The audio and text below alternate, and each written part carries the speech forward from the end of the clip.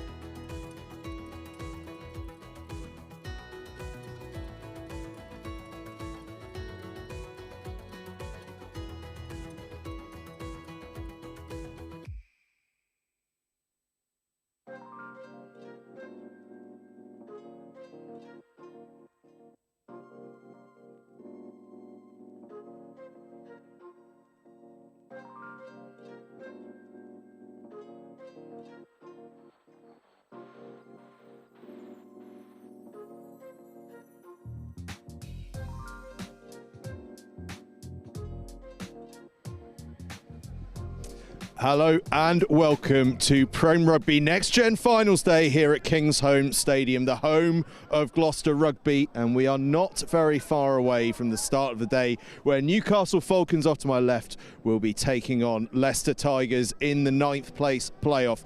I'm going to give you a little run through of how today is going to go.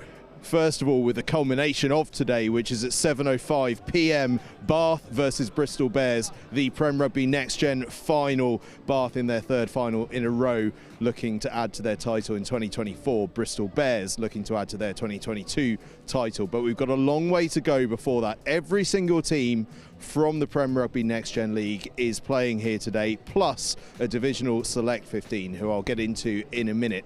11 then from the league earlier this season. That is the 10 Gallagher Prem clubs, plus the Yorkshire Academy, and of course now that 12th team, the Divisional Select 15. And let's just talk a little bit about that Divisional Select 15. Made up of a combination of players from the North, the Midlands, the Southwest and the London and South East divisional sides. They've been building up through all the counties programmes all year long to get to this point. Incredibly though, this group of players has never played together before. When they take on Yorkshire Academy at 1:40 p.m, they take on a Yorkshire Academy side that might have finished bottom of that table, but Yorkshire Academy are on back-to-back victories over Sale Sharks and this Newcastle Red Bulls side, and they are looking in fine form. So it's going to be a real challenge for that Divisional Select 15, but what an opportunity to showcase themselves. Behind our camera, the England Under-18 coaching staff are up in a box over there, having a look over what's going on the field today. And for those divisional players, this is a chance to showcase themselves that they might never have otherwise got. And if one or two of them can attract the attention of some of those coaches up in the boxes, well, it could be a very special story indeed. It's a special story for every single player out there today across all 12 teams that are playing. This is their final outing for many. Perhaps for many of them, the final outing in a representative shirt. This might be the pinnacle for a huge number of these players. For a number of other players, they are going to be the names that you hear from now until the end of time as far as rugby goes. There are future internationals, future superstars, future stars of the Six Nations that are going to be on show today. And not just for England, we've got Scottish, Irish and Welsh exiles, scouts here on the touchlines having a look at what's going on. There are players that could be showing up for teams all over the globe when time comes. But with a particular England focus, there are some super talented players. And not least in this first game, Newcastle Red Bulls against Leicester Tigers. Newcastle Red Bulls finished 9th. They actually had a flying start to the campaign. They were doing really well, won 2 of their opening 3. Just tailed off a little bit towards the end of the campaign. But they will be determined to take on this Leicester Tigers side and really, really impress against them. Leicester Tigers, one of the most successful under-18 academy sides in history, really. They won back-to-back titles in 2017 and 2018, and then leading into COVID, they shared a title with London Irish after the finals day was cancelled due to the pandemic. But they are one of the great sides of all rugby, but of academy rugby in particular. Struggled at times this season, but they will want to finish on a real high, and the players involved for both sides are absolutely outstanding, not least the 2 captains going head to head, Ollie Mile for Leicester Tigers and Matty Dunn for Newcastle Red Bulls at inside centre. They are in direct opposition. That's going to be absolutely fascinating. A word though for Leicester Tigers co-captain Henry Johnson, the son of the England World Cup winning captain Martin Johnson, who sadly misses today's game through injury. A real shame for Leicester Tigers, and indeed for Henry Johnson to be missing that. The Oakham school pupil will be watching on with great interest to see how his side do. Newcastle Red Bulls, by the way, really exciting new group of players, and indeed as they start to get their warm-up right in amongst where we're at, really exciting group of players and really exciting times obviously for the club since the Red Bull takeover. They've been flying on all fronts really, haven't they, but at academy level particular.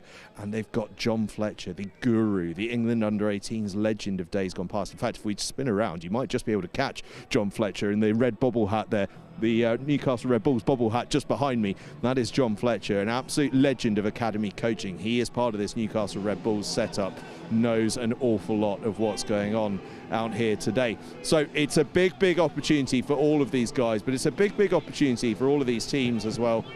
And just to explain the order of the day, we obviously start with 9th versus 10th. we've got 12 teams, so I know we're not going in order, but that's largely due to geography, because we've got some sides that have come from a long way to be here today, and it's just to allow them time to get in. Newcastle, I know, have come from a long way away, but they actually stayed last night, so they're okay. But so we actually, that next game, 7th versus 8th, is the host Gloucester taking on Sale Sharks. You might be able to see a few Sale Sharks players in the stand just over my shoulder.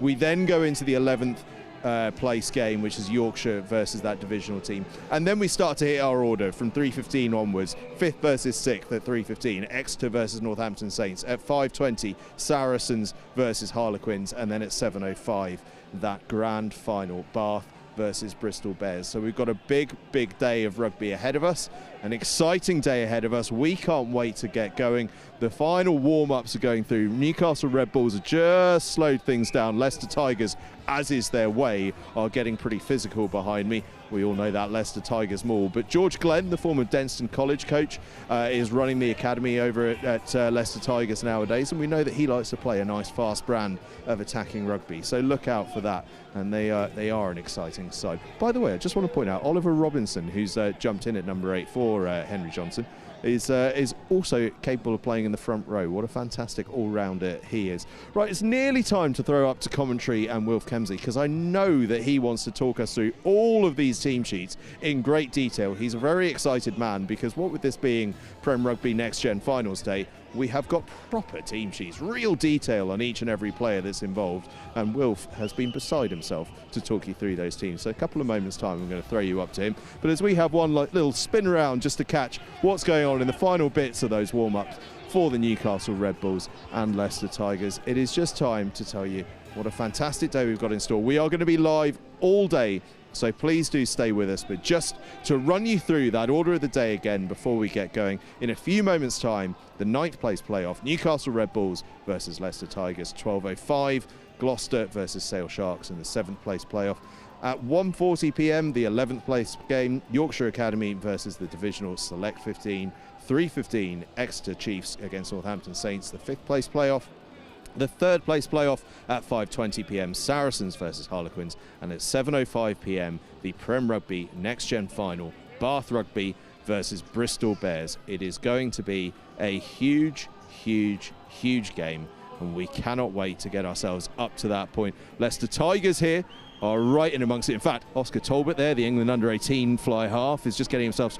Let's get right in amongst this final bit of the Leicester Tigers warm-up. This here, Oscar Talbot, the England under-18 fly half, rugby school superstar. He played in this game last year and had a fantastic outing. How much will he dictate what happens out there, going head-to-head with Ted Fletcher, the Newcastle School for Boys fly half? But Oscar Talbot, one of the superstars. We're missing actually his big rival today, which is Hugh Shields, the other England under-18 fly half. He is sadly injured, as is his younger brother Finn Shields. So Northampton Saints later on, a little compromise in terms of selection. But how will this Leicester Tigers side get on? The physicality is off the charts. The players are all fantastic ones. Look out for the front row, Seva Batakora, Bailey Saunders and Alex Catchside as well. And I am sure, as we look up towards commentary, and I can see that Wilf Kemsley has settled himself into his seat, that we can throw up to Wilf and he will talk you through these teams for Newcastle Red Bulls and Leicester Tigers, the 9th place playoff here at Kingsholm Stadium, the home of Gloucester Rugby, for Prem Rugby Next Gen Finals Day. It's going to be a huge day. Over to you, Wilf. Thanks, Angus. Then from high up in the Malvern Tyres stand, we bring you beautiful Kingsholm, the home of Gloucester.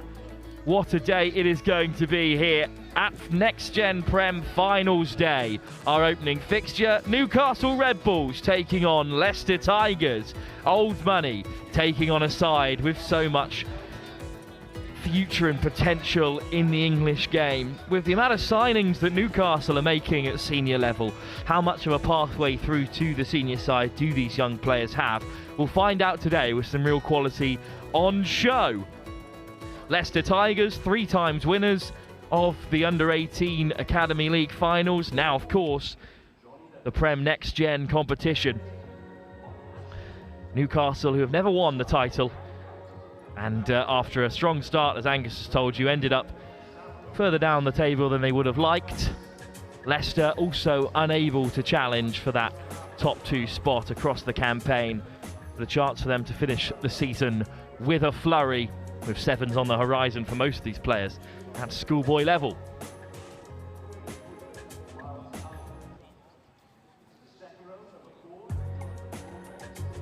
We will kick off in 5 minutes' time, but let's have a look at the teams up first. It is Newcastle Red Bulls. Well, the front row, Josh Darren and Miles Adler on either side of Dame Allen's Will Graham. Jonathan Broadbent starts in the second row alongside Joe Browell. And then the back row, Freddie Turnbull, Jack Nesbitt and Charlie Evans. It's a side dominated by Gosforth, their high-achieving ace side, although the only Hartlepool sixth form college man, Charlie Evans, does sneak in. At 9, it's Josh Dixon, son of Lee, from Barnard Castle, with Ted Fletcher outside him. Matty Dunn of Gosforth, captain to side, with Sed Bazoli Ashton outside him. Sam Owens and Johnny Douglas, 2 more Ace Academy lads on the wing. And Charlie Deneen, injured in the warm-up, has been replaced by AJ Edwards. Not a bad player to step in, the England under-18 international. The bench is full of just Barnard Castle or Gosforth players. Sonny Hopper and Johnny Royal, who come in from Barnard Castle. The rest, Proudluck, Henderson, Parks, Elsie Smith, Scanlon and Green, are all from Newcastle's ace side. What a season for Gosforth, as you can tell by selection.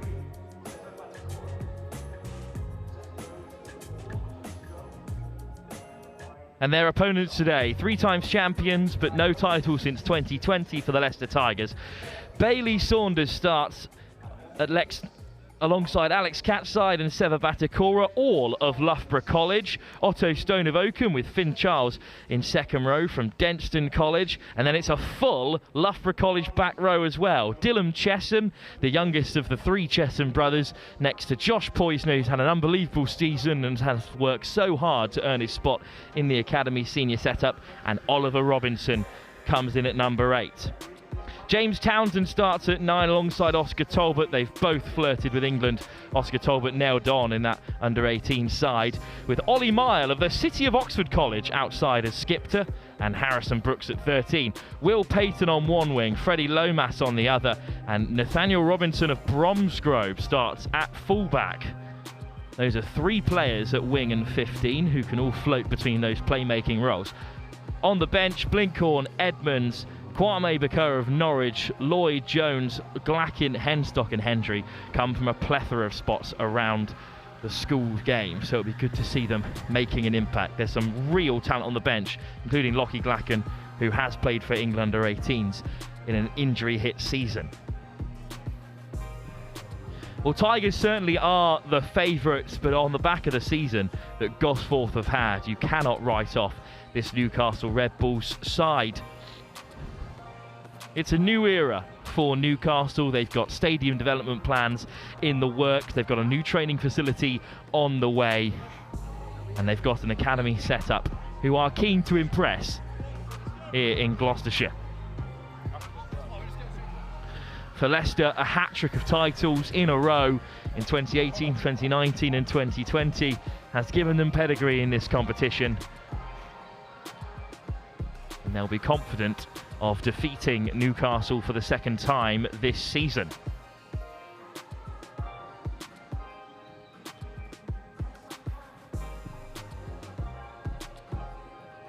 It will be a difficult game to assess, but these sides only met recently in the Academy League, and yet they've been paired back up with each other here. Newcastle Red Bull, whose competition ended with a big defeat to Saracens on the road by 53 points to 29, and their loss to Yorkshire especially disappointing, with that side already at the bottom of the division. Tigers, on the other hand, didn't perform in the final 2 rounds either. 2 defeats to Gloucester and to Exeter Chiefs have left them where they are in the table. In fact, you've got to go all the way back to round 5 to register a win for either of these sides, and that was Newcastle Red Bulls' big win over defending champions Northampton Saints. After Leicester's strong start to the season, They haven't picked up a win since round 3, so really keen to make an impact here.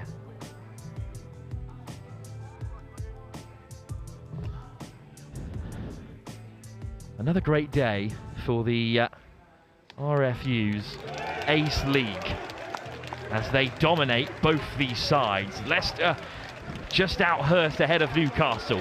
Tigers in that familiar red, white and green, taking on Newcastle in the black. Both captains are inside centre today. And it will be Newcastle who kick us off, playing from right to left in this opening half. Mile leads the Tigers huddle. He's had a great season for the City of Oxford College. They were relegated last season in the Ace League, but have promoted themselves back to the top tier of Southern Rugby. Part of the Activate Academy, whose women's side are having a great season as well and have produced multiple players in the most recent England under-18 setup.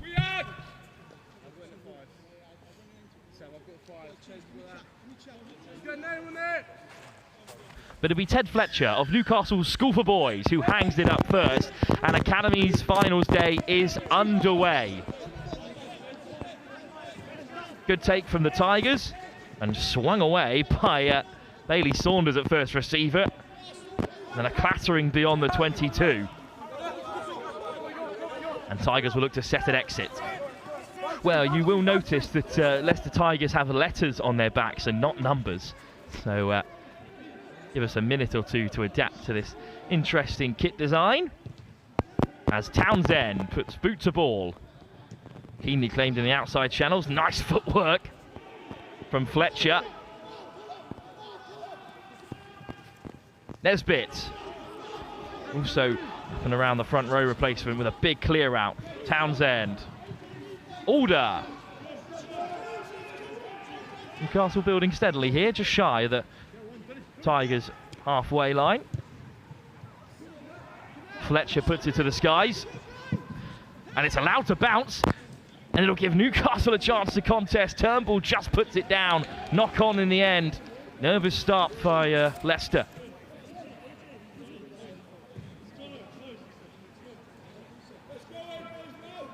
Well, not at all the start they were after. How close was Freddie Turnbull of Sedbergh for getting on the end of that?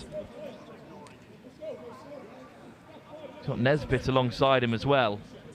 And it'll be a scrum here.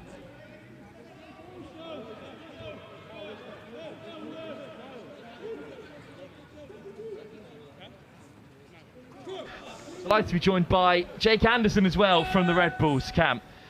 Jake, thanks for joining us. And well, Newcastle have been down for a night already, so perhaps one of the most settled sides here. How are they feeling coming into this fixture? No, honestly, I think we're happy about it. It's been a good season, ups and downs to be honest along the way. But I think the boys regathered a bit last week against Saracens, and I think we're ready to fly into this week. Like you say, come down the night before, I think feeling fresh and good legs, so hopefully a good day out. Well, what a kick it was in the meantime by the Tigers. And now there'll be some pressure on Newcastle perhaps. First line out of the day for Will Graham. Made it into the first team at Dame Allen's as a year 11, playing number 8, converted to hooker. And he will collect at the tail of the maul. Yeah, it's a good drill there from Will Graham. And he's straight over to defend the breakdown. Here's Dixon back to the open side, a Barnard Castle lad. Finn Charles just tripping up his man on the deck. Real giant at second row. Dixon with the box kick. Well claimed by Leicester. Good tackle, Charlie Evans. Who comes straight down the channel. And now a chance for Townsend. Through the forwards, dinked out the back for Talbot. And now things might open up. There's a fend. And a nice offload as well. And it's Robinson who puts boot to ball. Edwards has to race back, but what a kick by Robinson. Oh, fair play, it was a good kick and behind. Caught us off guard. Good option as well there, Jake, to nudge it through because well, Newcastle were looking pretty stable. No, definitely. I think we're trying to close them down in defence, and I think they picked up that we were flying through and found space in behind as well. Well executed.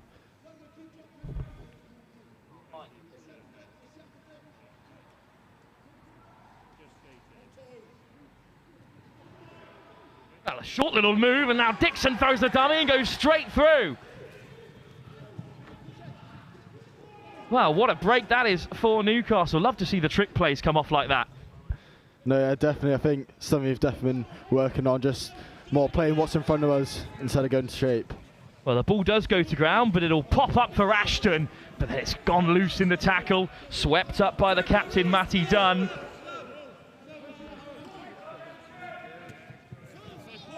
And Nesbitt of Sedbergh will play 9. There's plenty of Sedbergh schoolboys in this side, along with Gosforth. They're the second most represented team in the Newcastle team. Dixon hangs it up again, and it's a good clearance. Well, we touched on it just before you arrived, but plenty of Gosforth lads in this side. There's some good connection running through the team. No, definitely. I'd say I think it got like good ace set up there. It kind of helps as well. A lot of the boys playing together outside of academy and then coming in. It's a little bit of chemistry in there. So good line out for Leicester. Tolbert, missed pass into the midfield, and again it's for Robinson out the back. And for the first time, a bit of space to run in that wide channel. Edwards recollects from the attempted kick through, but his pass inside for Dixon is a difficult one. Oh, what a hit! Great read from Josh Poisner. But Newcastle still look to play with ball in hand, and again run it from inside their own 22. Into the contact goes Ashton. The whole Sedbergh centre partnership out there at the moment for either team, but in the end, Dixon again looking to snipe is caught in touch. Oh, what a start for Josh Dixon at 9. I mean, of course, his father Lee is a former England international, also coaches him at Barnard Castle, but well, he's had a bright start to the game. no, I'm lucky enough to share a pitch. I'm the same school as Josh, so yeah, it's a good start. He's found a lot of little breaks, good kicking game in as well. So there's Leicester with a clean line-out move again, but a big shot disrupts possession from John Broadbent. The Gosforth man makes the hit. Broadbent made it into the Next Gen Live Ace team of the season. A really hard worker, big ball carrier, can slot in at number 8 as well, and his tackle disrupts possession there. Nice footwork in the tackle, but Broadbent got a hold of his man. Must be delighted then to see Johnny Royal as well also step into the side today after injuries. Charlie Deneen. yeah, no, I think Johnny's happy about the call-up. He's played well in the opportunity he's had so far, so excited to see him get out on the pitch again. Like you mentioned before, he got himself the team of the season before as well. It's pretty chuffed with that. It was well deserved from the Murchison tournament, so it'll be exciting to see him play today. First scrum of the Prem Next Gen Finals day, and it's a penalty, and it's for Leicester Tigers.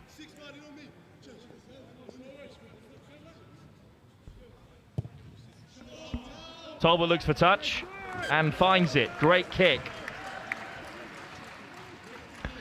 Well, first scrum of the day, and it hasn't gone Newcastle's way.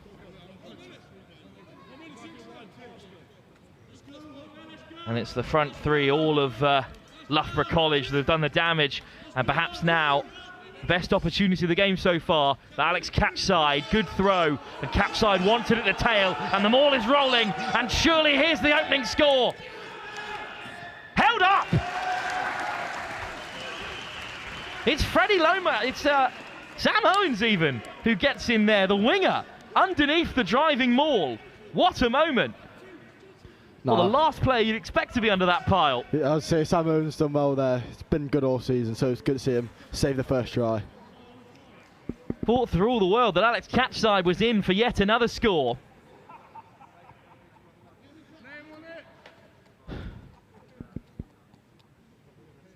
But Newcastle have had their blushes spared.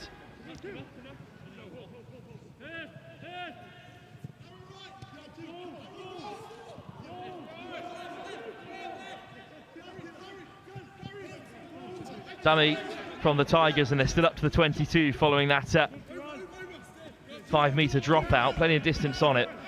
Newcastle still with some defending to do. Here's Finn Charles. Also made it into the Next Gen Live Schools team of the season, but it's been knocked on. And Newcastle have it back again, and now they can settle, but with another scrum to come, they've got to stay stable here. yeah, hopefully some ball here to play with, get our hands in the ball a bit more. Big hit, double shot. Perhaps have another look at this maul. It was rolling calmly over. Alex catch side, down he goes, and he was caught out by Sam Owens underneath it. There aren't a lot of wingers who would put their head between the spokes like that.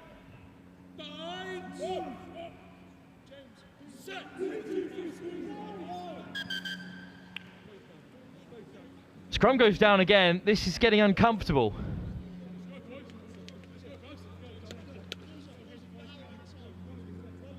Seva Batikora also amongst the England selects in this Leicester side. He was called up late into the starting team. Got some big front rowers on the bench as well. Joe Edmonds, who's also been in and around the England camp, and Kwame Becco of Norwich. It's Newcastle under pressure here. It's Dixon with the feed, and the shove is on, and the Loughborough College's boys are looking to get the job done again. Instead, it's picked from the back by Charlie Evans.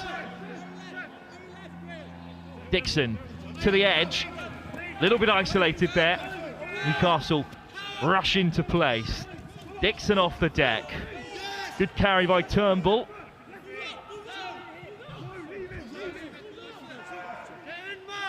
Leicester lucky to avoid a penalty there. Ted Fletcher gets it away. Robinson. Talbot, crossfield. And it's been misjudged out wide by Leicester. A missed opportunity there, and Douglas regathers. And in the end, a good bit of territory for Newcastle. Batikora slams his man to deck. Dixon goes back to the short side. AJ Edwards clears his lines. Well, Edwards and Deneen, very different players, Jake. AJ very much a playmaker, much like Fletcher, so it's almost as though you've got two 10s in the back line. No, I think definitely it's nice to have options either way. Obviously confuses Leicester a little bit more. You've got multiple options when playing, so yeah, but like you say, two different players compared to Deneen. I think Deneen was pretty unlucky with injury today, but it would have been nice to see him play as well. But obviously AJ, superb player, so don't mind either of them. Charlie Deneen of Sedbergh, very much a running fullback. AJ Edwards, he's got great footwork in close quarters and a big boot. As we saw, scored a double in Durham's draw with Merchiston Castle at the Merchiston Castle Festival, one of their best results of the season. Down comes the Newcastle maul. Another little trick play. Instead, it's Broadbent who can get racing away. Very athletic in the second row. Dixon again to the short side. Two-man tackle to bring down Johnny Douglas. It's Josh Duran wearing number 2, the loose head, straight into contact. Fletcher. Maybe a bit of space now for Edwards. Fires it across. Ashton puts in the fend. Ashton's away. Has a man outside. Ashton with a dummy. Slips off another tackle. Dixon just about keeps a hold of it. And Matty Dunn, the captain, is there to keep the pace of play alive. Great running by Ashton. He's been breaking holes for Sedbergh all season. The forward's almost through. This is the best chance of the game for Newcastle now. Ashton, goes for the classic no-touch pass, but unfortunately it goes forward. But I think there was a penalty coming for Newcastle. Going for the old Finn Russell across the face of the defence. Just going to say that, seen that the other day, but I think nice first breaking play was good for us. So start playing our expansive rugby that likes to play fast flowing, so hopefully more to come.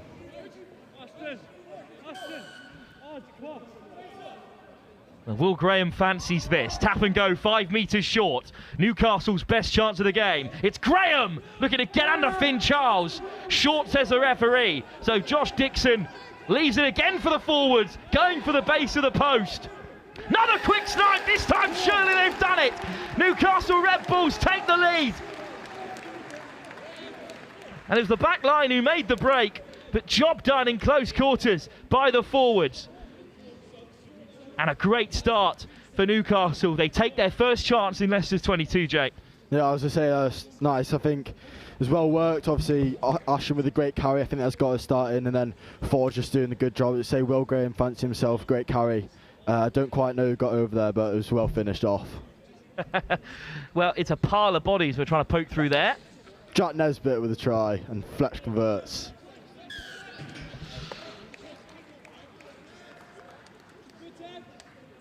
So in the end, it's Jack Nesbitt who was the quickest to react. And it was two Sedbergh schoolboys who created the try. First, an excellent break by Ollie Ashton, and Nesbitt finished it off. Let's have another look at this break though, Jake. Great fend, and a dummy as well to beat the winger. Yeah, I mean, there's a bit of everything in there. He's dummied, fend, great showcase of strength and speed, so. He is such an impressive runner with ball in hand, and now Leicester forced to respond. Talbot to get us going.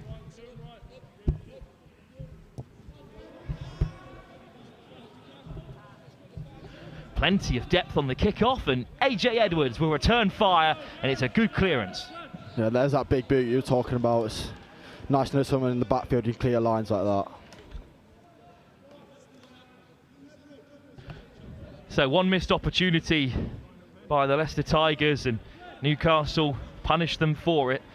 That's going to be the theme of the day, I think, in the final round, the finals day. You've got to take all your opportunities, Jake. No, definitely. I think for a lot of these boys, it's probably some of the last time they get to represent. So I think it's about putting it all out there, and like you say, taking that opportunity because it's the last one. Showcase yourself. Thunderous hit in midfield. But Leicester keep the ball alive. What a clear out by Finn Charles. And then digged out the back by Bailey Saunders. Lovely hands from the Loughborough College prop. Newcastle with the counter ruck.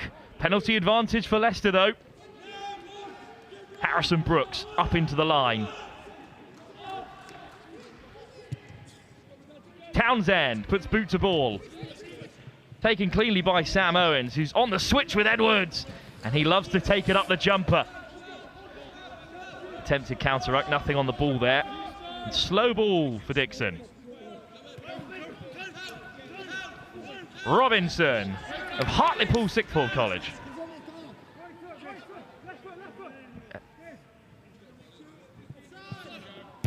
Little dummy from Dixon there, trying to catch them out.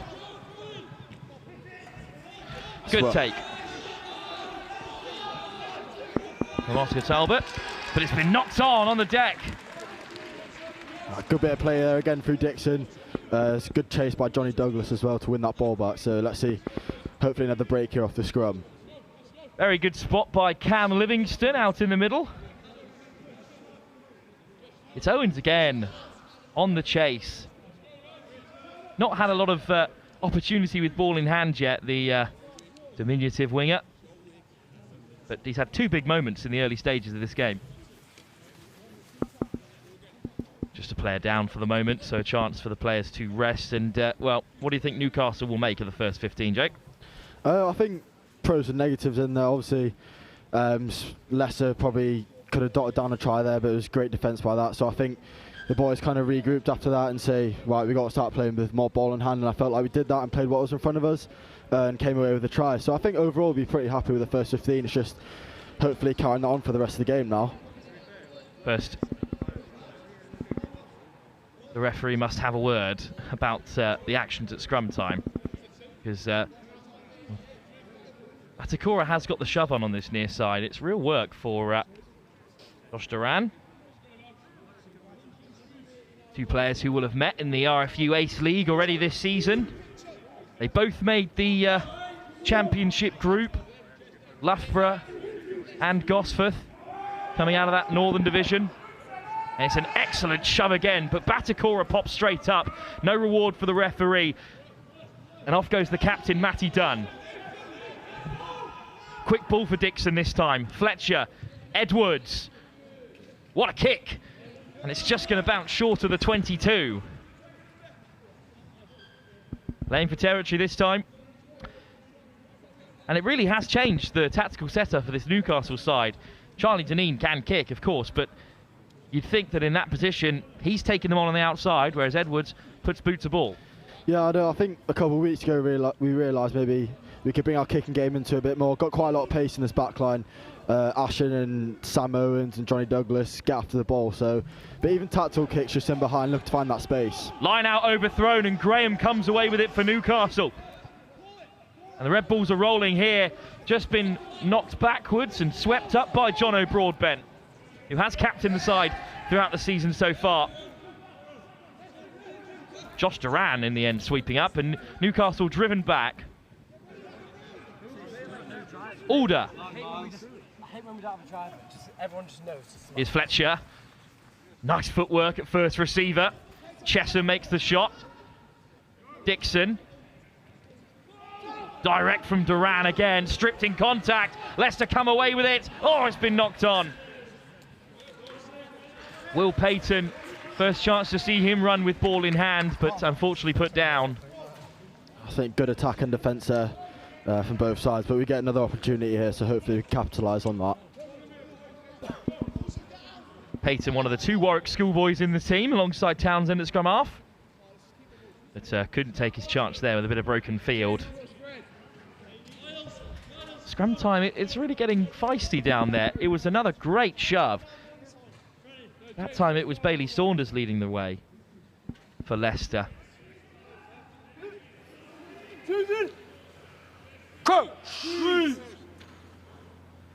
It's true that Loughborough College have had an excellent time of things in the pack in the Ace League. They were devastating at them all, and that of course comes through here with their whole front row represented in the Tigers team. Dixon swings it into Dunn. Fletcher out the back. Edwards drills it in behind this time. It's an excellent kick, and it's going to roll to touch again. And if you feed AJ Edwards possession with so much time and space, he's always going to put you in a spot like that. And the England man has hit another great kick. No, I think you definitely see that kicking game coming into perspective there again. It's twice now he's put us in great space. Plays 10 week in, week out for Durham Cathedral School. Came through the ranks, Durham Cathedral School to Newcastle, like Patrick Hogg, who followed the same path. As it's crashed in on the 5 metre, and Talbot, right on the dead ball line, has to hack it away under real pressure. Great chase by the try scorer Nesbitt, and now Newcastle are in a fantastic position, Jake. Yeah, hopefully we can capitalise here again in the 22. Like to come away with some points. But yeah, we'll see what the boys do. Got a good drill going, so hopefully it gets us over the line.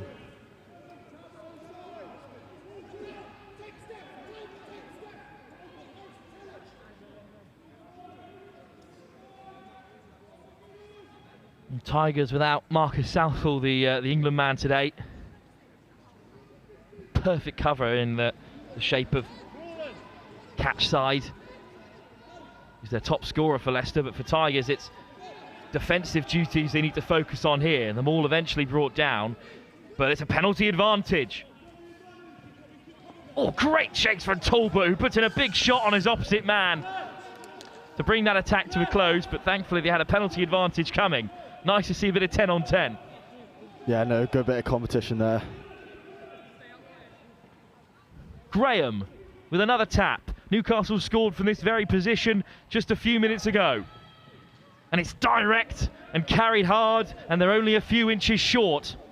Here's the try scorer, Jack Nesbitt. Charles puts in the shot on John O'Broadbent. Oh, it's Browell being driven towards the touchline, eventually down. I think Leicester might have stripped it. Well, it's not coming out of there in a hurry. And in the end, the whistle goes. And I think Newcastle are lucky to get away with that one, because it may well have been turned over on the deck there. But in the end, Cam Livingston gives the scrum to Newcastle, who were in possession when contact was taken. Yeah, another opportunity for us to capitalise here. I think third time we've had a set piece in 22 now, so hopefully come away with something there. Joe Browell driven towards touch. One of 2 representatives of Hartlepool Sixth Form College alongside Charlie Evans. Good to see the breadth of sides representing this Newcastle team. No, yeah, it's definitely good. I think a lot of us have been together for the past 3 years now, since under 16s. I think just as a group generally get on really well, from loads of different places like you say as well. So I think, yeah, it's been a good 3 years building up towards this. Yeah. Scrum in a dangerous area. It's a scrum that Leicester have had the fancy of, certainly. And again, it's loose. Nesbitt tries to get hands on, but instead it's Josh Poisner who wins it back for the Tigers. Well, the scrums are always going one way in this opening half. And now the Tigers, with a chance to clear their lines, they'll go back to Talbot on the dead ball line. Or it may be Warwick's James Townsend who hacks it away. It's a very good box kick. Well, Newcastle certainly dominating possession and positioning in the last 10 minutes or so, but that's a second opportunity missed really for Red Bull. Yeah, I know. Another line out here, see what we can do. To be fair, Leicester did defend well there. Stop us coming away with points, so let's see what we can do now. Not straight at the line out. Taken on the inside shoulder of the Newcastle man, so an easy call for Livingston. And, well, a scrum here in Leicester's favour. This could roll on for a while.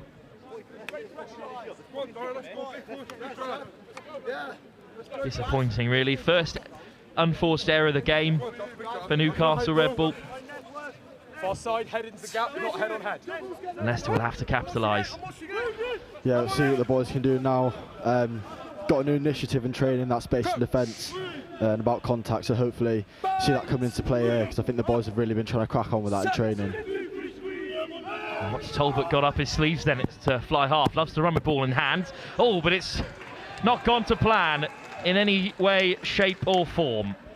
Fletcher disappointed. He wanted to play with advantage, but yeah, the connection there between Robinson and Townsend not up to scratch. We'll see better rugby today than that.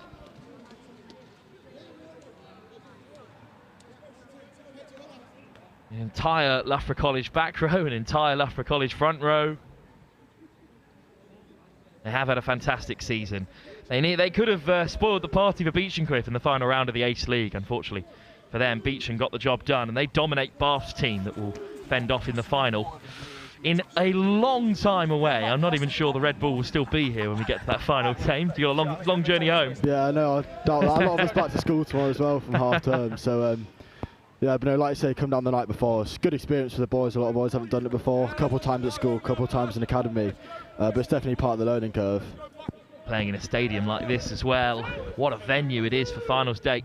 Yeah, definitely. Lucky enough to play in the Stone X as well last week, and our home games are all at Kingston Park, which is a great venue. So I think we've been really lucky, to be fair. Getting a fresh look of paint in the off-season as well, Kingston Park. So it's going to become a bit of a fortress, as it has been all season really for Gosforth and for Newcastle Red Bull. Pulled off some fantastic fixtures there. The game against Harlequins stands out as one of the best in the season across the Academy League. No, definitely. I think started a bit slow that game, but then, unlike the other games, you got better in the second half, and I think, like, credit to Charlie Evans, scored that try, finishing off with a Shearer celebration as well. But no, that was a great day out. What a kick by AJ Edwards. He's found the 5 metre from just inside his own half. Leicester really are their worst enemies at the moment. They've got dominance at scrum time, but it's not gone to plan. And now they're under real pressure. Will Graham with another throw. Plays number 8 week in, week out for Dame Allens, but stepping into that hooker position, and it's to the front they go, and the maul is formed, and Leicester driving towards touch, so Graham peels away. Charles over it, good clear out, quickly round the corner, Nesbitt. It's fast ball. It's Evans driven back. Edwards, Fletcher. There's another man outside. It's Owen stepping off the left boot. Brought down inside the 5 metre. Again, Tigers go fishing for it. Here's Nesbitt. Playing at real pace, these Red Bull forwards. Dixon straight off the deck. Good line from Graham again. Dixon goes himself, runs right down the throat of Batikora. Broadbent flicks it off. Inches short now, Newcastle. Pick and go towards the post. How much closer can they get? It's another start for the line, and it's another score. I think that's Nesbitt over again. It's 2 from 2. Nesbitt on the double. A combined distance of 1 metre out across his 2 tries, but I'm not sure he'll mind. No, I say he's been great for us since coming in. The guy from Sedbergh, originally from Edinburgh, but he's been a great addition to the team, and he's just proven it out there with 2 tries. But team effort as well there. I think as a team, collectively, we've done really well there. Second try and hopefully more to come. Patient through the phases. So often when a side eventually decides to fling it out wide and they miss that chance, that's the attack over, but not for Newcastle today. No, I think we've got a nice balance of using the backs out wide and the forwards. I think it shows the great depth in our team and the great assets we can use.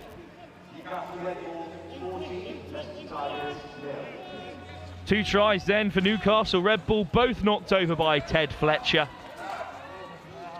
Well, Fletcher, we'll touch on him for the moment as well after this try is rumbled over, because he's a real facilitator. He's happy to let the forwards go about their business. He's also happy to have another creative player like Edwards in the side, but he's still knocking them over when he's called upon.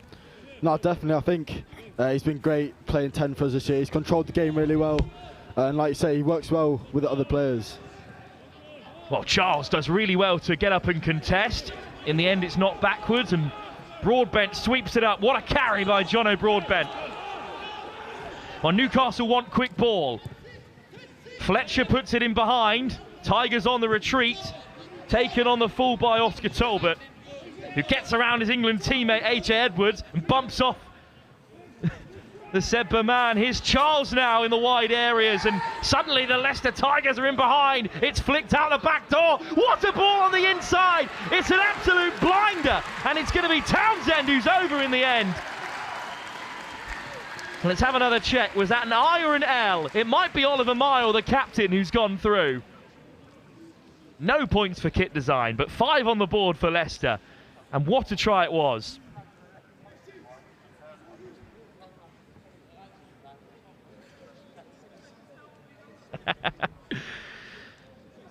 Just myself and the stadium announcer having really good banter about the fact that they've got letters on their shirts. It's so confusing, but what a try that was. We're not at all confused about the quality we've on show. Talbot with a 50-50 kick in his real position, because he knocks them over from all areas, the England man. And it was started by him breaking the first tackle, finding the offload, and suddenly it was Finn Charles in the 15-metre channel. He is a huge runner. Does not take long to reach top speed. He is rapid in that second row, and Talbot does knock it over. Let's have another look at it here. That's a fantastic ball as well.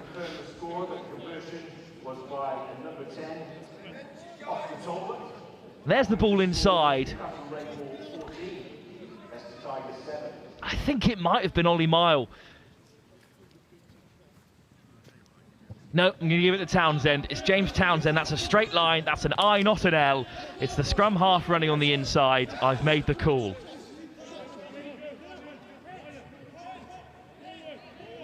Oh, but suddenly it's behind Robinson, and penalty advantage, or just a knock-on from the kickoff, really sparing their blushes.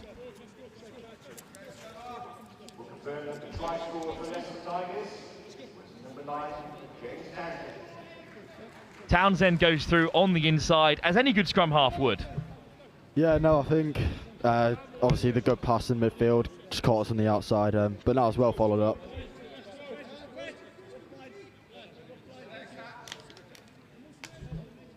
Contest from the kickoff by Newcastle, but knocks on. That'll be Townsend to feed for Warwick.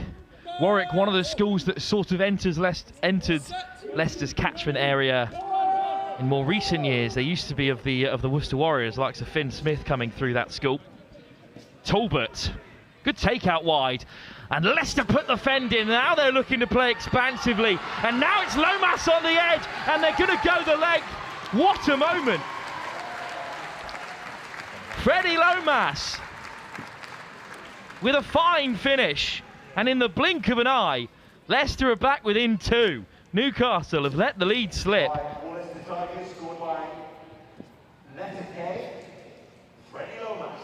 Well, Freddie Lomas of Millfield sits in at full-back and playing the centres as well for them. Had a fantastic St Joseph's College festival as Millfield made the final. And it's a really good finish. Ollie Ashton has had better 5 minutes because it's twice that he's just been caught out, once with a bump and then with a fend. And, well, 1-2 missed tackles, it's enough at this level of rugby to be punished. Talbot with another excellent effort. He is remarkable. And with Hugh Shields out with an injury and the under-18 Six Nations upon us, Oscar Talbot is doing nothing to diminish his chances of claiming that shirt.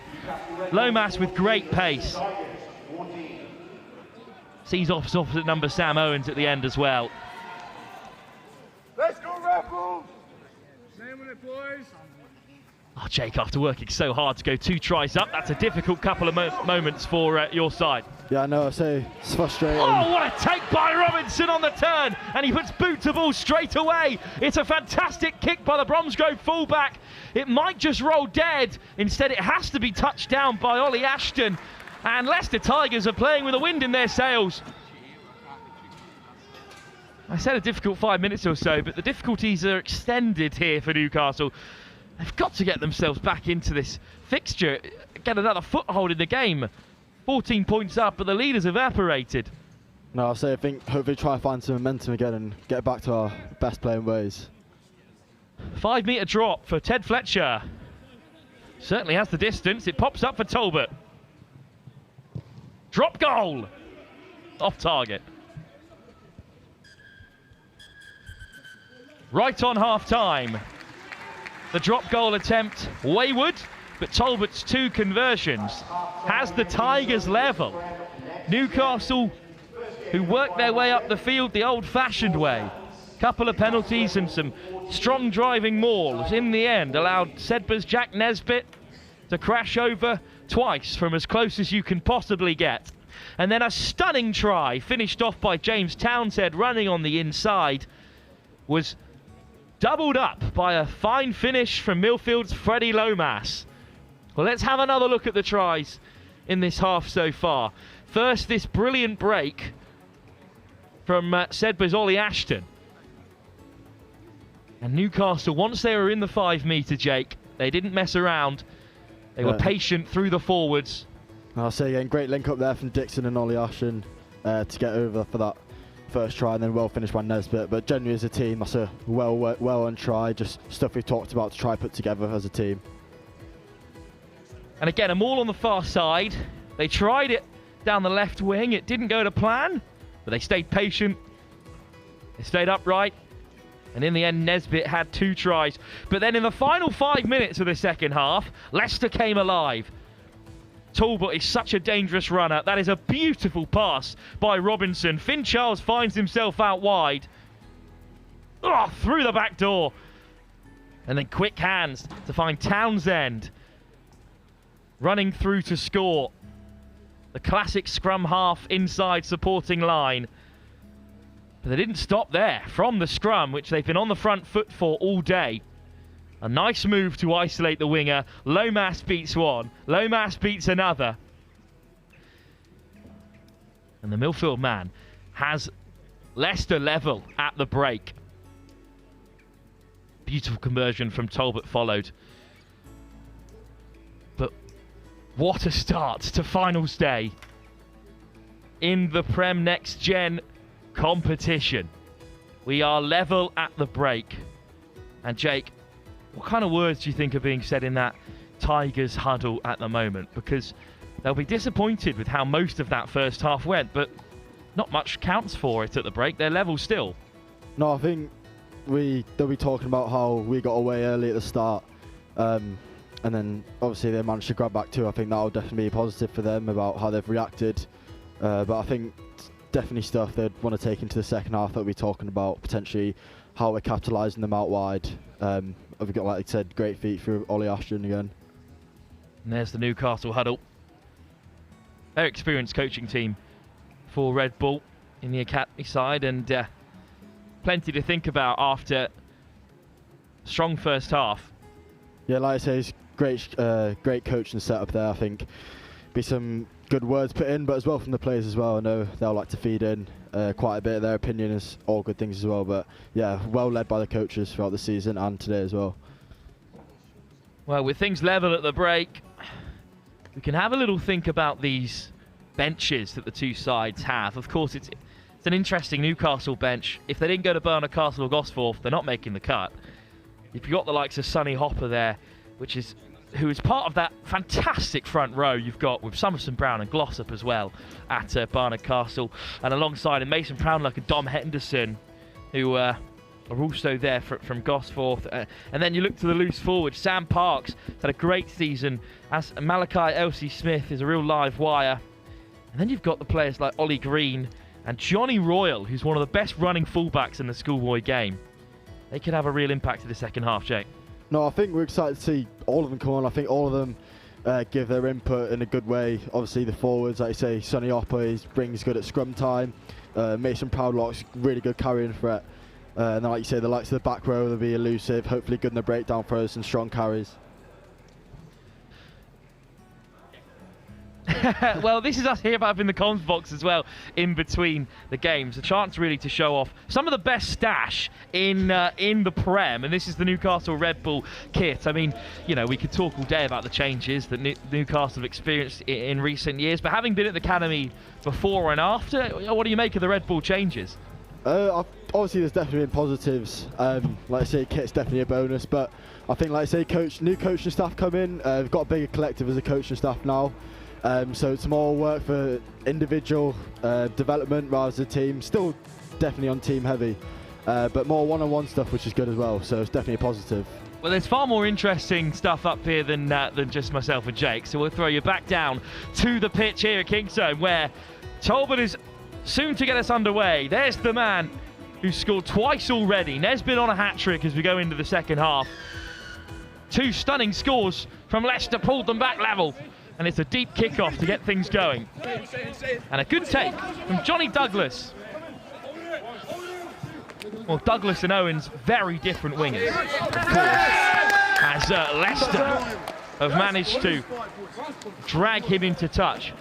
I was going to say he is the more physical of the two. Rebels, end of the line, please. Yeah, both great players. Owens played 13 as well for most of the season, but yeah, great physical player, and then Johnny Douglas offers a great speed and support. He's a real leader throughout the team as well, does it really well. Good take from Chesham, top back towards Townsend, and Talbot round the corner. Dropped by the forwards, but Talbot's an excellent runner with ball in hand. Deceptively powerful. Broadbent looking to make a mess of things, but Tigers still have it. Charles, out the back, flashed across for Chesham. Saunders in support. Batikora gives the tip pass. Quick ball for Townsend. Oh, it's just been knocked on again. 10 black. But offside is the call. Oh, Jake, that's a bit of a coach killer so early in this second half. Yeah, I think at half-time we definitely would have talked about getting that next score is really important. Yeah, you're good. But yeah, it's a bit of an advantage here for Leicester, but hopefully, like I said, been working on D and training, so hopefully defend this well and get the ball back and play our rugby. Player down for Newcastle. I think it's John Broadbent. He scrambled really well from a quick pick and go. Bring down his Leicester man. He would be a huge loss. Such a talented player.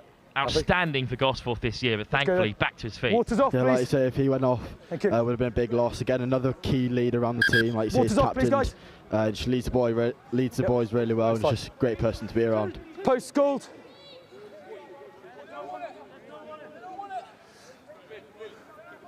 Back for a penalty for Leicester Tigers after an offside spotted by Cam Livingston out in the middle, the referee.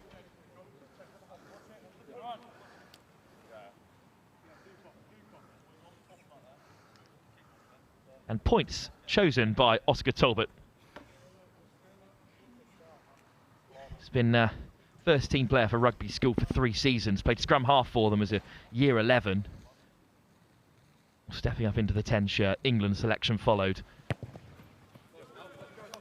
And it's his work with the tee which is perhaps most remarkable. He is one of the best set-piece kickers in the country at under 18 level. Let's see how we react to hopefully positive and get back to playing our rugby to come away with some tries. More electric kicks from Josh Dixon, I want to see, and that'll lead us to our rugby again. So Leicester take the lead for the first time, up by 3. Delighted to be joined by Nathan Rickaby as well. Nathan, also the Red Bulls. It's been tapped back and Newcastle on the front foot, so Nathan will bring you in just a moment. Penalty! Straight off their feet. Could be another quick tap and go. It is from Graham, who's driven back. Well, all of a sudden, Newcastle could be looking to take the lead again. Edwards, Nesbitt on a hat-trick, gives the pass. It's a saunter home for Ashton. Two separate schoolboys linking up. And, oh, what a score. A bit of disruption off the kickoff. And, well, thank you so much, Jake, for joining us in that first half. And now he's been subbed on for Nathan Rickaby. And Nathan, perfect reaction for Newcastle after a couple of errors to start the second half. Yeah, really good comeback. We talked about literally finding the edge and going for it, so class work. Difficult kick for Ted Fletcher.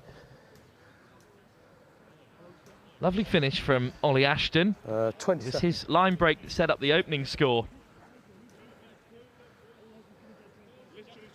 Unselfish, really, from Nesbitt. I'm not sure if I would have given the pass on a hat-trick in the finals on finals day. There's an opportunity for another one, you never know. What a kick!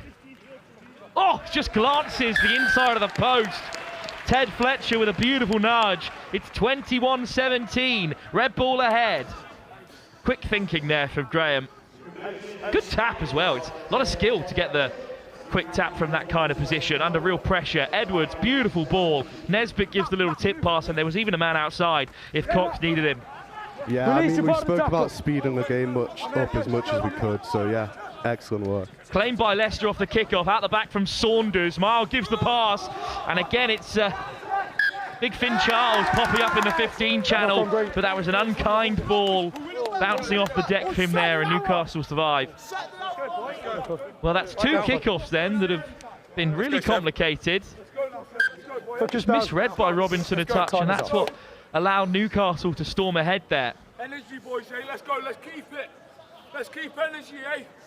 Everyone. Last scrum was much better on your angle. Maintain that for me, yeah? Just stay as you were last time, we're perfect.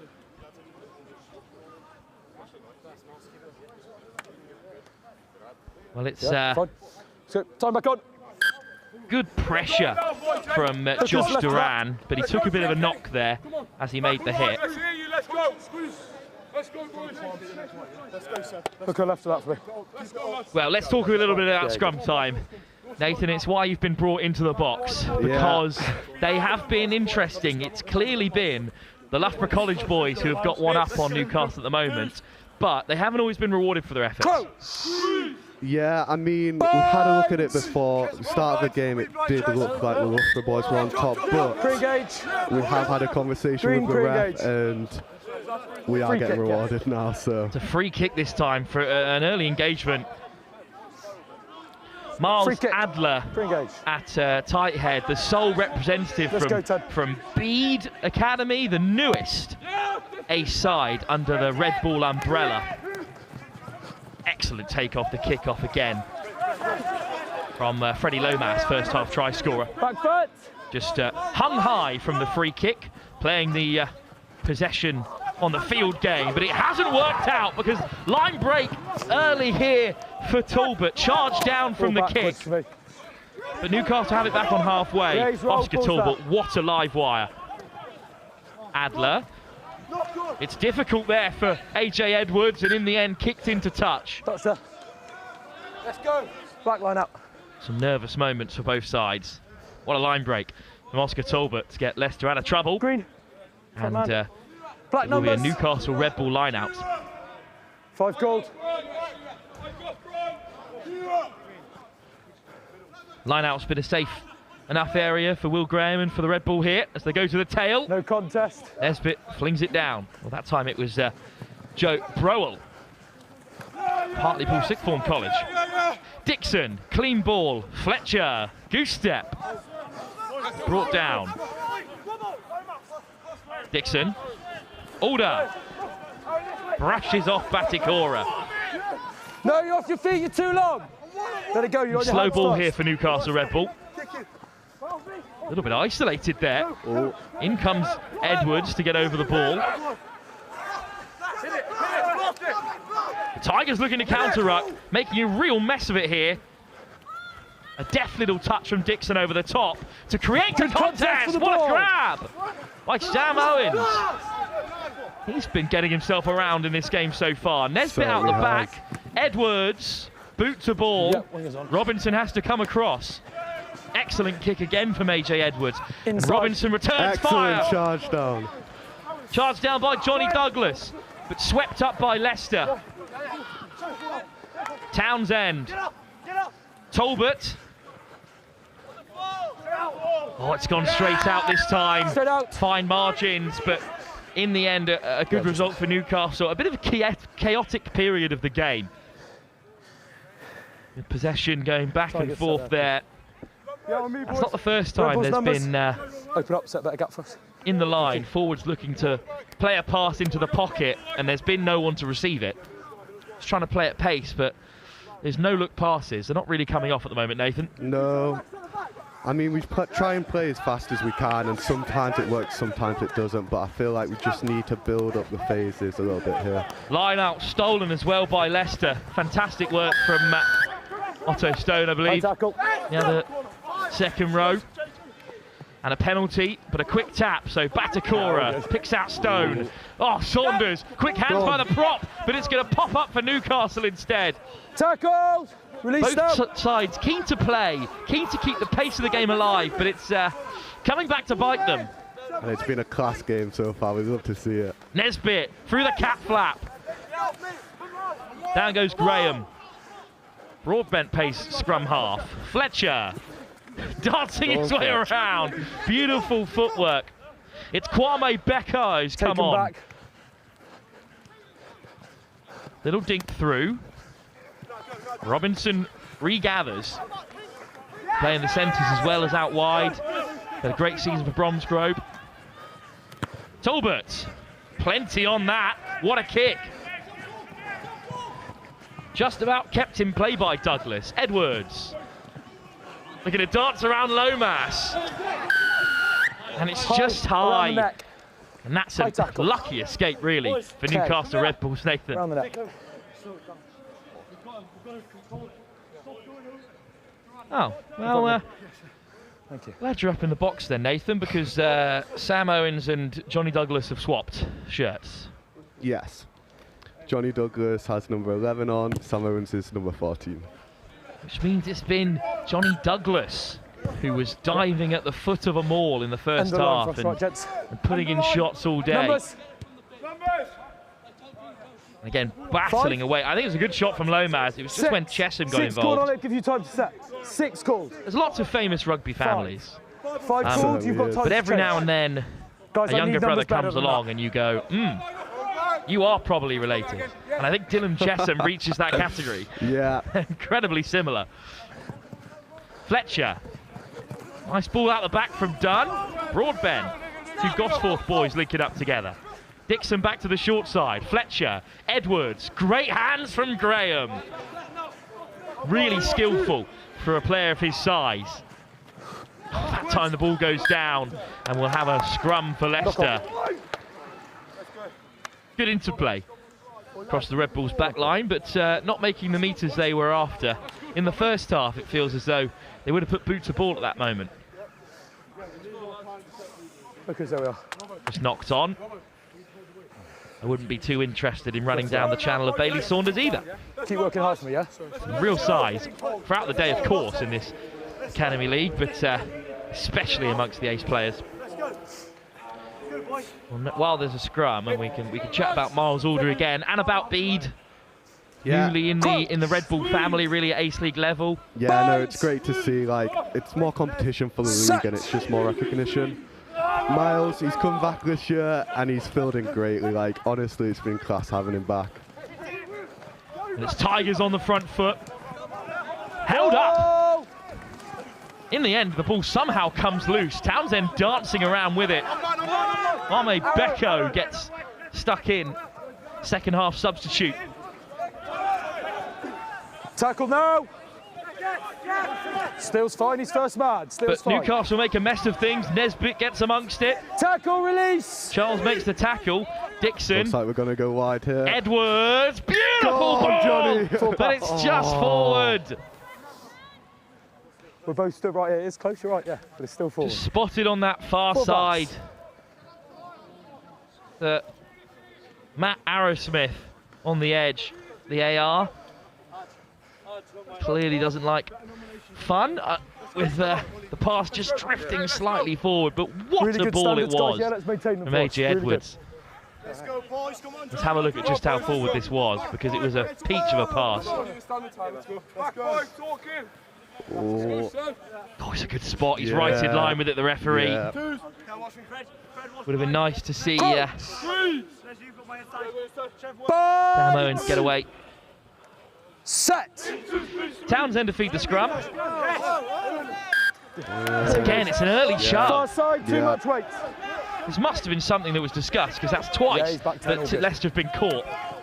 Yeah, And we roll did have a green. conversation with the referee, but yeah, it's just how it goes. No, You need to still in, adapt in still these in, don't play it. situations, and Leicester are going to have to adapt soon, or it's not going to look too great. Quick tap from Red Bull, and they keep it narrow for now. Dixon. Big show and go from Josh Duran. And then And he's the line away. break. Is Duran, he gonna how on step? earth has he He's gonna broken step. through? Duran's still going. 3 in green and roll white green. crowd around him. How on earth did Duran get through there? Soft hands from Edwards. Good Go on, pick Miles, up. give It's it, older. give it. It's older. May have just come up And short. he's got it. Has he got it? Held up, No, says the he's been referee. held up. Goal line. Well, hang on just Hold a on. minute, because Josh Duran and Miles Alder have just slotted into the centres for the most recent play. What a break it was first. And then AJ Edwards with the tip Timing, both pass. sides.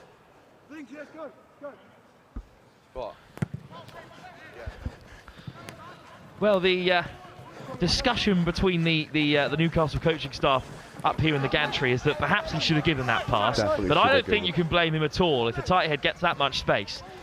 Yeah, 5 me metres myself, out. I probably would have done the same thing. Hang on a but moment, because we're looking to Nesbitt's play on a it. hat-trick and breaking through. Edwards on the inside, and finally, Newcastle will have their 4th score.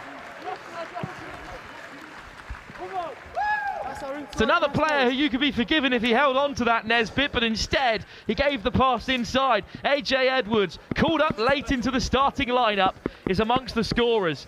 It was fine footwork from Nesbitt to begin with there. And then Edwards on the inside.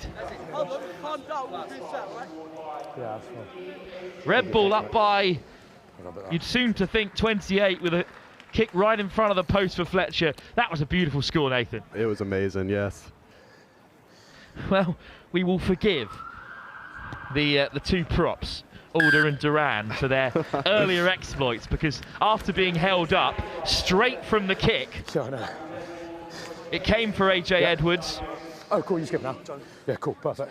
And this is what's most impressive about this score, I think, is that Edwards had just taken the ball into contact where Nesbitt danced his way on the inside. Yeah. And he's straight back to his feet in the supporting line. Yeah. Great work rate from AJ Edwards, and that's what's earned him a score.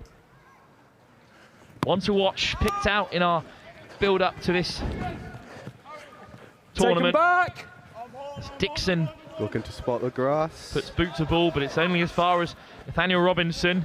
Love to see him run with a bit of space. Talbot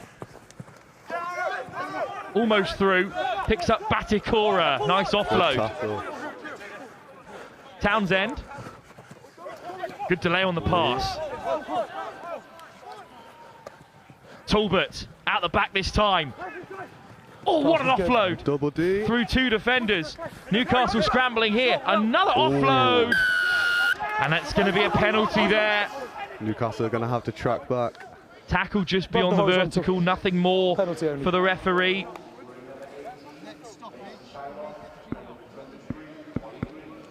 Mason Proudlock onto the field, as is Ollie Green. 2 Gosforth boys joining the fray. What kind of impact will they have? Yeah, it should be really good to have Mason in that scrum time. Feel like he can put some heavyweight into that pack and definitely give that a shove. Ollie Green as well, yeah. Well, this is the break from Josh Duran. You can see the smile on his face from here. He loves it. And then this is lovely soft hands from Edwards. Early left. See on his story later. He'll be clipping it up as soon as it goes live. Here's Charles, free kick. What a carry by Finn Charles. So close. Townsend waits for his forwards. Counter up by Newcastle. They've waited too long. Yes. And the penalty goes their way. It's Nesbitt. With the jackal. What more can a back rower do? 2 tries, an assist, a turnover on the 5. He's having the game of his life. He's having a great day. That's why I watch it. No worries. It's a very competitive Sedbergh back row, it should be said. Got some outstanding players in there. Players amongst the Yorkshire and the Red Bull Academy set up. Subs. Nesbitt's been in there all season long, and what a turnover it was. The forwards came rushing around the corner. They just overran their lines, unfortunately, there for the Tigers, and that put Townsend in a tough spot. Here's the carry by Finn Charles. Goodness me, what a physical figure he is. Starts at number 8 for Denson. Another fine carry at the back of the line out. Leicester really ramping up the physicality here. Newcastle need to match it. Yeah. Robinson, beautiful pass. Lomas on the edge, dances around one. Found him. Good tackle, boys. Well, they're just going to march it towards touch. Touch there, black line out. Welcome to it. Ollie Ashton on defensive duties. That's the physicality we want to bring. Like that embodies it right there. Numbers, please, back. 5, no huddle. Let's go. No huddle. Lomas has found his way to Leicester. I won't warn you again. Despite being at Millfield, who tends to be tied up with Bath, but he was carried into touch there, the try scorer. Short line out for Graham, collected by the new man, Proudluck. Nice offload. Nesbitt again with the carry. So busy today. Dixon, Proudluck. Slips through one. Strong clear out. Graham breaks the line. Lovely footwork from Will Graham. Look at him go. Will Graham making plenty of yards here. He's got Evans for support. Evans on the inside. Brought down inside the 22. Fast flow rugby for Newcastle.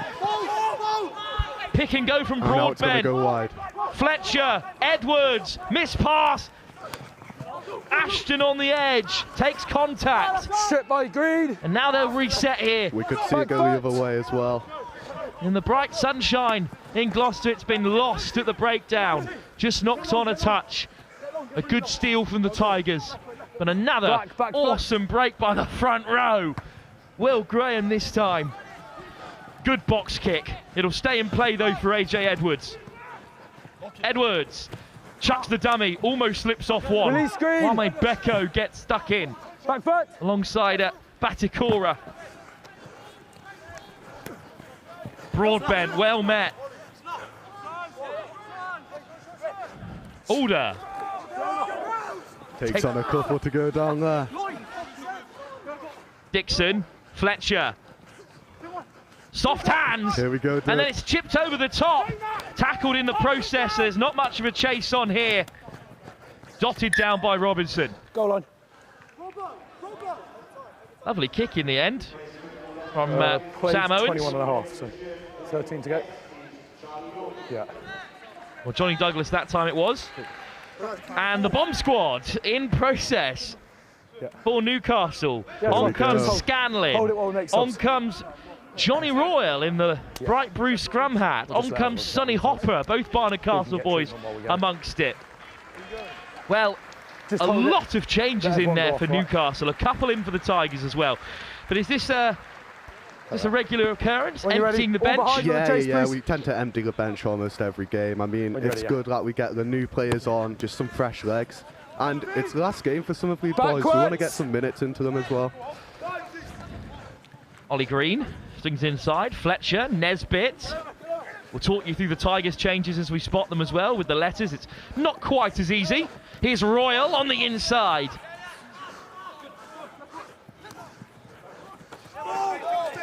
Parks. And roll, Green. Good first carry for the Gosforth man. Fletcher. Broadbent. Takes on his Tackle opposite now, number. release. And Finn Charles. Fletcher. Well met by Chesham. Back foot, Green. Slow ball for Newcastle. Graham takes the carry. Green steps up for first And we're going receiver. to go wide again. Royal. Oh, Still going, Johnny Royal. But held, Tackler held, must release according the to ball. the referee. 22, ball down. 22, not releasing. So, kick towards touch.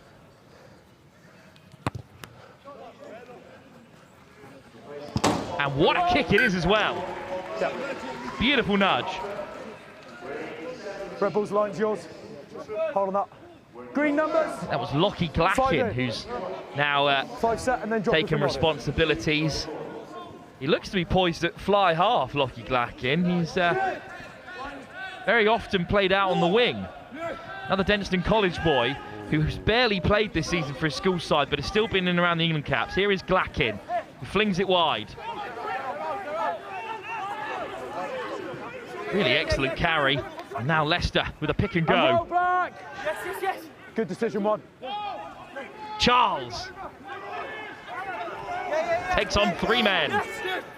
They want it down the short side here. Very direct carry. excellent release, tackle from step Don back. Henderson. Another new man in the ranks. Glackin. Lovely delay on the ball. It was a And short Will's pass on in for again. Talbot, but it's Graham who comes back with it, dancing his way through Will Graham. Front row playing with real Touched. freedom. Been touched by Green. Sam Owens chase him down. New scrum half Play the Tommy ball. Scanlon with a What a fantastic tackle. box kick, but it's Robinson who gets away from Henderson and finds an offload. Leicester held up just outside the 22. They don't want to lose it here. Well, there's no movement in there. It's a turnover. Take it in, ball's not coming available. Disappointing, really, because Robinson had Taken done in by really well Green. in that early Scrum carry. Trying to play away, but now a great opportunity for Newcastle and their new front Yes, sir. row. Yeah, it'll be interesting to see how this one goes here. Sonny Hopper has had a great season for Barnard Castle. Again, they've got a trio of really talented front rowers in Bruno Summerson-Brown and Noah Glossop as well.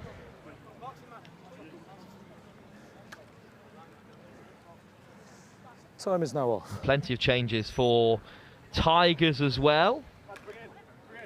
Joe Edmonds has come on. Balance on your side, yeah, Matt. Is that what you want? Just take the hit. Well, let's have another look at this try. Nesbitt, Number one, fantastic footwork. Did you know he's capable of steps like that? I've seen it in We all good, training guys? before. Everyone sorted normal, good. And then A.G. Edwards, who had just been hit, straight back to his feet on the supporting line. We'll get it strapping. Not much All good? that Nathaniel Robinson More could to do it, about that. guys.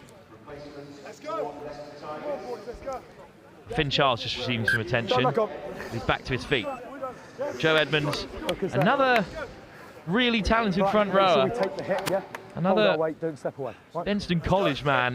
Left of that, hookers. They've not had their greatest season, but they've got some unbelievable players in their side at the moment. Let's go now. Let's go. The likes of Scotland's Ben White having previously come through the doors there. Seconds. Let me set check then. I'll just come straight back. Let's go. Go.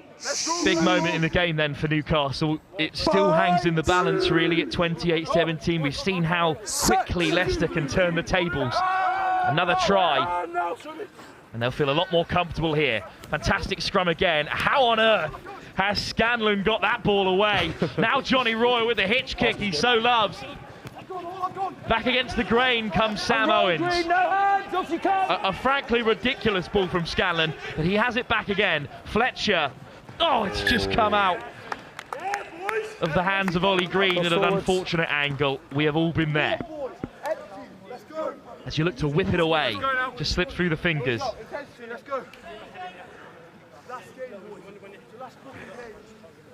And now another scrum for Leicester to try and make some damage.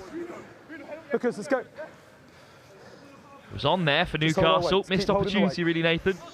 Yeah, it certainly was. Let's go, boys. Hey, let's go. Let's go, son. So keeping Leicester in the right areas. Let's go, boys. Let's go. Just over 10 minutes on the clock. Coach! A massive scrum for Newcastle here. Bind! Townsend with Lockie Glackin outside him. And here is Townsend, more stable scrum this time. Yeah. A little bit difficult at the base there, and spotted by the AR on the near side. Knock on by 9 at the base. Jake Shuker saw the knock on, Black Sky. and Livingston's whistle went. Fucking go, Jay. Let's go. Let's go. It's close, but it is a touch of a Here we are, Hookers.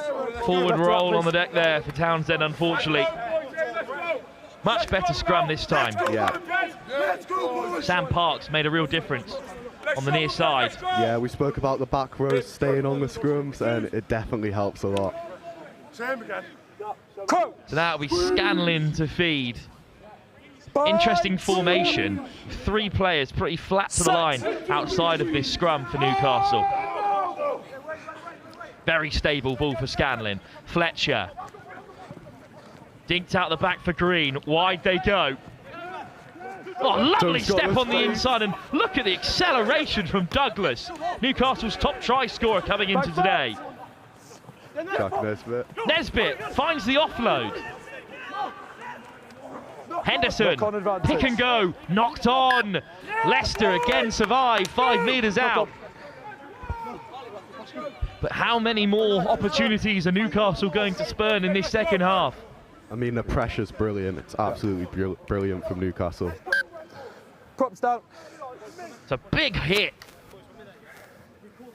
to disrupt possession there.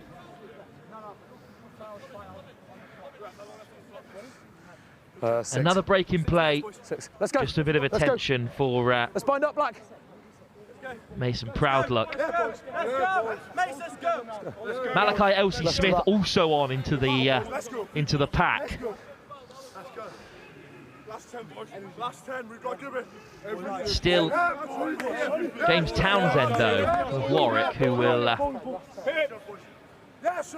feed this scrum. Coach! Bind! Again, the scrums have stabled, have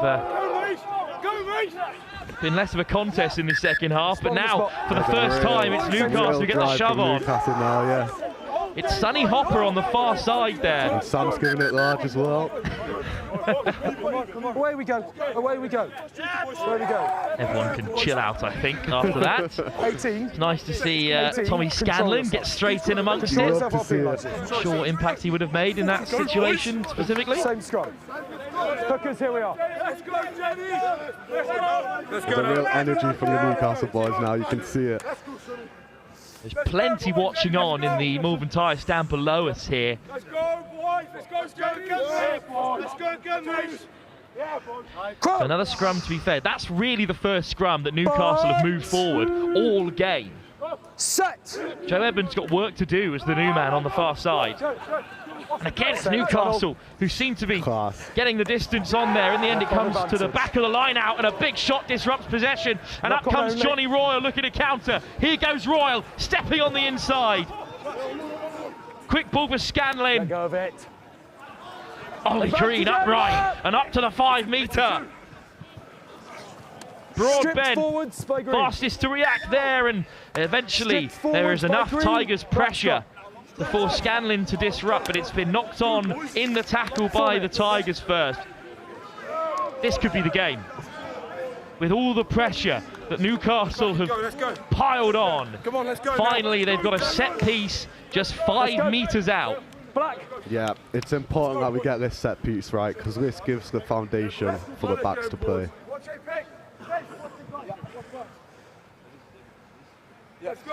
Huge moment in the game. Henderson at number 8 might just have a go here himself. Part of that very well contested Gosport lineup.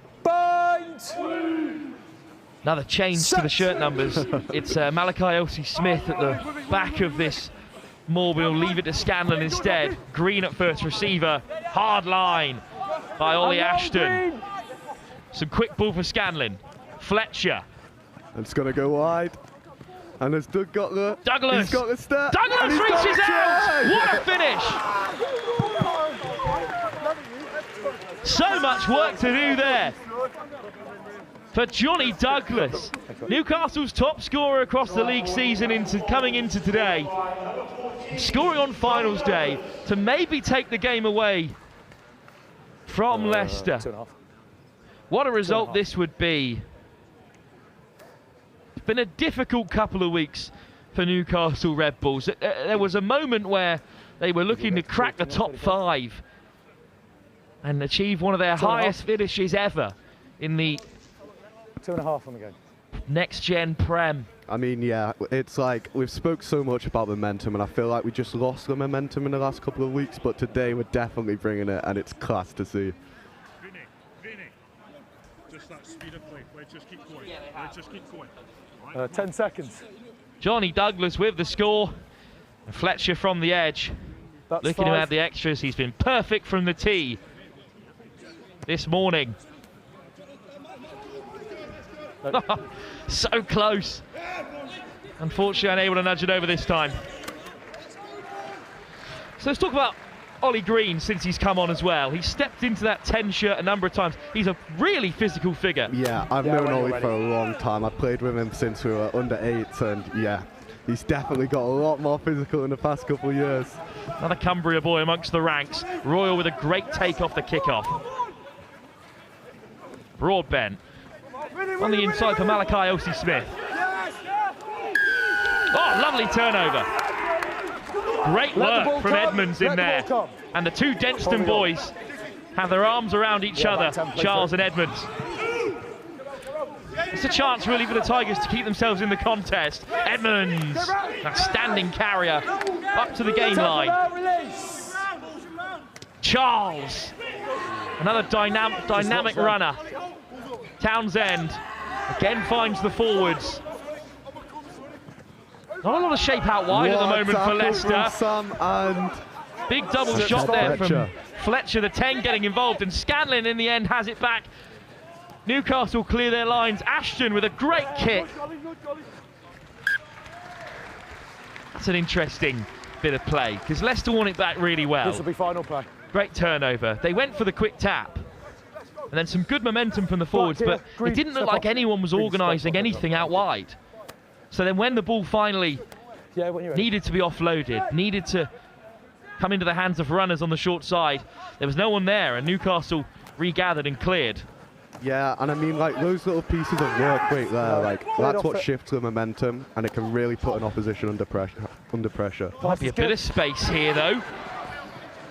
Nice ball on the inside from Will Payton.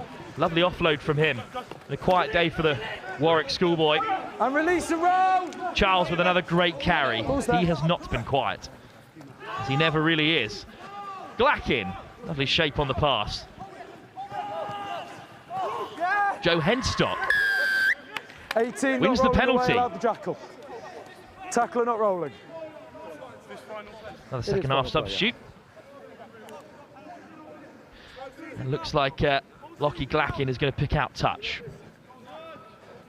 Interesting selection. Lockie Glackin at 10. He's such a skillful player. You can sort of play him anywhere and he'd do a job. Red Bull's line is yours. It's Talbot, the England man. It's such a different 10. Numbers, It's a good please. carry from Henstock. 6 goals. Another Denston College boy. Remarkable, they've got 4 or 5 outstanding players I've got 6 in that goals. team. Just didn't click for them this season, but he's another really hard carrier. And now the Tigers find themselves in a fortunate position to end the contest, but it's been stolen by Newcastle.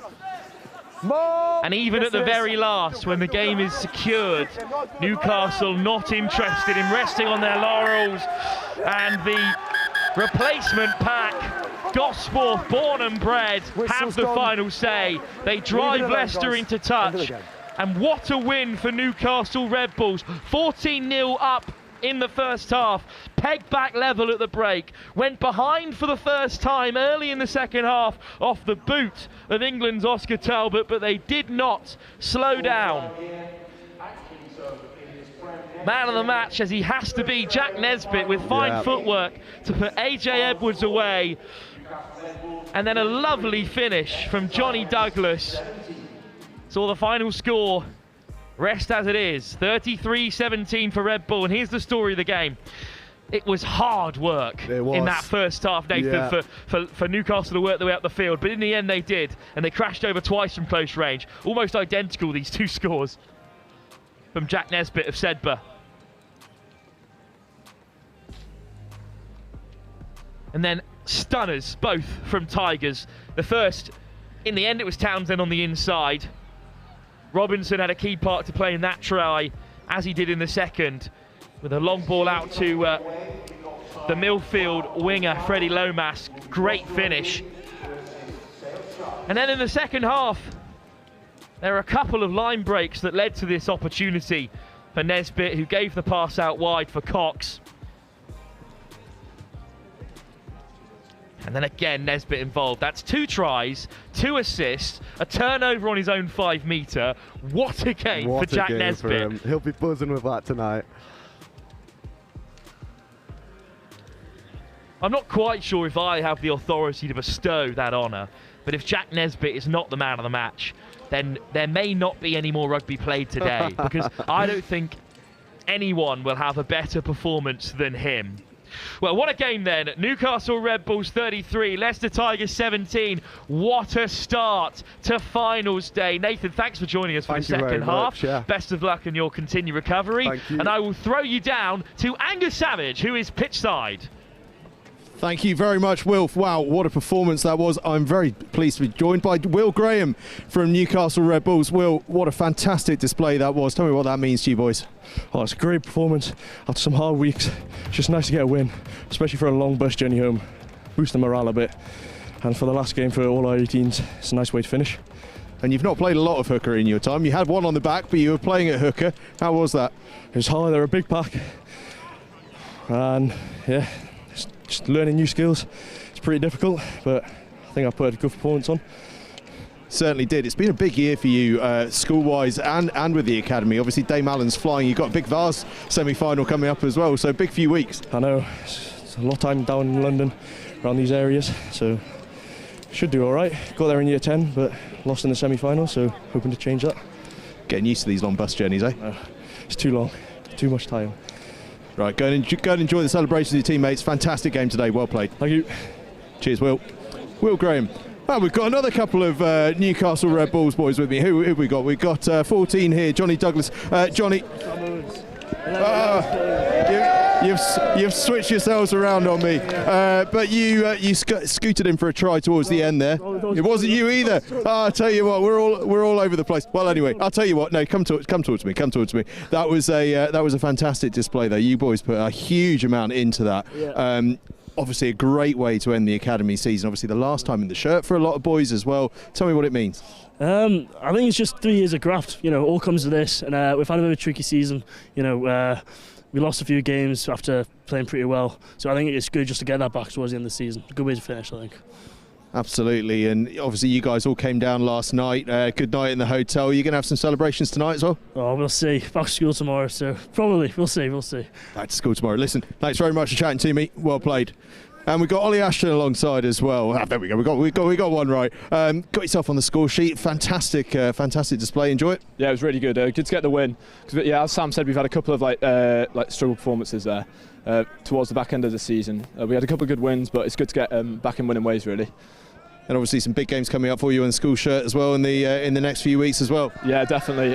Looking forward to getting into all the sevens stuff and right at the end, December 10th. That should be a great end to the season, and Roslyn Park as well. Right, you better go away for a team photo because you're getting abuse, and I am as well. Well played. Thank you.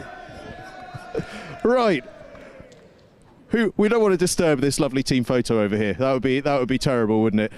Right, shall we head over here? We might be able to chat to a couple of Leicester Tigers players, but what a fantastic game of rugby that was. Fantastic display from Newcastle Red Bulls. 33-17 they won. An absolutely terrific outing from them. And by the way, just to let you know what's coming up next, it is the 7th place playoff. It's the home side. In fact, if we spin round here, you can just see Gloucester are starting their warm-up here on the pitch. We're only kicking off actually in about 11 minutes time, so we don't have a huge amount of time before that one. Gloucester taking on Sale Sharks who will feel a bit hard done by that they're not playing a little higher up in this final state, because they've played so well at times and they just haven't quite been able to get themselves into winning positions in enough games. But they'll be gunning for 7th. They've got such a talented side. The Jacks brothers playing 10 and 15 are going to be really crucial for them, but look out for some of those Gloucester players as well. Teddy Smith-Milne at hooker is one to watch indeed. Right, Leicester Tigers are going off for a photo as well, so we'll wait a minute before we chat to any of them. So I'll tell you what, let's spin. Junior Denny there, Gloucester England under-18 international. Why don't we, while we wait for some Leicester Tigers, go and just sample the touchlines here of this magnificent Kingsholm Stadium. Gloucester have played all of their home games on this field, this artificial surface. That's the great beauty of these 4G surfaces. These academy sides get to play in. So we see some of these Newcastle Red Bulls players coming back in. Jack Nesbitt there, just walking past. He got himself on the score sheet twice for Newcastle Red Bulls. Absolutely fantastic display from Nesbitt. A real Sedbergh core to this Newcastle side, as well as that Gosforth Academy core to it as well. They've been absolutely fantastic. Our friend there, Will Graham, as well, just walking past. But on to Gloucester and Sale Sharks. As I mentioned, Junior Denny, England under-18 international, part of a huge contingent of Bloxham players across this academy finals day. Sonny Good, the Northampton Saints skipper, coming up in a little while's time, is another one of those Bloxham players. But we do move on to that Gloucester versus Sale Sharks game. 12:05 that kicks off.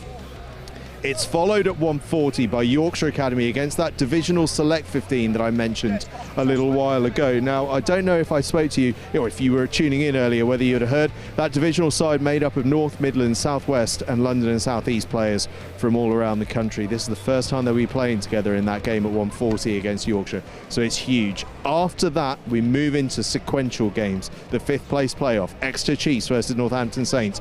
5:20, third place playoff, Saracens versus Harlequins, and the PREM Rugby Next Gen final at 7:05 p.m, Bath versus Bristol Bears. And look, we've got a couple of Leicester Tigers alongside me. Nice to meet you, gents. Finn Charles. Finn, not the result you guys wanted, but a hearty display to cap off a season where you guys have played some terrific rugby. Maybe not got the results you wanted at times, but you've played some lovely stuff, and good to get a final outing with the boys. Yeah, I feel like it means a lot, like, for the lads today, like putting all out there on the pitch. I feel like we all dug deep, like, to the last minutes. I feel like that's all we can ask for from the group, and like, I feel like it's good end really. Like, we've all gave our all on that pitch. I feel like everyone's left better than where we started. And tell me a little bit about, obviously, what being part of this Leicester Tigers setup means. Obviously, we had Jeff Parling up there, the Leicester Tigers head coach, was watching this one. It's a special club to be a part of. Yeah, it means everything. Like, the traditions come through, like, even in the academy. I feel like we're really tight-knit group of lads. Like, we all work hard for each other. And I feel like as we've been in the academy, we've all worked together really hard as a group and really built that the collective unity. And I feel like that's that's the second part of being in the academy, like the group, the players you meet really. Fantastic. Well, listen, best of luck with Denston in 7 seasons. I'm going to grab you, mate. And who have we got here? Seva Batakora, Loughborough College man. You've been out injured for a little while, but got yourself back in the starting shirt today. Enjoy yourself out there? Yeah, it was a good performance. I mean, we didn't get the result we wanted, but I think the lads put in a shift, and that's all we can ask for. Fantastic, and hopefully some big things to come in the coming weeks in terms of hopefully some international representation as well. Yeah, that's the next step. So everyone's just working, so it's a lot of competition, so it'll be good fun to get into the team again. Fantastic. Seva, thanks for your time. Cheers. Well played. Seva Batakora there, the Loughborough College tight head prop. Seva, actually, who's been out for a little while and coming back to play fantastically well there for his side. Not the result they wanted, as they said, but two fantastic players there who you should be looking out for in England context. Both Seva Batakora and Finn Charles of Denstone College there will be playing international rugby. I am almost certain of that. Don't take me as gospel, but I'm pretty sure. Right, we are going to focus then in on Gloucester versus Sale Sharks in just a moment's time, but I do want to just keep letting you know, 7:05 p.m. this evening, Bath Rugby versus Bristol Bears, the derby game that is the final. In fact, we're right in the way of this warm-up, so we're going to just move ourselves out the way a little bit. Realised I was about to get lifted in a line out there, and I'm not sure anyone wants to see that. Fantastic work. Right, we're out the way of that. Bath versus Bristol is coming up at 7:05 p.m. The PREM final, PREM Rugby Next Gen final. Bath in their third final in a row. They won it in 2024. They lost out to Northampton Saints last year. Can they regain that title this year? Bristol Bears looking to win the title for the first time since 2022. They have been the form side. The first couple of rounds, way back when in August, Bristol Bears lost out. Since then, unbeaten, and since Christmas, they have been sensational. Bath, though, haven't dropped a game all year. They have been utterly outstanding. The only blemish on their record, a 45-all draw back in August against Saracens, and you can hardly call that a blemish, can you? An absolutely fantastic display with a whole bunch of England players missing. They are a serious outfit. So that is all to come at 7:05 p.m. But at 12:05, 5 minutes time from now, we are talking all about Gloucester, the home side, against Sale Sharks in this seventh place playoff. It's going to be absolutely fantastic, and I just want to talk you through some of the players as I flip my chart here, because we have got some huge things coming up in this game. The two Jack brothers, the Sedber twins, playing 10 and 15 for Sale Sharks. That's going to be an absolutely fascinating area. Adam Jack's been playing 12 through most of the season, moves to fullback where he's played a lot of time last year for this game. Austin Keogh, the captain, moving from fullback to the wings. So that's going to be a really fascinating one there. They've had to make a load of changes in the back row, Sale Sharks, as have Gloucester. Gloucester have had to switch things around as well. Both sides are missing England number 8, and Gloucester have had to move Rakat Clarkson, the Hartbury College skipper, from 6 to 7. What sort of an impact is that going to have? It's going to be a really fascinating one, but I want to draw you into the front rows, which are absolutely stacked. There are some fantastic players in there, not least of all the vice captain for Sale Sharks, Lawrence Ogbonnaya, who is an absolute sensation. A wonderful player. And with 4 minutes to go, I can see that Will Roberts is up in commentary, so I am going to throw over to him in just a second, because I know he wants to talk you through these two teams ahead of kickoff, which, as I say, is about 3.5 minutes away. In fact, 3 minutes away. Sale Sharks in blue off to my right, Gloucester Rugby in their traditional cherry and white hoops on home turf off to my left. So I will throw you up to Will Roberts in commentary to talk you through Gloucester Rugby versus Sale Sharks, the 7th place playoff here at PREM Rugby Next Gen Finals Day. It's going to be a ripper of a game.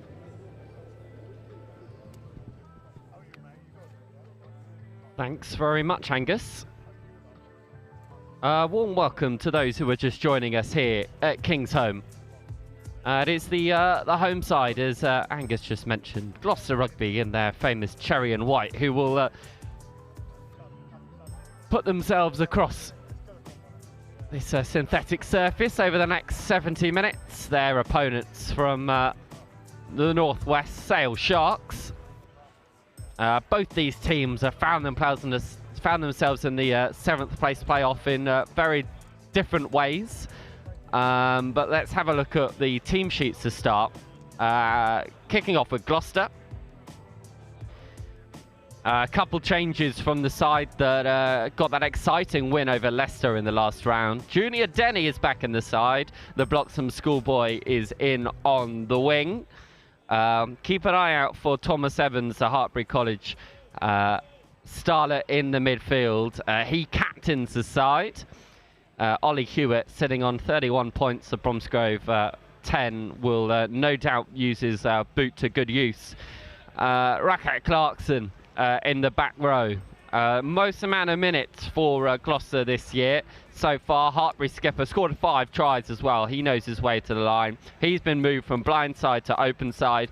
No Henry Horsfall at number 8 means that Ellis Stonelake gets a chance there. He's promoted from the bench. Speaking of the bench, keep an eye out for Leo May, who's given his chance, an opportunity for him and the squad, wearing 23, City of Oxford College schoolboy. Other than that, it's as you were for the Cherry and Whites. Chance to have a look at Sale then, as they head onto the pitch. As Angus mentioned, it's Jack squared. 10-15, Tom, Adam, both Sedbergh boys, identical twins, which is always useful for me up in commentary. They will no doubt be sprinkling a little bit of Mancunian magic on this encounter. Austin Keir, the winger from Macclesfield campus, top try scorer, will skip at the side from the wing. Lawrence Ogbonia, he's the name that I want you to keep an eye out for. A big piece of furniture in the Kirkham and indeed Sale Sharks side. And finally on the bench, Chris Kirby wears 23. He's happy in the wing or in the back row. Such is the way nowadays with rugby union. Hybrid players all over the shop. Okay then, 7th place playoff, Sale Sharks versus the home side, Gloucester Rugby here at Kingsholm. Back by blue! Underway already, and thought for a moment Sale had the most ideal of starts. The ball whipped by Will Baston to his fullback Adam Jacks, who just knocked it on. So it'll be a scrum, an early chance for us to see this enticing front row battle.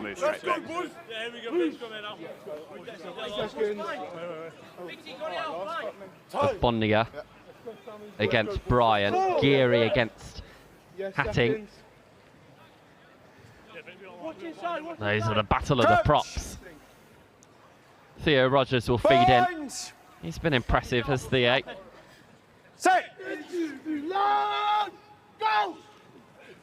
Already Sale looked to be purring in that department, but Gloucester managed to get the ball away. They use it wide.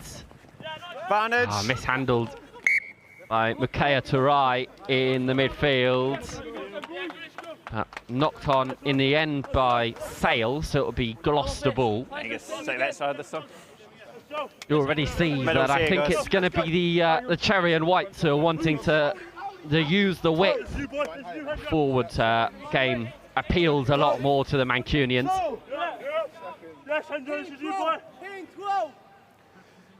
Catch! Binds! Set!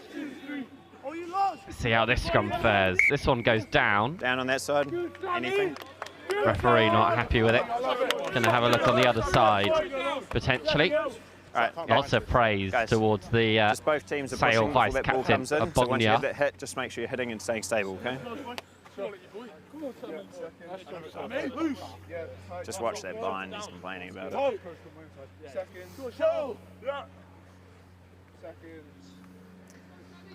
Crunch! What's wide, winger? Binds! Set! Perfect conditions here at Kingsholm, suitable for some running rugby as this scrum holds firm, and we might be able to see a little bit of it here. They go down the blind side, but it's dropped again. Double knock on or heavy? But opportunistic, and away goes Sale. Oh, it's been brought back. You thought for a second Oskin Keel was in for his 5th try of the season, but no, it's brought back. This might tell us why. It came off the first knock on by thigh red, of second Kai one by blue. Wilkinson. Sorry. I can't bind to it, sir.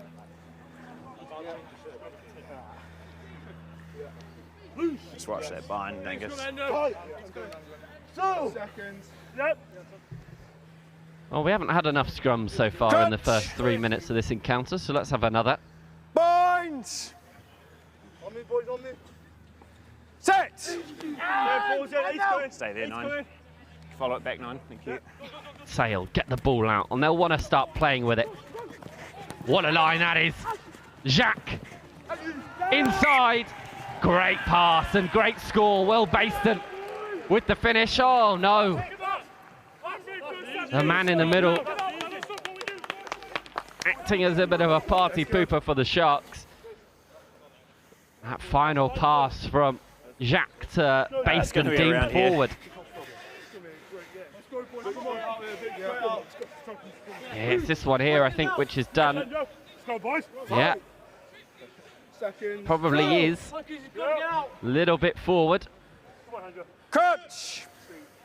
Mild frustration for a Sale side that looked strong in that department. They've looked strong in this one as well. The scrum. Taken back. Boot to ball. Ollie Hewitt thumps it down to Adam Jacques. Backwards the other Floats a hands, long play on. pass out to Fletcher. Finds Arthur Scrace, the Kirkham boy, in the midfield today. There's James Moore. Out the back it goes. Obonia onto his front row partner Simmons. Out wide to Keogh. Flings it back in field. Not held. It's Ben Probert is given a shot with the lack of Charlie Bray, the England number 8, unavailable for this one. Nico Jones, another Sedbergh schoolboy. Farner's offside. Jack. Out to his brother. Good handling, and this will be a score. Liquid rugby from Sale Sharks. Charlie Fletcher dots down. And it's exactly what the doctor ordered for the visiting side. Perfect alacrity in the way that they move the ball.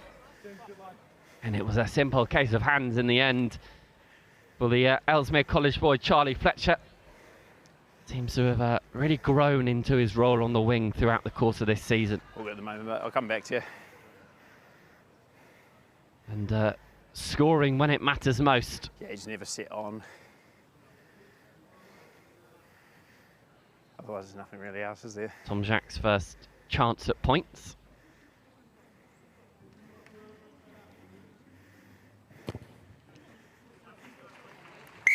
Makes little to no mistake.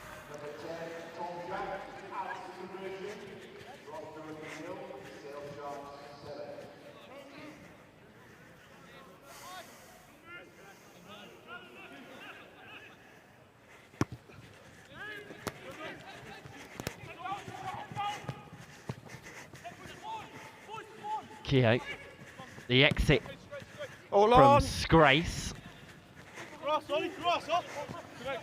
22. Gloucester just going to reply and thump the ball back into the 22. Jack just assessing his options, finding the ball inside. What a hit that is. Strong work in the contact from Rakat Clarkson. Delighted to say I'm joined by two players who wish they'd be out there, but at the moment they're going to be up with me in the commentary booth. I'll introduce both in just a moment, but for now we'll see how this set of phases runs its course. Baston into the skies, the try scorer Charlie Fletcher makes a nuisance of himself in the air. Hewitt using some of the pacier men outside, one of which is Kai Wilkinson on the left flank today for Gloucester. Hewitt again just picks the pass. Advantage. Bit of a steamroll from Sam Bryant. Good over the ball there. Referee's seen the high tackle, and it's a chance to welcome Tommy Warren and Charlie Bray. Hello boys, how are we doing? You well? All good, thank you. Thank you for joining us and giving us a little bit of insight, hopefully, into what should be an exciting game. Tommy, I'll start with you from a Gloucester perspective. A really exciting win over Leicester last time out. does give you a really good platform, good bit of momentum coming into this game, would you say?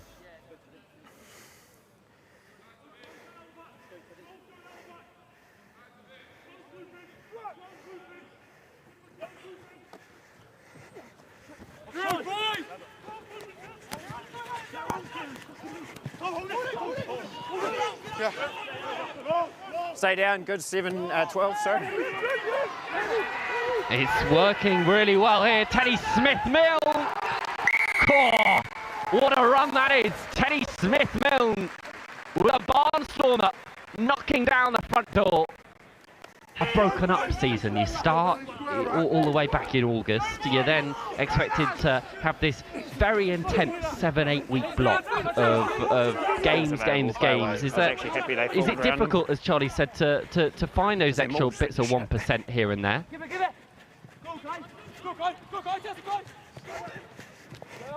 Advantage. No advantage. Yeah. Just stay on that side for me, Angus.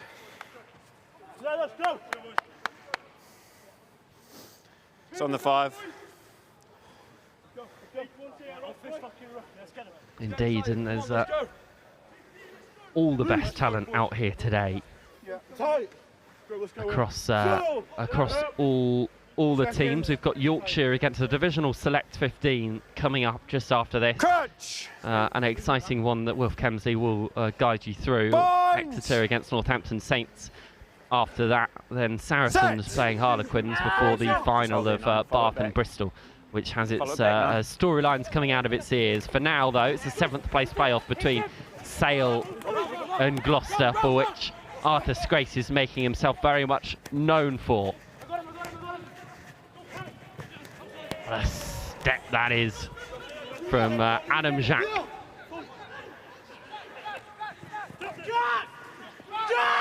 Carry from Nico Jones. Well, held by Ellis Stonelake, who's getting his chance at number 8 for Gloucester. Decision from Basin is to go to the skies, and it comes back down to Will Hodgson, who thinks he sees a little bit of space on the blind side. Sale looked to get over the ball, but not cleanly enough to capture it. It's been nicked. Arthur Scrace picking the pocket of Gloucester. Almost out of nothing. He read that like a well-written novel. And that's the sort of impact that a man like Scrace can have on this game.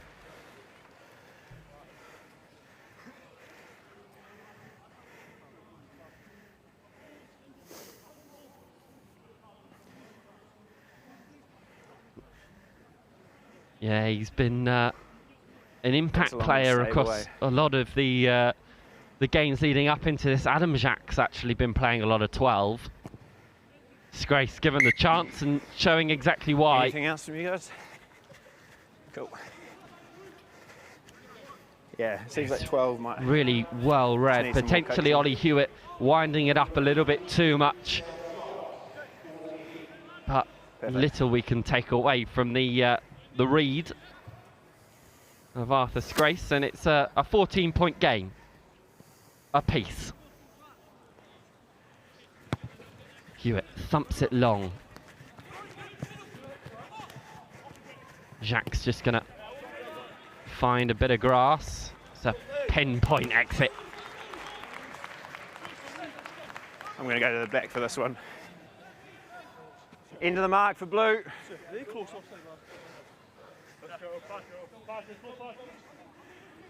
Yeah, hold there, blue, into the line. Set piece has been functioning well for both sides in the opening stages of this game.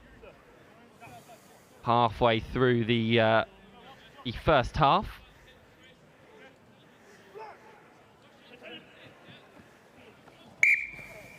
It's commentator's curse. I'm sorry, Tommy. Caught on the outside of the body. Caught you out there. What do you want, blue? Not straight is the call. We'll have a scrum.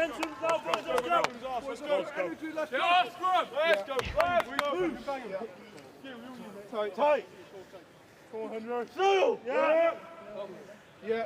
Let's go, boys. Yeah, I think there are small cars that would struggle to move, the likes of Lawrence Ogbonia. Bind! Set! Yeah, you can see his presence at scrum time, but the backs are going to use it. Jacques just finds a little bit of synthetic grass in behind. It's a perfect kick. Pinpoint, in fact. 50-22 maybe. No, it's going to be Gloucester ball. Austin, down. Yeah, you're right. I'm just going to go taken back in the end. No, it's taken back. How interesting is it as a development to have two identical twins in your pivot roles? Sometimes you caught back by having basically two of the same bloke on the pitch? Yeah. Yeah.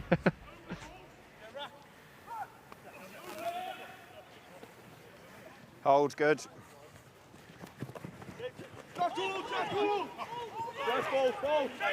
It's inside, it's inside. Use it, Ridge. It's out, it's out. Oh, Theo Rogers just caught with the ball peeking out of that ruck a little bit prematurely. Sail all over it. There's Rakat Clarkson. Tackle! A lot of minutes for him. You're holding him in. Hartbury Ball's College available. skipper. He's racked up the most in Prem Next Gen action. Rogers gets another go at it. This time a lot more cleanly. Keogh in the backfield. Jacques. He's just hesitating and have a little think. Thump back just on the halfway line here. That's Hendro Hatting. The other prop, Ogbonna, looks to fling it back in field. It's some strong defensive work, Tommy, from Gloucester. You seem to pride yourselves on that. Blue mark again. That's red ball. Yep.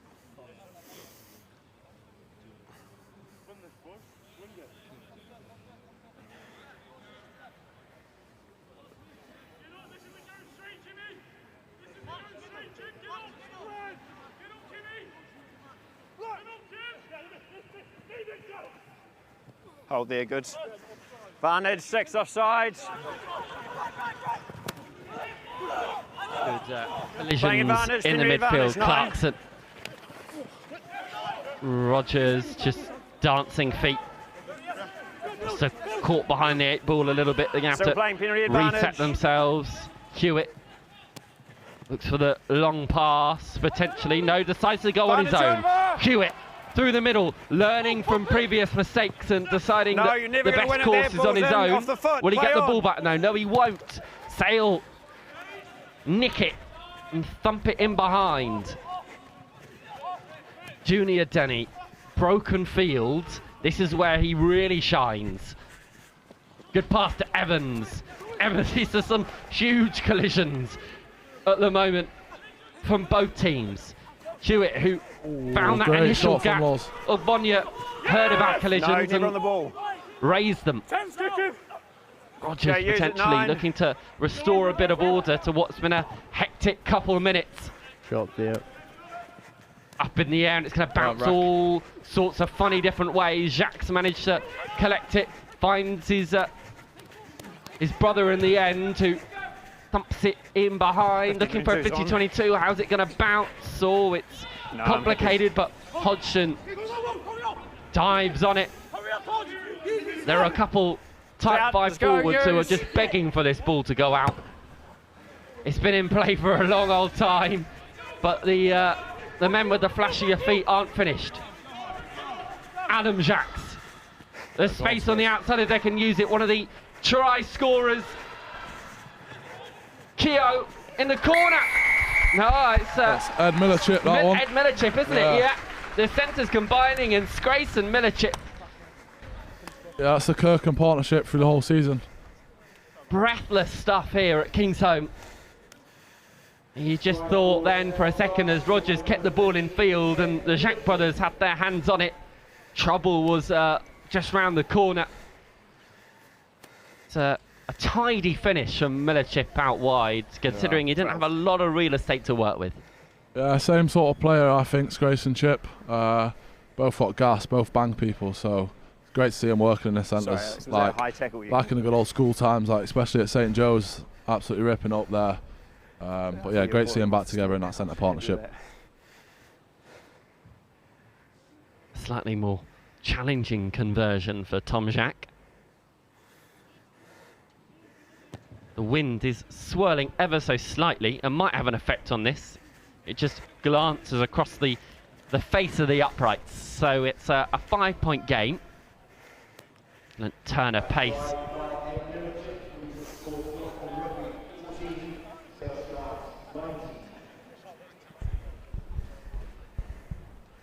You're finding, Tommy, that Gloucester are just getting all their parts in the right sort of places, but potentially it's the sort of second, third, fourth collisions that are causing you trouble.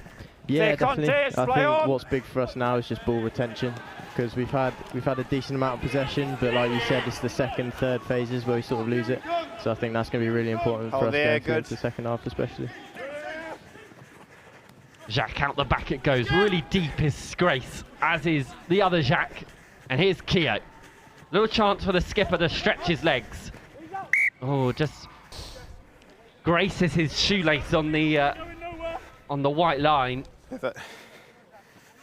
So another good show of defensive acumen from Gloucester. Keeps them in the fight. Just make sure we're not coming through the line before the ball's left, guys. Up against Wilkinson. That's an exciting little battle on the far hand side. Smith-Mills overthrows it to the person you'd least like to have the ball in that kind of space, Ogbonya, who offloads nicely to Simmons. Somehow Ogbonya's got the ball again. Ooh, some really big hits here. Thomas Evans putting his head where little would. A little dart from Baston. Gloucester thumping Sale back, just keeping them at bay at the moment. Tackle! Grace, I think, the latest to carry. Nico Jones, that said for Schoolboy, wrestling with the Gloucester defence, and he's winning that battle all the way up to a few blades of plastic grass from the line. Baston looks for it. He goes digging. Out the back it goes. Jacques goes himself. It's a huge turnover from Ed Bowyer, I think. Oh, Charlie, let's talk from an attacking point of view there from Sale. You seem to be winning that arm wrestle up front, and that's paying dividends. Yeah, like I said before, we got some big boys on the pitch, like the second row partnership, both at Sebber School. They love the physicality, both our props, Morgan Simmons, love the physicality, so I think we can win that battle today. Just how much the backs have their patience, to be honest. I think if we had like a couple more phases, get some more pick and goes, like, there's no rush in this game at all. Let's get away with some points. So it's another 22 entry that we've missed out on points there, so hopefully we can capitalise on the next one. How do you combat that, Tommy? When size isn't on your side, how's a tactical way to make sure you keep as many men on your feet as possible?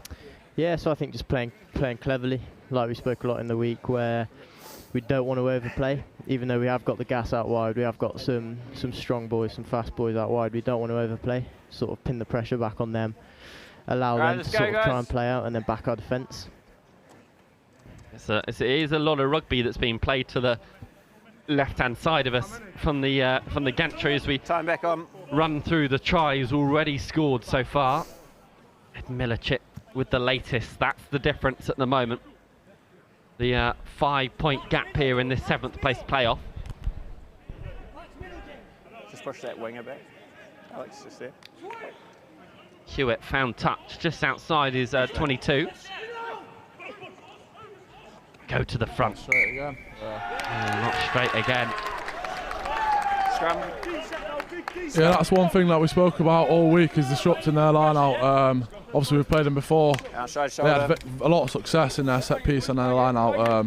So that was our main key word: is disrupt their line out, disrupt all their set piece, scrum and line out. It's usually a rarity when you come to finals day that you played a side that you're playing a side that you've already played so far this season, given obviously the nature of how the competition was over the last couple of years. But we've actually got a fair amount of repeats this time around. Does that help at all, would you say, Tommy? Leave him alone. Leave him I alone. think a little bit. I think if we know 9 the back. opposition, obviously we can prep in the week. Like Charlie said, they knew we were going to come at them with set piece, try and back ourselves off that. So I feel like if you know the opposition, it does definitely help. This one, Alex. No, don't play the 9. It's a lot that goes into days like this. Numbers 6. To work on computers and figuring out Hold there, Blue. where's best to strike and where's best to hunt. There's the disruption, this time from Gloucester, who spoil the party for Sale once again. They Take him back. Take they him head back. out at the 22 with no points to show for it. Hewitt. Gloucester's deciding to potentially play from their own back garden. Wilkinson up against Milicic, flicks it back inside to Rogers. Ooh, it's a strong collision. Advantage. High tackle, I think, Can't get not back over the ball rolling forward. away in the end. That That was a confident move from Gloucester, but in the end paid off. Yeah, it did. Yeah, you see Theo again there in the contact. He's a little pocket rocket, isn't he? He As is. he's Blue mark 22. Charlie It's Fletcher, outside I if saw you made win a it. huge hit there in the it's outside in the 22. midfield. I thought that was the work of a bulky open side, but instead it's your winger who's putting in those kind of shots. Yeah, if you've watched all our games, mate, that guy can bang. Like, very shocking. Like, my first Acad game was straight after against Newcastle, and I was absolutely shocked. He's been a great player. Developed well since last year, mate. He's been flying. Hope he can carry on his journey elsewhere. Stay behind, He's yeah, behind developed in, you're into good. some player. Teddy Smith-Milne just diffused out of it, Blue, by you're off your a feet. strong Sale pack. Advantage, That's high the tackle. work of Makaya Toure. Get to see much of him. We've seen a lot more of Rogers, who flicks the ball onto Jack Bennett of Cheltenham College. Knock on there. Not seeing much left of that, so 7 we'll come high. back for the a high tackle on Makaya Toure in the midfield. Well, above the sternum, 7 Blue.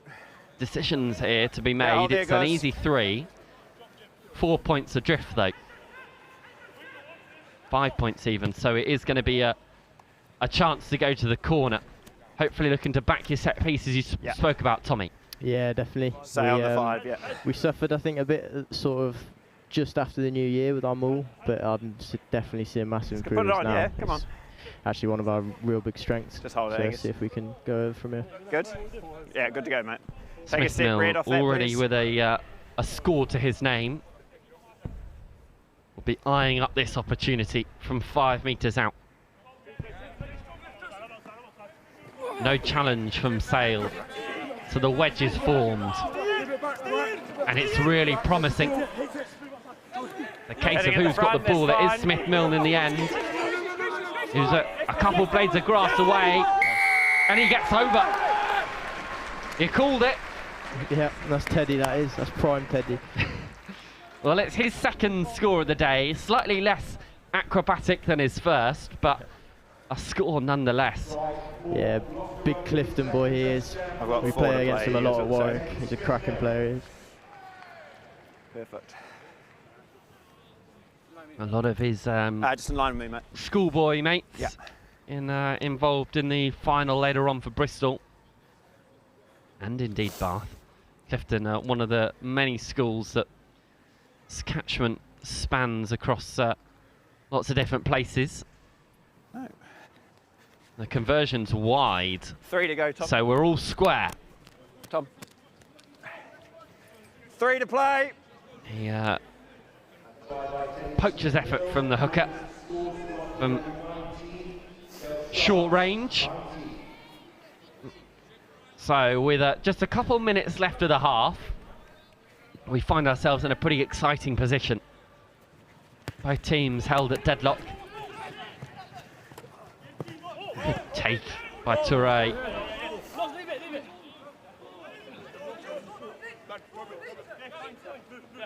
Make sure you're bound, good, use 9.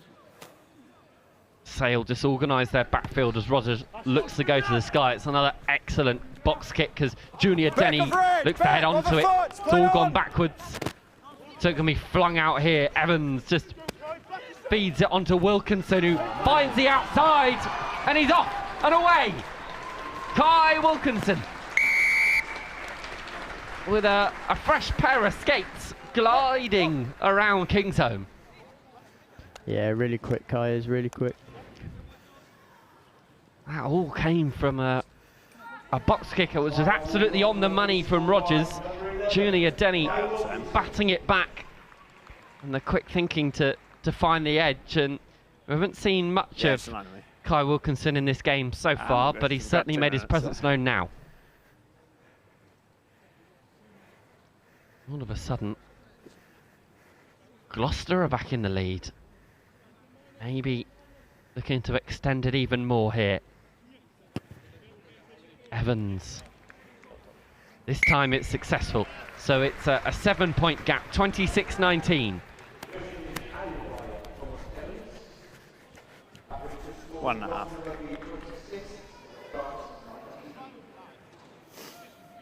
Now all of a sudden, Charlie, it's Sale that need to focus on their ball retention, as Gloucester seem to have fixed that part of their game.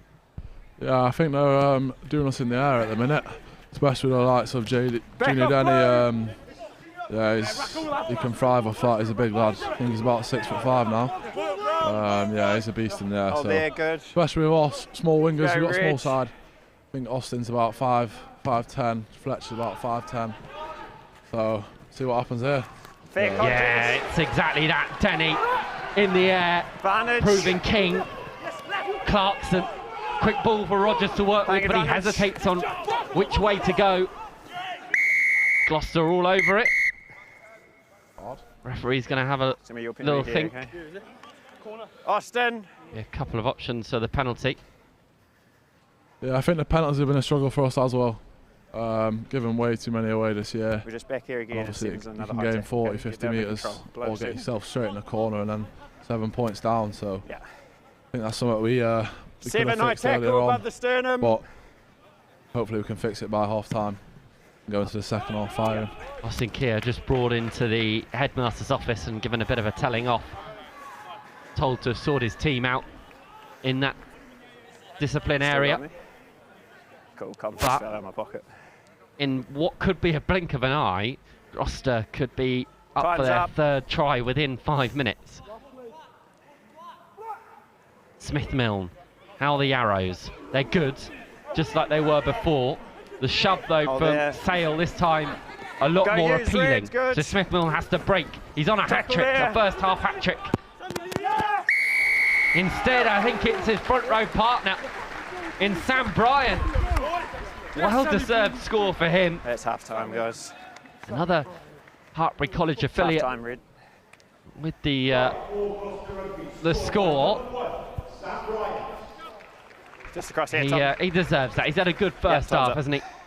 Yeah, he's cracking player as well. You've got a lot of players in our side with a bit of international prowess, like Sam Bryant. You got Theo, Thomas. They're all Wales. So the more they can capitalise on that, really, that's where they're going to get their games. Indeed, and as we head into the break, Charlie, I imagine the half-time team talk has suddenly developed rapidly over the last couple of minutes. Sale looked, for all intents and purposes, to be in a good position on the scoreboard, and now they're going to be chasing the game in the next 35. What are the sort of conversations you'd be having in this huddle at the moment?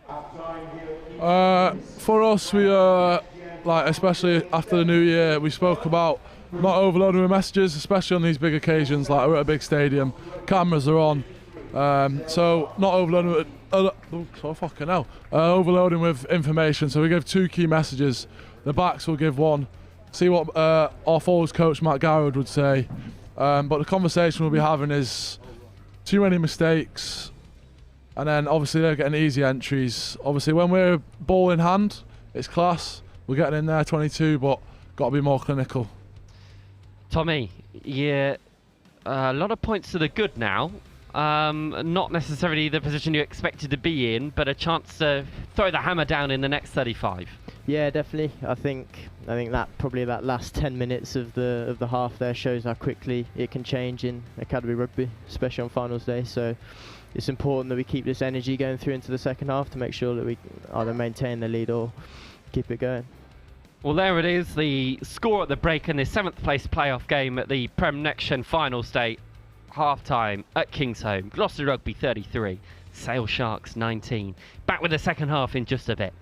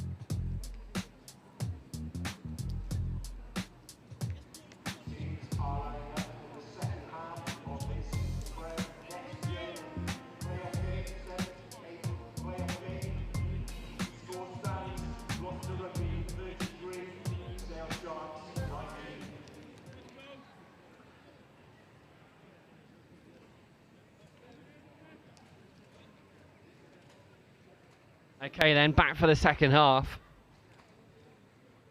Gloucester against Sale. Tommy, there's been a few changes for Gloucester, as likewise with Sale. So Tommy, we'll start with you. Who's joined us? Yeah, so you see The grey scrum out there is called Giovanni Nostro. He's an Italian, and he's really, really physical, playing in the centres by the looks of things. So let's see what he can bring. And I think that's about it. for That's it for you. A potential change at tight head for Sale. Play on.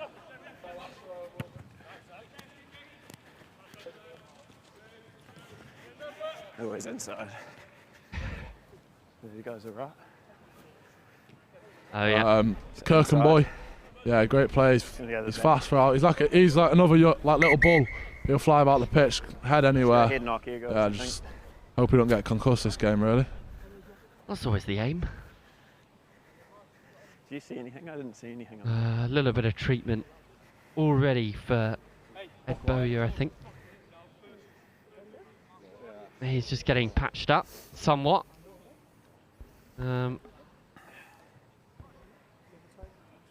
So a potential shift across your back line. A few players moving around. If I think it's Junior Denny that's made way, hasn't it? Yeah, so I think Junior's come off.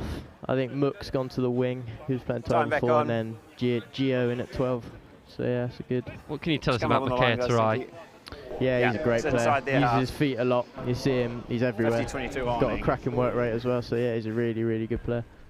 Shifted from inside centre to the wing. There's a lot of positional changes across all of these teams. Under 18s, it seems to be the fashion of it. The more positions you can play, the better, really. That continues to be the case. Oh, that one's gone this way, and that's been spilt in lots of different ways. Yeah, not the best start for Will, but hopefully he can get it back with a scrum here. Got this, Alex. If you can see. Yeah, just got a bit too over-eager in his first contact. Forgot to take the ball with him. Yeah, Midgley actually pronounced for his grubbers through, so if you see one of them today, don't be shocked. And a bit of insight into a tight head mind, which is a rarity. Here's one of the newer men, the Italian Nostro, who set up that chance for Rogers to fly through. Hewitt just dinks it on his toe, but it's out on the full. 13-14 offside. Was coming offside is the call. 13-14 blue, never on. Maybe he knew. You'd hope he would. A little thinking behind. Yeah, never said. Didn't work, but no knees. Hewitt will head to the corner.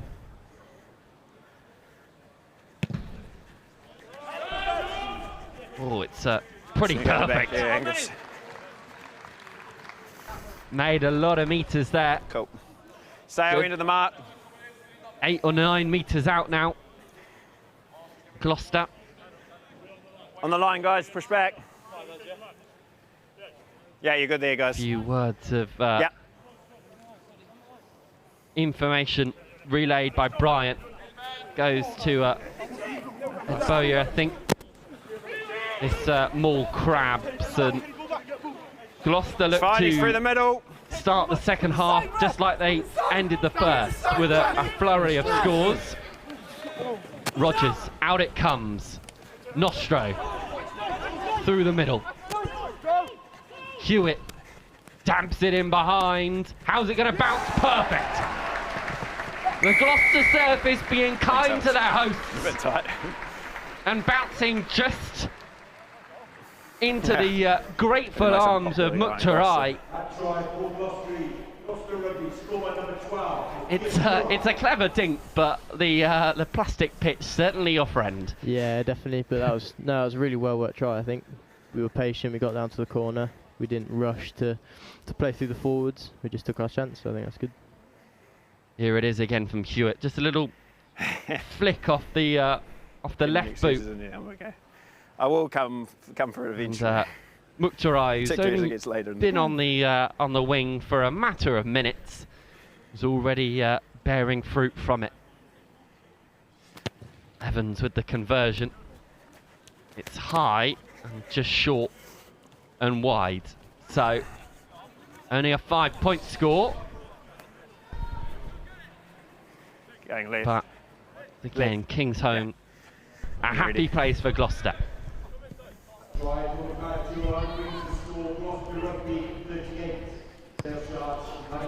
Jacques gets the play back underway. Back. Sale will be ever so keen to get a foothold back into this game.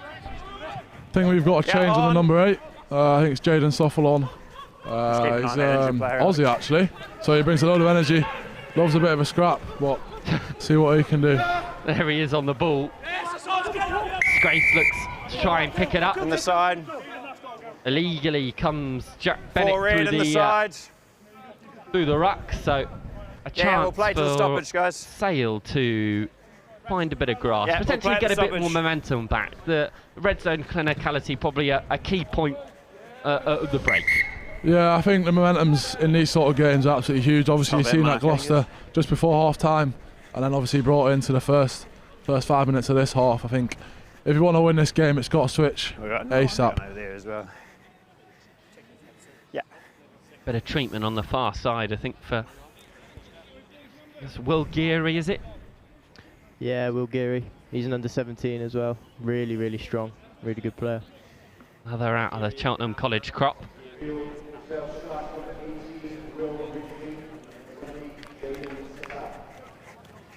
Outside the 22, Angus.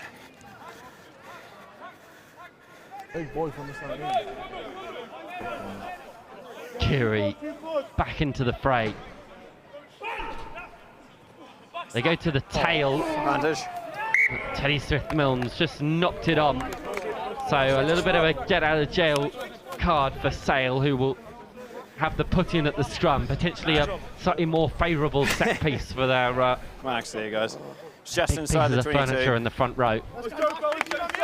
Tell you what, there are some big boys out there now, aren't they? That are going to enjoy packing down. Crunch! Let's go! Bind! Well, Basin just discussing the options with Tom Jacques. Austin Keogh's just lurking in behind his fly half. Wonder if he might have something to do with this. Out the back it comes. Jacques to his brother. Oh, a chance for Charlie Fletcher to get his second score of the game. It was almost a guarantee if he'd caught that, he would have been in behind. But a little bit of a handling error. Charlie, that's a gutting moment for Sale, as that score could have put you right back into it.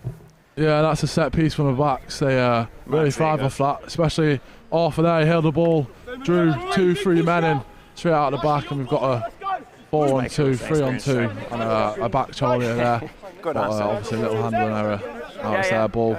Bit of a technical comment, but Arthur Scrace's pullback to Tom Jacques so deep allows both playmakers, both Jacques brothers, so much more time on the ball. It's a little thing like that I assume you do practice a lot more than people potentially think. Yeah, they definitely will. And if you've watched Seba play this year, you should see how deep they stand. Like it was both for Jacks, it was 10 and 12 this year. Kirkham obviously played them. We took the win over them, but that's what we recognised. Obviously, it's tricky for any other teams to recognise. We've not watched them that much, but they are very deep. They love to play deep, and they love the space. It proved fruitful in the first few minutes of this game, but Gloucester have nullified it from then on in. Chance for Charlie Fletcher to make amends. The Aussie, Suffle, another under 17, a lot blooded through into this Sale Sharks side, especially on the bench. Good handling here could provide a bit of a chance. Jacques has to pick it off his toes and get his dustpan and brush out, and Fletcher just knocked it on again. Tough couple minutes for him. He shakes his head, and he potentially could be making way here as well.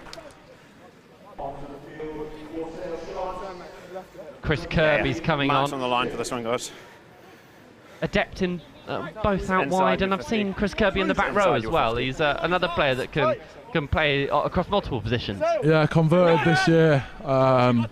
First time in a shirt for Sale in 2026. So hopefully he can bring a big impact Obviously, unfortunate for Fletcher to finish his game like that, especially after a great season that he's had.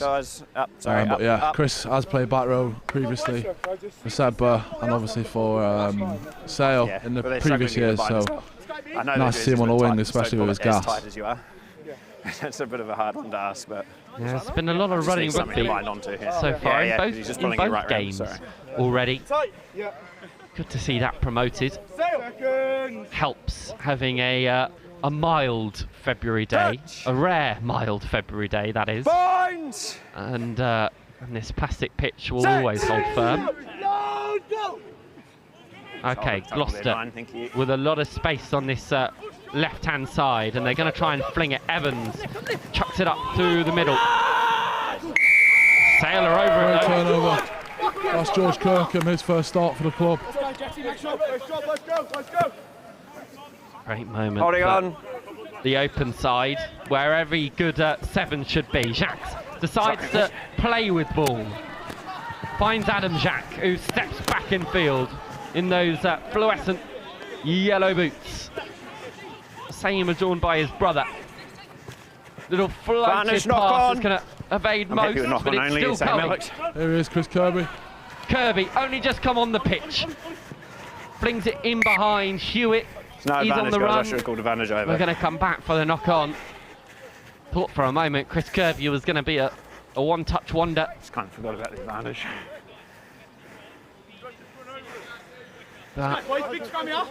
Knock on only, could have caught it, guys. The width in which Sale are able to play so early on. Left of it. Yeah, it's that pass there from Scrace, isn't it? That goes to hand a little bit more cleanly than probably in the money. Seconds. No worries either way though. As Sale still have the scrum, still have the ball. Could make a bet on Will Basting going blind here. No, it's both teams. 8. Need you in. Have it again, guys. I thought both teams win in. Yeah, he definitely backs himself like. He's one of the energy friars in this team. Loves a bit of chirp. Classic 9. Probably standing on the your man's shoelaces there, Tommy. Coach! Yes, boys! Annoying half. One of the pillars of rugby union. 6! Never too far away from one. Baston. This time they go open side.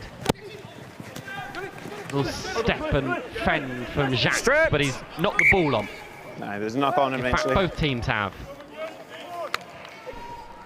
But Gloucester first. Yeah, I'm not sure about that one, but... Here we go then. One of the names I've been keen to speak about, Wojciech Nowicki. So I need you in on bind. Correct me if I'm wrong, Charlie. He's under 18, but he's at Manchester Met Uni. Yeah, he's been starting for their team in the centres. Yeah, great player. Same thing, he brings that physical dominance. Like a true Northern. Binds! On for Ed Malachit. Oh, penalty goes Sale's way. Loose it down.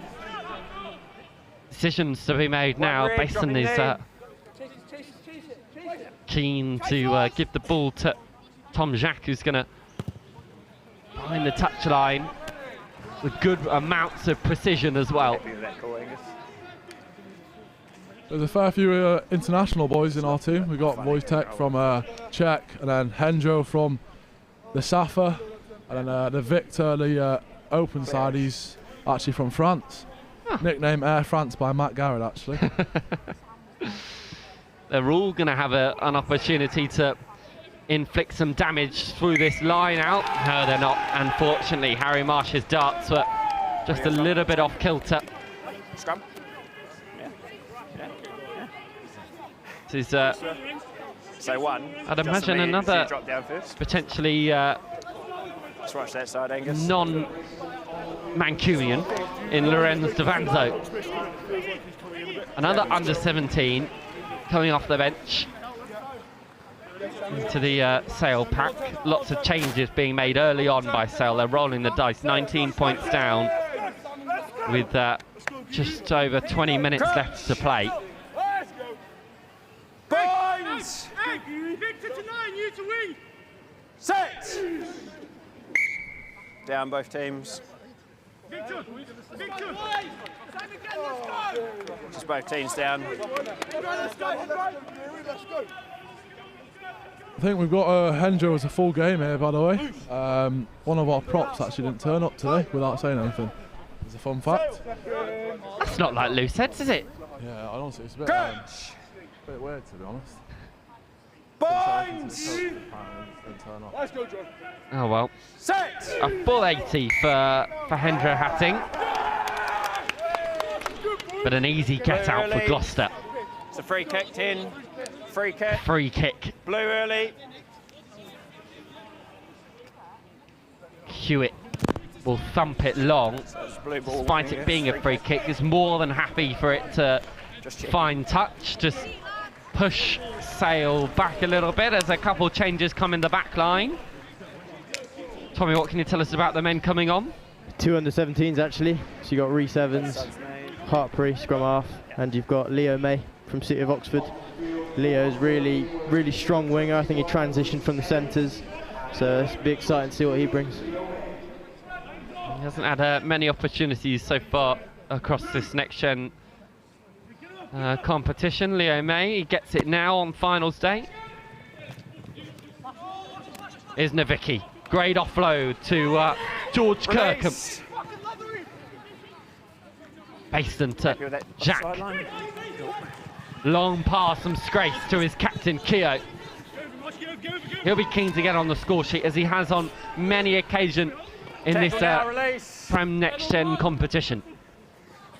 Basin thinks about the little snipe. Thinks otherwise it's a huge hit from Ellis Stonelake in the midfield.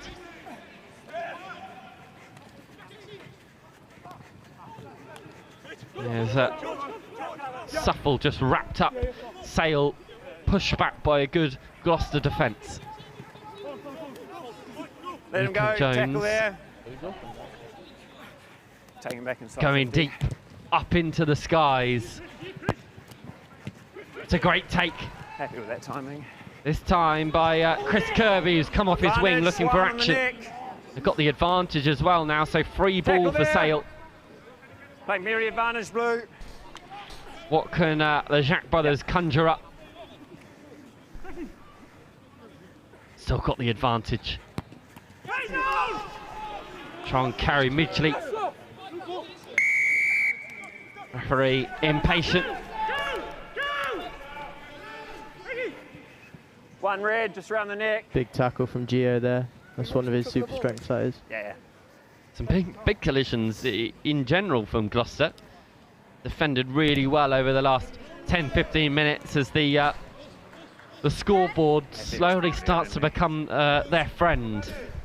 The clock ticking down. Area, just buying them a bit more time to play with. As Ben Probert comes back onto the pitch. I think he's going to move into the second row, isn't he? James Moore, who's coming off. Yeah, James Moore. The Sedbergh skipper coming off injured, but Gloucester stealing it again at line-out time. And one of the newer men, Rhys Evans, thumping it wide. More subs. And the unmistakable image of Walker Ball. Red, just take a step. Red, step. What bet did he lose? Funnily enough, that wasn't a bet. He's known as having the strongest lid in the game, apparently. That's what he calls himself, actually. So. Yeah, I can't imagine too many other people are calling him that. Ned Holt's on as well. He returned to the bench. The Abingdon schoolboy.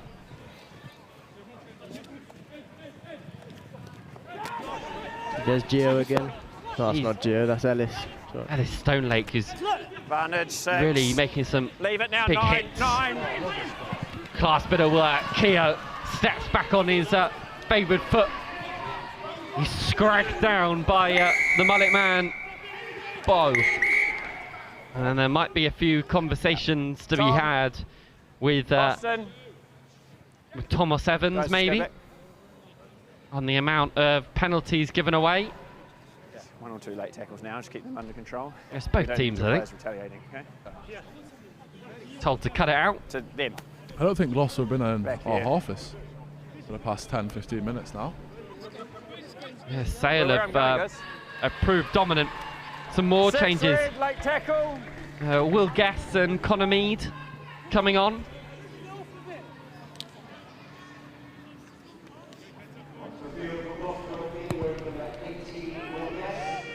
Jacks with a really nice touch finder.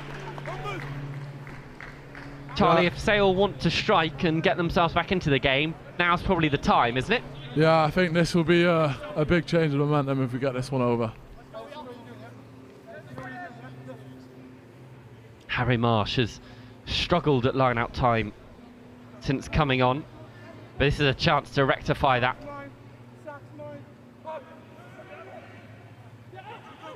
Goes to the tail, over the top. It will still work for Sale. They were prepared this time. Let's go, use blue. Carry from Kirkham.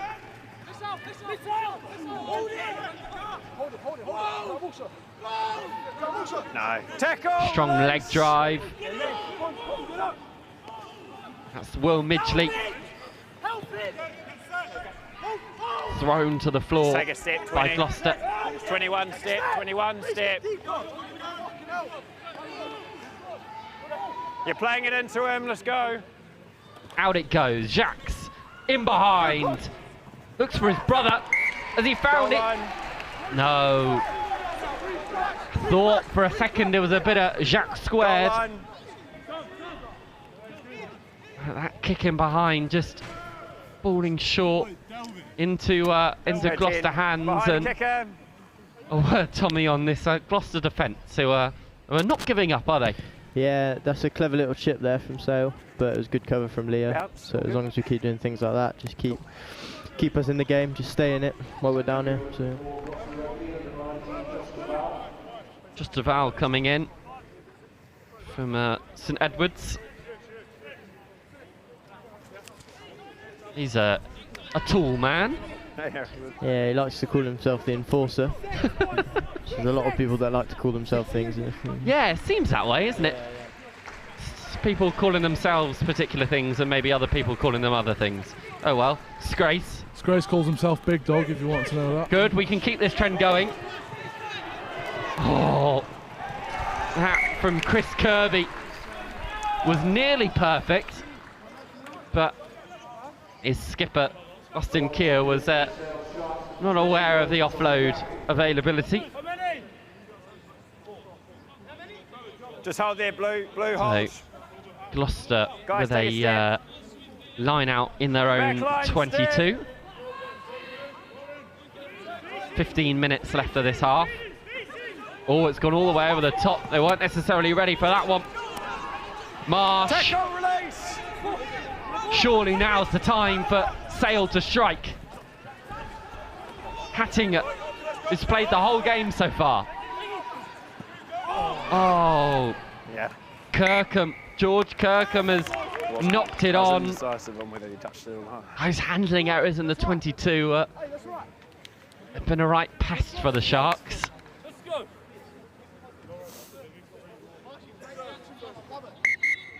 Just go play down here. Not sure if the ball was meant for him or potentially someone further afield. He's got himself in the way, and there's a couple Gloucester players just taking a knee, just trying to wind the clock down a little bit and just get a bit of air back in the lungs. Yeah, a bit of tactics there. I think that's Ned and Ellis. Not sure what's going on there really.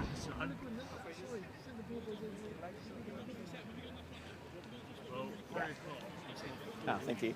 A time like this, Academy Finals Day, great point to reflect. To both of you have been a part of the Gloucester and Sale Academy setups for a long while. I'm going to put you on the spot a little bit, Tommy. Some of your prouder moments in Cherry and White. Yeah, so obviously I moved from Midlands West, so I obviously suffered from the Worcester breakdown, and then obviously Midlands West went. So I feel like my first game for Gloucester in that sort of 17 season.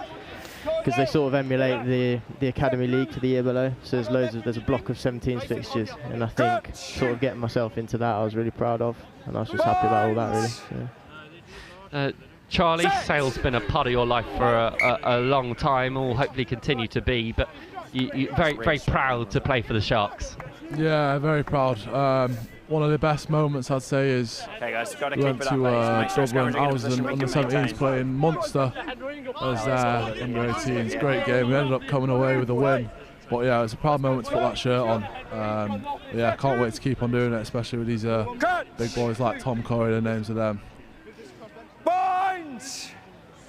Yeah, there's few back rows like Sale Sharks in their senior setup that are more ferocious, and a chance for you to essentially learn from some of the best. No, off his feet.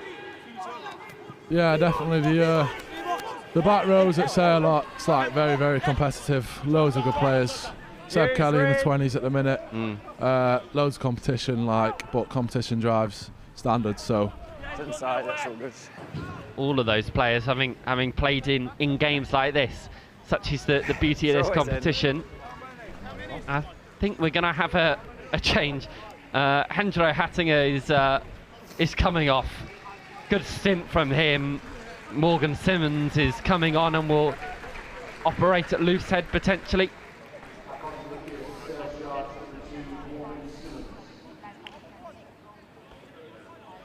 So just shy of 10 minutes left to go. Oh, another overthrow. Sales line out malfunctioning. Evans. Oh, it's been nicked. Keogh. Is he going to be able to race into the corner? Oh, he's dragged out.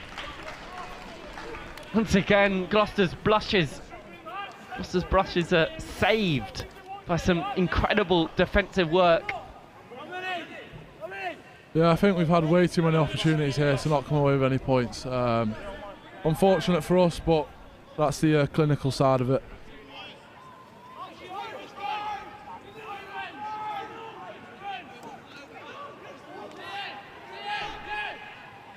It's messy, yeah, but heavy. Still Gloucester ball. Ned Holt carries and Let's go, Sevens look to exit. That's a good kick from Reese. He's settled quite nicely into this game, hasn't he? Yeah, he is. I feel like it's as an under-17 coming in, it's obviously going to be very nerve-wracking, especially in one of those positions like 9 and 10. But he's doing really well, coping really well. So yeah, it's good.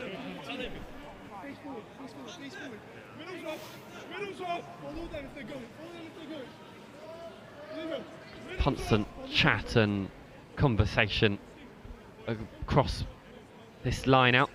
Both teams have had each other's numbers when it comes to this set piece, and once again it's overthrown. Into the sunshine go Gloucester. Touré, Mouk Touré, one of the only try scorers in this second half. In fact, the only try scorer in this second half. That crossfield kick from Hewitt feels like a lifetime ago. Sale have been on the ascendancy ever since, but yet to put a score on the board.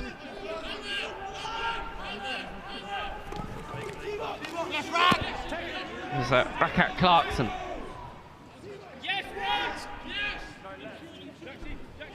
Scrace was digging for it. Thought he might have struck gold, but Evans instead will go to the skies. It's a good decision. Yeah, it hangs tantalisingly close to the 22. And Tom Gaffey has come on, did well to keep the ball for Sale. Oh, a strong shot in the midfield. Ned Holt. Over the ball, need a roll. They've got the penalty though. Good over the ball, Twinney needs to roll. Yeah, you're good, the player hadn't rolled. It's another nickname you probably heard getting shouted at then, it's Eggy or Will Baston. Do we dare ask why, or is it broadcastable? Is it fine? Ask the Sedberg boys, you might get a better answer from them. Okay, well deferred. Yeah, you're fine. Yeah, just because he won it, basically. Reed, take a step. Step, guys, step. All right, this line-out hasn't had its fair share of luck. Once again, they go to the tail. This time it sticks. And Basin, he's through, found a gap. Basin, is he going to go all the way? He may, he will. Sticks his hand up in the air. Will Basin, that's all it needed was a little bit of scrum half magic in the end. Yeah, it's definitely a super strength. He can go, he can find them little gaps. He's only very small, so he can definitely squeeze through him, can't he? Eggy, as he's called, scrambling defences. He'll be pleased with that score, won't he? Yeah, he definitely will. He probably won't stop speaking about it for another 2 weeks. Yeah, I'll watch it back a few times on the bus. On the bus back. Maybe even on the Instagram with that hand up. Tom Caffey's on to goal kick. It's another under 17 on the pitch. Yeah. 2 more of them and then we take home the win. Looking for an all-timer comeback in the final few minutes. Well, we've seen funnier things at Academy Finals Day. Yep, 1 year. Go the other way this time, into the sunshine. Sale all of a sudden got their tails up a little bit more. No, you're off your feet Facing first. the try scorer. Out it goes. Jacques Novicki. Oh, it's given us forward. Keogh pass to him was deemed to be not allowed in the end. Come on, boys. Let's go. Play pass to Novicki. Boys, let's go now. Tight tail. Yeah. I'll ask you to point out a few players that you think have done well for both sides. What I'd like potentially is a player from your team, maybe someone from the other side who's impressed you today. Tommy, I'll start with you. Yeah, so from our side, definitely I think Sam Bryant. In that first half he was everywhere, wasn't he? Especially as a prop like that, he's really impressive. And in terms of the other side, I'd have to go Will Basin again. He's really impressive, especially as a scrum half. You see it more and more often in the Premiership now. Fly out the scrum halves with that personality, they go far, and I think he's done really well today. Oh, that's ridiculous stuff from Will Hodgson, who just palms it off to men outside him. Really nice stuff as Gloucester tried to finish with a bit of a flourish. Charlie, you've got a bit more time to have a little think about your recommendations as we see Gloucester a few metres from the line. A few inches, in fact. They've got there. It's Ed Bauer from the Piggott who scores and potentially just puts this game out of reach for the Sharks. Good score, though, from Gloucester.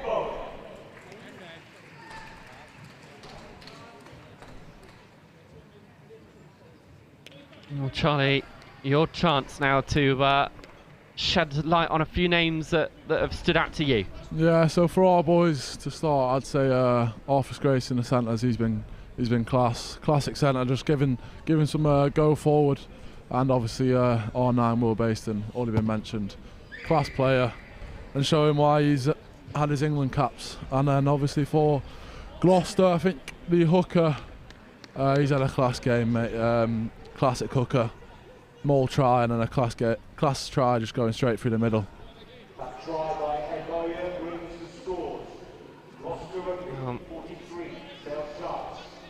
7 tries to 4.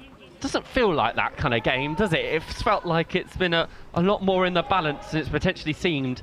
Charlie, that might be down to your red zone clinicality letting you down slightly. Yeah, definitely that red zone clinicality. We call it like shallow waters, so that's all about being clinical, and we've definitely not done that today, which has cost us. So we get another opportunity here, but also they 3 tries just before half time in 5 minutes just absolutely screwed us. Some boys might have had their heads down from that, but yeah, that's definitely screwed us. And finishing with a flourish, Gloucester, you continue your strong momentum throughout the back end of this Next Gen League. Yeah, been good, been really good. I think a lot of pressure was put on. Obviously, we started off really well, but then we didn't have the best of sort of mid-season. But recently we just got back with a few wins, and I think the little things we're doing well again, which is what we were doing well at the start of the season. That's a good pass, bloody hell. But yeah, that's what's gone well for us. Austin Nikio just can't seem to get a pass to stick for him. That's, I think, the third time he's received a forward pass. Frustrating for the skipper. Yeah, I mean, he's had a good game. He's been solid. Obviously unfortunate for him. He could have had 3 line breaks, as you said. Forward passes just stopped that. So unfortunate for him and his game to put his foot forward. Been a good leader though. I imagine off the pitch as well. Just a good character to be around. Yeah, he's great. He's great crack as well. Lovely energy. Never says a bad word to anyone. Really positive. So obviously, like in a team where we've had quite a lot of negative, he sort of brings it out of people. So it's great. Great to have him on the team. Tie heads. Stronger scrum penalty, I think, from the work of Walter Bowe.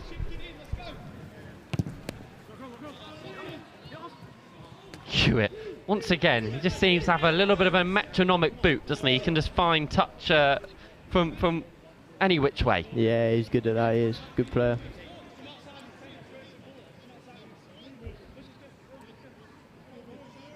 So Gloucester into the Sale half. We're seconds away from the final whistle. Gloucester will win this tie. They'll finish 7th in the final standings, but all importantly have gained a lot of experience from playing at Kingsholm, a stadium in which a lot of these Gloucester players will be keen to play at again, I'm sure. Kick in behind from Scrace is returned by Hewitt with intent. Jacques finds Navicki to Chris Kirby.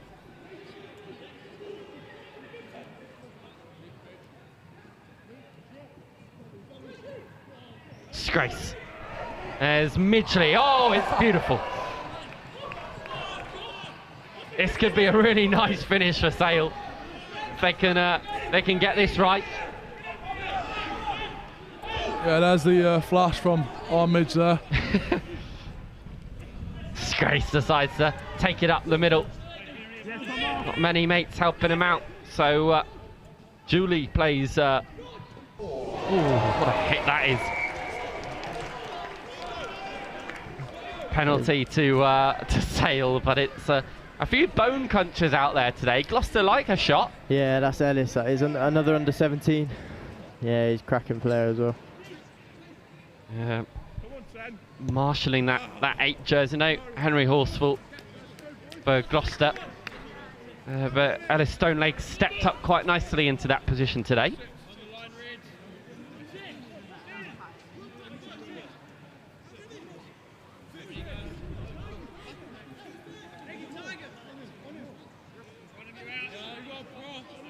We're into the red.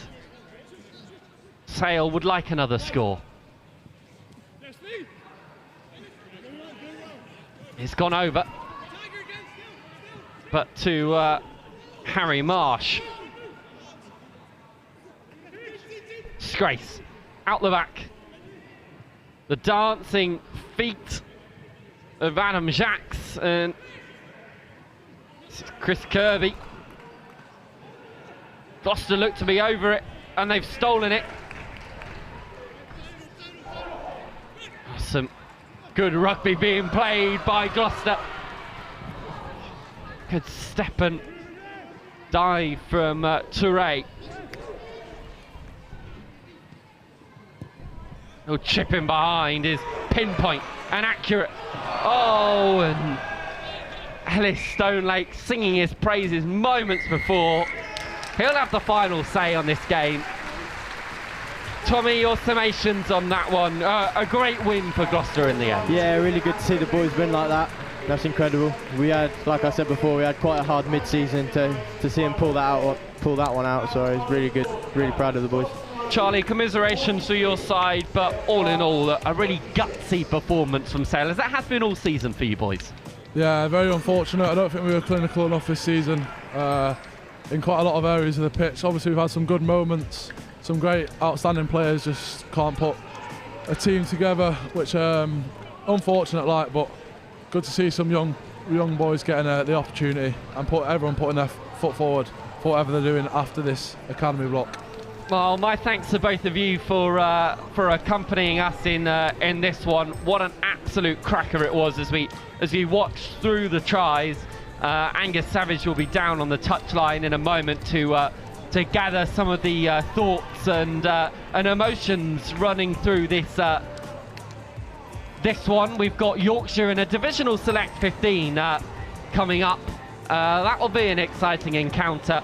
My thanks to both of you for your comments and words. If the rugby doesn't work out, you've always got a space in the commentary booth. Okay then, as we rattle through these final scores, Ed Miller chip, that was a good finish from him, and Sale looked to be in the ascendancy. And Gloucester turned it on in the back end of that first half. They were super. Lots of that coming through the work of Thomas Evans, who I believe is potentially down pitch side with Angus. Thank you very much, Will. Well, what a fantastic performance that was on home turf from Gloucester. I'm delighted to say I'm joined by their skipper, Thomas Evans. Talk me through that one. Brilliant display. Yeah, I think we started strong, which was it was a big focus for us during the week, and then I think we just scored with pressure, just did it from there.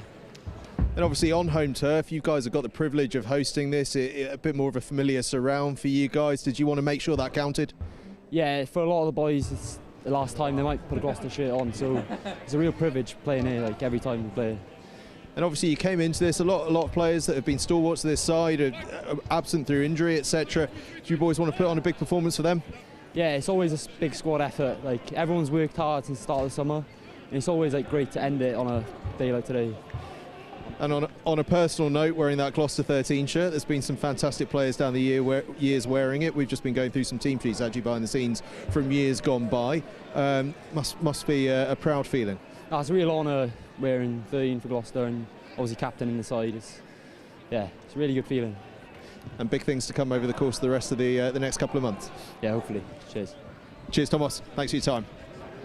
Thomas Evans there, the Hartpury College and indeed Gloucester skipper today, doing fantastic work with his side. What a terrific performance that was. 43-26, Gloucester beating Sale Sharks, who put in a terrific effort as they have all year long.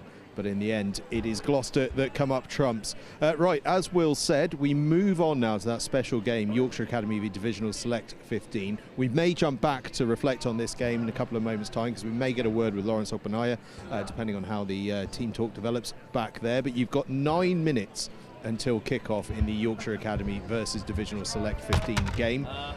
It is the 11th place playoff, in effect. Just to run you through kind of who these two teams are, for those of you just joining us or who are perhaps unfamiliar with Prem Rugby Next Gen Finals Day. The Prem Rugby Next Gen League is made up of the 10 Gallagher Premiership clubs plus the Yorkshire Academy, giving every region of the country representation. Now, of course, what that means is we've got an 11-team league. So when we come to Finals Day, if you finished 11th in the league, who are you going to play? Thanks. A guest team is assembled in order to take you on. Last year it was one of the Welsh sides, RGC from North Wales, that came across to play Yorkshire. This year it's a really special one. It's this Divisional Select 15, who are made up of players from the 4 divisional sides across the country: North, South West, London and South East, and the Midlands, who are consisted of, within those regions, the county sides. So they've been through a rigorous selection process to get to this point, but this is a huge experience for these lads. And you can just see out behind me in their maroon shirts, they're getting their warm-up going. This warm-up it's the first time these guys have ever played together before. They are complete newbies to one another. It is very, very special. But we're going to jump back to the Sale Sharks versus Gloucester game because I've got Lawrence Oppenheimer alongside me. Lawrence, not the result you guys wanted, but some lovely rugby played out there at times. Yeah, it was good. Like, just good last run out. Like, we got ball out to the edge like we wanted to. Left a couple of tries on the table, but you know, that's how rugby is sometimes. Yeah.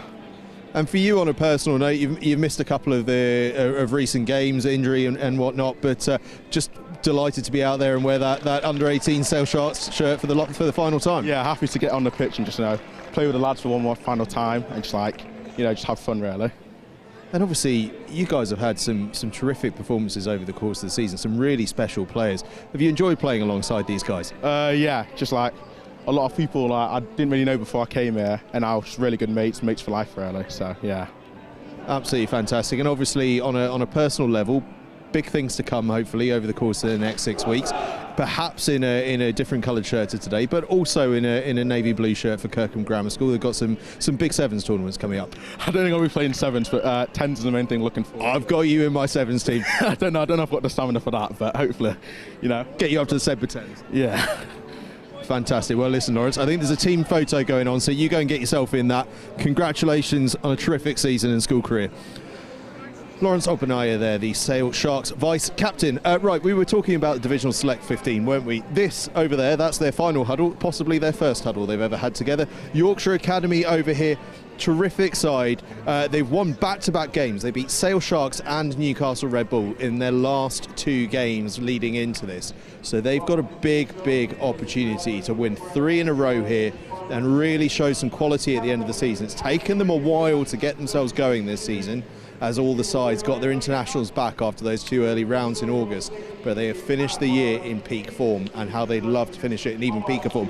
And we're right in the way here. I can just see a crossfield kick getting lined up to land on my head, and it'll leave a scuff on this bald head, so we don't want to do that. But so let's hop ourselves off to this touchline. But yeah, the Yorkshire Academy are a fantastic outfit, looking to win 3 in a row, but this divisional side are going to be really up for this. This is their chance in the sun, their opportunity to try and show what they're all about. Perhaps 1 or 2 of them might just impress academy managers, even national selectors. The entire England national selection team is here. Might 1 or 2 of them impress and make their way into a level above? You never know. That is the beauty of these sort of opportunities, days like these. You just never know what could come. For Yorkshire Academy, they have some terrific players in the lineup. Alex Fusco, the captain. In fact, I'll go through a few of those players right now as I flip my flip chart. Alex Fusco, the skipper, is one to look out for. Sam and Ben Smith in the front row, well worthy of looking out for. And Kaylan Umanga, the fly half, is part of that England setup as well, one to watch. But this Academy Divisional team, the likes of Nathan Blackmore, part of the Exeter College setup, the captain Joseph Buscombe from Campion School, who've got a huge couple of weeks coming up. They've got that massive cup semi-final against NSB to come in a few weeks, so he is one to look out for on the blindside flank for this divisional side. So there is a huge amount on both sides of the pitch to keep an eye on, but 2 really special sides as well. This Yorkshire Academy side, they were kind of born out of the old Leeds Carnegie Academy, and then Yorkshire kind of took over under the umbrella of the RFU to create a region all of its own. They are a standalone item, and it was because of Yorkshire and the precedent set in having that independent academy aside from the club that allowed the RFU to really know that the model worked. Back when London Irish and Wasps went under, it allowed the RFU to set up that London and South East Academy, that Midlands Central and Midlands West Academy when Worcester went as well, just to keep those players afloat. It was so important, the precedent that this Yorkshire Academy side has set. They are such an important part of youth and academy rugby here in England, and this divisional side are hoping to be a big part of that as well. Right, we've got 3 minutes until kick-off. I can see that Will Kemsley is up in commentary, and I know he is itching to tell you everything about all of these players lining up today for Yorkshire and the Divisional Select 15. So up to Wilf for team sheets ahead of Yorkshire Academy versus the Divisional Select 15. Thanks, Angus. Back then for our third game here at Finals Day, live from Kingsholm, the home of Gloucester, of course. Home side got a win on the right soil, but now it's Yorkshire who are taking on the Divisional Select 15. Players made up of the district side, South West, London and South East, North and the Midlands. Yorkshire, who come into this tournament in great form with 2 wins in their final 2 games of the Next Gen Prem season, will be looking to play against this free-flowing Divisional Select side. Well, let's take a look at the 2 teams. We'll start with Yorkshire, where the Smith twins, both from Worth Academy, start in the front row. Either side of under-17, Sam Johnson, Isaac Asame and Tom Croston, 2 giants in the second row, are backed up by Charlie Vaughan, George Cameron at 6 and under-16 at Sedbergh, and the captain, Barnard Castle's Alex Fusco. Seb Jeffers starts at 9 with Caelan Umunga at 10. The Bishop Burton College man has been on the books with England and is part of the famous Umunga rugby family. Ben Stevens and Connor Dale in the centres, with top scorers Lewis Jalal and KG Ashalu in the back 3, with Mateus Burecki as well, another Bishop's Burton man, to fill out the side. On the bench, the likes of White, Oxley, Green, McCann, Molasse, Wood, Holmes and Roberts. 4 under-17s amongst them, and a couple from the likes of Queggs Wakefield, Woodhouse Grove and Bradford Grammar School, Titans of the North in the Gamer Union. And the Divisional Select 15, a special day for these players who have come from all over the nation to represent. Tiernan Stead, who's at Bishop's Burton himself and in and amongst the Yorkshire Academy, is at prop with George Tyres, and Matteo Sangare, another Northman from Cooley Rugby Club at tight head. Edward Cook-Smith and Nathan Todd start in the row, with captain Joseph Buscombe of Campion, Seth Lethbridge and Christian Matthews from South Bromsgrove High School at number 8. Seb Hillard starts at number 9 with Will Sutherland, Modus Cup winner with RGS Worcester outside him. Roman Deans and Wilf Whittam in the centres, with Cairo Richards of Oakland on one wing, Luke Taylor of Cokethorpe on the other, and Nathan Blackmore, part of this Exeter College dynasty. There's so many of them represented today here on Finals Day. The bench of Neville, Bowden, Ward, Hargenson, Mortimer, Gold, Morrissey and Steedman, coming from Middlesex, Devon, Leicestershire, Warwickshire, Oxfordshire, the North Midlands and Surrey. The Divisional Select 15, all in white today, take on the light blue of the Yorkshire Academy. I'm delighted to be joined by Yorkshire's Academy Director Stuart Dixon, as well as Ross Stewart from the Midlands section as well. Now Ross, what an effort it's been just to put this side together. Great step forwards for the divisional programme, and alongside our work with sort of Premier Rugby and the other academies, I think it's a fantastic opportunity to showcase county rugby and divisional rugby. So yeah, we're really pleased to be here, and a big thank you goes out to everyone that made it happen. And Stuart, Yorkshire, you know, going down a similar route in a way. These players aren't directly connected to any Prem clubs, but plenty of talent in this region, and it's well, it's good to get that showed today, as it has been all season. Yeah, absolutely, and thanks for having us on board. And just to echo what Ross said, it's an outstanding opportunity for the lads in Yorkshire to play against some undoubtedly talented individuals.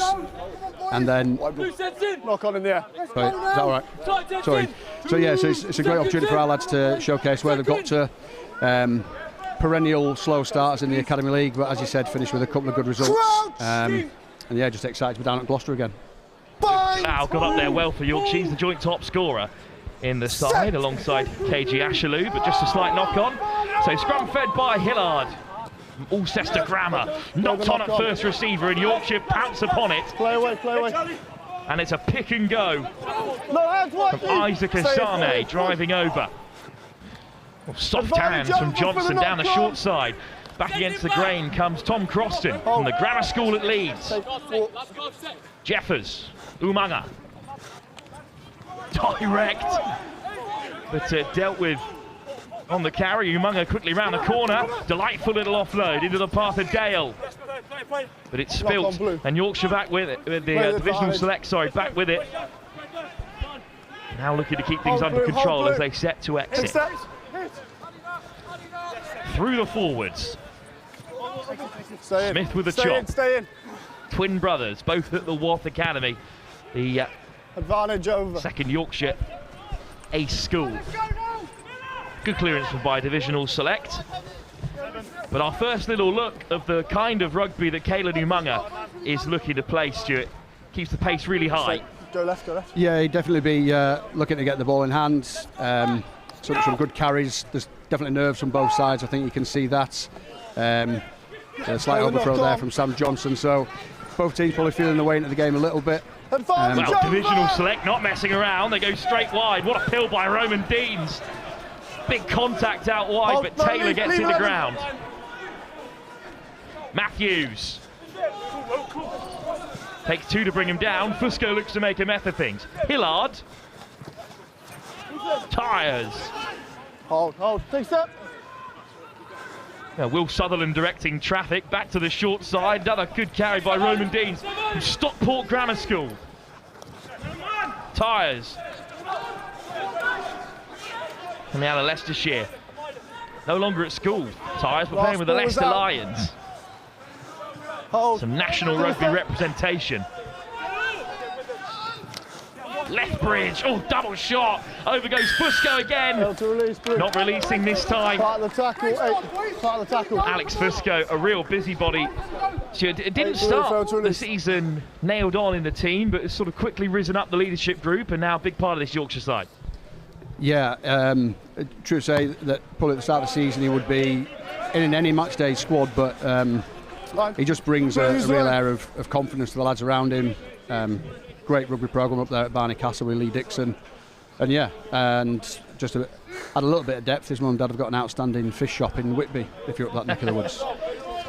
Yeah, they were the UK Ice Cream Awards Best Newcomer winners this year. Meet the line. Deservedly so. Congratulations to Fusco brothers in Whitby.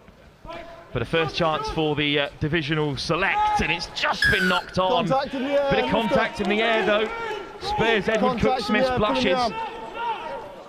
And a big chance for them here. It might be a tap and go from Tyres, but with these selects to 15s, maybe something exciting in the offers, and that's an unfortunate unforced error. Just a quick tap and go. The ball didn't release the hands. We've all been there before, and it'll be a scrum for Yorkshire. The kick from Will Sutherland was excellent as well in the build-up, Ross. And in these divisional sides, he's got the freedom to just really give that a go. He was going right into the corner, because perhaps the pressure's a little different for these players. It's just a bit of a showcase for them. Yeah, I think when we get to divisional weekend, there's no winners, losers as such. It's just about getting an opportunity to play at a higher level and experience of the hotel, stay over, and to preparing for a weekend. They only have, as divisions only have 2 sessions leading up to our weekend last weekend, and the boys have come together literally this morning. So I think they started really well, and hopefully they can continue it. So for us, yeah, some really good start from the lads. Playing not just in front of every academy coaching staff in the business, but also the England under-18 selectors. Lots of lanyards here at Kingsholm today as the box kick is charged down. Right over the ball goes Sam Johnson, and he wins the penalty. Holding on. Well, Stuart, under-17s getting picked on finals day. It's just a little bit extra special, that kind of achievement, and Johnson's amongst that group this afternoon. Yeah, we've always been of the mindset up in Yorkshire that if there's a lad who's pushing through in the 17s has got the potential, that we want to try and give them a go, and we get a longer time to work with them. So a good example of that would be Tiernan Steady, who's represented the Divisional Select 15. Outstanding part of our academy, but we just felt that Zach Oxley, who's got to come off the bench, offers that little bit more longer term potential. So quite rightly we asked Tiernan to go down the county route, and he deserves his spot on the pitch today. Slight overthrow and just knocked on at the tail. So a chance for the Divisional select to go rumbling on. It's Matteo Sangare. Sutherland. What a start to the game from Roman Deans. Really physical figure at 12. No advantage coming there. Slight knock on the deck. Ross, it is great to have a look at some of these players, but someone like Will Sutherland, who's playing at RGS Worcester, playing in big games like the Modus Cup.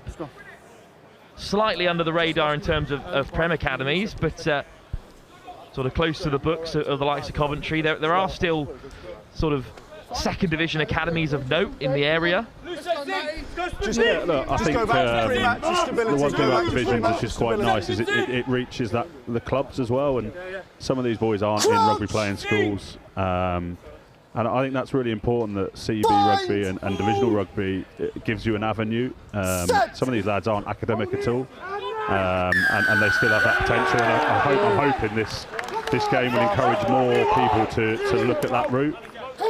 Some of these boys also are sort of entering their journey into adult rugby, you know, entering level 6 and upwards, which, you know, is a really good level for them to develop.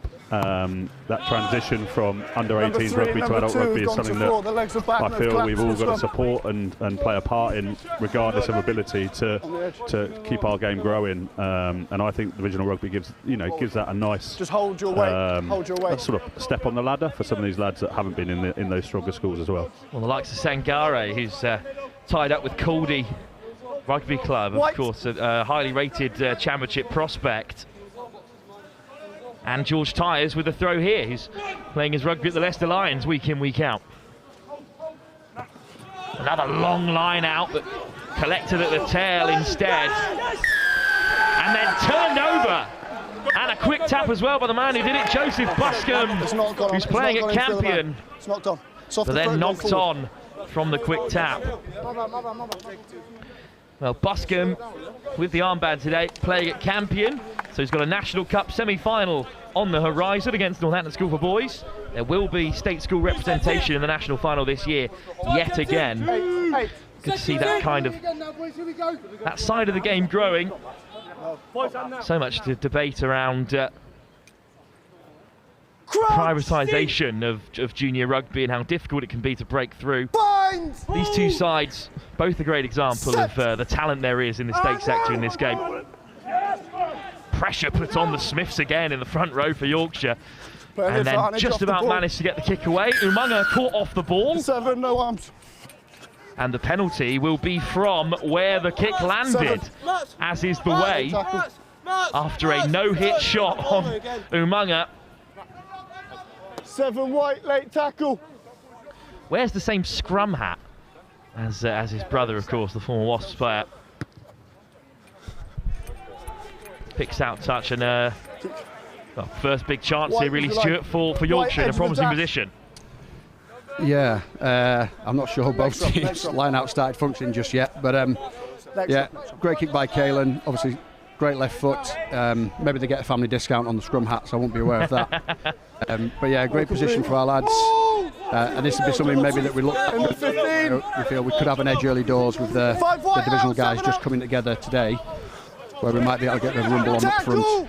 Well, Fusco claimed it, eventually it goes to ground. Charlie Vaughan lays it back, and through the pick and goes, Yorkshire now will operate. On this near side, Lewis Jalal has his arms outstretched. He's got plenty of space and fancies himself one-on-one, but Yorkshire will keep it through the forwards, just short. Divisional select, give the penalty away. Still getting stuck in here, and now Jeffers can whip it out the back. Lovely footwork, over they'll go, opening score. Ben Stevens touches down. Criminal if he didn't finish it off with so much space out wide. But the Prince Henry Grammar School Centre has drawn first blood in our third game of the day here at the Next Gen Prem Finals Day. And I'll then look at them, okay? So much going on outside him, but some nice footwork. He scored, all is well. Ben Stevens goes over for the first jet. Yeah, and again, Ben would be one of those players that's come on really well this last year in year 13, as a lot of the guys tend to do. Starting to understand how he can bring his physical aspect to the game alongside his undoubted ball carrying and ball distribution. But you're quite right, he would have some grief on the bus on the way up if he didn't finish that one off. We're going to worry about the scrum in the next scrum.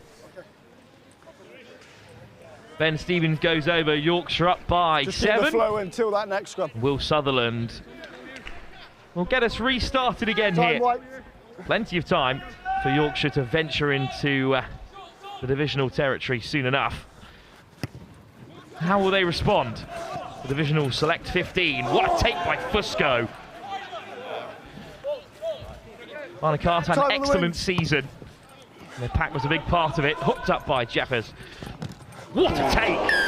But lackadaisical, you could say, from Ben Stevens. Nathan Blackmore with an awesome grab, straight back to his feet. So he is well. He's not one of the 20 players selected by Exeter Chiefs who hail from Exeter College. But given a chance here, and Ross, what take? Yeah, great take. Obviously, it's the big talking point at the moment, this sort of aaerial battle and contest, and showed great bravery there.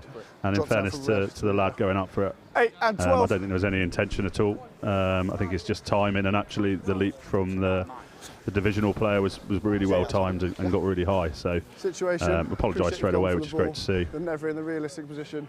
The players land on the side. It's just a yellow card. That's what you're timing. And as Spencer Pearce clearly explains, down from a potential red to a yellow, 12 tackle, because it's just poor timing. I'm not sure Fusco can have too many complaints, Stuart, about that one. No, and like Ross said, I don't think there's any malice in there, but you do have that duty of care to look after the player in the air. So, yeah, good to see the lad bounce back up. Maybe in 2 or 3 years' time when he's a pro, he might stay down a bit longer. But yeah, great to see him bounce back up and probably deserved yellow there. So Ben Stevens from 0 to 0, unfortunately sent off. And now a chance for divisional select after another lovely kick from Will Sutherland. This time the line out is just dislodged, and it's Smith who comes away with it, of the Ben variety. Been in and around England training camps in the run-up to the Six Nations. Extenders. No hands, 16, no hands, 16. No hands to the call, so Jeffers will swing it away. Take you back. Amanga, chance down, and there's no one home for Yorkshire. And over goes Seth Lethbridge. Opening score. Yeah. For the divisional select 15, and it's top work from 2 towering forwards in the divisional select side. Nathan Todd right after it as well, and it's the 2 Ivybridge boys working together there to open the scoring. Either one of them could have gone under that one. In the end, over goes Seb Lethbridge. That's one of the great things about this divisional select side, is to see those connections. 2 lads who play at school together being given the chance on a stage like this. Yeah, look, it was a difficult process to try and get to the lads that are out there today. Last weekend we had 4 lots of 23, and we got to try and get it down. So you could have picked a number of players to represent today. As Stuart mentioned, we knew the sort of set piece element of it was going to be challenging, having just walked through some line-outs an hour ago. But what you are seeing is just that desire and enjoyment to play the game. And you can get a long way on that. So, they well deserve that try, and I'm pleased for them. To come from the southwest, first they play for Devon or Cornwall or Oxfordshire or Gloucestershire, and then they play for Southwest and make it to that set of 4, and then they get into this team. It's a long old process for them. It is a long process, but hopefully an enjoyable one, and one that they gain experience from. And I know we're talking a lot about the players at the moment, but this is a great opportunity for coaches as well. So there's a great opportunity for coach development, and those that are keen to progress to work with their CBs, then divisional. And today is just another opportunity, so I think it's important that we celebrate the coaches as well in this day. Beautiful hands for the divisional select 15. Sankari with a huge carry in there as well. Playing some lovely rugby to get the day started. Hillard from Gloucester Grammar School. What a hit on Nathan Todd, driven back towards the 10 metre. Croc roll. Croc rolled him over. Croc roll spotted, no longer legal, of course. Number 16 roll to the body. And that's a penalty for Yorkshire. And a chance for them to re-establish some kind of advantage with Kayla Umaga looking for the corner. It's a good nudge. And a chance here for, well, we were saying in the build-up, Stuart, just how excited we were for a team's top scorer not to be one of their hookers, which is how it's been for lots of these academy sides. But then you did say that, well, Sam Johnson might be number 3 on that list. Yeah, we definitely don't have the power of some of the other academies up front, but once these hookers get their little mittens on the ball in and around a driving maul, it's difficult to get it away from them. Oh, it's just been knocked on in a dangerous area, and Sangare gets the offload away. So in the end, it's hammered away by Sutherland. Umaga. Ashalu. Down the channel of two defenders. Quick ball here. Jeffers over the top. Scampering gap comes Luke Taylor.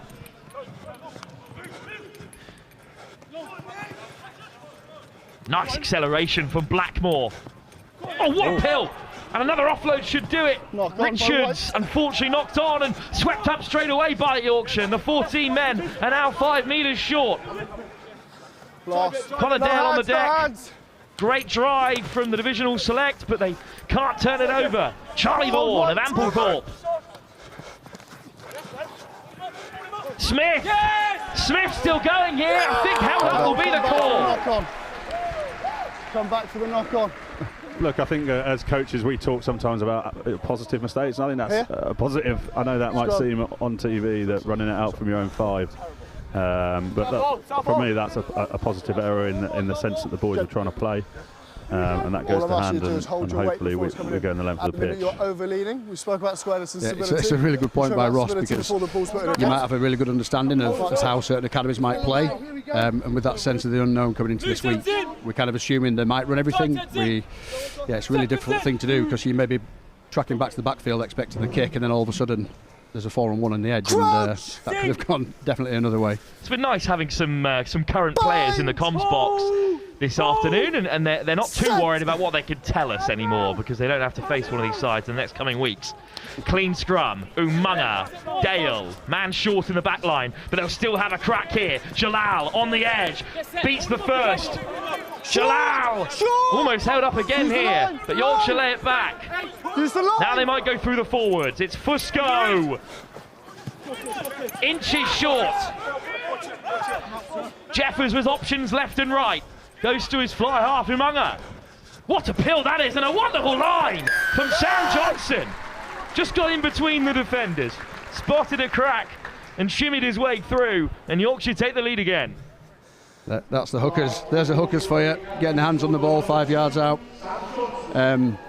It was interesting, we gave Alex Fusco some grief this week. He was one of the ones to watch on the Next Gen socials. And most of the lads were saying, did you actually score any tries in that montage? So I think he avoided another one just there.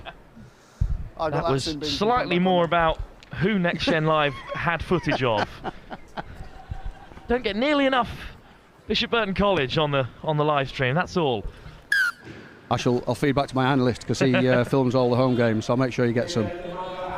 Maybe in future Next Gen Live get down and film a few, and then take in the likes of Caelan Umaga week in, week out, who was in control there. But a great line from Sam Johnson of Woodhouse Grove. Such a famous rugbying institution, Woodhouse Grove. There's a couple of those in here, some real throwbacks to different time, like the Bradford Grammar School, who were record national champs. And the likes of Hodgson in the 10 shirt there, whose son is playing for Saracens today. No hands, later on. Take a step. Jeffers off the deck for Smith. Go, lost 16, lost 16. Now he'll lay it back for the box kick. Umaga in the pocket. Charge down again. And it's Ivybridge getting stuck in again through Nathan Todd this time. Big impact from the Devonshire College, who play in the AOC division. And that time, Lethbridge a bit too keen, so a clean box. What a grab! Lewis Jalal, two-handed up in the skies, and he's played it back for Yorkshire. Penalty as well at the breakdown. Number 9, White. What a take by Lewis Jalal. It'd be one of his massive points of difference, his ability to not only take the ball above his head, but seemingly take it at full speed as well. He scored a cracking try down at Ivybridge when we played the Chiefs recently. So yeah, it's something that we definitely work on, and one of his points of difference that's obviously gets him into our starting 15. Hails from Harrogate Grammar School. Looking to extend his run as joint top scorer in this Yorkshire side. Here's Caelan Umaga. Dale puts in the fend Dale and flicks it so casually out the back. Somehow held onto by George Cameron, who's an under 16 at Sedbergh, and still playing here against players 2 years his senior. Smith, hard to put down, bumps off the first. Smith still driving here, with his twin brother in support. Over. Just dragged over the line by the Divisional Select 15, and that's twice. White 7 offside, isn't it? The Divisional Select White 15 have held up Yorkshire here, and that's it's good character, Ross, from this side. Offside from the line out, playing the advantage. Absolutely, and I think I keep mentioning it. The sort of time they've had together. All you could really ask from the boys is that effort and desire, and you're seeing that in abundance at the moment. And that always starts, with D is a good indicator of that, and you saw that yesterday in the England-Ireland game. Come on, boys. Here we go. Yorkshire returned to a full 15. In the meantime, of course, Ben Stevens is back amongst us. Stuart, scrum midfield, right in the centre of the park, split the defence, good option from the penalty. Yeah, so we'd look to probably see what the Divisional Select give us as a picture defensively, and then make a decision whether to go right or left. If I'm a gambling man, I'd suggest we would go right. So I'm wrong. We've actually gone left. What do I know? Umaga, wide pass, what a take, and that's the score. Matos Buvecki. The two Bishop Burton College lads linking up, an outstanding pill from Caelan Umaga across 3 defenders. And no one's keeping that one out, let alone a side that have been defending with each other for approximately 20 minutes. What a ball from Caelan Umaga. And Barecki, it's a gift for the winger. Matt House was at Mount St Mary's, who unfortunately went under this time last year, so he was fortunate to be able to get onto his course at Bishop Burton. He'll actually be there for another year next year, but obviously being under 19, so we won't be able to use him. But he's been great. Czech Republic, done a lot of work with their 18s, and he's got a big Summer Sevens programme coming up as well. Lovely nudge from Caelan Umaga as well, so give it a full set of 7.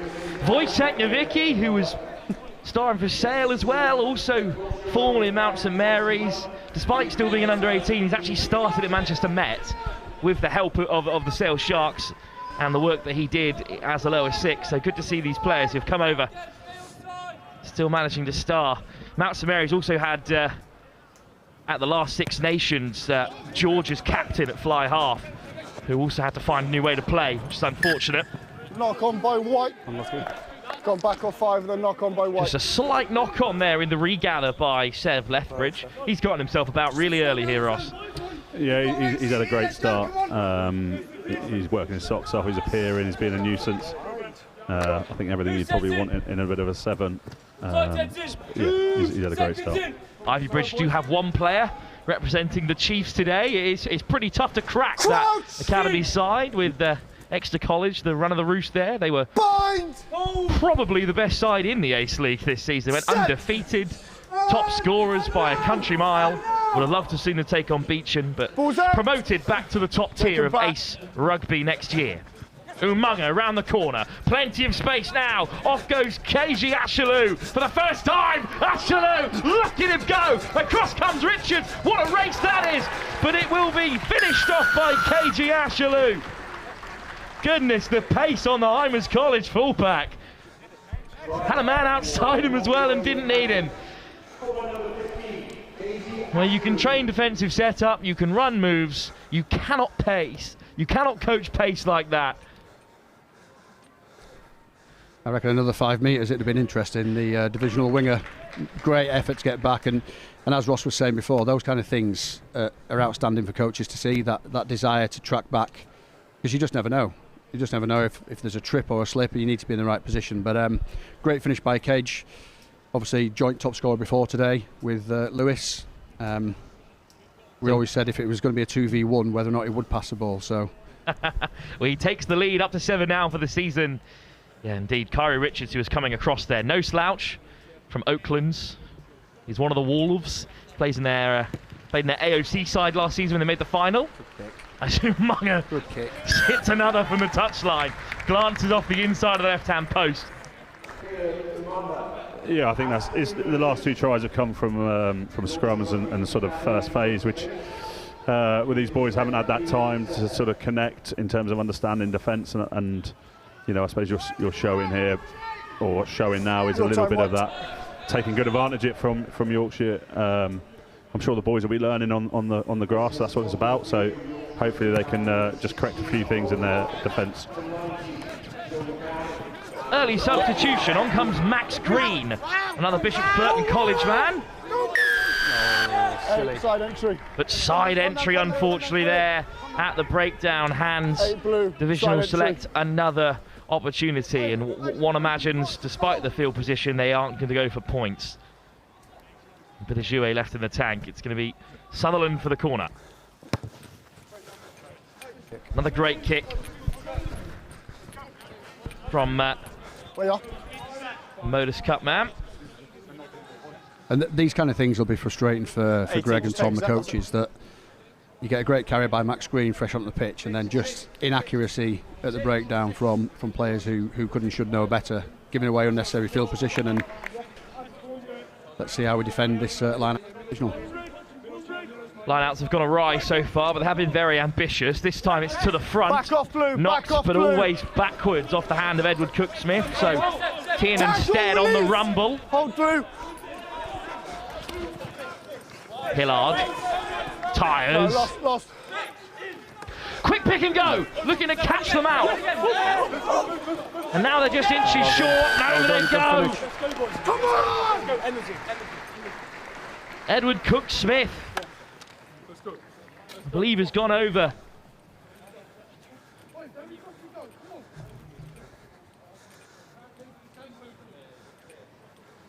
Well, let's have a closer look at exactly who benefited in the end. May well have been Joseph Buscombe. Cheers, thank you. I'm going to settle on Joseph Buscombe of Campion, crashing over at the very last. And the captain scores the second for the Divisional Select 15.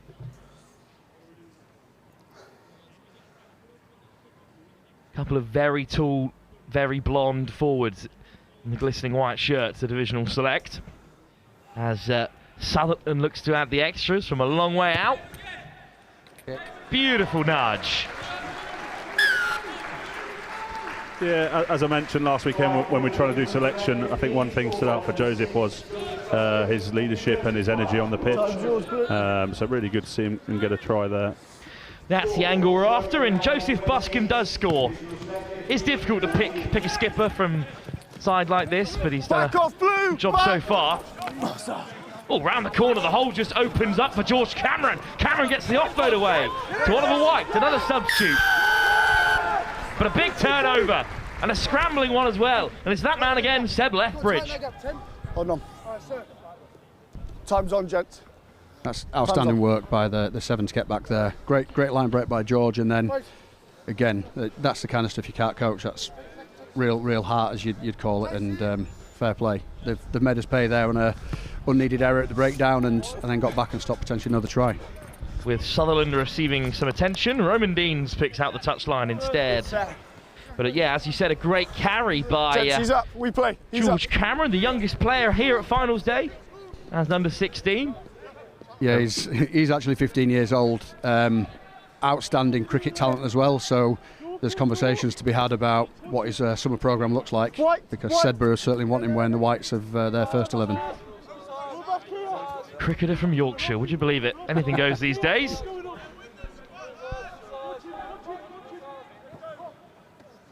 Excellent take just on the outside of Nathan Todd. Ivybridge second row. And the maul is formed. Yorkshire swim straight through there, but they're still moving forward, the Divisional Select. White, leave the head.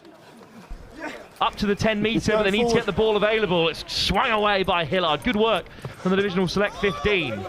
Deans. First man. Outstanding turnover by scrum half Seb Jeppers. And flicked off the deck. Lovely offloading from the Yorkshire forwards. Good to see a scrum half Duke get stuck in like that as well. He's easily our most physical player for somebody who diminutive in size, but absolutely physical. Caelan Namanga's down in the backfield. Little whip around from Jeffers. He might go himself. What a run! Oh, he flicks it through the back door for KG Ashaloo. What a 5 minutes or so for Seb Jeffers of Worksop College. Yeah.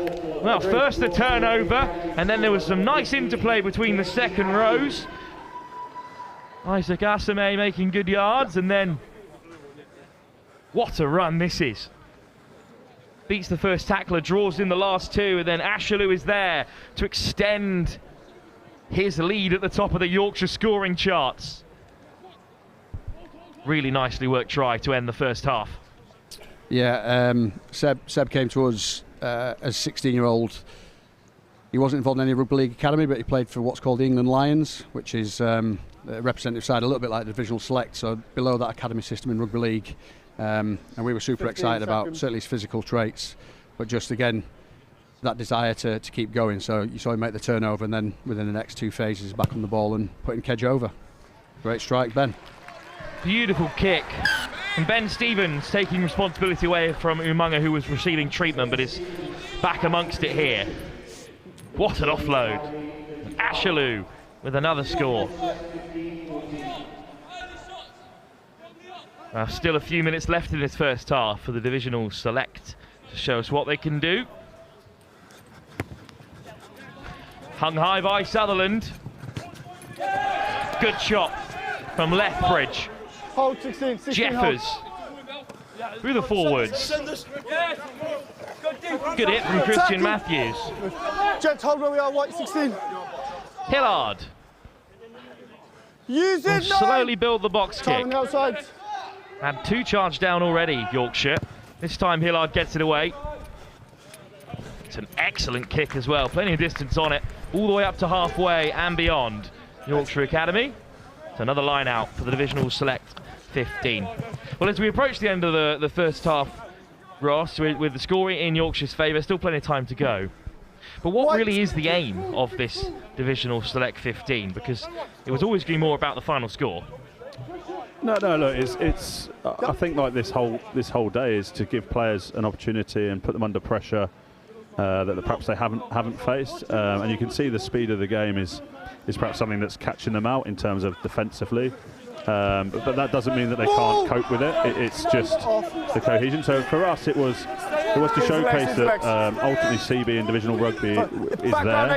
It's happening. It can support your development, and there are multiple pathways. Look, a lot of these lads have come through academy, so this isn't you know, you have to come through an academy or through a CV. Some of them were in the programs at younger years. And you're seeing them come back later on. And playing with a bit of freedom, and a big bump from Buscombe after a fantastic maul. Has the Divisional Select 15 in a very promising position. And it's a yellow card as well for Seb Jeffers. Mark's over there on the 5. For delaying the play. No, Mark's over there. No release on the deck. As the Divisional Select were looking to really put Yorkshire under pressure, so another great chance for them there. After what you have to admit, Stuart, was a pretty brilliant maul from a side who have trained together all of once. Yeah, and as I said before, you know, we felt the set Gloucester. piece would be something we could get after, but once you find something that works, you've got to keep going to it. It was a great break by the young man from Campion, of course, who defeated Queggs in the National Cup. So great ball carry. I'm not sure Kevin Mango enjoyed seeing him coming down his channel. Here comes the maul then, and it is safely at the tail with George Tyers.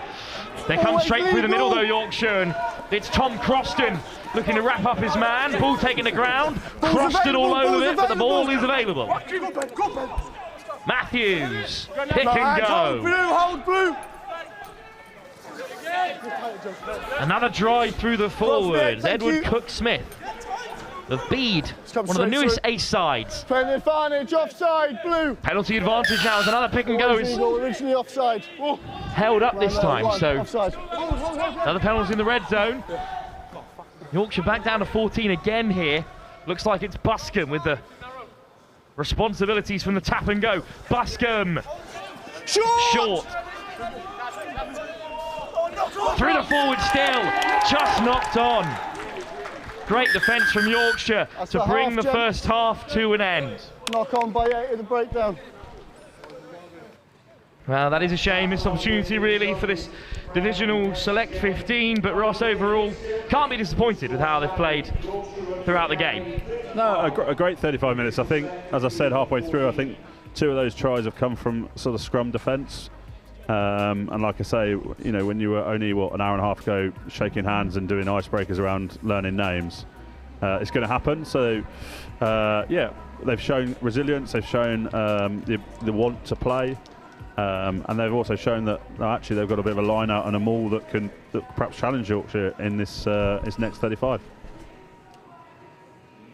And Stuart, Yorkshire on the whole can be pretty happy on both sides of the ball, as that last defensive effort shows right before the break.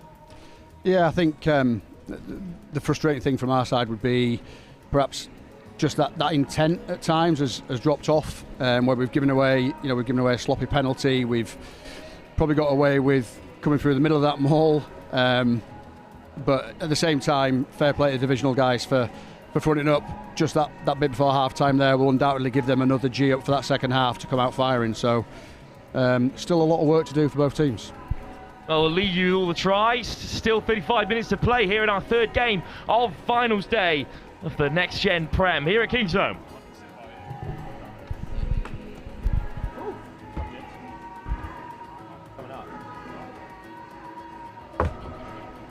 Yeah, so I was looking at the ice cream guys.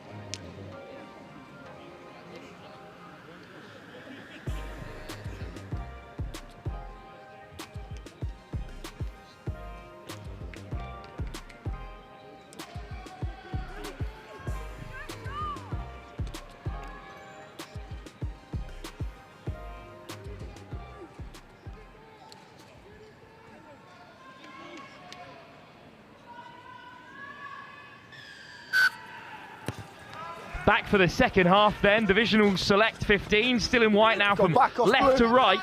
Tapped back by Yorkshire in the light blue. From right to left in his second half. They lead by 35 to 14. Quick turnover though by the Divisional Select 15, who have made a couple of changes, and Jake Bowden of Exeter College with a quick pick and go. New scrum half as well. Zach Gold from Abingdon has made the step up. Oh, hint of an intercept, but backwards off Yorkshire, so it can be played on through Tom Croston. But a forward pass there. Well, Stuart Dixon, Academy Manager, and Ross Stewart representing the Midlands today, both alongside me, and well, plenty of changes at the break, as you'd expect for the Divisional Select 15, because they've worked so hard to get here, they might as well get some minutes under the belt. Yeah, we at Division and CB, we stick to the half game rule, so every player has to play at least half a game, and I think when we spoke about coming here, we were adamant that that would continue. And so, yeah, everyone will get that equal time. Ben Morrissey from Solihull also on. Set! Hold him! In the centres. Good scrum. And Gold. Snipes down the blind side. Gold's going to score. Great start for the Divisional Select 15. And some fresh legs at the base of the scrum, causing Yorkshire problems.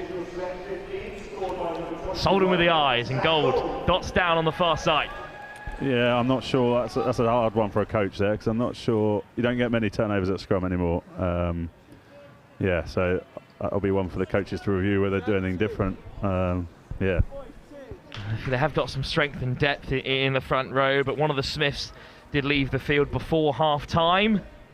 It's a good scrum. Boys, T, bring it on, come on. Yeah, so we've been defending his opposite man, and it is really difficult to lose your own putting these days with the scrum halves. We've been taking a step to the right. I think looked like Ollie White's studs got caught in the turf there on the strike, so fair play. We said before half time that the divisional guys will come out really firing in the second half, and so it's proved. Because of course Seb Jeff is sent off just before half time, the Yorkshire scrum half, and Gold goes over.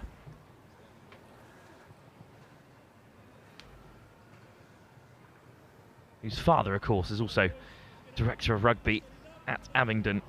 Good strike again. Who have had an unbelievable season, undefeated at home. Abingdon all year long. Ned Holt made his way into Gloucester's starting 15 a number of times in the next gen Prem. Good showing in their first reduced format of the season at the Seaford 10s, where they made the plate final. They're a great team to watch, and Zach Gold had a really good season and earned his spot in the Divisional Select 15. Excellent kick as well.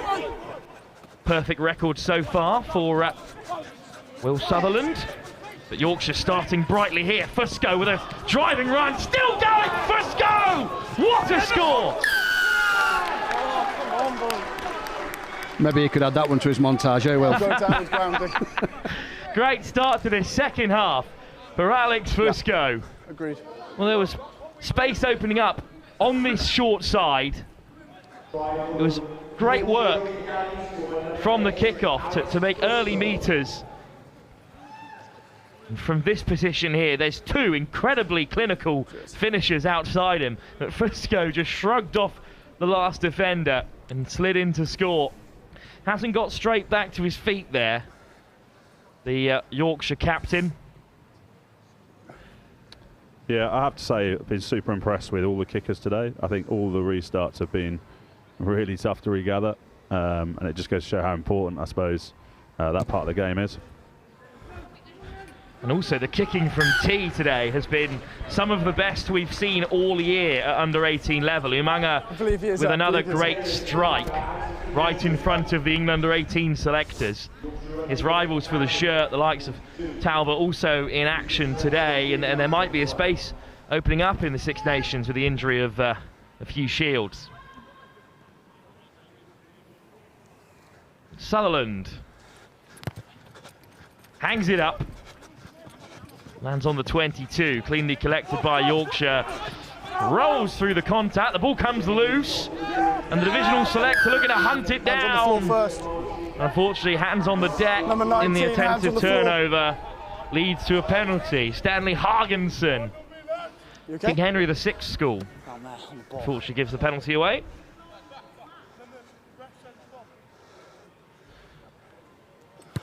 And Umunga with a touch finder right on the sideline. This is the Divisional Select 15's half, just about. Looks like Theo Roberts just come on to the left wing to replace Barecki. Pocketing school lads. Had ups and downs with a couple of injuries, but again, another great player in broken field if we get that opportunity. Yep, let's play blue. In the story of the season for a lot of this Academy League, there are some players in the next gen Prem who haven't been able to have the minutes they wanted. I mean, it's great to see Charlie Vaughan back out there. He hasn't played nearly enough rugby for our liking this season. It's the line out stolen by Edward Kirk-Smith. And here goes Richards, first time really for Kyra Richards to run with ball in hand. Richards, one-handed, up to the 22. Hold. Oakland's man makes plenty of metres. And the bounce pass is into the path of Wilf Whittam. Tackle, release. He picked out Taylor, who flung it back inside. Max Ward with his first carry. Tipped out the back really well, but Sutherland caught. Buscombe, the captain, throws the dummy, but Jeffers back amongst things after the yellow card, makes the chop. Oh, so close to an interception. But Steedman reacts well and gets back to work. Let's go, go off the line. On the line, off the line. Gold. Nice tip from Hargensen. Gents, all good there. Knock Good on. turnover. From Yorkshire will come back for the knock on. That was close to an intercept, and I think it was Connor Dale. Knock on, almost nicked it. To catch. I think, again, potentially lucky to get away with that one. Most weeks that's a penalty when it's a one-handed take. But what a break by the left wing. Kyra Richards, really impressive player at Roslyn Park for Oakland's last season. Crouch! Doesn't quite break into their Ace League side that had their best ever season. Made it to the championship pool in that competition's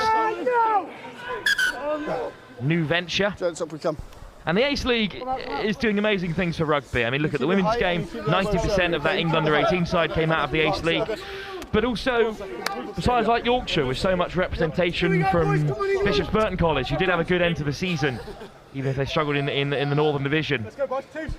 Yeah, Bishop had an interesting season in that Evan Woodworth, head coach, left early, got a new job at a different college, so there was an interim period where they didn't have a coach. So I think he found by the end of it, when Ollie Toomey had come in, they'd start to get a new identity about how he wanted to play the game. And as I said, a great finish. What a scrum by the Divisional Select 15, and they've won the penalty. Sutherland, cross field, looking for Richards, who steps on the inside of Ashalou. Richards looks for the offload, and it's just spilt by Steedman, and will come back for the penalty.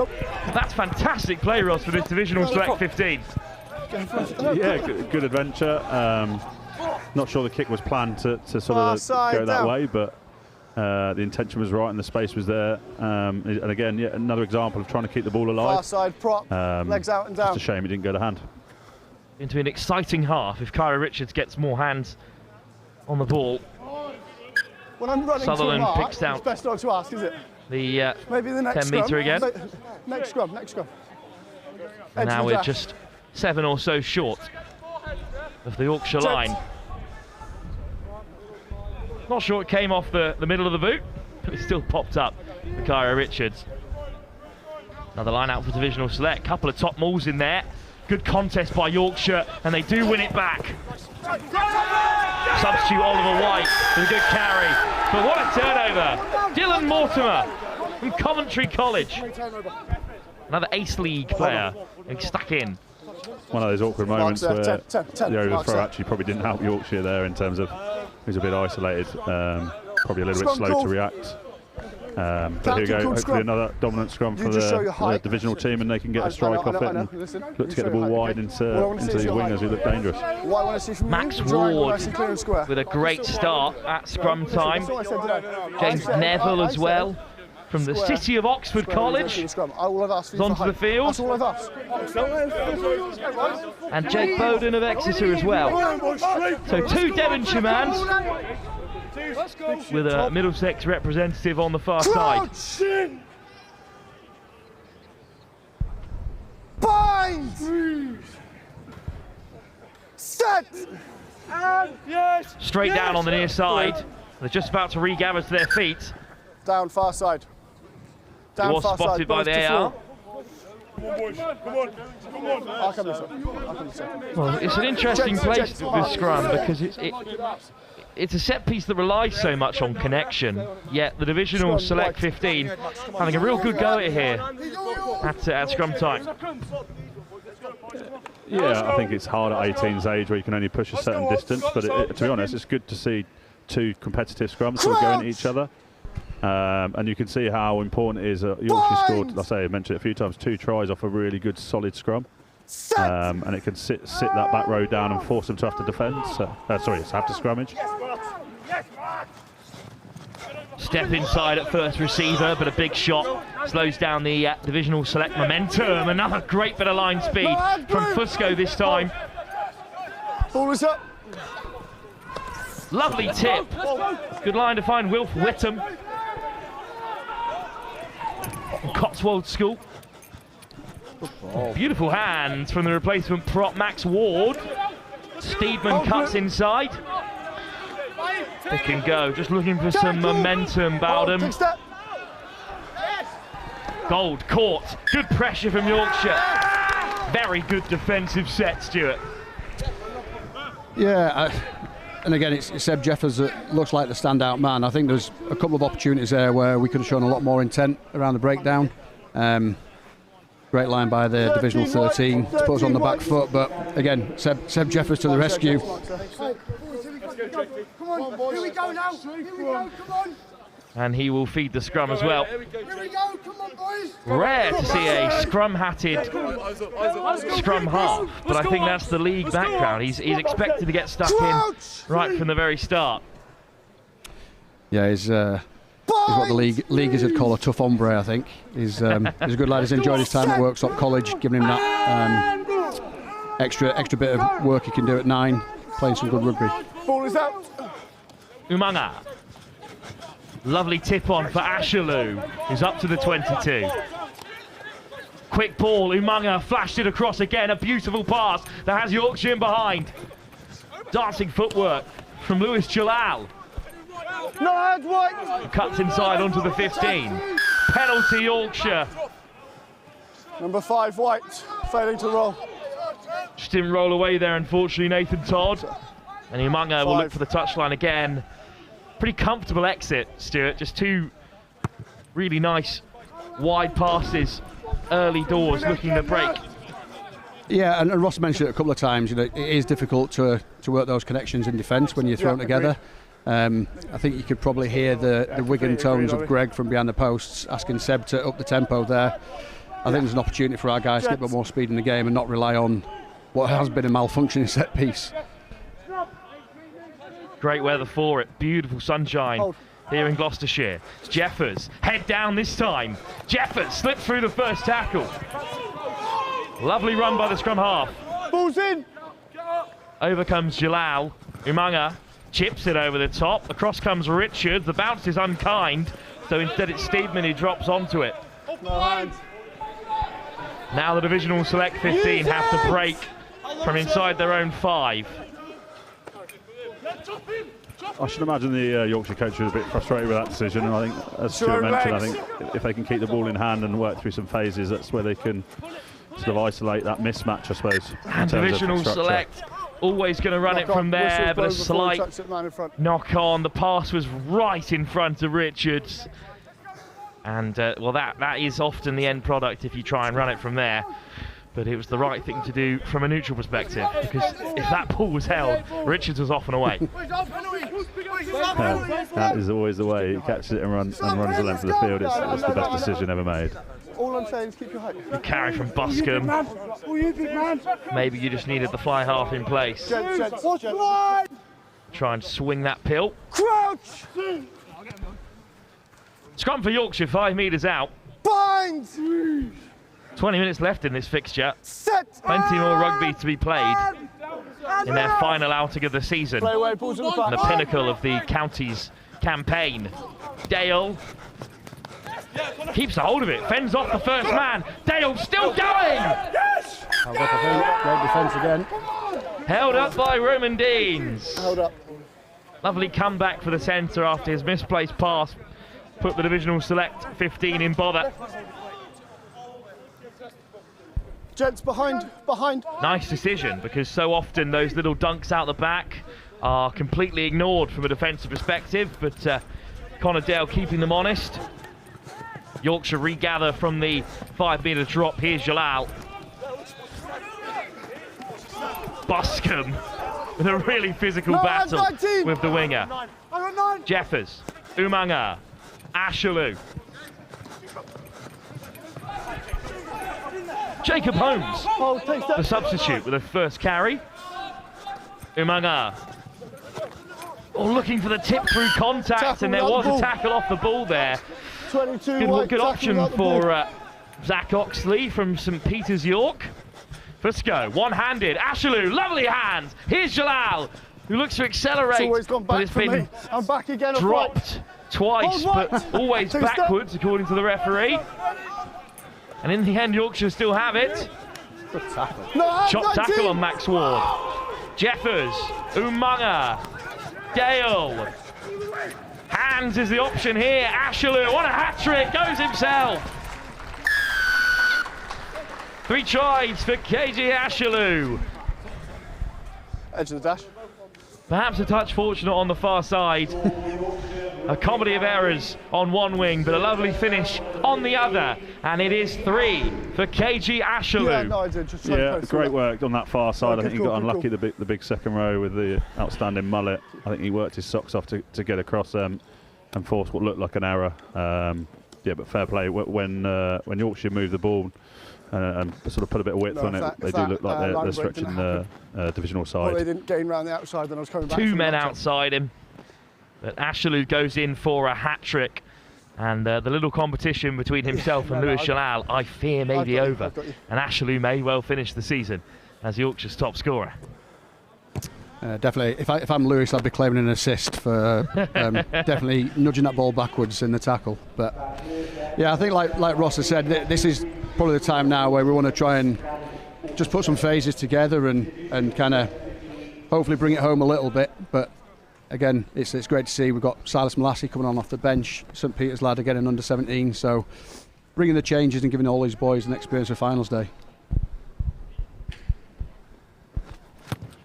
Umanga off target for the first time today.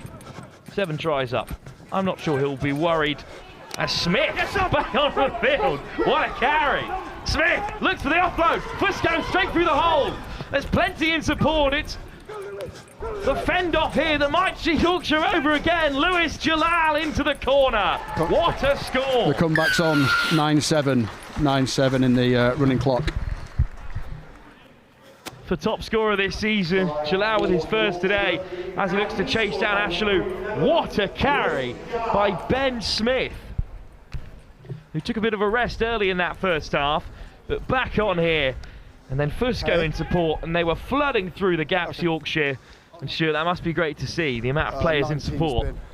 About 16 to go. Yeah, absolutely, and it's one of those, it's a mindset thing. Earlier on in the season, those kind of line breaks wouldn't have been supported. So we've always been creating those opportunities, but now we seem to be getting 1 or 2 players either side to allow the ball carrier to make some good decisions. Umanga from as close to the touchline as you can get. Going to curl it inwards off the left boot. Good connection, but just a touch short. Still though, Yorkshire cracked the 50-point mark.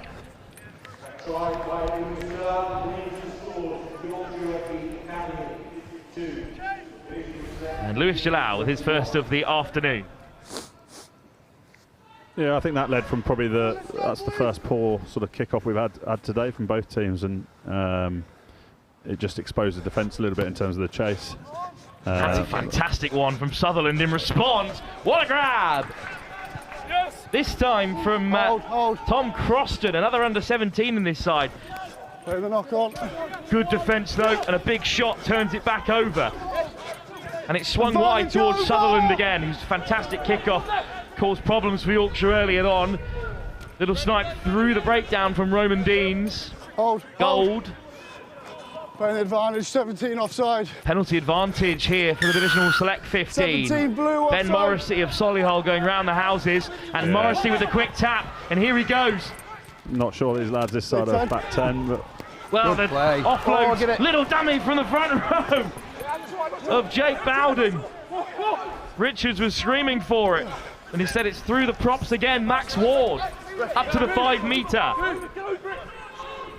Hold blue. Gold. Through the forwards, great line speed from Fusco. Work blue, work blue. Deans taking on all comers. Hold. Use the line, use the line. Advantage, 8 offside. Back to his feet, Stanley Hargenson again involved, and they've got a penalty advantage to play with too. Hold. Perhaps they'll look to go wide at some point here. Richards. Got a lot of work to do there, Richards, but still going. Kyra Richards held up. Held up. He's done amazingly well there. What a carry. Kyra Richards was handed the ball from Bowden and just said, whatever you fancy with it down this channel. 4 Yorkshire players there. In the end, just about held up by second row Tom Croskin again, but they will not be denied from 5 yards this time. Max Ward goes crashing over. It's been a while since the Divisional Select 15 crossed the whitewash, and there we go. A score as old as rugby itself. Lovely finish though from Max Ward. Through a crowd of players, little shove right on the line as well. Yeah, I think they deserve that. I'm not sure the scoreline reflects this second half. Actually, the sort of territory and possession the division have had. You know, again, credit to Yorkshire in terms of they've taken those opportunities well, but they definitely deserve that, and they've worked blooming hard. Yeah, so hopefully if they can keep that going and keep hold of the ball and work through some phases themselves, they can really challenge Yorkshire here.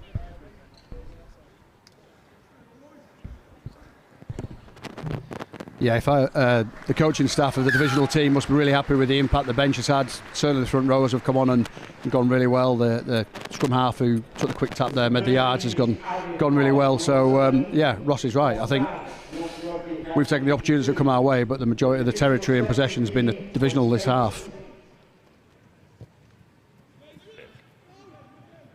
Chip down range, another great kick-off, but Buscombe comes away with it, and off goes the captain, finds the pass out wide, great acceleration, Blackmore caught by Ashaloo.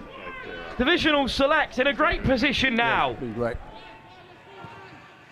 Hargeston finds the pass, oh, it's another attempted interception. And here goes the try scorer, Max Ward, and suddenly they're 5 metres out again. Gold, Sutherland, it's been picked off.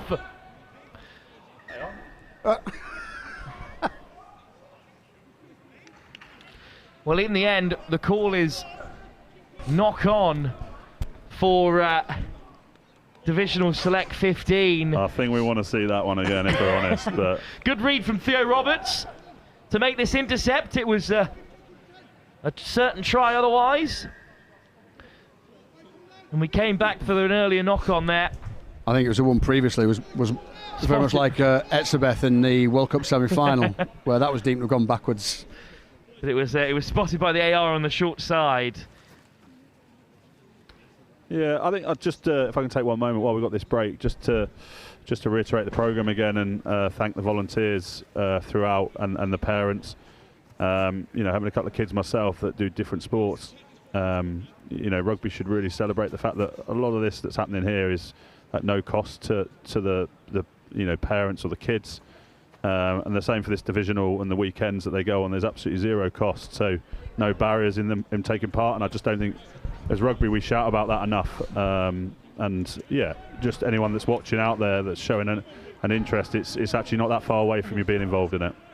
And county rugby continues up to senior level as well, which is great to see that, you know, club sides across the game can have players go on and represent counties and districts. Yeah, look, this is very much about keeping these boys playing rugby as well. Yes, we'd love to see some of these guys end up at the Premiership clubs and and playing for country, but also we'd love to see them playing level 6, 7 national leagues. It's about keeping them in the game and having that lifelong involvement. Oscar Wood of Woodhouse Grove has come on, another under-17, another youngster in the Yorkshire setup. 17. And he will That's your first early engagement feed this scrum. Stability now. Although an early Squareness engagement from Yorkshire has caused the reset at scrum time. It's a really good point to make about the county setup going all the way through to seniors. So just this afternoon, Jimmy Ponton, who was down here in Newcastle in the first game, is zooming back up to the mean streets of Bradford in Yorkshire to watch his lad play in the county 20s. So it's a great pathway, and long may it continue, and hopefully in the coming years these guys get more time to prepare and have a chance to really showcase themselves. Whipped away by Wood. Jeffers has moved into midfield. And hard line from the former scrum half. Bit loose at the breakdown here. Time on the wings. Wood hangs it up. Plenty of height on it. Only as far as Steedman, who's well marshalled. Good line speed from Theo Roberts. Kick return straight out, unfortunately, there. They will come back for a line out on the 10 for Yorkshire. And you could hear Ross there in the background saying about moving it wide, and that's the frustration of coaching these guys. Sometimes we just get kind of ingrained into, we're in this part of the field, so we have to do this. Whereas a 4v1 overlap is a 4v1 overlap wherever it is on the pitch. Beautiful line-out throw from Sam Johnson. Umanga. What a line from Jeffers. Bit of space for him. Oh, it's a hint of a knock-on there. Ashaloo was away. Instead it'll be a penalty and then offside by White. for Yorkshire. And Umanga will look for the touchline again. It's a beautiful throw from this line-out, though. Love to see them go to the tail with such shape. Easy, you all right? Yeah, I said it before. I think scrum line-out with Yorkshire looked incredibly dangerous, and our centres are really struggling to deal with that sort of first pass that's getting good width. Yeah, and find a lot of ground sort of outside that 12-13 channel, or inside 12 and outside 13 channel. So, well, keep doing what works is what I'd say. Another line out for Sam Johnson. No compete. And all around the corner comes Johnson. Jeffers again, so keen for ball in hand. Over the gain line he goes. Umanga. Dinked out the back, he's Ashaloo.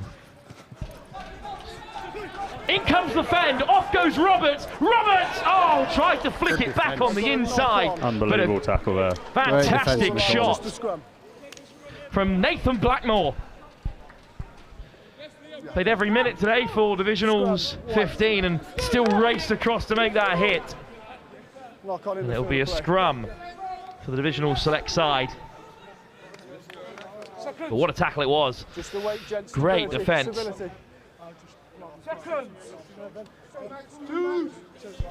We have another scrum in a dangerous area. Well, here's the tackle coming across. Plenty on the hit.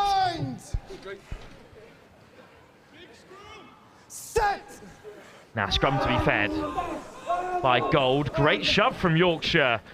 And they do win the penalty. Wheeling around on that far side. Great work from Bowden and blue, like I said, Smith. Angle blue. Oh, but the AR spotted it on the short side. Actually, Ben Smith, who's been penalised from Worth Academy.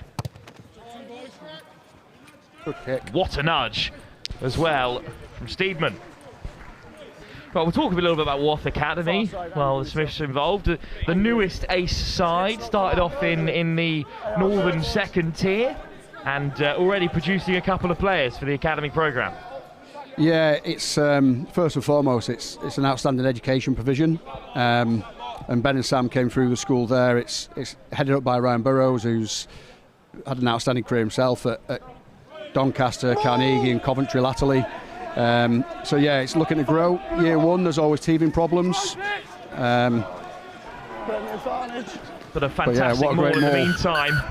Definitely a yellow card. By Silas Manasseh, and Fusco is Yorkshire's 3rd yellow card of the game. And that's his fixture over. Although he is sent off, pretty good performance from the Yorkshire captain, Stuart.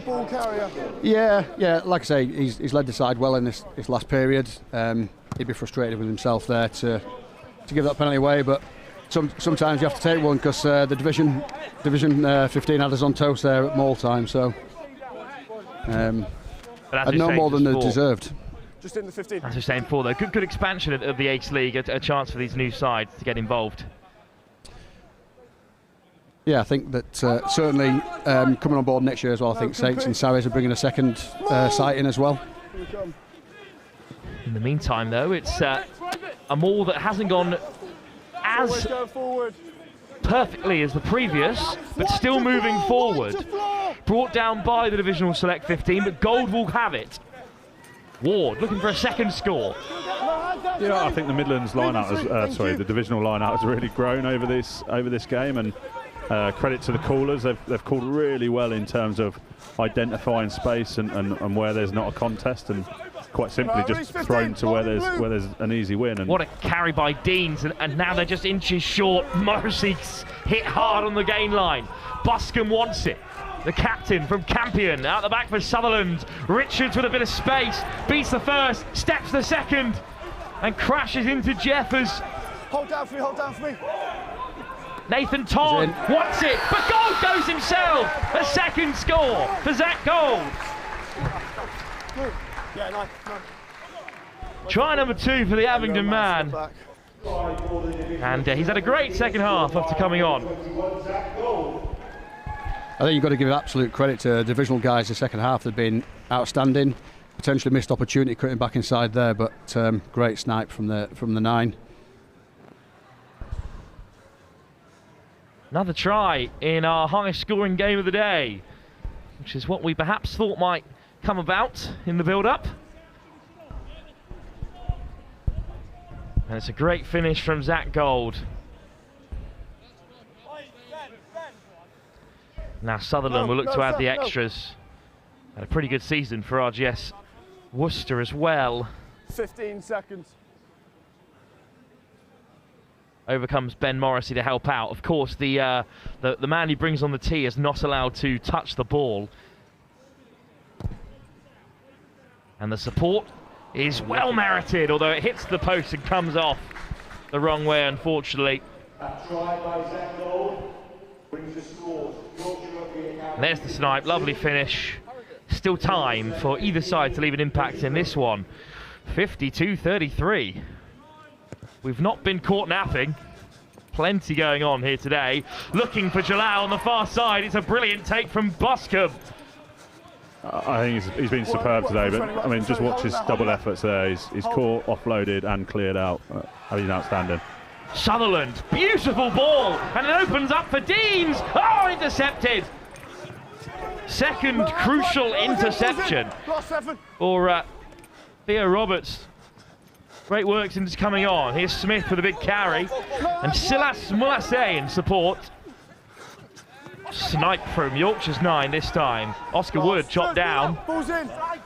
Great counter ruck, and then chipped ahead by Deans. And it's Lethbridge after it, but it will roll into touch. Yorkshire line out. Really waking up here, the Divisional 11. 5 tries already, looking for one more before the end of this fixture. This is exactly the reason why, at the age of only 23, I've got no hair left, and my beard is fully grey. Who'd coach under 18s rugby?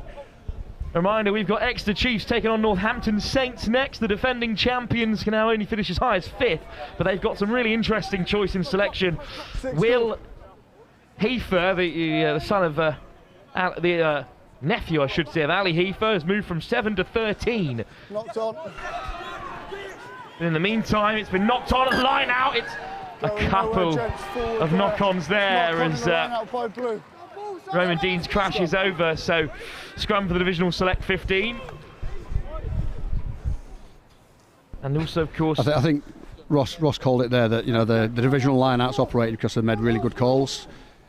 And I know the space is where we're throwing the ball to, but that's just it's a tough throw in the wind to hit the back of the line out. It's a big ask at this stage in the contest, especially when Johnson has come back on again. And due to the yellow card, they need to play with 8, and of course, Jeffers is the man to go join the back of the scrum. There's nothing he can't do. Get in. Crouch. It's interesting because regulations would be that it should be 7v7 because we're asking a chap there to do a job that he's probably never done in his life at loose forward. So it should be the divisional with an extra man in the back line. But it's not going badly because Yorkshire made a real mess of it, but goal will still whip it away. Sutherland, Deans, goes himself. Should be quick ball here for the divisional 15. Sutherland this time beats the first man. Oh, beautiful hands backwards. Oh, from Richards, but they are with a better view than us up here in the Malvern Tyres stand, and it will be a scrum for Yorkshire. It's a good defensive set. It'll be interesting to see what the thought process here by the lads with the last play, whether they want to finish on a bang or whether they take the easy option. I would like to see us have a go.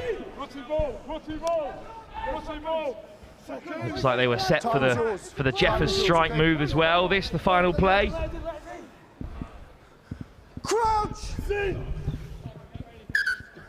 Blue, you have to match in the scrum. I said this due back there has to be here. Hey lads, language. 8. Yeah. Yes, we are appreciative of Spencer Pearce for doing our job for us, but apologies for the language you might have heard over the ref mic. But boring this game has not been, as Oscar Wood feeds for the final time. Bind! Early set, sir. Set!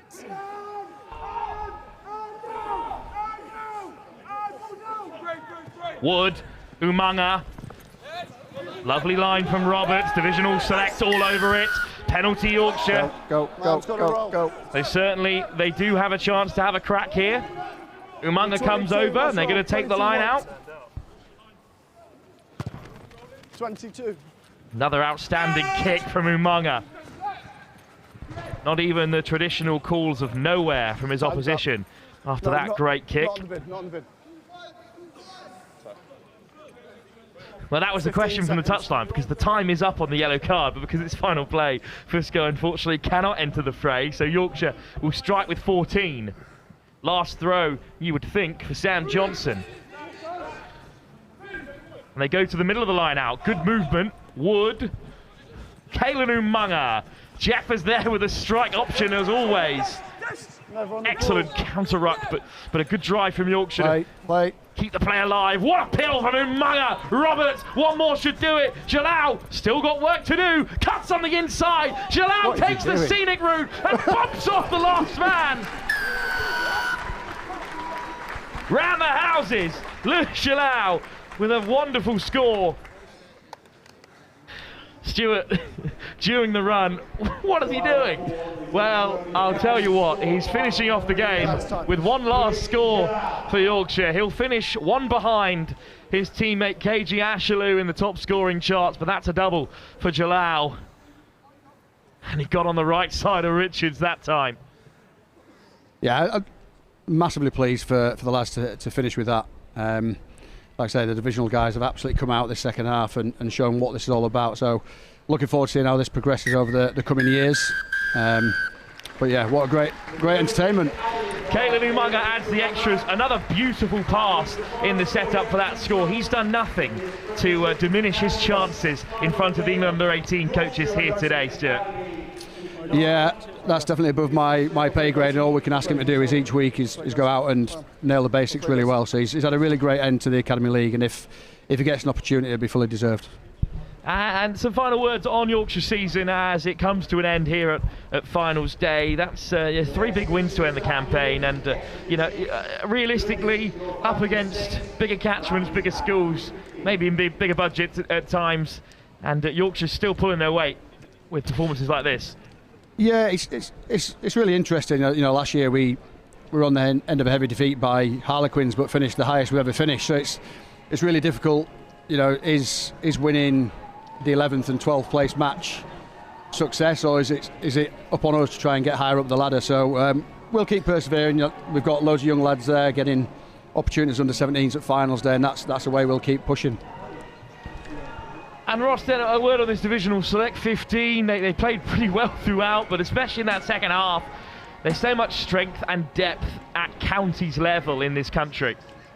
Yeah, there is so many good rugby players out there, and I'm sure a lot of the academies would like to take more, and we'd like to have more time with them, and unfortunately we can't. So this just showcases that we need to keep opportunities out there for players and coaches and other volunteers. You can see them all on the field now, walking to have their picture, and hopefully this can grow, because it's not trying to prove a point that academies have missed players.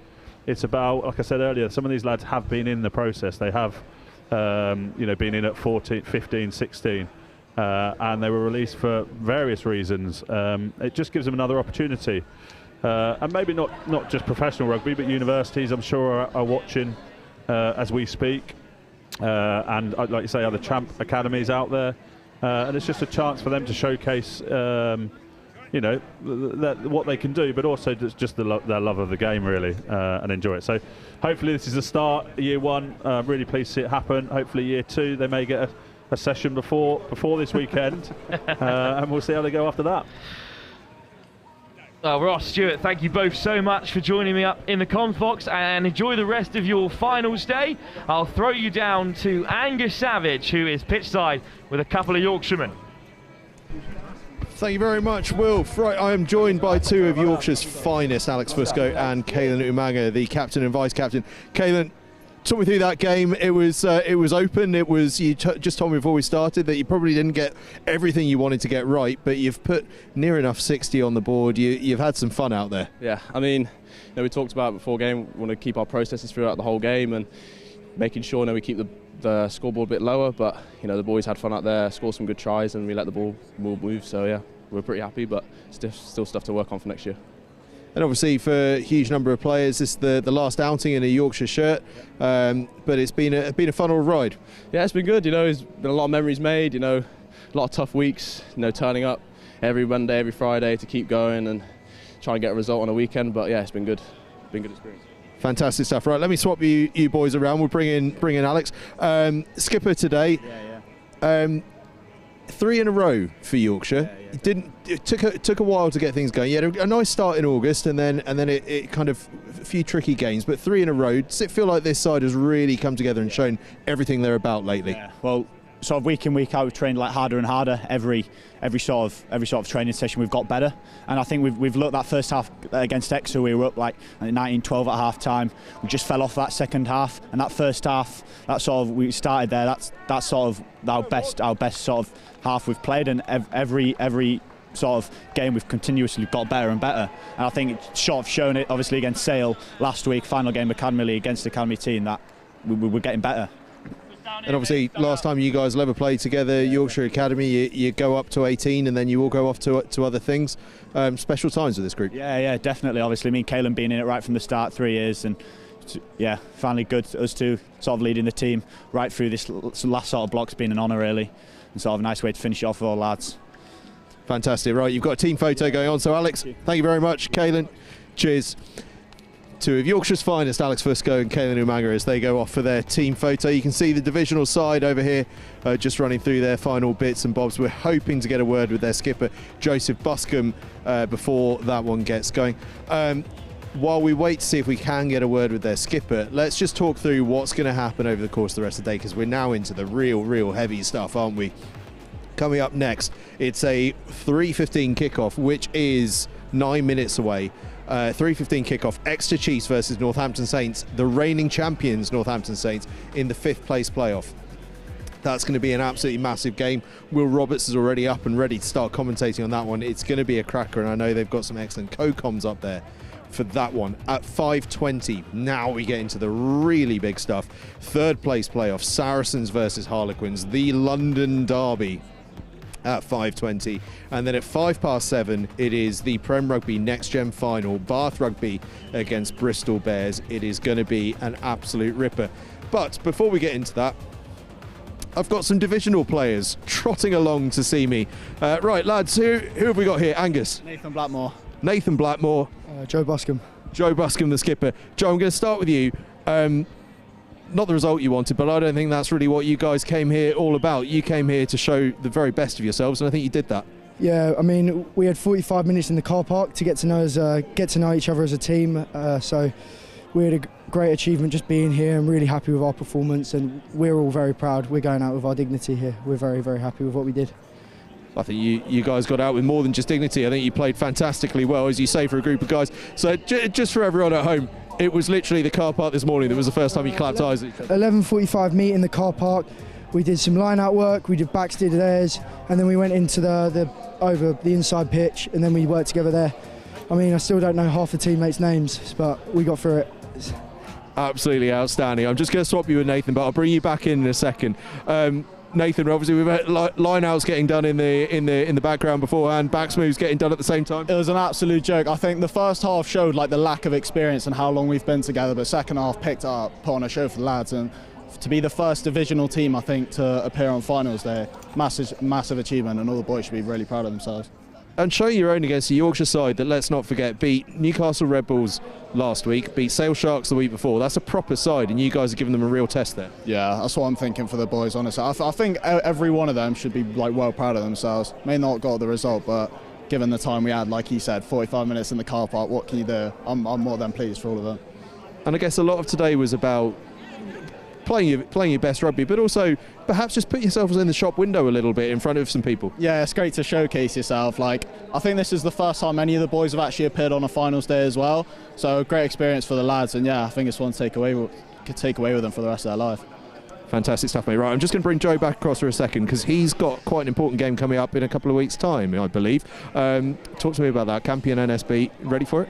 Oh, I can't. I'm absolutely buzzing. We're 2 weeks away now. Yeah, Aylesbury, 7th of March, absolutely buzzing. We're doing our research, we're getting ready, we're so prepared for it. We absolutely can't wait. We've got a point to prove being the only real state school. I like that, the only real state school. Yeah, they've got a few better facilities than us, and I don't know if we can class them, but we definitely are. Campion are probably ready for it. We're so ready. Ready to live up to the name of the boys of 25 years ago. Yeah, absolutely can't wait. We've got 2 boys later playing in the Saracens match. Dylan and Charles, want to shout them out. They're going to play well, and yeah, we're absolutely buzzing for it. It's going to be massive. Fantastic stuff, lads. Cheers for chatting to us. Best of luck going forward.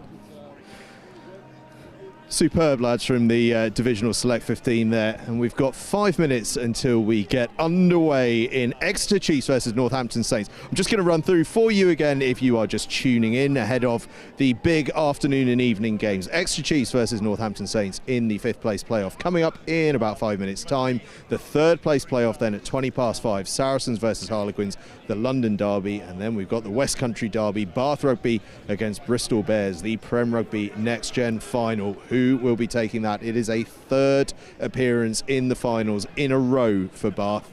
Can they regain the title that they lost out to Northampton Saints on last year? We will find out in a few hours' time. Before then, though, we've got these 2 fantastic sides to look forward to. In fact, Northampton Saints are still indoors getting themselves ready. They've obviously decided the temperature's dropped a bit and they don't want to get cold, but Exeter Chiefs over there are getting themselves ready. Exeter Chiefs, by the way, who've got a few changes to their side. I know that Will Roberts is going to talk you through all of those, but they are still led by their skipper Morgan Talling, one of an absolute cohort of Exeter College pupils. Meanwhile, Sonny Good out of position slightly, but perhaps his long-term future may lie here. The Bloxham man starts at scrum half and captains Northampton Saints. That is something to keep an eye on. Also for Saints to keep an eye on, Will Heifer starting at 13. He's been playing in the back row all season, but they've been wanting to give him a run at 13, and what better place to give someone a run at 13 than on a track like this here at Kingsholm. That could be a very, very exciting one, and we can't wait to see what happens in it. So big few hours of rugby coming up, and a massive game coming up in a few moments' time. Exeter Chiefs against Northampton Saints. I nearly called them Exeter College because there are that many Exeter College players in the team. But just before I throw up to Will in commentary, I'm just going to spin us around here because I want to. This is what this means. You've got all the Yorkshire guys here having a chat with their friends and family, because that is what these games are all about. And if we fling over to the left-hand side in a moment or two as well, the Divisional boys are having their photos taken with their parents and families. it's a huge experience as much as anything else. This is the last time any of these players will play together again, particularly for the divisional in the Yorkshire side, because as I mentioned in those interviews, they'll never play together again at all. Even if they get contracted, they're getting contracted elsewhere. You know, a lot of these other sides, you're getting contracted alongside your mates. They won't be. But for every side, including Exeter and Northampton Saints, for the vast majority, this is the last game at this level that they will ever play. Some of those boys will get contracted and they will be playing for Exeter Chiefs and Northampton Saints at the top end of Prem Rugby, but for the vast majority, this is the pinnacle, and what a pinnacle it's set to be. We're in a fantastic place. We have got a fantastic game lined up, and I'm going to send you up to Will Roberts, our commentator, for this huge contest between Exeter Chiefs and Northampton Saints, the Prem Rugby Next Gen 5th place playoff. It is all upwards from here. Over to Will.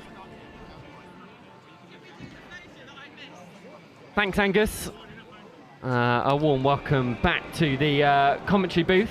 Will Roberts here for this one. Exeter Chiefs Academy against Northampton Saints.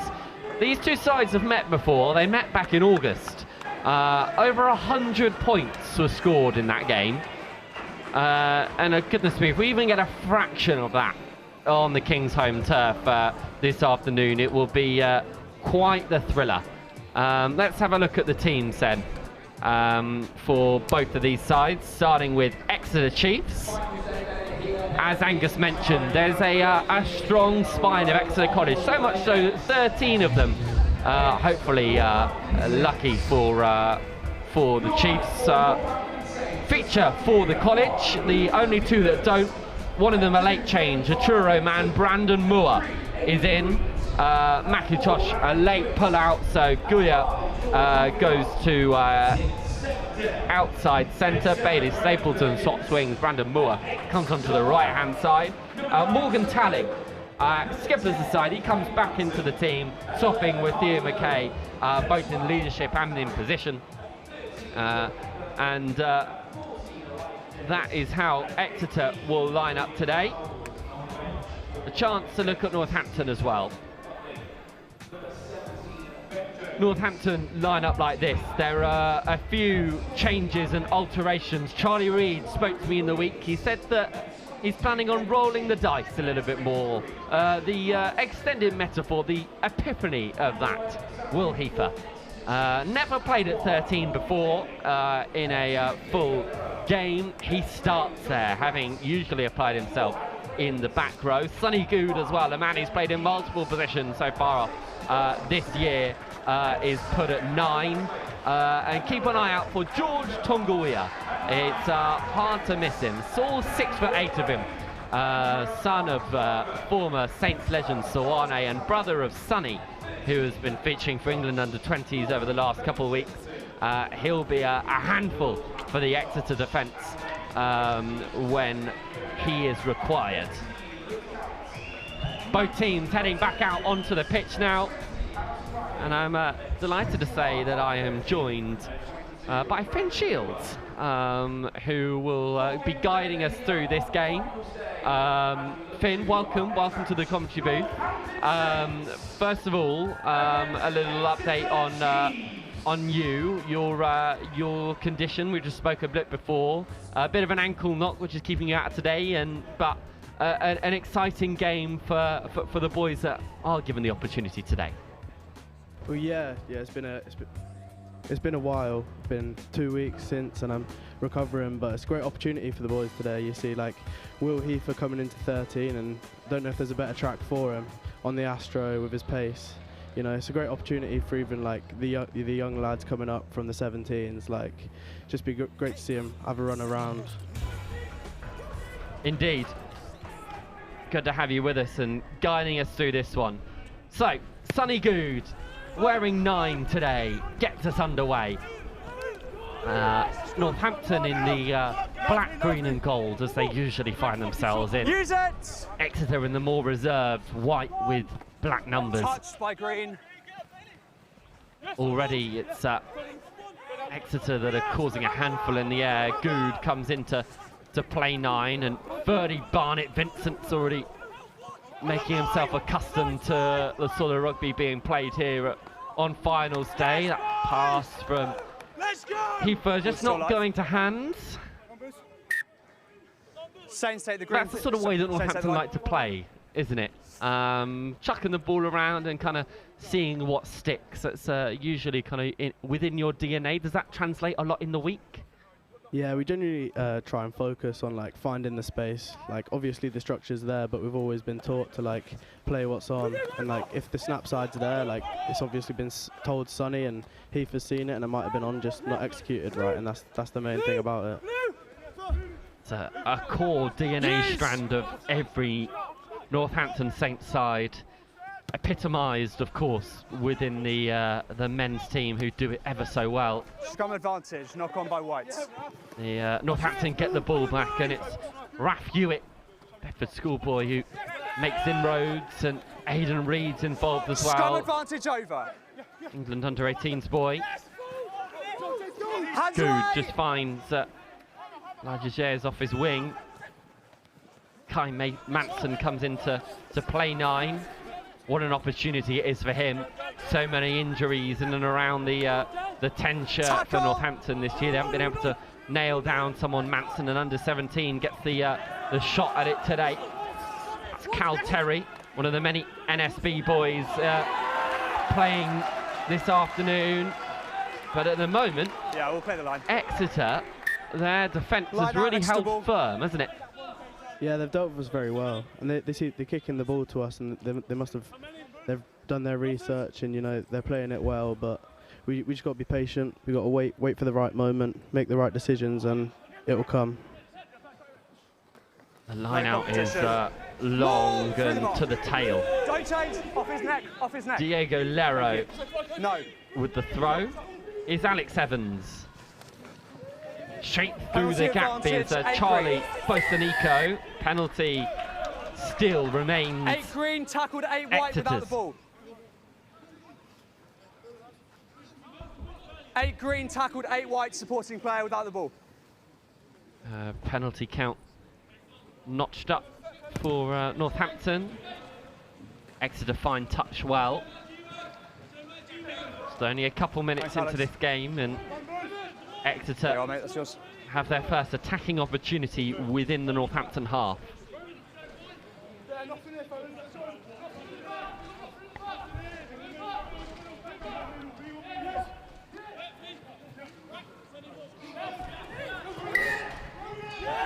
Oh, it's given us a knock on by Northampton.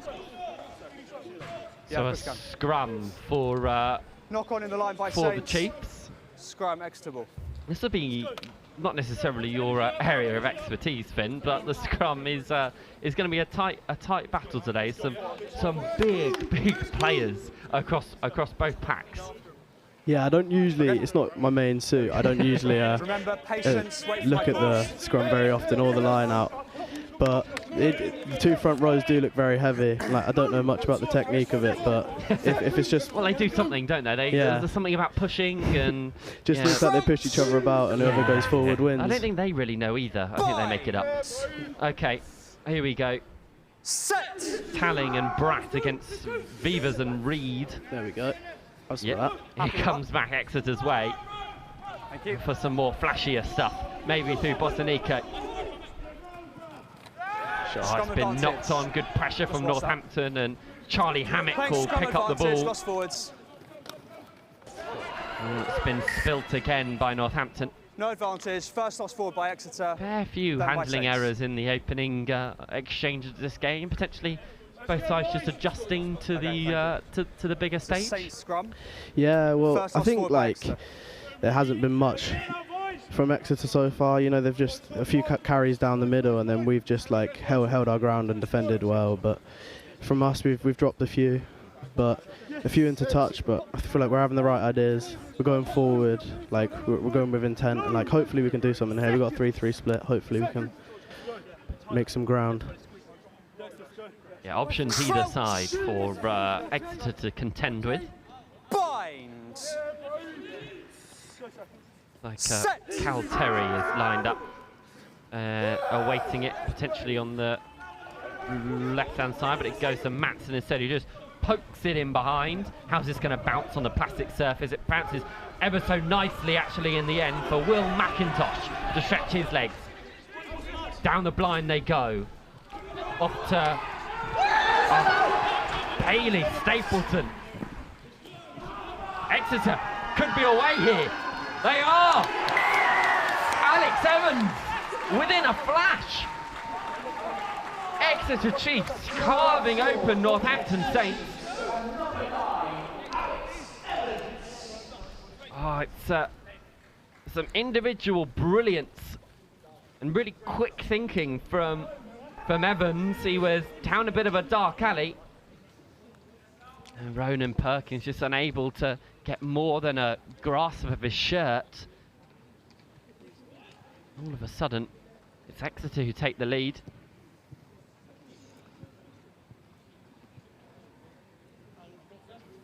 You have 25 seconds on the kick. 25 seconds for Will Lane to add a couple extras. Charlie Hammock's just receiving a bit of attention, as is Elijah Jayers, I think. For Northampton, bruised and battered already, as such is the physicality of the under-18s finals day. It will stay a 5-point score for the scrum half. This is a great bit of attacking prowess from Exeter. Yeah, they've beat us physically there, generally. And like, as much as I want to say they're good about us, that's fair play to them. They've exploited us very well there, and a great finish by their 9. Well, already, Ronan. Scrum advantage Northampton over. have got the ball back. Come on. Ronan Perkins has had the ball pilfered from him at the breakdown. So, use! well, Alex Evans is going to use all 6'9" of Jeremy Keys to extend the breakdown, but Northampton have gone quick. They're going to use Jayers, who just dances out of the first tackle, but straight into the path of Archie Goya. 13 white, first man over the ball, 14 green. Straight over. And penalties are starting to creep into Northampton's game. Just not able to potentially keep cleaner ball at the breakdown. Is that what potentially could be scuppering you at the moment? Yeah, well, that was a good clear out there, just no lockdown. And when the 9's not there, you know, all we talk about is play fast, and that's our main thing. We wanna make them play quicker. But if we can't get a 9 there, and we're gonna get turned over, and stuff like that's gonna happen.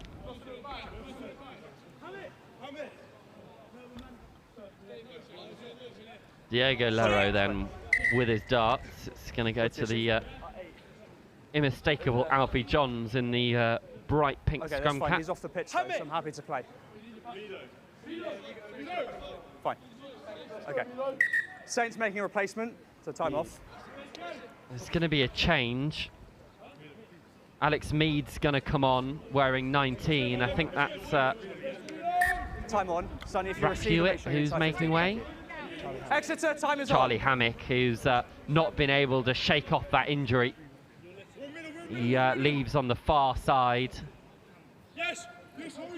The Harrow skipper. There goes John, straight into the path of Bossanico. Round the corner comes the captain, Morgan Talling, who's thumped back by the new man, Alex Mead. Not now, Green. Out the back it goes. Exeter using their faster men, one of which is Brandon Moore. Came into the starting 15 early 11, on. no clear release. Ball down. 11 Green, no clear release before competing for the ball. Once again, Northampton struggling on the line with conceding penalties. Lero goes short. A trademark move of no try. Exeter's no playbook. Try. No try. It's going to be a penalty to Northampton. They got out of jail there a little bit. this is the sort of time in which you'd be very keen to make sure you start playing a little bit more rugby in the Exeter half. Yeah, well, little kick from Sonny there, make sure. Hopefully we can get some ball, make some ground. We should run something nice here, something quite smooth. Hopefully something comes of it. Taken in. It's well clapped back by Mead, who finds Good, and there's some big collisions in the midfield. Out the back it goes. Oh, Scrum Manson advantage. just can't find his man. Playing scrum advantage. Handling errors continuing to haunt Northampton. Do you have the mark, Alex? It was knocked on. Yes. Knocked on by Saints, scrum, Exeter ball. Exeter will get the feed.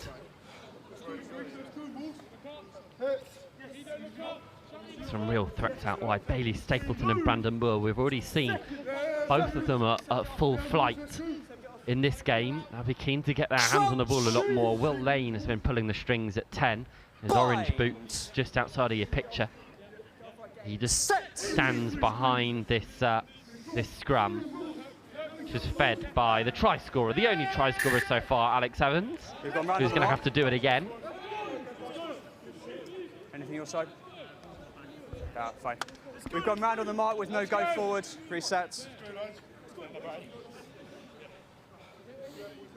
We said before the game, both sides of scrum pushing straight, please. Let's go again.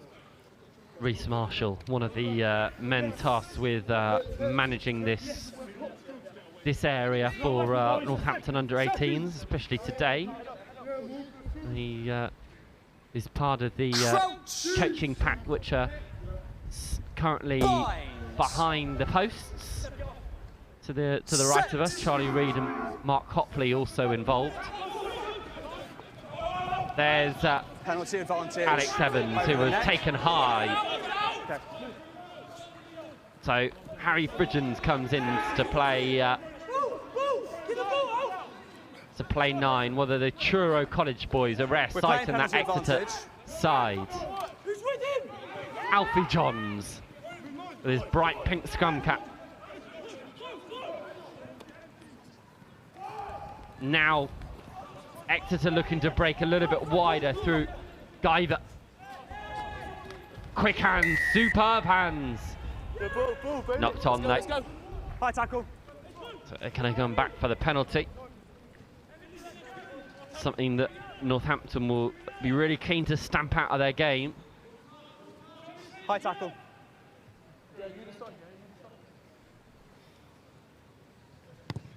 Into the corner they go. Put them on the line. Saints, take the line, please. How many? Sir, how many? How difficult is it to gain momentum I'll give you time to for adjust you when there's the consistent penalties kind of knocking you back that 5, 10, 15 metres? Well, yeah, consistency can come. That's something that we can control, and like it's stuff like that we can control that we need to change. And one of the things that Northampton have been unable to control is that driving ball. Diego Lero over for Exeter's second. The hooker just flopping over the whitewash after an incredible wedge was formed. And as you say, it's the compounding errors that kept Exeter in the right sort of places, and a team of their quality, it's only a matter of time before they probably do find the whitewash. Yeah, well, they've done it twice already. They've punished us for our mistakes, and which, if we just need to tidy it up, just generally, like we're getting the ball like in the right areas at points, but like down there, we need a 9 there, and we're getting the ball through the hands. We're just not executing it. So if we can just like stay composed and stay calm, and it will come sooner or later.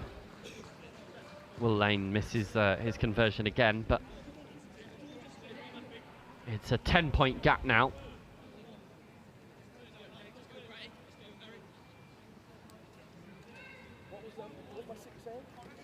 Really good drive from Exeter as we watch it back. Numbers. I'd rather you work with them, and I'll give you time to adjust if you need. Good then. A contestable yet deep effort to Guyver. And almost immediately, Alex Evans is going to go to the skies. Manson, oh, it's Howes in the end who's competing with it. Bit of space out here. Strong contest. Manson out the back it goes. Yeah, there are the numbers on. A little feint from Hardy Linnell.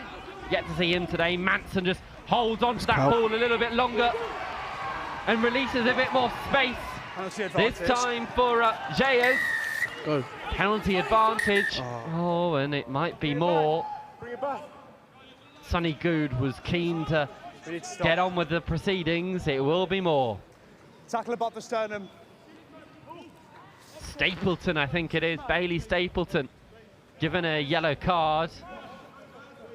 Sonny Good immediately heads to the corner. Northampton are in... Just wait, please. Front strips are mine! No doubt about the rush that they want to put onto this game, the tempo that they're looking to keep. Yeah, it's stuff like that that we can do when we have the ball in our hands and we're doing the right thing. Like, we've got the right ideas, and when it's executed like that, we can get in these situations, like putting them under pressure now that they've got a yellow card and we've now dropped the line out. But if we can just keep piling the pressure like that, it'll come soon, and we need to... Oh, Exeter had numbers outside there that they could have used if it weren't for a bit of a block that stopped that pass coming through. Back foot, Saints. Good shot from the Saints defence, who are a man up. Use. The clearance from Evans. Fine touch, but just nestled within the 22. Extra line, please. Barnett Vincent's already ready. And it's done quickly. Good. Tell you what, Northampton are playing at absolute frenetic pace. Good looks for Howes. No hands, 5. Barnett Vincent. No 2. No 2. Off feet first. Tonga out the back it comes. Strong carrying from Vivas.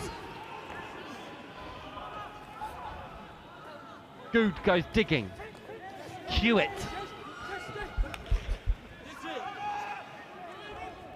This is the best position that Northampton have had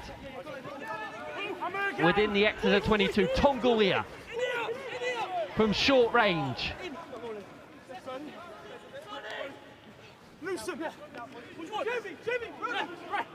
Good. Hands up. There's numbers out here if they can use it. It goes instead to Cal Terry, who's bounced back initially. Good. All they need is the hands. Yes, it goes underneath the sticks. Hardy Linnell feints and ducks and weaves, and Northampton within a flash under the posts. Yeah, you talked about it, Finn. It's the pace at which Northampton can play. They continue to that tempo, it becomes quite unbearable, doesn't it? Yeah, well, we always try to stay on the front foot, and as you can see, like we're running at them, so we'll win the collision, then we'll just keep going at them, keep breaking them down, and then stuff like that happens, breaks open, and people like Hardy Linnell, they don't miss those chances. It's not necessarily always about the best decision, but maybe the quickest decision. Is that true? Yeah. What we try and do is we try and make it work, as in, so we back each other. So if something like that happens, we'll go with it. We'll try to help each other, like get through it, like whatever route we pick. And the route has led to a full 7 points, which means it's a 3-point gap as Linnell just shimmies back in field. All of a sudden, this is a very enticing encounter. Halfway through the first half, Aidan Reid looked to slap it back. Instead, it comes to Alfie Johns, who's made himself very known to Northampton players in the opening stages. Little feint and go from McIntosh, who's also looked bright for Exeter. Little tip on to Jeremy Keys. Real piano shifter. in the engine room. Penalty advantage. Offside. Advantage or offside. Green Exeter one, and man outside. continue their Offside. trend of picking up penalties within the red zone. Green one and the man outside him. Offside. Morgan Talling, the skipper, just eyeing up the Northampton Saints pack that lie in front of the posts. They're keen for a little bit of a run-up. They're going to get it. Here goes Diego Lero, already one try to his name. The other try scorer is digging the ball out now. Alex Evans finds one of his bigger teammates. Johns deserves a score. Keys. Short, back for Saints on the goal line. On the goal line. 19 back.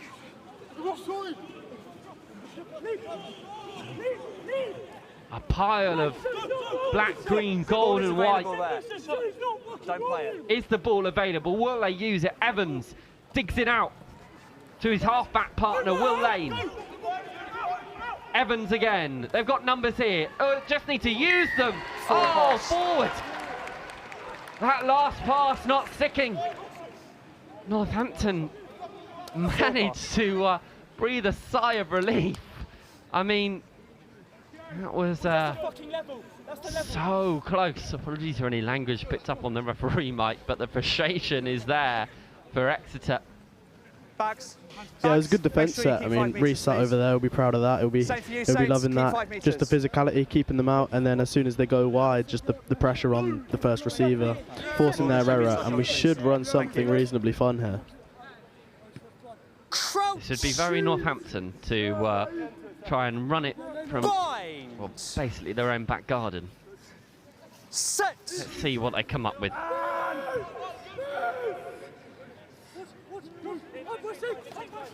Comes out through Perkins, who's moved to 8. Hammock injured in the opening stages. Good looks to clear. Gets out towards the 22. We wait to see something a little bit more flashier, potentially at a later date. Diego Lero, though, will lick his wounds and go again as Exeter remain camped inside the Northampton 22. Still a man down. Only moments left of that yellow card, though. More through the mark. Exeter form the wedge. 5, don't change now, 5. Leave the ball alone. George Tongaweah just trying to get his 5, don't change. big mitts all up in Exeter's business. Ball is available. Ball is available for Evans, though. Carried well by Bossanico.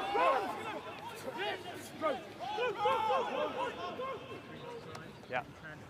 Crossfield kick. Advantage. Moore is waiting for it. It's going to fall for Jez, though.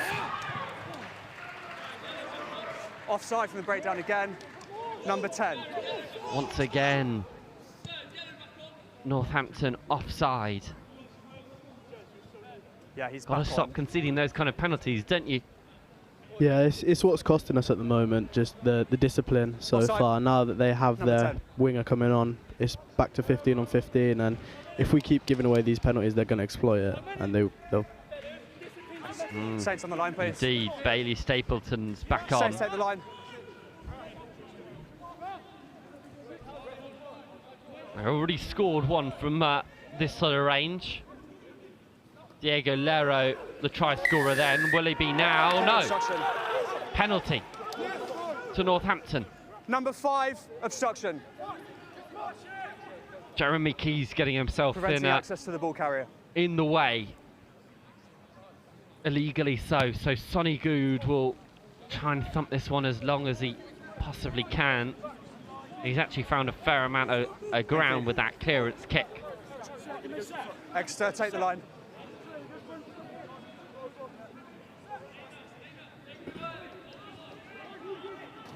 Tongaweah lifted, but advantage. over the top to Lero, who collects the ball and will come back for the scrum. Scrappy would be a good word to define this opening 20 minutes, wouldn't it, Finn? Yeah, it hasn't been the prettiest watch so far, but I've got to say, if we can clean it up, the chances will come, and we've taken one of them so far. We just got to keep. We gained a bit of momentum there. We just can't lose it. Like here, if we can get a big scrum here, turn it over, it'd be a good turn in momentum. And if we can keep pulling that through, that'd help us through the rest of the game, especially going into half time in about 10 minutes. Binds. Set.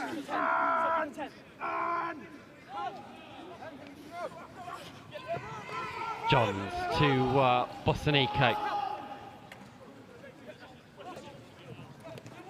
Out the back it comes is McIntosh onto Stapleton, who want to make amends for his yellow card.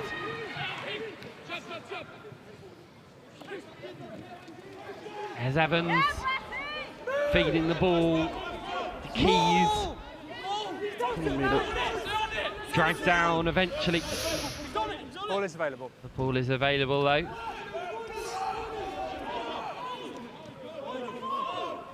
Back foot, Saints. Johns. Back foot. Back foot.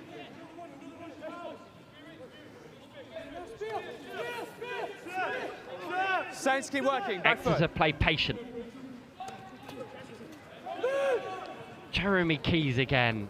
Hard to miss. Fighting and wrestling with Tongalia. That's the sort of fight that we want to see. And once again, Northampton continue to shut the door in Exeter's face. Yeah, it's another great defensive effort. I feel like I can't see Reece at the moment, but I know he's grinning down there. You know, he's loving it at the moment. But Charlie will be frustrated down there with the attacking, especially like the decisions. We want to be fun. We want to be creative, and like we want to go enjoy. This is the last game as a group, obviously, and we've spoke about it throughout the week. Like go and enjoy it, go and have fun with it. Like have the best time you can. And what's special about this group? It's a group that have, a lot of them are part of this incredible NSB run. A Northampton School for Boys having a superb time on the school stage. That seems to be that positivity seems to be translating onto Saints colours as well. Yeah, we've obviously got a lot of boys involved here, and especially in the 17s as well. We've got quite a few coming through, but it's just good to see, especially as a state school. It's good to see like how we come through with it, but as a group with a lot of areas in our team. So we've got London, Suffolk, we've got Northampton. It spreads around, but we're actually a very tight group generally, like training every week. It's like it's always been close as a group. We've always come together, and like everyone didn't see what happened there. Tackle was complete. Yeah, the tackle was complete. Kai Manson just tried to get back up. Illegally so. Tackle was complete.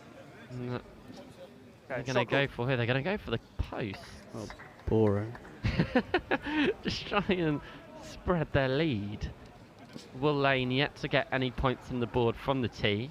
This the perfect chance to do so.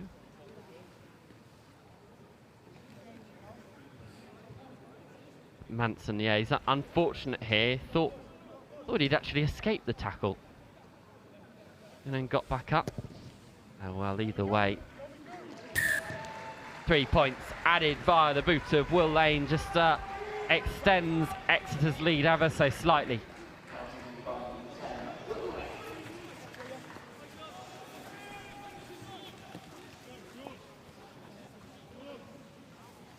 So 5 minutes left of this first half. Northampton get us back underway.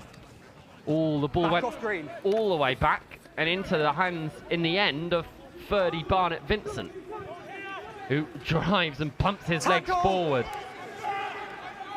Good. Manson.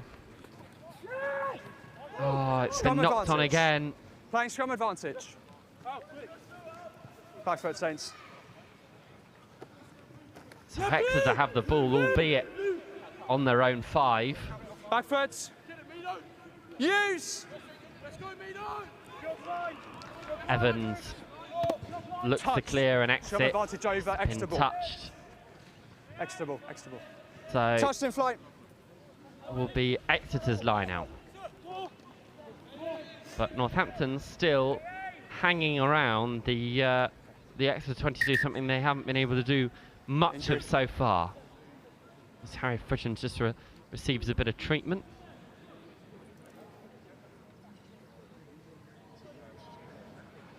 Well, it's not exactly the 45-5 lead you had in the game in August.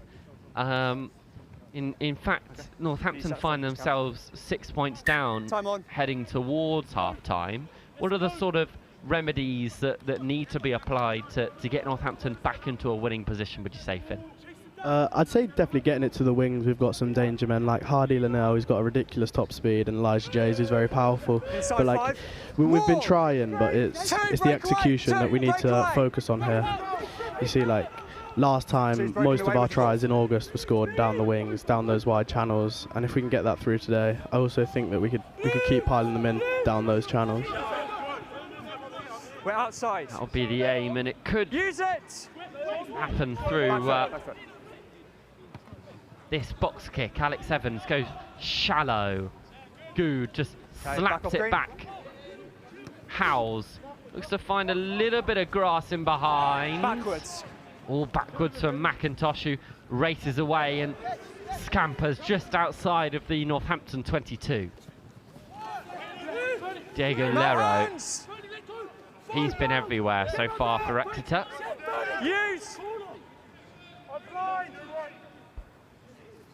Stop! Winger! Stop! Evans again. Winger! He's getting good practice. This ball bounced, which he shouldn't necessarily let happen here on this Kingsholm surface, as it could very much go anywhere. Barnett Vincent, no intention of anything else other than a carry, but the work of Johns and Lero is really strong. Good, tried to think of something different, using the try scorer Linnell. Manson finds Perkins. Good, a little spiral box kick. But it's out on the full. Thanks, Cam. It's a couple of inches away, isn't it? Everything that Northampton are doing. Yeah. Just a little bit off kilter. Yeah, especially for Sonny there. He had the right idea. They were piling onto us, so he thought he'd try to put them back on the back foot, and it was the right idea, but just a couple of inches too far to the right. Rugby can be a ridiculously small margin deciding game. No one got off the ground. The midfield shots today have been something else. Guyver, the latest, to wear a really strong carry, and this is his centre partner, Bosanika, who finds Moore in the wider channels. Exeter, the one being able to get the most fruit out of those wide labours. Keys offloads the ball, not to the knowledge of many, but to Evans, who pops it over. He thought Hayes has got a hold of that. Instead, it's come out to Westlake. Stapleton, one of the most unorthodox passages of play you've seen this afternoon. But nevertheless, Exeter have possession. Evans could be scoring again, will be scoring again. Will Lane linking up with Alex Evans. And I'm not sure how they scored that, Exeter, but they did. Yeah, they broke through again. It's just these little margins, like what we want to do down there, keep piling them on the back foot. They're doing it to us here while we're defending, you see, and we've kept them out a few times down the bottom of this half, but they broke through us that time. They've scored there. Just poor missed tackles. Yes, probably. You've got 30 seconds. Not to go all nausy, but the spacing as well in defence. Exeter able to go wide over two passages of play and really stretch you defensively, especially on a surface like this where it's so free flowing. Is that something that potentially you need to work on? Yeah, we do work on our spacing quite a bit, and we obviously haven't got it right today, but hopefully we can fix that. You know, not let anything like that come through again, but yeah, hopefully we can fix up this defence and then the attack will come. Alex Evans scores his second try of the match. Set up though by his half-back partner Will Lane, who kissed the upright with his conversion. So it's an 11-point game. Yeah, it's going to be another change being made. Looks like George Tongawea is off. And that means the introduction of Harry Knapp. Time is up if you Can you tell us about him? Unbelievable boy. Just one of the nicest kids you'll meet. Very physical guy as well. You see, when you come up against him at training, he's one of the ones you don't want to run into, or you don't want him running at you. But it's exciting to see him. Boy from Oundle, under 17. It's just another youngster. So, and there's half time. Well, we won't get that ball back, but Alex Evans probably won't care. His 2 scores, currently the difference. 2 tries from the number 9, as well as one from Diego Lero, has put Exeter in the ascendancy. Northampton scratching their heads a little bit. A little moment of magic from Hardy Linnell, currently the difference there. That's got them on the score sheet, but lots of work for the men in black, green and gold to do if they want to get anything out of this one. Half-time score here at Kingsholm. Exeter Chiefs 18, Northampton Saints 7.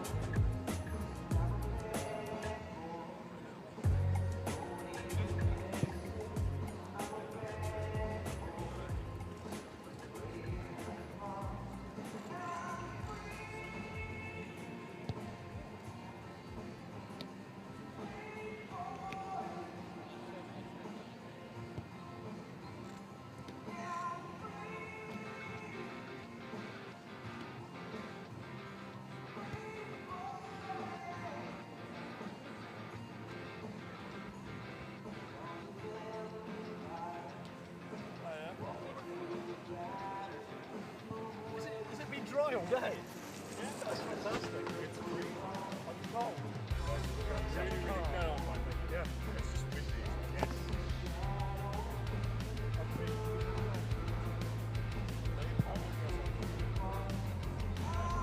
They made that very clear when I picked up my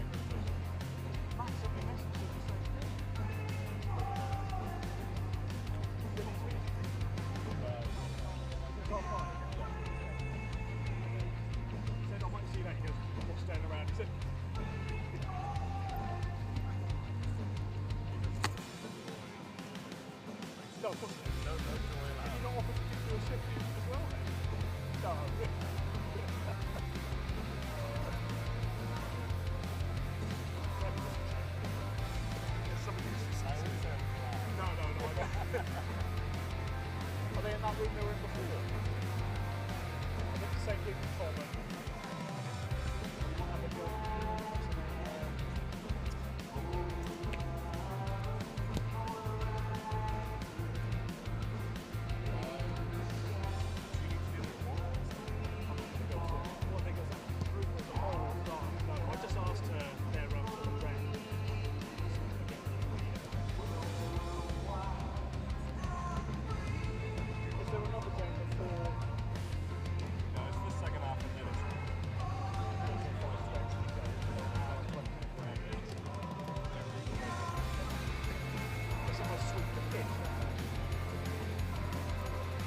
Don't you understand? I'm just going to pop the loop. Yeah.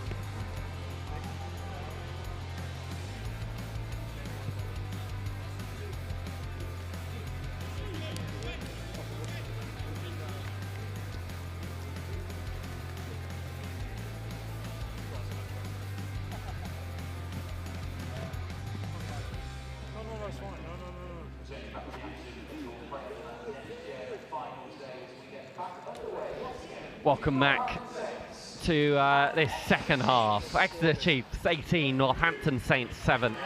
Just 11 points separating the two sides. Couple changes made for both teams, and apologies must be given to Brandon Moore and Bailey Stapleton. They swapped jerseys just before they ran out, which is always a pleasure for me. So I credited Brandon Moore with the try and Bailey Stapleton with the yellow card when it should have been the other way around. But oh well. We will rectify from there on in. I actually think Brandon Moore has actually made... No, he's still on the pitch. There we are. Okay, all as we were. There may be a couple changes, Finn, from Northampton that you're able to tell us about. Yeah, so far all I can see is hooker Charlie Utting, another under-17 for coming on here from Moulton, another ace college boy. Here he is. Much more like it from Northampton, and Utting with his first touch of the ball being a very strong one. Sonny Good just whips the ball out to Will Howes. Ball is available. Howes makes the ball available for Sonny Good. Aidan Reid pinballs out of the contact. Good floats it over the top to Ronan Perkins. His brother Kieran had a really good cameo appearance for Northampton in their winning game, well, in their final a couple years ago. Northampton are close. Same as the first half. Oh, the double movement in the end from, I think that was one of the replacements, Alex Mead. Same as Exeter in the first half, clearly short, double movement, number 3. But in terms of tempo, that's exactly how Northampton will be wanting to play. They simply got a shot in the arm at half-time.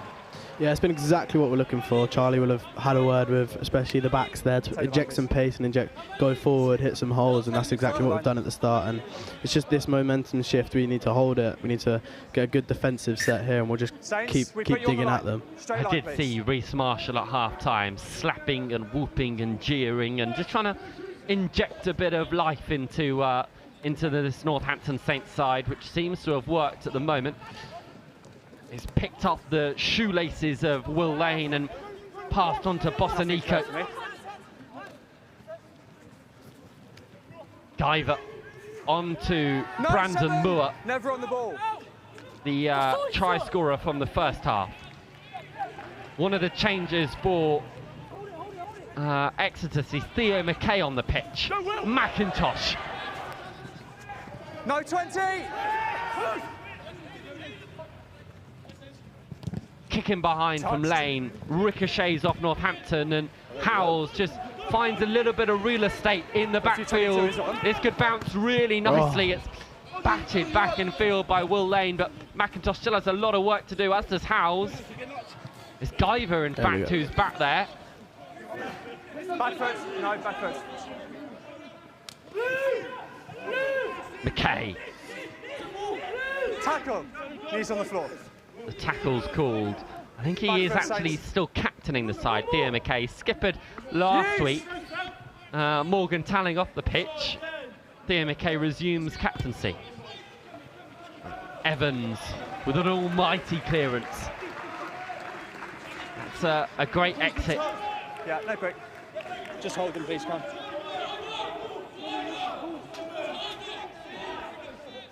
Northampton are keen to go, but the referee has a shoelace to tie.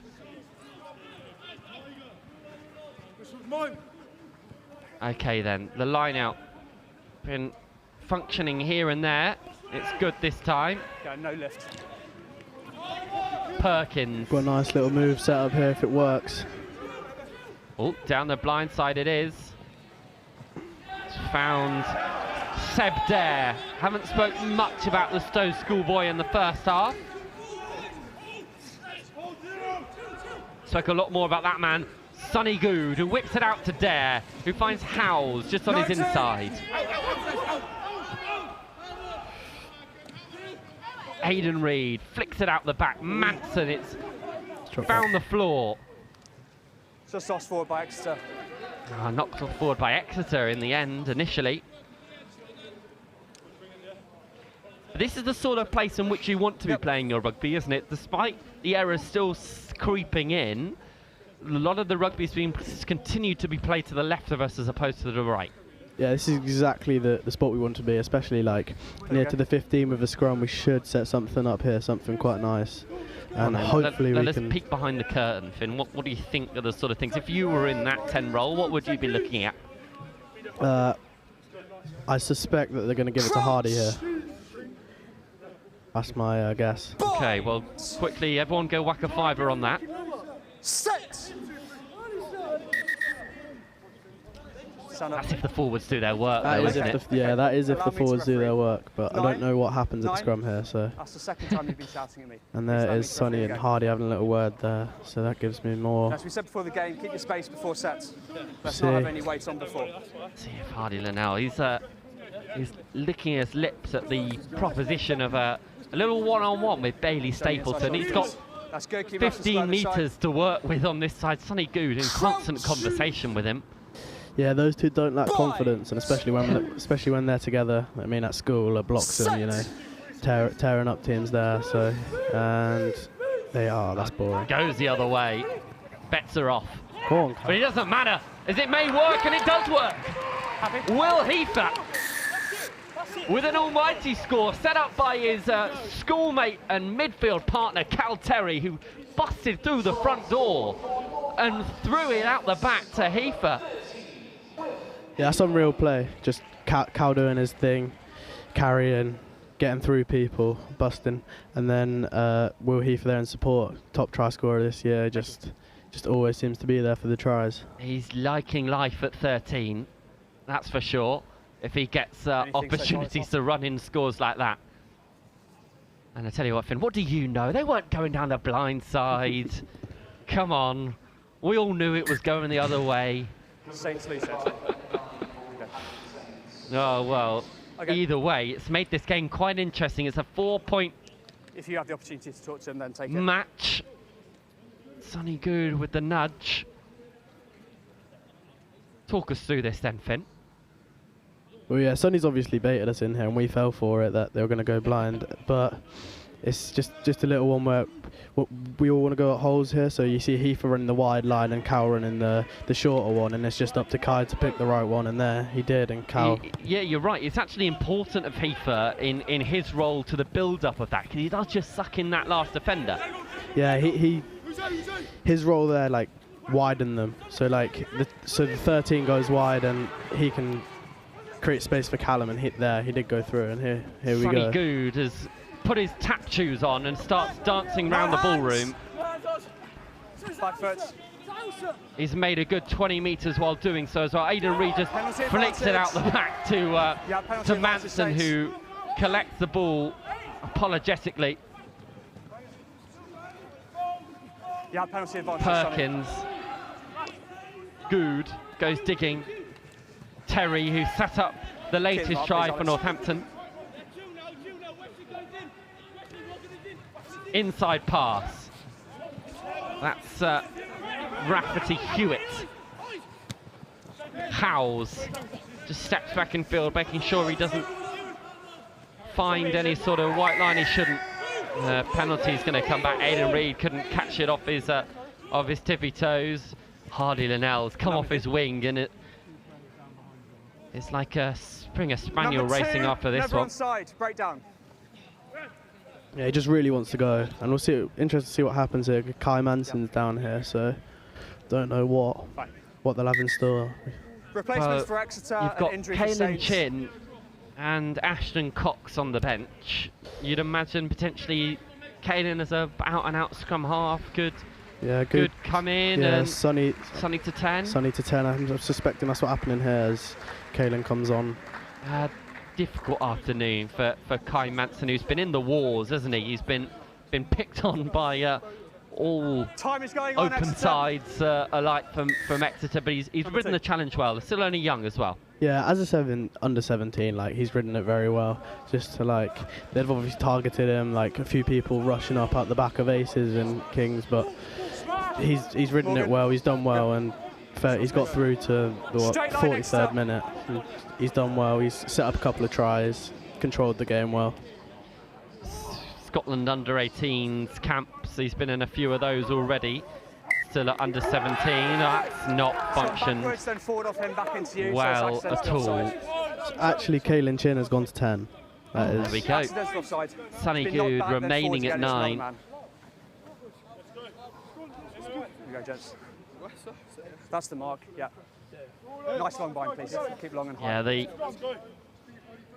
Seb Dare not thrown up at full extent there. Was unable to pick up the ball at the right sort of angles. So Alex Evans, currently on a brace, will try and get Exeter back into this game because they've been absent for this second half so far. After an impressive first. Alfie Johns had a lot to do with it. Turnover. It's been turned over. Okay. Good. Flung wide into no one in particular, unfortunately. Oh, we've gone. A little bit too quick for the referee's liking. In fact, it was a knock-on first. We're going to come back for that. All a little bit hectic.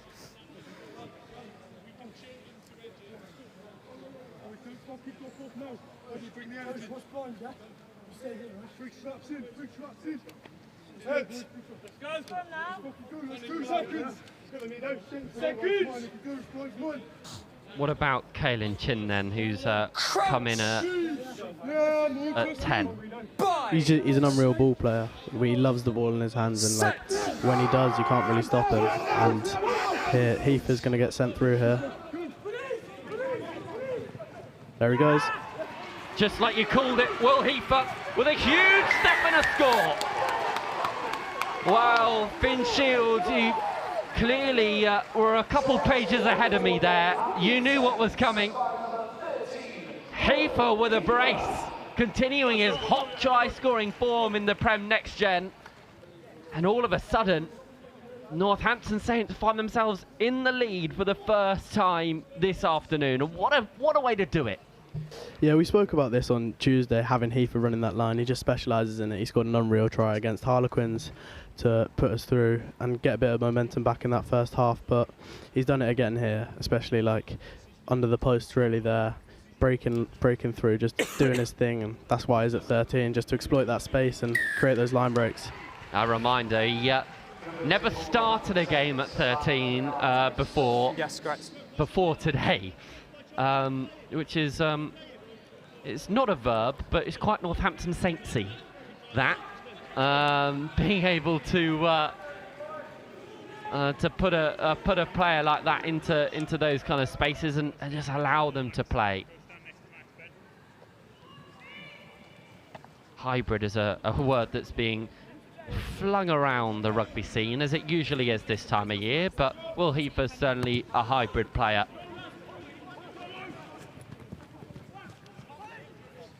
Northampton continuing to want to play. Perkins. 16, side entry. Ooh, but ill discipline costing Northampton and Exeter in a flash through their skipper. McKay, he scored! Theo McKay needed no introduction. He found his way over the line, and Exeter continue to lead this game. Northampton were in front for a matter of seconds. In line with me, yeah, please, they're just punishing us again. You see, Thank two simple mistakes, giving away the penalty at that ruck, and then that missed tackle. Just easily, just no desire to make that tackle there. But you know, we just need to keep that momentum flipped. Just keep putting the pressure on them. He's missed the conversion. Oh, conversion's wide, which could have a huge part to play in this one. We'll see. Ruben Williams is coming on. I think it's Raf Hewitt who's made way. Yeah. So another change in the Northampton Saints pack. They've gone for this 5-2 split. Only 7 named on the bench. Good. Goes high, really high. Backwards. And it falls to the new man, Williams.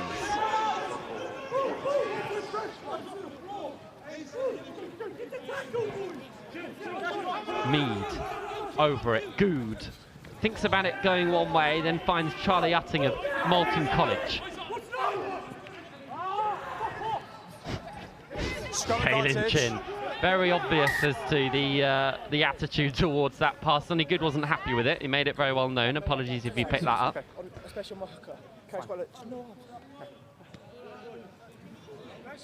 Sonny Good's played a lot of positions over the course of this season, but in terms of his chirping to the referee, 9 seems to suit him. Yeah, he's loved 9 recently. He started at 13 when Hugh was playing, and then he moved to 10 whenever Hugh got injured, and then like they've seen him at 9, they've trusted him at 9, and he's been playing quite well at 9. The senior coaches have loved it, Charlie's loved it, Hoppers have loved it, and he seems to be loving it himself. Anytime he speaks about it, he loves to play a 9. Taken in. Howes is going to have to try and field this one, which is a good kick, a very good kick indeed by Will Lane. Howes thinks about going quickly, decides it's better to let the more experienced line-out throwers give it a go. Ben Jones comes on for Aidan Reid there. Just didn't even realise. Ben Jones of NSB on the pitch. Good, that pass a lot better. Johns and Lane with a huge tackle in the midfield. Alfie Johns has been like a man possessed today. Lane tries to find the right path to his midfielder, Guyver. What a tip line that is. All the way through goes Bridgens. Finds Johns, exploding onto the ball. Johns still going. Evans, Lane, looks to flick it inside. Penalties coming. I'm happy penalty only because he was coming back inside. It's Elijah Jays. Deliberate knock on 14. Who knocked the ball on deliberately. Will Lane then finds touch. Elijah Jays is lucky there, but look at that tip line from Fisher. That's as a half-back yourself, Finn, that's exactly the sort of angles you want to see your second rows running off you, isn't it? Yeah, when you've got someone as big as that running that fast into that hole, it's going to be hard to stop, and especially into a gap like that. And he's gone through there, and he's put us into a whole lot of heat. That's once going sideways. Possessed a perfect platform for Exeter to use, and they have to use it. Lane, McIntosh, back behind the gain line. Exeter applying the pressure. First man. But Northampton conceding the penalty, as they consistently have done. Lero waits over this. Lots of men queuing up for it.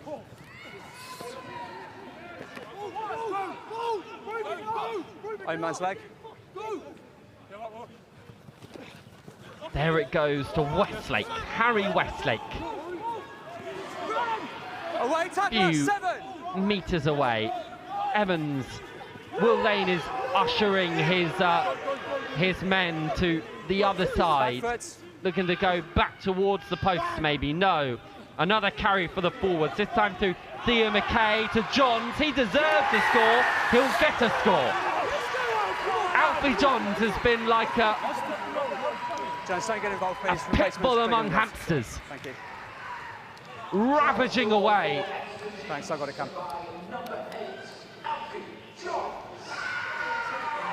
Some big men on the pitch today, but none standing taller than Alfie Johns.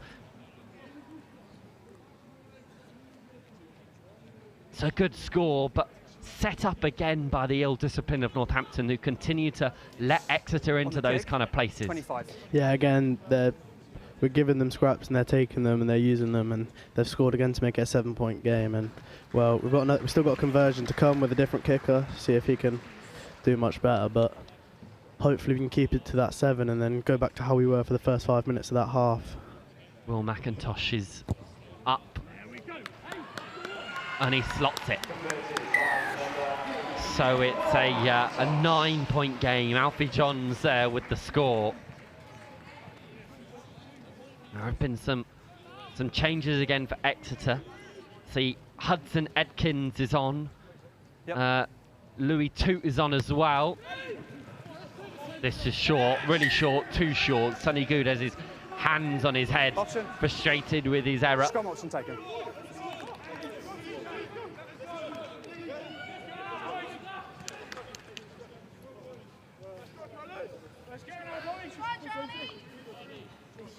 I think Ashton Cox is on as well, wearing the scrum cap. Yeah, Ashton Cox is coming to 12, just a straight swap for Callum Tarry. Just NSB for NSB again there. Hopefully he can make a difference, bring something to this game. Crouch!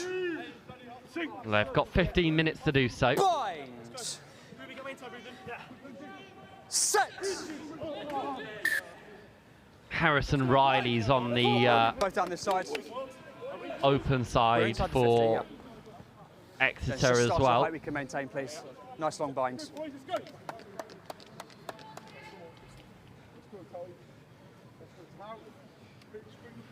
Go, please.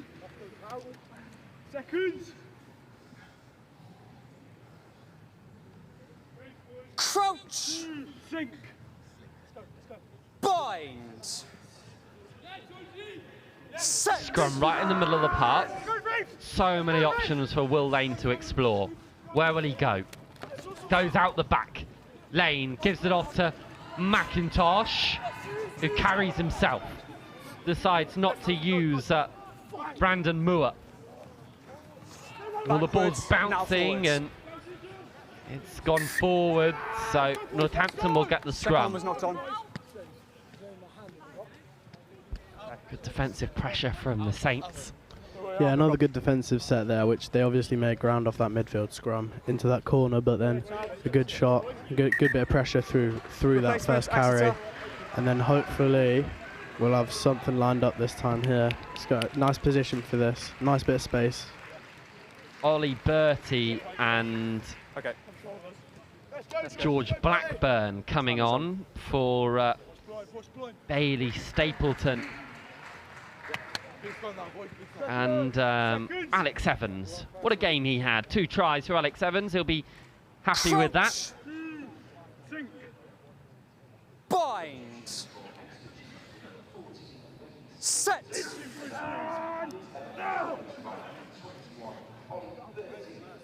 Sonny Good goes digging for it.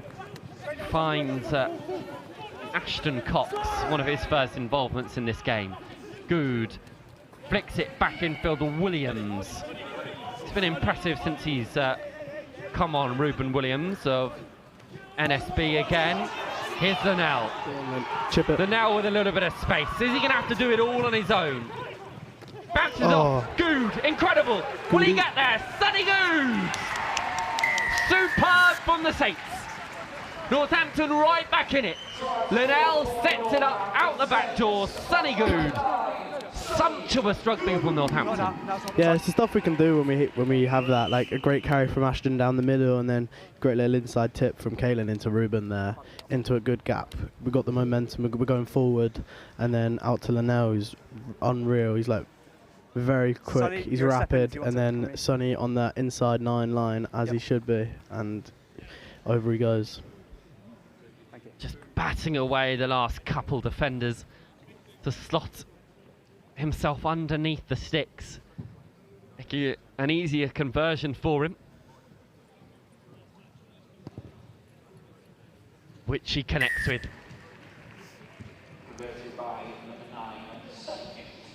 So the skipper with a captain's contribution to narrow the score to just a 2-point difference. Linnell's been impeccable today. Already scored one, exactly provides this one. Now.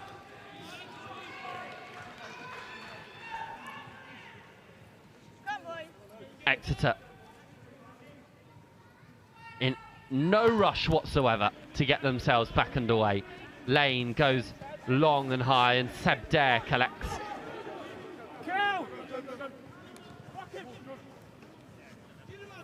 Chin thinks about going himself, finds a little half gap. Good, Jays. Linnell again just bouncing off defenders.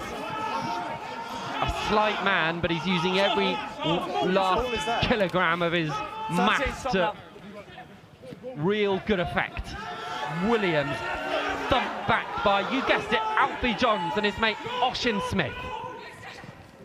Chin picked up the shoelaces of Cox. Good, it's scrappy. Linnell finds a gap, gets a gap. There we go. Little kick in behind from Heifer, who's on a hat-trick. Yeah. Number 7.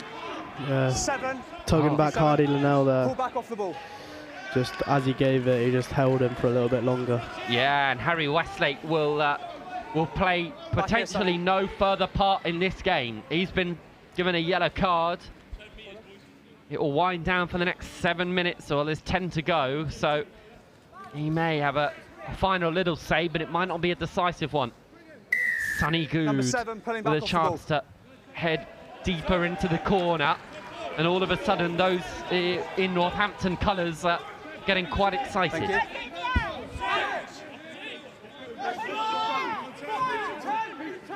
Back 10. Here's Utting. They go to the front. Once.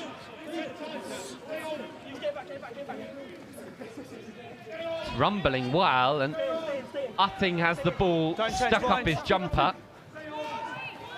They'll continue to rumble, but illegally so. This man was at the front of the pod. That man had the ball. No, you've broken away. A new maul formed, illegal. Broken away with one in front. Fevers was 16 Green was the ball stopping carrier. Utting. And Will Lane finds a good amount of distance, and the excitement just paused around Northampton's attack. Yeah, good opportunity there. Just it was good momentum shift. We came down this wing, got a penalty, a good nudge from Sonny. We even got a good little drive on there, but then unfortunately came to an end. But let's see if we can get a good defensive set on there. Bone crunching stuff, but McIntosh is through. Will McIntosh to put this game to bed. Into the corner, Moore. Oh, it's sumptuous stuff. Brandon Moore. A yellow card in the first half for him. He goes from 0 to hero for the Chiefs. That might be the nail in the coffin for Northampton. Brandon Moore wasn't even supposed to start this game. The Truro College man comes into the game from the off, provides real impact, and in the end, the finishing touch. Linnell, who's bumped off. 30 seconds. This is, in fairness, Finn, some superb first phase work from Northampton, isn't it? From Exeter, in fact. Yeah, they really are exploiting us very well, and like you got to give credit where credit's due. That's unreal play from them. Great finish from him, and just the 15 to exploit that space, go through the gap, hands onto the wing. Just a great overall finish. Will McIntosh has been delightful to watch today. His kick attempt wide, but it means enticingly we have a 7-point game. This is the work of McIntosh just on the arc. Cox just overcommitting. Sonny Good will look for the restart to be retrievable. It goes a little bit deeper. But I tell you what, it's a hell of a shot from Alex Mead, who throws George Blackburn like he's taking the bins out.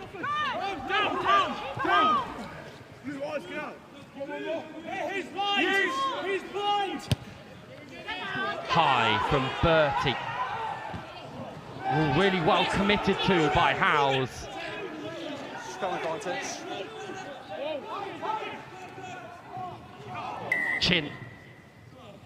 Like he's at second slip, but it's to no avail. The knock on Howes caught in the air. So knock on. Okay, so 7 minutes left of this game. 7 points in it. How do Northampton get something out of this fixture? Are you down one in the scrum? Yeah. Okay, fine. Need a good defensive set here. Just hopefully not get caught in this wing. We need Will Howes to cover that wing over there. He needs to get round, and we've actually got Ronan Perkins in the centres defending here. The man advantage, given that Westlake is still serving a sin bin. So we've got 7 apiece in the scrum. Set!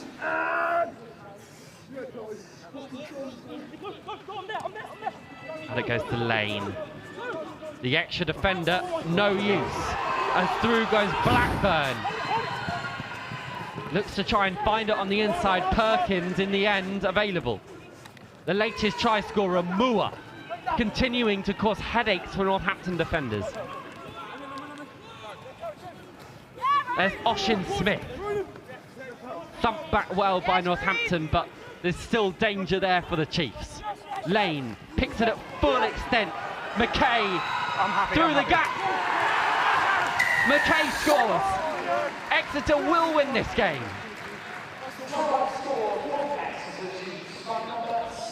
Theo McKay, who skippers aside, leading by example. There's a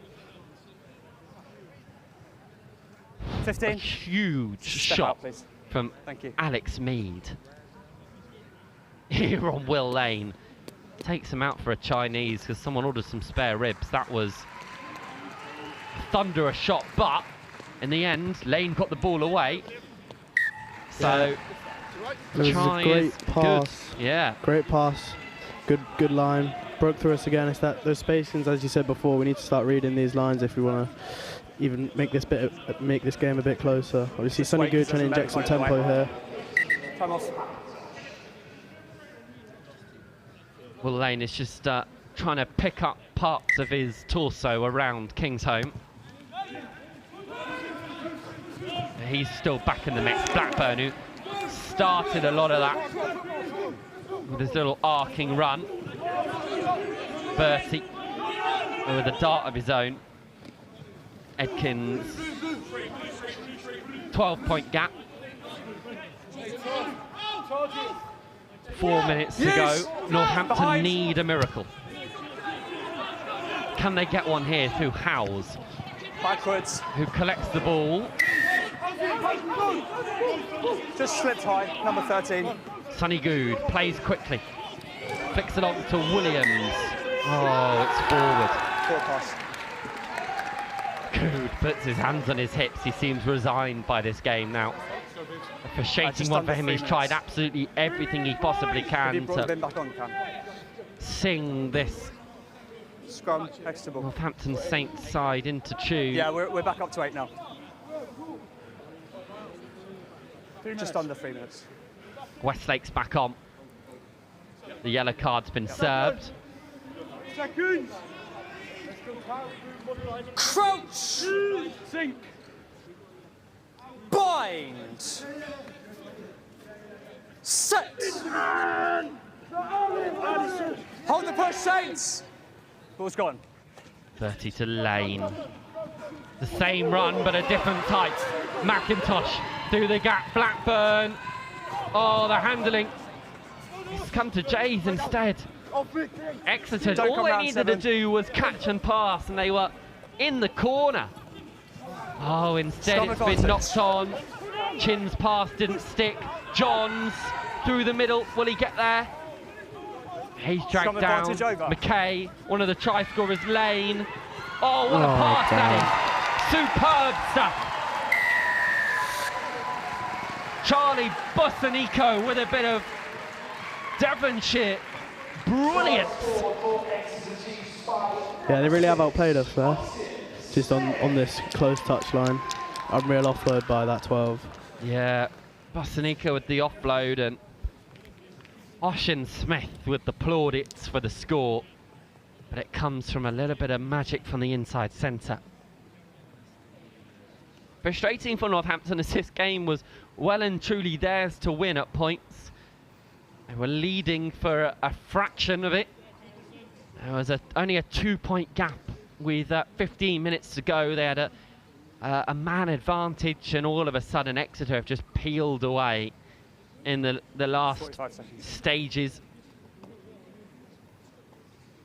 And Will McIntosh, who's been the conductor for many of the Exeter attacks, has a go at the sticks, but can't find them. Okay, they're ready to go, so whenever you are. So Northampton, potentially for the final time, get this game back underway. One of the final times that many of these players, both across Northampton and Exeter, will wear their respective club shirts, and with so much pride as well. Ball is out. Ball is out a long time. To the excitement of Ronan Perkins, who inside now thumped. Time is up if you want. Ollie Bertie,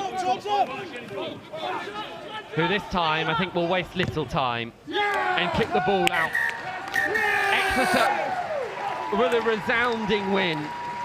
They make amends for their 61-54 scoreline deficit in the return fixture all the way back in August. They've corrected their mistakes on that one, and they come away with the win.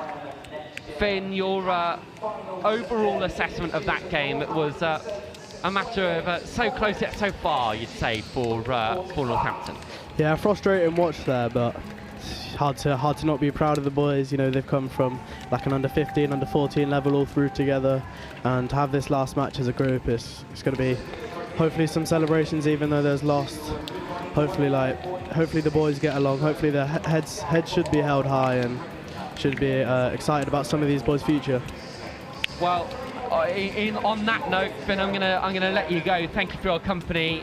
You're more than welcome to head down and go and celebrate with those players. We'll see a lot more of you, hopefully, in the next couple of weeks and months, with the school season yet to conclude. But that is it for Northampton Saints and Exeter in these Premiership Club colours. We have a little bit of a shape-up to do to the pitch. It has a lot of wear and tear to it during the course of this game, so it's going to get a little bit of a mow. But before that, Angus Savage, I think, is with a couple of Exeter players and will be able to talk us through what was an astounding game. Full-time here at Kingsholm. Exeter Chiefs 45, Northampton Saints 28. Angus, over to you. Thank you very much, Will. Yeah, what a game that was. It looked tight for a moment, didn't it? But Exeter pulled away, and I've got their skipper, Morgan Talling, alongside. Talk to me about that. It did feel tight at one stage, didn't it? But you guys managed to pull away towards the end. Yeah, it did. Really dug deep in that middle third. It was hard going. Like, fair play to the Northampton boys, they did bloody well to be able to come back and keep us going. But it just shows how tough we can work and persevere to get through that and score some good tries at the end there. And it leaves you guys 5th place overall in terms of the competition. A really strong return, actually, when you consider how good some of the teams in this competition are. Yeah, really good. Like, we're obviously pushing for the top from the very start. It's a bit annoying how it went, a couple bonus points and we could have been up in 3rd almost. But yeah, we're still really pleased with how we've got into the middle of the table. Real good performance at the end. And there's a strong Exeter College hint to your side, but I want to talk to you about some of the lads that you don't play with every week at Truro College and Ivy Bridge Community College, because they've added something to this mix, haven't they? Yeah, really, it was testament to them, really, how obviously it's a core of Exeter College, but they've come in and they work just as well. They work in system, they're working outside of college hours to come and work to get into our calls and our things. They're not with us all the time, so it's hard for them, but they work really hard and shows when they play that well. And obviously, just a quick word on that Northampton Saints side. There's some good players in that team, and you boys have had to dig deep to get past them.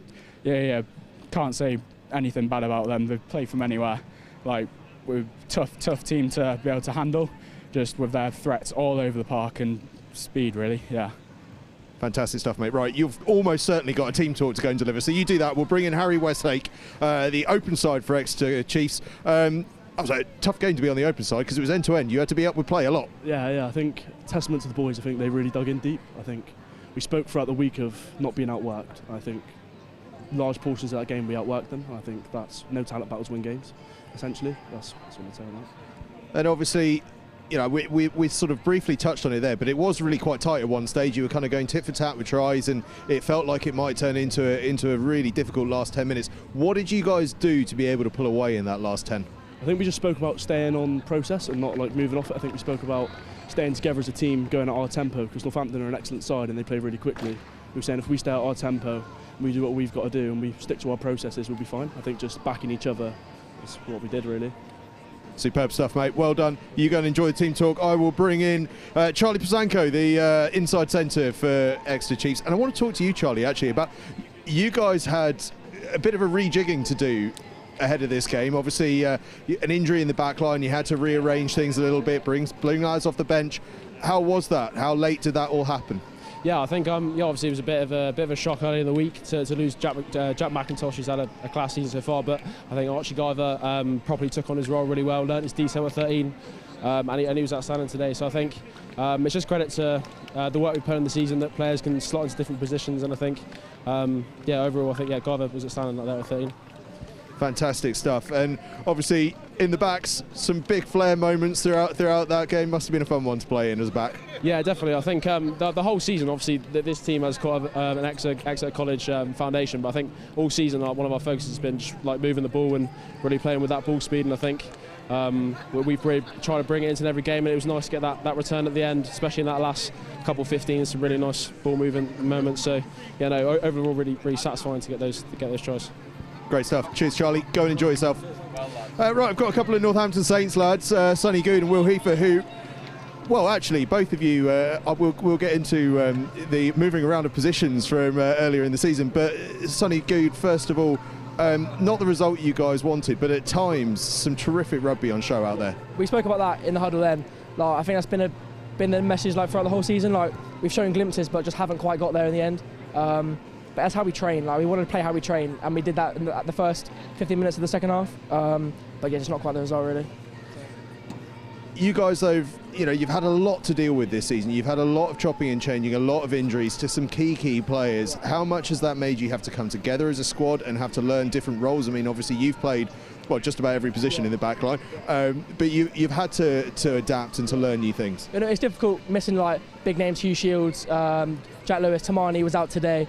But like, we all train the exact same, like high intensity, and it doesn't matter too much. It is gutting to have those boys out, like their quality, and it does affect us. But we all just try and get after the same things, and sometimes that it doesn't matter too much because we all get after the same stuff, and it just ticks together quite well. So, but obviously the result doesn't get shown.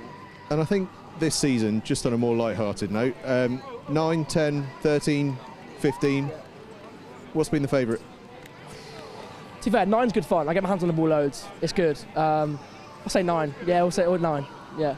Fair play. 9 it is. Right, we'll let you go catch up with your teammates. We'll bring in Will Heifer here. Will, you're another one who's had to move around and chop and change a little bit. How was it for you out there in the centres? Yeah, I thought it was all right. It's a bit different, but I think other than line-out wise, I think I play like a centre anyway, so I had to go there last week against Bristol, and I really enjoyed it. I just said to the head coach, I was like, yeah, I want to go for it. There's nothing to lose, so I thought I'd have a go, and I really enjoyed it. Just get my hands on the ball a bit more, a few more tackle opportunities. Yeah, just enjoyed it. It was good.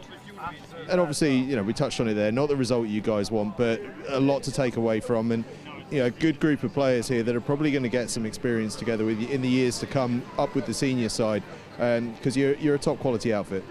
Yeah, it's been a good run for us, especially we've had so many year belows coming up as well. It's just been good to get tight in training, as we only have one training session a week, so it's hard to get tight as a group because we only see each other once. But I thought it was really good fun out there with the lads. Just the whole year, it's been great. I just want to touch on something, because he's a teammate of yours, not only for Northampton Saints but for Northampton School for Boys as well. Jack Lewis getting senior rugby minutes. He's not here today because he was playing Prem Cup yesterday. How much of an inspiration is that to all of you guys to know actually those senior appearances are not very far away, and that if you play your cards right, you play good rugby, you impress the coaches, there's opportunities there? Yeah, no, watching him run out last week against Quins was just it was good to see. Just to know my mate's gone out and played for the Saints. It just shows that like if you put in the work, and it's so close, so you can go and run out with them. But yeah, just give him motivation really to go for that. Turning away from academy rugby for a moment, we've mentioned NSB, Northampton School for Boys. You guys have got quite a big game coming up soon. A good core of you are part of this team here. A few lads missing as well. Excited for it? Ready for it? Yeah, I'm buzzing. It's good because we've obviously already done it once in year 10. We all just really want to go and do it again. Playing at Twickenham is brilliant, so that's our motivation to go and win this semi-final, to go there as a group again. Lovely stuff. Right, go and catch up with your family. I know they're over there. Oh, look at this. We're getting coaching staff from Northampton Saints as well. This deserves a handshake. Incredible. I'm very well, thank you. How are you? Yeah, good. I thought we played some nice stuff in parts. I thought it was a good hit out for us. Obviously, a few bits we can get better at, as always. But it was good. It's a good group. It's a tight group. It's just good to watch them run out and have a bit of fun and try some lads in different positions and see what happens. Yeah, I know that you've been wanting to give Sonny Good, for instance, a run at 9, and you've wanted to get Will Heifer out in the centres, but you haven't been able to do so, largely because of a mounting injury list that's almost unprecedented. But is that a core part of what Northampton Saints do, is trying to think a little differently and see guys in different positions? Yeah, I mean, we're just trying to give the lads the best opportunity to perform and see what position suits them. I think we had a conversation with Will Heifer and Sonny Good. Like, one thing they have in common is they're very good unstructured games players, and they can be moved in different positions, whether it be their physical capabilities and trying to think about what's best for them further down the line, and also having conversations with senior coaches as well. Like, they had a conversation with me about Sonny having the opportunity to play at 9, and we made that happen, and well, I think it's gone really well. So yeah. Yeah, he looks like a 9 actually, doesn't he? He played pretty well. Yeah, no, I thought he was good. He's just a utility player that can go anywhere, and I think that is a massive plus for him. And it's just, whenever you ask him to go play in a position, he wants to go and do it. He wants to go and see what it's like. And I thought today he was very good. We put him in there against Saracens for a half as well, and so I think he could have a good little career at 9. Yeah. I'm verging into the territory of nerd territory, but indulge me for a second. Is that important in a world that's moving towards 6-2 splits, 7-1 splits sometimes on benches? Are players who can play backs and forwards or can cover across an entire backline more important than ever before? Yeah, I think so. I think if you've got a natural ability to play the game and you have a good understanding of it, which someone like Sonny naturally does, I think people will lean more towards that. You know, if you have him on the bench and someone goes down across that back line, you'd be pretty comfortable chucking him in. Again, though, from a development point of view, it can be tough of going, 1 week you're at 10, now you're at 13, now you're playing 9. It's a lot to get your head around for an individual. But he's chucked himself in, he's given it a go, he's really lent into I'm going to make mistakes, that's all right, I'm still figuring it out, and that's what you want from a character point of view as well. But yeah, I do think the game will go more towards that way, and I think Sonny's a really good example of someone that can just cover across the board. I just want to quickly touch on one of your lads that's not here, Jack Lewis, who obviously 2 weeks in a row now been playing senior rugby in the Prem Cup. What does that say about the quality of player that you guys have got coming through? I mean, obviously a shame for you guys at an under-18 level to miss them out, but I suppose a good problem to have. Yeah, a great problem. I think I would always rather these lads made their debuts than lift an Academy League trophy. Like that's what the success of the Academy is. That's what we're judged on. And going up to Newcastle, watching Jack run around on a Friday night for the seniors rather than be here is exactly what the pathway is there for. It's great that the senior coaches dip into that and they want to give lads early opportunities, but it's brilliant for him to go get involved and play the way he has in that environment early is exciting. The more players that we can get doing that, I think Henry Lumley, James Pater doing it last year here actually away at Gloucester in the Prem is just brilliant for their development and great to have an early opportunity of what it's like playing in the men's game. So that's why we're here. Yeah. A couple of big games coming up. Quins Surrey's in the third place playoff, and then Bath Bristol in the final. You've seen plenty of those sides. We're looking at two high quality games there. Yeah, definitely. I think when we played Quins, wanted to play fast, very physical breakdown. Their speed of ball was very good against us, which ultimately killed us. Had Bath and Bristol week to week from a collision point of view, I think that's going to be a very physical game. Be interesting what happens around the set piece. Two strong set pieces within those teams, but yeah, probably hang around, have a little watch and see how it goes. But I'm not going to tell you who I think is going to win. I'm going to be a politician, but yeah, it should be two good games. To be fair, I'm sitting on the fence on both of those as well. I haven't got a clue. Listen, thank you so much for joining us.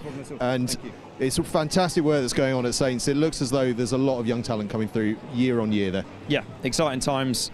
More people we can get through into that senior squad, representing as early as we can, the better a job we're doing, I guess. So hopefully more to come in the future. Top stuff. Cheers, mate. We'll see you soon. Cheers. Charlie Reid there, the Northampton Saints under-18 head coach. Right, we have a lot of time actually. We've got about, to upset those of you that don't want to listen to me, 32 minutes until we kick off in the third place playoff, so we might have a little rest, but should we go and see who's here to have a chat with us? Why not? Let's do it.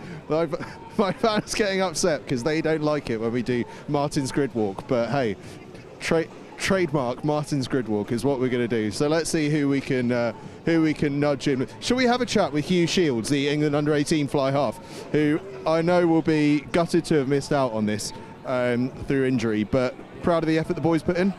Yeah, I think it's we've been quite unfortunate this season so far, riddled with injuries, so it's just going out there, trying to play our performance, do what we're coached and what we're trying to get on the pitch.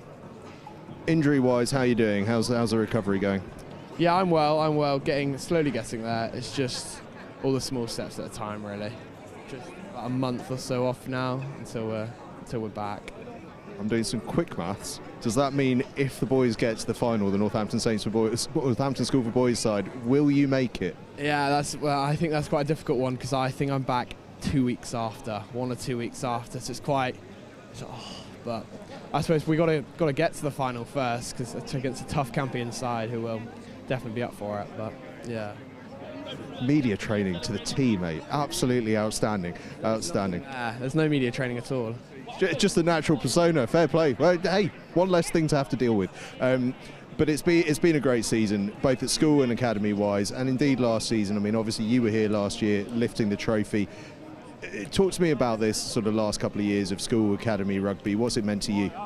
Yeah, I think for me it's the main thing about like enjoying it, actually going out playing rugby because I enjoy playing with my mates and stuff. So all the school stuff's like it's quite an unfortunate way to end my school career, but just going out on a Saturday morning or like a Tuesday at home with all my mates who I've played with since we're about 4. So that's been a big thing for me, and then coming into this environment and playing with so many from school when I got my opportunity too was actually, it's just really grateful for it, really grateful. And then all the further stuff, the international stuff worries about itself if I get my performance right, and then it's all worries. But yeah, the main thing I'd just say is making sure you go out and you don't put too much pressure on myself. That was the point where I was too much pressure on myself, not really enjoying it. Just go back to play rugby because I enjoy it, play with my mates, but yeah. Last question before I really get you ribbed for coming away and doing some media duties. What's it been like playing with your little brother? It's almost been like a bit of a dog on the leads, to be honest. It's almost like all the boys are like because he's a bit of a live wire. Everyone's like, oh, is he like this at home? Is he like this at home? It's actually switched off, but it's just not letting him run away by himself. It's almost like you've taken the step up. Like, I mean, props to him. He's stepped up and he's shown it. He's shown he can do it. So it's just a case of doing it week in, week out. And when he's put in difficult scenarios where he possibly hasn't been put before, it's like whether he needs that arm round him or just look, come on, this is what we need to do. That. But ultimately really enjoyed, because it was the first, like, it was school pre-season where he first got called up, and it's the first time I'd actually trained with him. So it was initially a bit like, well, you're not at the moment, you're not actually my brother. Well, you are, but you're a teammate, so it's I got used to it then quite frequently, but it's nice to actually boot up with him and get playing. Lovely stuff. I like it. Hugh, thanks so much for taking the time. Appreciate it. You see the gold that we get sometimes when we go for a little walk. Get to speak to an England under-18 fly half. Northampton State's coaching staff are having a little debrief here on my left-hand side. Well, I'll tell you what, we've run out of road down here, so we're going to spin around. We're going to go all the way back up the other side and make sure everyone gets a thorough workout while we see if there's anyone else we can speak to. We've got just under half an hour, 28 minutes until the third place playoff, Saracens against Harlequins. By the way, these two met earlier in the season in a bit of a classic. Well, we're about to go right through the Exeter Chiefs team photo, so we will try and get out the way of that. I don't think they want us in it. They may want us in it, so we will see. We've got some, I'll tell you what, my favourite thing to do, interview young lads by the touchline. How are you, my friend? Good. Who are you here supporting? Saints. Anyone in the Saints shirt in particular? No. No, just a super fan. Actually, yes. Who? Ashton. Ashton Cox? Yeah. NSB's finest. Mhm. It's a very stern face you got. You look like you could do a job for me out there on the field at some stage. Yeah. Do you play yourself? Do you want to? No. You're in full kit. You're ready. No. No? Oh, one day. Thank you so much for talking to us. Enjoy the rest of your day. Thank you. Thank you very much. There we go. Ashton Cox. Oh, here we go. Who we got here? Very nice to meet you, my friend. Introduce yourself for us. I'm Brandon Miller. Brandon, fantastic game today. Delighted with the result? Yeah, I'm stoked with the results. I'm quite happy that we won. Like, people think we're going to lose because obviously we lost them in the pre-season, but then obviously came up here and sort of it toned down a little bit, but then we brought it back and scored 3 quick tries and sealed the game off for ourselves, which is quite. And obviously you've had a couple of weeks to get your training in for this, because you played all your games before that last round, so lots of time to get yourselves ready for this. Yeah, I had loads of time. I was quite happy with the way it turned out. Like, I played pretty well in my opinion as well, so I was. You played very well indeed. Your whole team played well, in fact, and try scoring form out there in the back line, tries galore. Must have been a good fun one to play in. It was so fun, yeah. I was like celebrating everything, like so happy. Absolutely outstanding. Listen, go keep celebrating with your teammates and enjoy the rest of the evening. Right, we are going to go for a little break now and allow everyone to reset ahead of 2 massive games. 5:20 p.m. Saracens versus Harlequins in the third place playoff, and at 7:05, 7:05, it is the Prem Rugby Next Gen final, Bath Rugby against Bristol Bears. We will be back with you any moment for those final 2 games.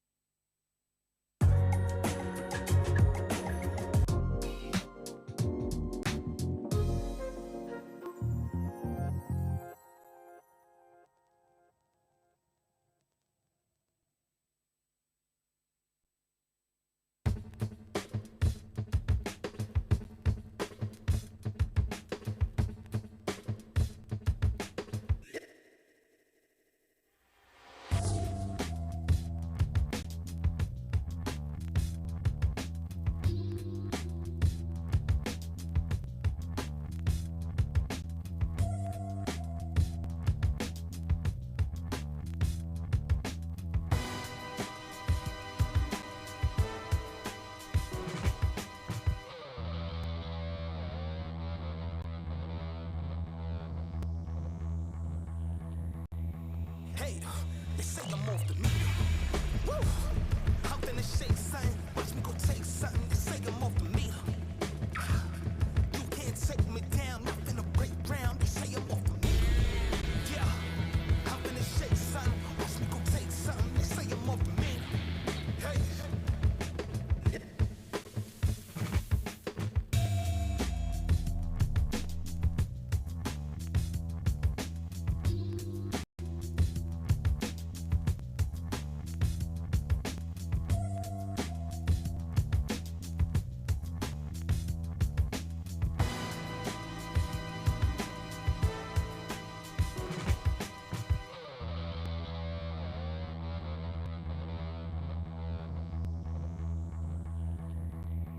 Hey, they say I'm off the meter. Woo! I'm finna shake something. Watch me go take something. They say I'm off the meter. You can't take me down. I'm finna break ground. They say I'm off the meter. Yeah, I'm finna shake something. Watch me go take something. They say I'm off the meter. Hey.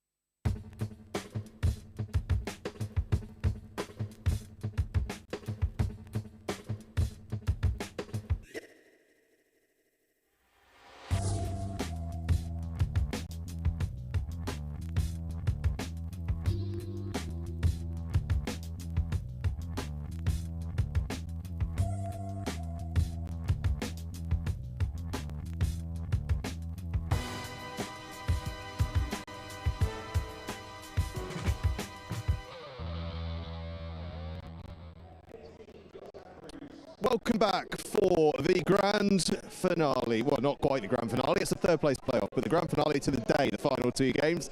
Saracens versus Harlequins, and then Bath Rugby versus Bristol Bears. But before we get into that, we're going to have 30 seconds with Ian George, Jamie George's father. Ian, a pleasure to meet you. A quick question on England yesterday, more to the point, your son. What a fantastic servant he's been to English rugby. Well, I mean, it's been an incredible journey, yeah. And hopefully he's still got a few more games left in him. And I know that these lads out here and this academy system means a huge amount to him. He came through this very system himself. Yeah, it doesn't seem that long ago that he was figuratively speaking out there. So yeah, it's amazing. It's all gone so quickly.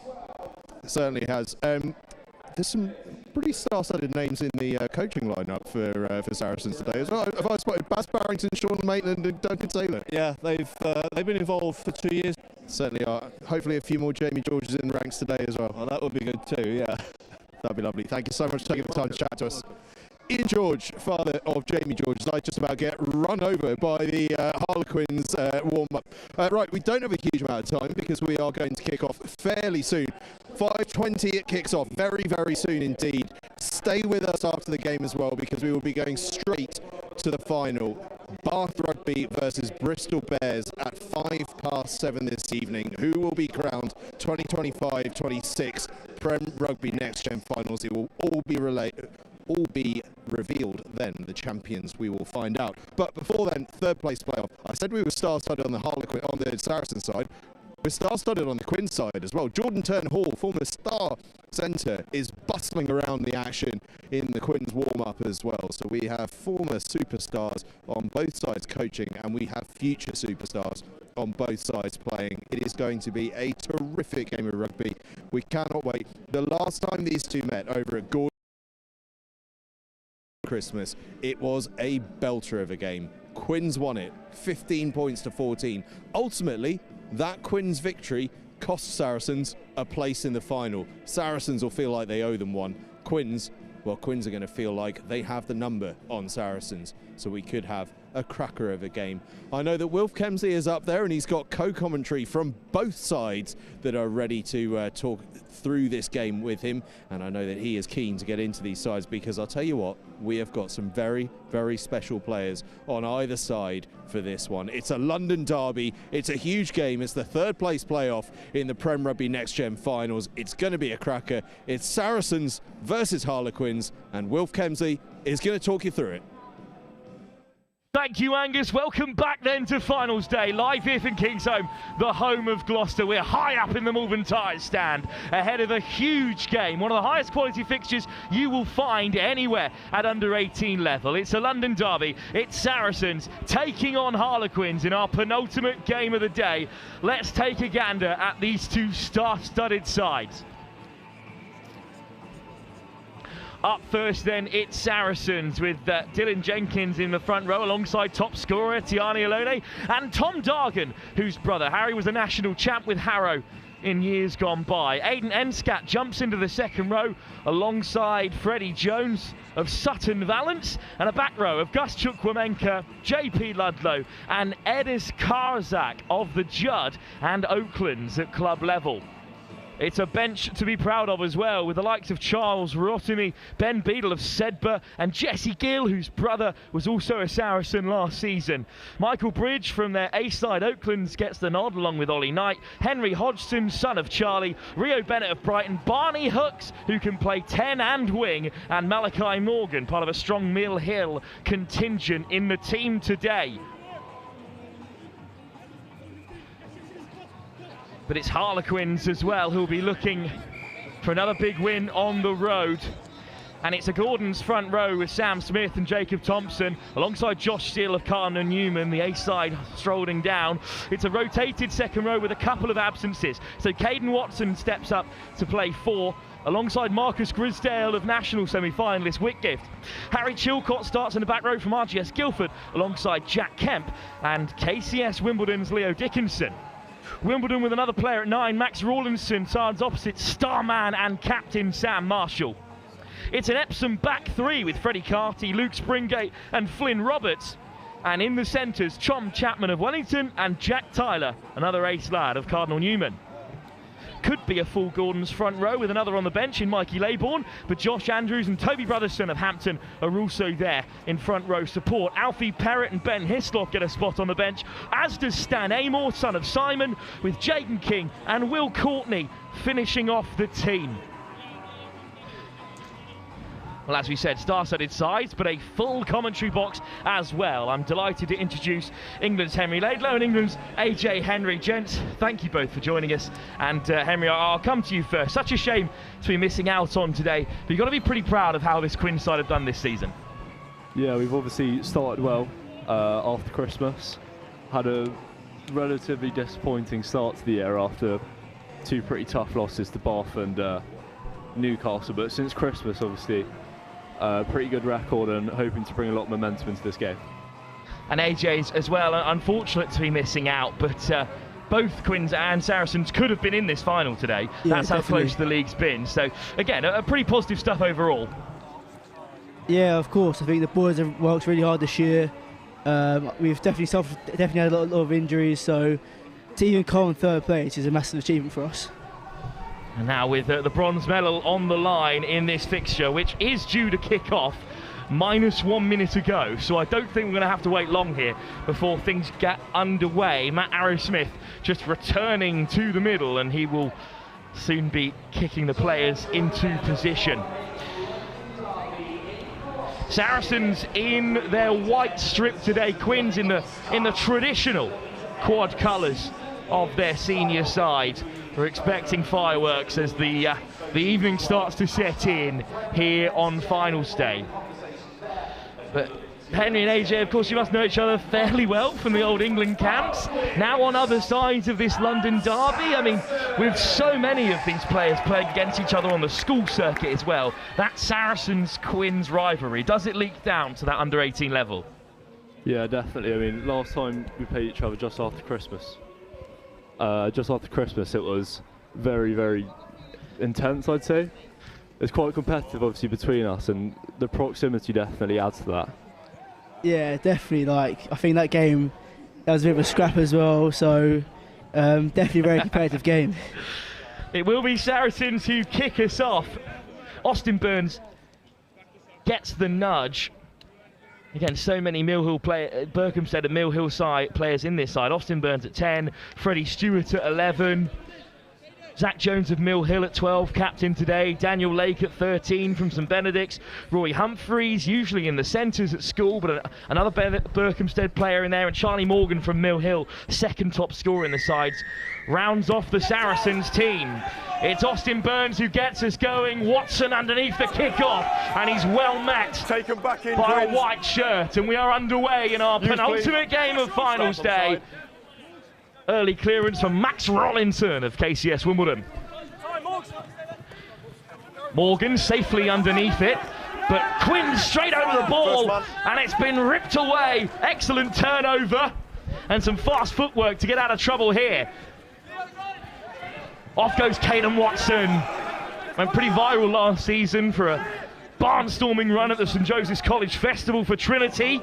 But Sam Marshall's pass into midfield is ghosted past his teammates, and Saracens can counter. Off goes Karsak. One of the Judds standout players, another state representative in this Saracen side. Now they can build here through Ludlow. He's played the most minutes out of anyone in the Saracens team this season. Charlie Hurd, such great link up with his fly half and with his wingers in that back line, but it's been knocked on in contact by Morgan. And kicking behind, back comes Freddie Stewart. First chance to see him run with ball in hand. What a danger he can be. White, retreat! Retreat! Arrowsmith forces them to retreat. Roberts brought down on the halfway line. Rawlinson, another knock on. A plethora of errors at the start of this game. Just a testament to the physicality. Finally a penalty. AJ, it's not the cleanest start by either side, but I think that says more about the momentum in defence than anything else. Yeah, definitely a few big shots flying about, so yeah. Line out then for Harlequins to defend. It's a good kick, it's up to the 22. Henry, some defending to do here, lightly from the maul. How have Harlequins held up at the back so far this season? Yeah, we've definitely knuckled down well this year. I think it'll be interesting to see the set piece here. First set piece of the day. It's a good ball into the path of Ludlow. And it's safely at the back with Tiani Alone. 5 out you go. Alone still has it, and the maul's broken away here. And Harlequins need to get wise. Penalty. 6 changing bind, entry's fine, then changes onto the ball. Harry Chilcott of RGS Guildford there penalised for changing his bind, and they go to the maul again. And AJ, if they have a maul like the last, it'll be well, it'll be try time. Yeah, definitely. I think the maul is something we've tried to focus to affect the season. Literally, I think most of the tries of the season have come from maul. So let's just see how Queens react to that. Indeed, Tiani Alone is the top scorer, I think, in the entire Academy League with 10 to his name. Overthrown this time and swung away by Gordon's captain, Jacob Thompson. Bit of broken field for Harlequins, just how they like to play. Roberts chopped down. Unavailable for Epsom when they made the plate final at Seaford a couple of weeks ago. Thompson with really battling for it there. He's had an injury hit season for Gordons in the Ace League. A disappointing campaign for them, but they still finished third overall. And they've got an almighty front row. They're even missing one more in Jago Morgan, who's unavailable at the moment for injury. That's given Mikey Laybourne the opportunity on the bench. May see him later as Sam Marshall finds touch. Yeah. White line is yours. Well, Henry, that's that Quins DNA. There's a debate going on at senior level about how Harlequins are doing, and it isn't particularly well. And it's because maybe they lack that Quins DNA that these young guns certainly have, just running it out from their own 5 metre. Yeah, I think what's underestimated is what underpins the Quins DNA was that knuckling down inside our 22, getting the ball back to be able to play with that. Absolutely, there's some soft hands, and Freddie Stewart drives back his man. He's such a threat on both sides of the ball, but here's Roberts. Lovely work from Luke Springate, and Springate is through. Roberts steps off the right, beautiful score. It's the Epsom connection once again for Quins. Luke Springate, the top scorer, this time picks out his man on the inside. It's Flynn Roberts who goes over. It's a beautiful score. It's one missed tackle, and that's all it takes at this level. And Harlequins in front. Well, it's that little fend off there that allowed Springate to slip the net. He's on the England radar as well, ahead of the under-18 Six Nations, and Roberts is the beneficiary this time. Well, Henry, what do you make of that score? As Sam Marshall knocks them over from right under the post. Luke's been outstanding for us this year. He's top scorer, I believe, in the competition. So I think that just really sums up how he's played this year. Well, AJ behind early, but you had your chance in the 22, and unfortunately, if you don't take your chances at this level, you can be punished. Yeah, definitely, but now all the boys have got to do is just react to that and give it their all, especially off this kick-off. Lovely step in there from Roberts as well. We still have work to do. Let's get away from Rory Humphreys, who's an outstanding defender. So another kick-off then for Austin Burns. Just been knocked back by Stewart, who does so well to get underneath it. And this is the response that Saracens are after. Hurd through the forwards. Good carry by Dylan Jenkins of Campion. No Quins! Really physical in the midfield, but Hurd still has it. This time digged out the back, and it's Stewart coming off his wing, busy for work. Freddie Stewart breaks the first tackle. Saracens pushing hard here, but Quins have the answers so far. Freddie Jones that time being held up, and the maul is called, and Quins have upended them here, and they will surely win it back. Still moving forward. Still some movement, so Saracens allowed to play, but they need to get the ball available here. It's great defence from Harlequins. Ball's already been called. Two lads, let me get the mark. Some good shape in there, AJ. A good reaction to going behind, but not the end result the Saracens are after. Hookers left of this mark, please. Yeah, definitely not. Both sides pre-match spoke about I think space. Deliver now, please. definitely the carry height that kind of cost us there, but again, let's see how the boys react. And Henry, as a second row yourself of some height, he's still bent into the contact. It's just every now and then they get underneath you there. Didn't have the physicality really to bring himself to ground. Yeah, I think that's just a testament again to the physicality that Queen's back row are bringing today. Scrum fed by Rawlinson. It's a penalty for Harlequins. Hips out, then driving across the scrum. Dylan Jenkins of Campion there just got his angles wrong. Taking on Josh Steele of Cardinal Newman, another ace team that have not had the season they were after, but still producing top players like Jack Tyler out at 13 as well, who we'll see later. And Jaden King on the bench. Stay on your front, man. Watch the funny. Line out for Harlequins in Saracens territory. Claimed well by Marcus Grisdale of Whitgift. Dink round the corner for Rawlinson. Lovely line from Roberts, the try scorer. Held on to this time. Marshall, what a pill! Oh, it's been intercepted.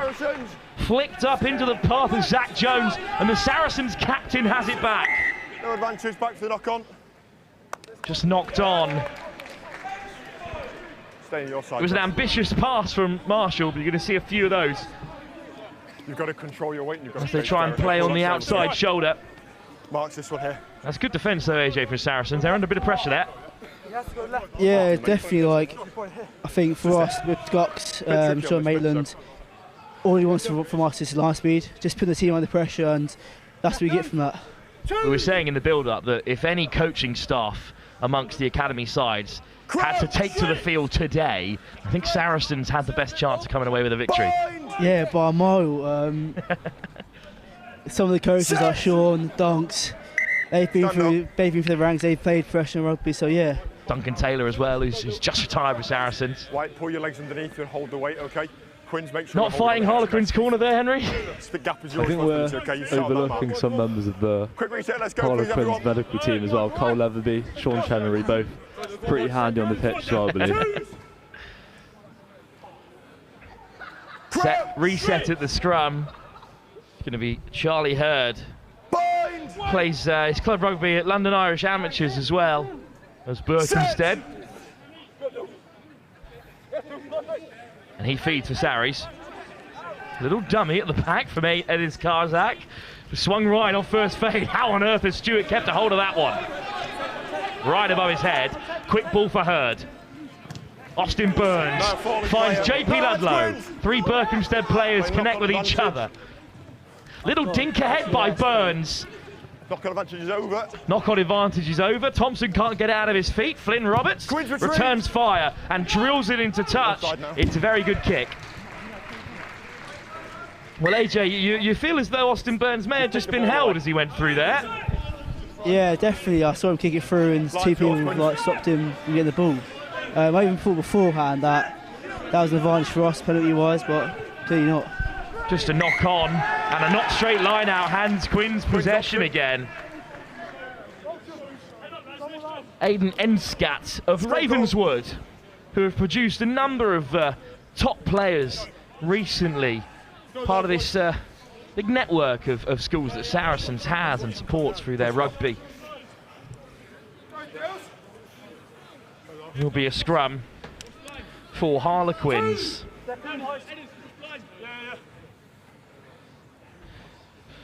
Crouch! Bind! Set! Another set piece opportunity for Harlequins inside Saracens' half. Kurzak gives the pass that time. It's Dickinson picking out his schoolboy scrum pass. Rawlinson, but Saracens have dealt with it well. And Freddie Stewart's delighted with that. Freddie's having a blinder today, like all over the pitch and attack and defence, has been on it. Harlequins are on their mark, they're good. Driven into touch. That's two pretty physical players to try and fend off on your own. Edis Karzak and Freddie Stewart. Line out goes awry though, and some lovely hands from Harlequins, and it might be a 3-on-1 out wide. It's direct from Jack Tyler. Up to the past the 22. That's good. Rawlinson, crossfield, looking to pick out Springate. Will it bounce for him here? Springate's on the edge. Fends off Stewart this time, but he's straight back to his feet to make the chop. As direct as you get from Dickinson.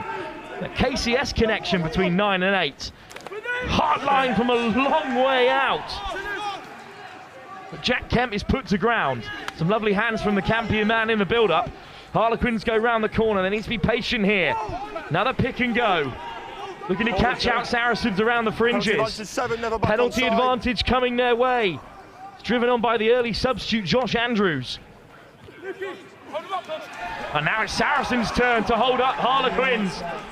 Just trying to get his knee to ground there, but the maul is formed. No advantage coming there. Great defence from Saracens, but a penalty advantage was coming. 7 never off inside. Sorry. March is here on the And it looks like it's going to be Jacob Thompson, the Gordon's hooker, to have a stab himself. Off goes Thompson. Brought down emphatically. But it comes for Rawlinson. What a line! And it's a second score. It's a beautiful line from the midfield. No stopping that kind of power from that kind of range. It's a second on the board for Harlequins. And Henry, you've got to be pleased with a carry like that. The forwards couldn't get it done. Was going straight in. But then this line comes out of nowhere from completely off screen. Fairly certain it's Tom Chapman, but it might have been Jack Tyler. Indeed it was Jack Tyler who went over.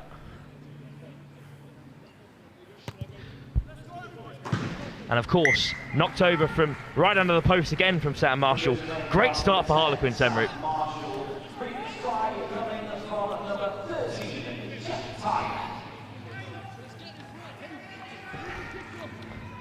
Well, what do you make of this score? It was a long time coming in the end. Plenty of phases up there, but in the end, Harlequins got the job done.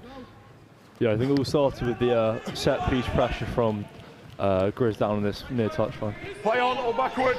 Good to see players stepping up into the row in your absence. Use Queens. Rawlinson. Again picks out Dickinson. White starts on side. And in comes the box. Freddie Jones looks to apply the pressure. It's high, not particularly handsome. But it's been claimed really well by Marcus Grisdale. What a first half he's having. No, 50-22. Rawlinson looks to catch them out, and it is going to roll away from Charlie Morgan. And Morgan's under pressure here by Springate. Oh, it's just come off the referee. Sit me, scrum. I'm not sure that's where the kick was intended for regardless. I don't think it was intentional, so. From Austin Burns. Straight enough. But AJ, that wasn't the cleanest exit. Good kick over the top from Rawlinson. Saracens have got to stay composed here. Yeah, definitely. I think now we're in our own 5. Okay. Just kick it up, really. Okay, time off. Just take the pressure for hand. JP Ludlow is unfortunately down in the backfield, so we'll have a short break in play. At the angle. We've got another call in for that as well. Make sure we straighten up okay. Plenty on the bench, though, around those areas. Michael Bridge from Oaklands, who was their standout player against Hartbury in the final game of the season in the Ace League. Very close to make it into the Next Gen Live Ace Team of the season. And so they're making a change as well, so. The changes will be made as JP Ludlow leaves the field. Logan Parry Kilby is also here from Berkhamsted. There was a lot of chat about JP Ludlow in the build-up because he's such a character around Berkhamsted. It's a shame to see him leave the field. Oh, okay. Yeah, Peach, he's a sound bloke, let's just say that. School and academy, he really has a great energy, I'd say that. Mark's just here. It'd be a shame to lose him, but changes being made, AJ, and what do you make of the swap? Yeah. He's on. Oh. Yeah, Mike. Fucking. He's amazing carrier. Definitely hit. Definitely makes good meters. Bind! Set! We got 8, chillers. We got 8. Scrum to be fed again by Charlie Hurd. Karzak. It's out willing runners right under the post. It's a good exit. One more forward runner, and then I think the kick will be set.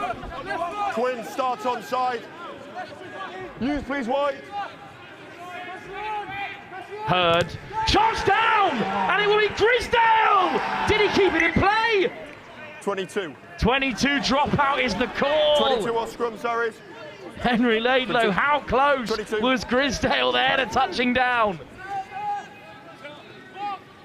Oh, what a first half he's having, Grisdale. Big boots to fill, one could argue, Henry, but he's doing really well. Go on, Austin. Well, it was a cheeky little tap from the 22 dropout that has Saracens back in possession. And they've won the penalty too. What an exit this is. AJ, you can't tell me you weren't nervous when that kick got charged down, but in the end, it's worked out pretty well. Yeah, definitely. I thought, actually, no, not really, because I thought it went out anyways. But I think now they were definitely putting Queens under pressure. Let's just see how they react and how. Suddenly, a Saracens line out Line is yours. just outside the 22. 5 man.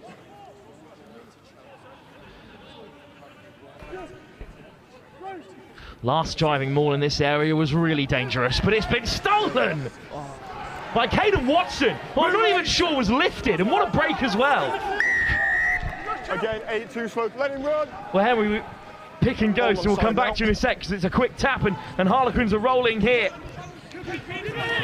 In comes the fend from Jack Kemp, and it's a huge turnover. Holding on, second roll while Jackler in position.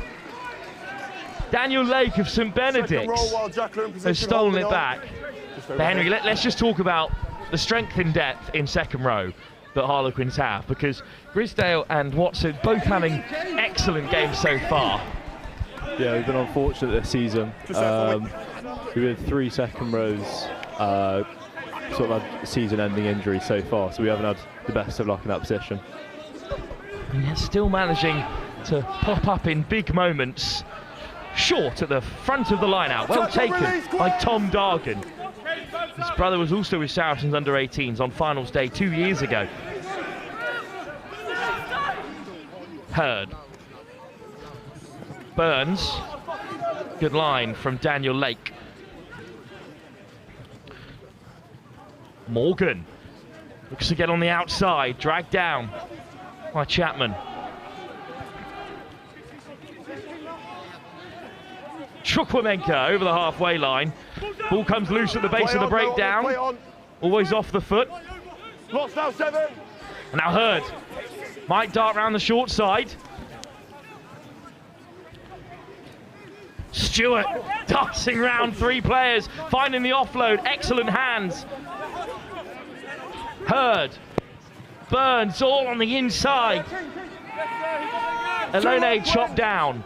Saracens making meagre meters for the moment. Arm outstretched from Zach Jones, the Mill Hill captain, looking for that offload. And again, Harlequins pile on the pressure, and in the end they win it back, just knocked on at the base. It's accidental if it is, it's a knock on by them. AJ, there wasn't a lot going on there for Saracens. They were really testing Quins, but just unable to make the required meters. Yeah, and it just shows how competitive this game is. I mean, Queen's has shown a really good defence here. I think Sarries, they will be able to make a bit, do something eventually, especially going on the blind side, which we have practiced a lot in training. Yeah, I've got time off, thank you. Another player down, this time for Harlequins. I think it might be Leo Dickinson receiving some attention. Your jackal picture's good. Just make sure that player's rolling before the jackal gets there to clear that runway. Could you also watch that rolling? Of course, they've had a penalty against it as well, so make sure you're doing it for me as well, please. But, there might be a change here in the offing for Harlequins, who, as we've said, have struggled with injuries this year. So to still finish 4th, above the likes of defending champions Northampton Saints, it's a pretty good achievement, Henry. It's top work by this ever-growing, ever-decreasing pool of players, I should say. Yeah, Leo himself has been quite unlucky this year, coming back from injury, couple games into the season. But I think, as you said, it just shows the strength and depth and the quality of player coming through from being able to bring players up from the under-17s. Well, AJ, a chance for Saracens to reassess, only about midway through the first half. What do you think needs to change for this group? I think for us is making sure our set pieces are on point. I think there's been a few times where we've had set pieces and Queens have either stolen it from us, which really has put us on the back foot. So I think if we just saw that out of Freddie Jones as well with the boys at half time, I think it would be sweet.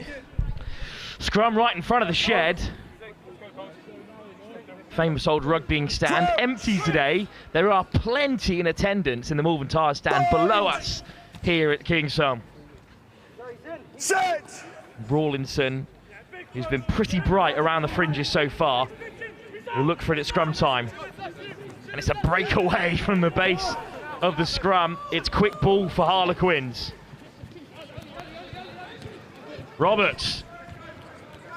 Springate puts boot to ball this time. Springate gets a second nudge on it here. Real pressure on Rory Humphreys, but look how well he's done. Humphreys is away. Humphreys has gone the full width of the pitch, still trying to go the length. Down midway between the 10 and 22. Chukwemeka gives the tip. It's a top carry as well from Dylan Jenkins to keep the pace alive. Suddenly running out of bodies there. Zach Jones still finds an out the back door offload. It's Burns on the break. On sidelines. Hurd. Zach Jones steps up into first receiver. Chukwemeka takes 3 men to bring him down. Little dummy, and Jones is through. Options inside and out. Oh, it's a beautiful offload. Charlie Hurd. Oh, through the back door. In comes the bend. It's a stunner. And it's Freddie Jones in the end who scores for Saracens.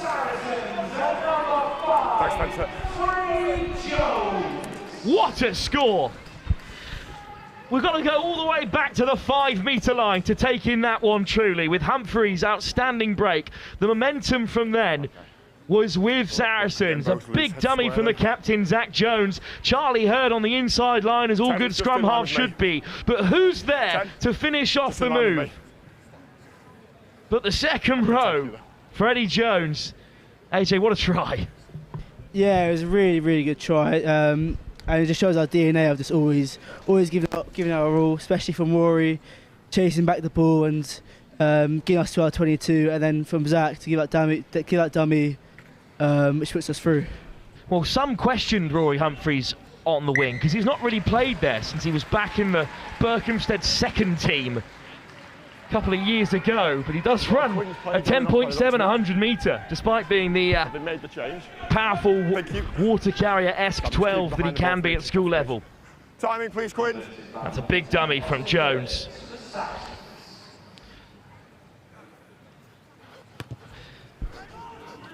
Finished off well. It's a competitive kickoff, tapped back by Saracens.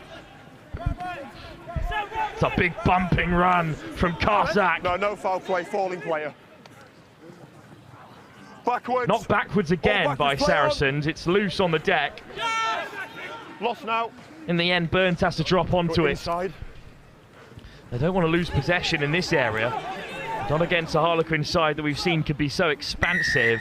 And that's the let-off they were after. Henry, that's disappointing because it was a really good reaction from Harlequins, but then they've let Saracens out easy here. Bit of a coach killer.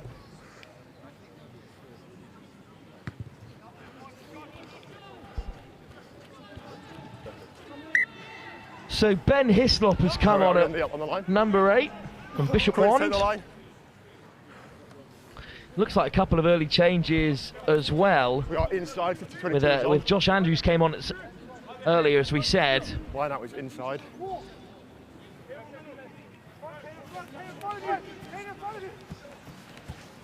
Good line out from Saracens.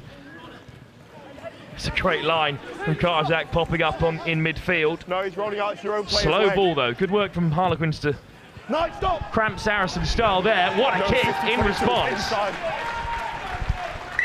just shy of the 50-22.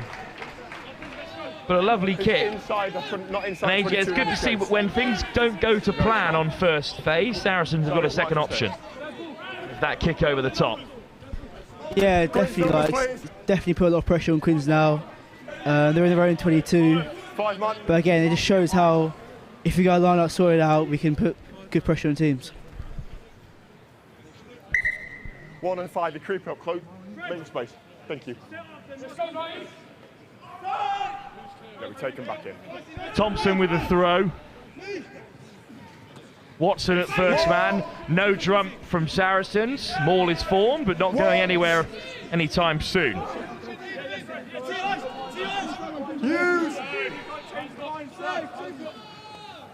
Well, Freddie Jones of Sutton Valence getting stuck in there. Chopped down at the first time. Elone is over it. But unfortunately, then gets caught.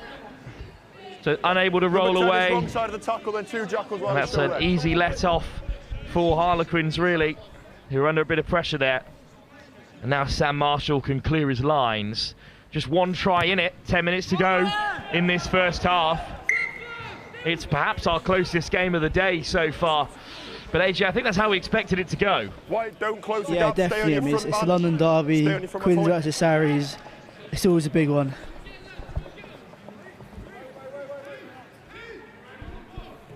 Now Harlequins have marched their way up the field.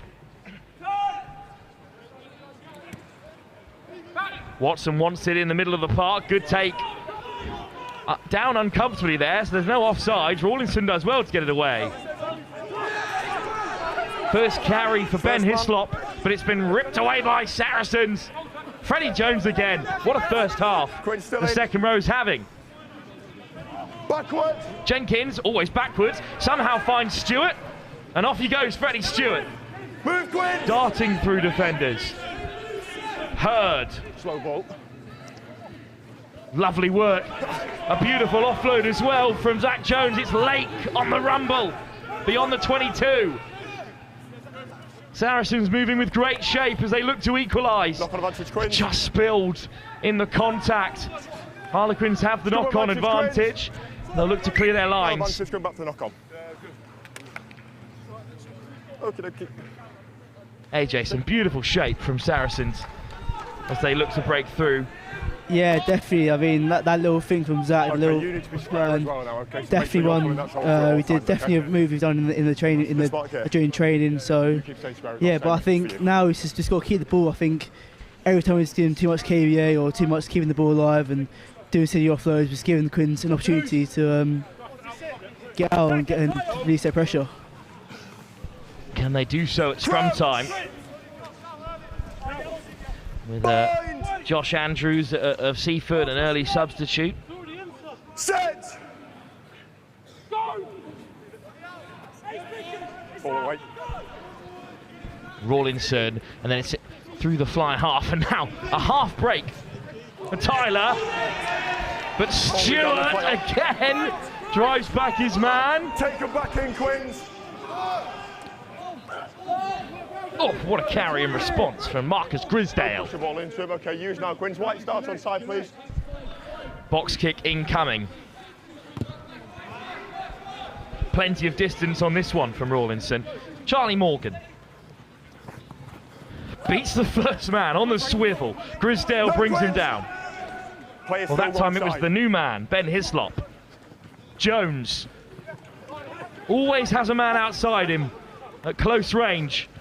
And it's soft hands onto the edge, and the ball on the inside! How simple they make it look! You just couldn't keep Austin Burns out of that attack.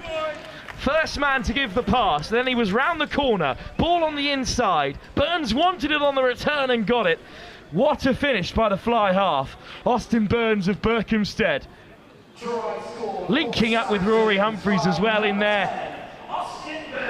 The Berkhamsted connection alive and well. Got it, thanks, Spencer. Ted, just where that ball is. Just where the ball is, yeah. Do you want me to tell you when you've got 10 seconds left? I think it was Tom Chapman of Wellington doing great work on the wing there. Oh, sorry, Zach Jones of Mill Hill, the captain again. Chapman missing out on defensive duties instead. It's another great try. They've both been class, AJ, but they had to be to break through this Harlequins defence. Yeah, definitely. Like I said, like Quins have definitely put up a good fight. So by just changing up a little, just changing it up a little bit by playing simple, we've been able to unlock the defence. Now it's a proper contest. Timing, Quins. Options inside and out. Caden Watson had no chance of defending that 3-on-1. Knock on advantage, Quins. And it's been knocked on off the kickoff though, so Harlequins should have a chance to counter. They led by 14 and their lead has been cut to pieces. Release White. No conversion for Saracens, so they'll trail by 2. And we'll come back for the scrum. And Henry, it's difficult to watch that lead evaporate, but what have Harlequins got to do now with just 5 minutes before half time? Yeah, I think it's similar to the first time we played against each other this season. Saracens found a good bit of momentum in the past sort of 10 minutes, and we just got to dig in and swing the momentum back our way. Crouch! Set piece opportunity for Harlequins to try and re-establish a meaningful advantage before the break. It's a very stable scrum, but will it pop out Quins' way?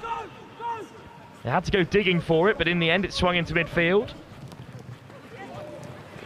Lovely carry from Jack Tyler, the first half try scorer. Over the top from Marshall. And the mark was called. That's excellent work under real pressure. I believe from Charlie Morgan. And now I'll have a chance to clear his lines. Good kick as well from the Mill Hill fullback. White, take the line. Line's yours. We spoke a little bit, AJ, in the build-up about Mill Hill and the connections you have together, and it must be great at full strength to have so many of your schoolmates alongside you at academy level. Yeah, definitely. Like we know how all of us want to play with each other and stuff. I think the whole team have been playing with each other for so long. Even like back in the day with like county rugby and stuff. So it definitely helps now, especially trying to play certain moves and stuff. Marshall flashes it across. Dummy from Roberts. Should say Toby Brotherston of Hampton is on, who took that line out, and also Alfie Perrott from Cranley. As Saracens look to make a mess of things before the break. And we will still have time for the scrum. Henry, a lot of early changes for Harlequins. Do you think that's been a reaction to the last 10 minutes, or is this always the plan? It's actually something we've been doing the past couple of games.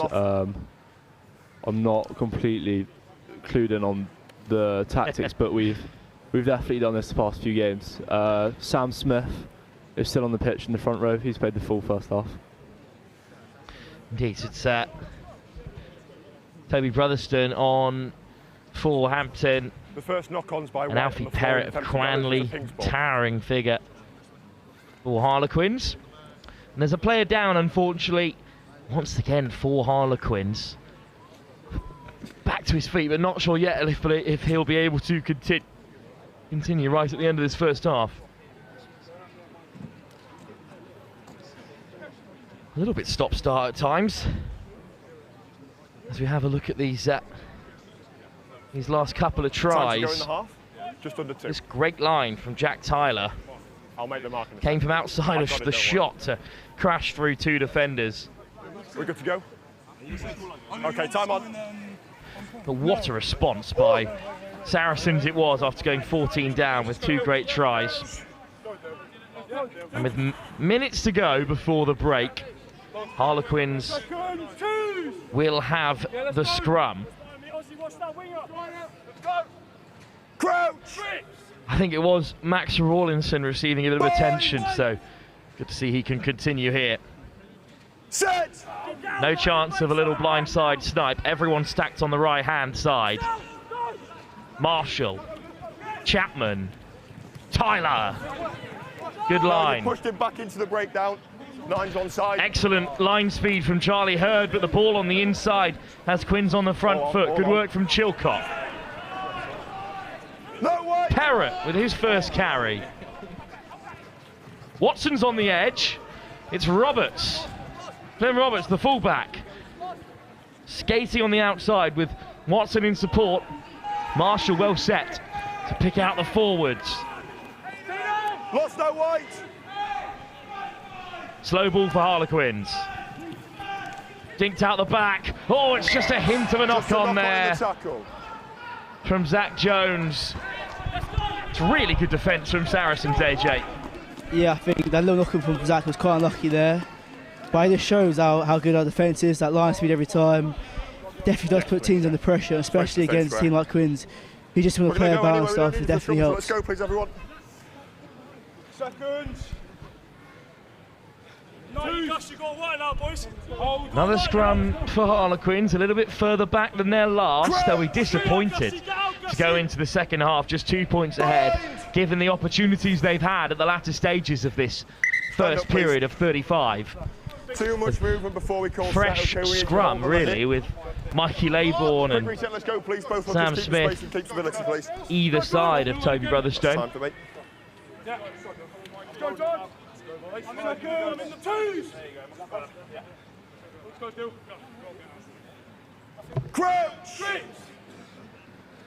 Too much movement for Matt Arrowsmith, the referee.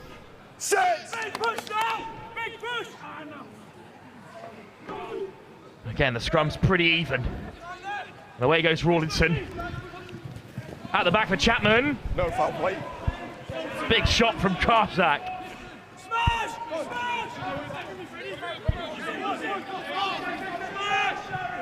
Good carry from Kemp. Marshall. Should be some quick ball for Harlequins here. Marshall with the missed pass. Beautiful shape on it. And Quins look to take them on the outside. But it's good defence. And that will bring the first half to an end. Harlequins with a plethora of missed opportunities inside the Saracens' half. But in the end, two excellent scores from the side that currently sit in third place. Keep the game as narrow as it could be. 14-12 it is. So much more to change in this fixture. Harlequins have already turned to the bench, and indeed it did improve things towards the end of that first half. The Saracens know that they have fought their way back into this contest excellently well. We will be back for the second half in just a few moments' time, but for now we'll leave you with all the tries from this London derby.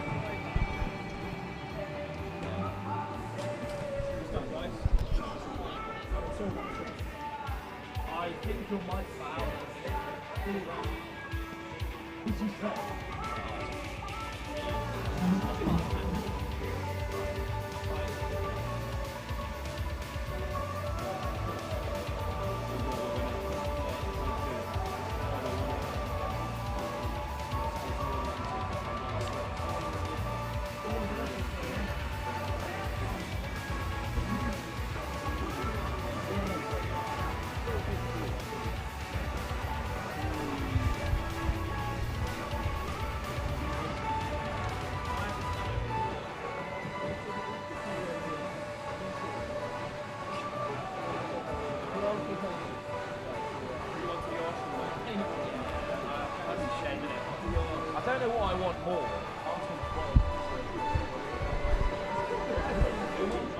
I need one of those cats.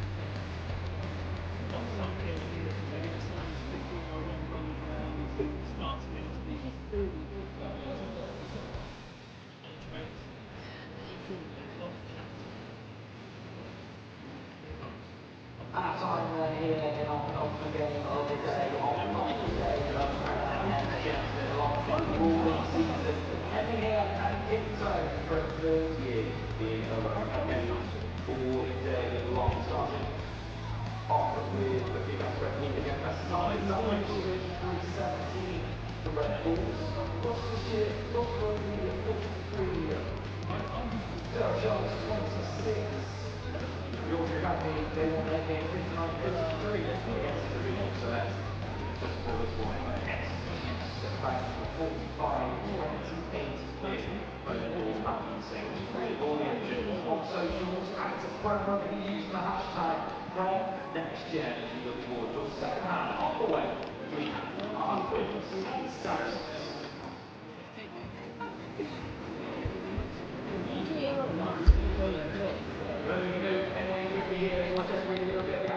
Live on social as well, search PREM Next Gen as we get back underway between Harlequins and Saracens. Kick-off soon to come then. It's Quins playing right to left in the second half. Saracens on the receiving end. And it's just been dribbled by Daniel Lake. An interesting kick-off attitude, but it has been reclaimed by the men in white. Chop tackle to turn it over. And suddenly Saracens have lost it. And it's taken on by Chapman. Plenty of first half substitutes. Another substitute as well is Stan Amor of Hampton. Hasn't it had a really good season for the Gold and Black? And he picks out Mikey Lapon, who is hit hard by Chukwuemeka. I think it was Tiano Alone who made that hit. Marshall gives the pass. Excellent shot, and it needed to be on Lake again. No lift on the ball, still in. Slow ball then for Quins. Pick and go. Kemp. Excellent carry up to the 5. And they'll stick it through the forwards. Watson makes a few more inches. Amor wanted it, but he left it for the forwards in the end. Son of Simon, of course. Another pick and go. Upended a touch there. Marshall, what a ball! Surely this time! Oh, what a hit! What a shot. Well, I think it's Jane King who's come on in the second half, positioning himself out wide, and he's been denied a try after a beautiful pass from Sam Marshall. But AJ, how about this for a try-saving tackle? Mate, it's unbelievable. Yes, unbelievable. What a shot from Rory. Rory Humphreys, who has been the captain at Berkhamsted this season, sat in the centres. Great hands, great defence, but put him out on the wing, and he's really shining here for Saracens. Okay. Right, Logan, you do tell this great story about Humphreys' sort of meteoric rise in the ranks. Oh yeah, Roz. Last year he was in the second team, you know, just playing on the wing, and then this year he's come into the first team. He's captain, and let's just say he's done bloody well.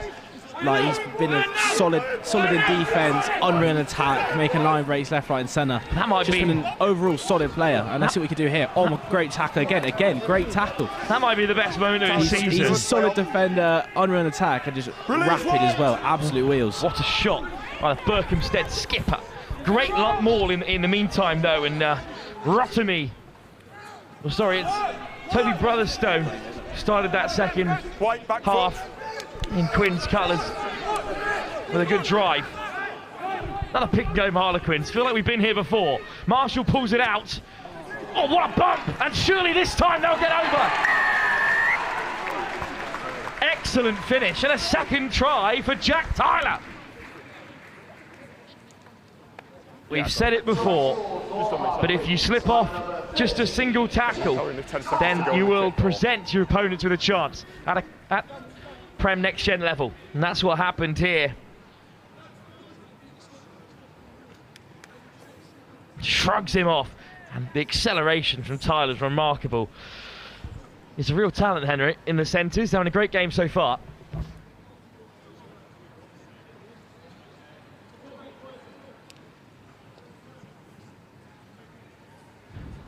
And Harlequins, with the first try of the second half, stretch their lead to 7 and make that 9 with a conversion. Sam Marshall, adept at the boot.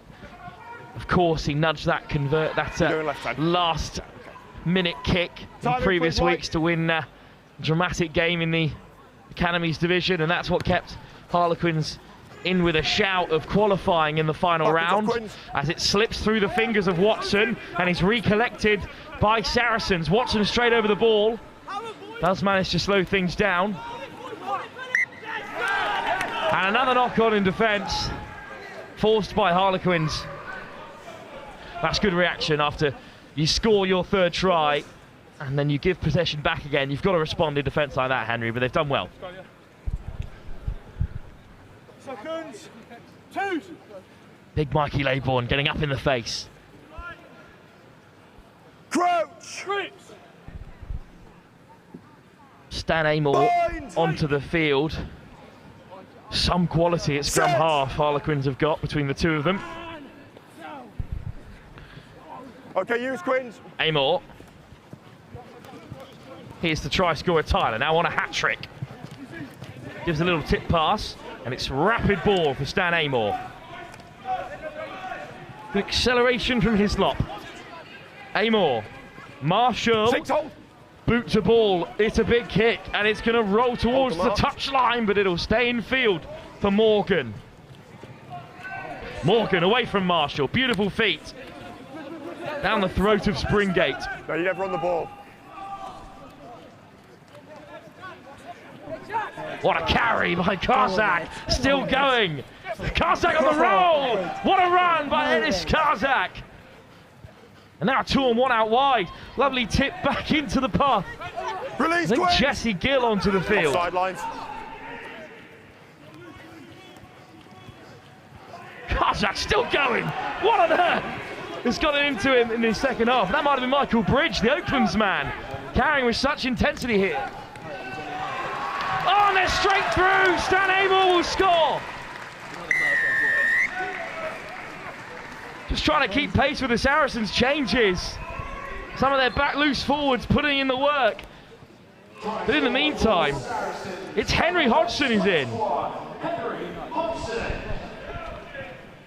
Right, let's get these changes nailed down at the start of the second half.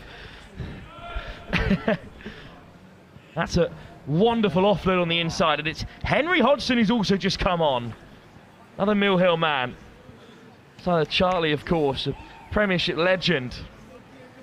Should have called me out on that one earlier, AJ, as a Mill Hill man himself. Yeah, to be fair, it's quite hard to see who he was from here, but yeah, good try from Hodge. I think definitely stepping into that 9 role.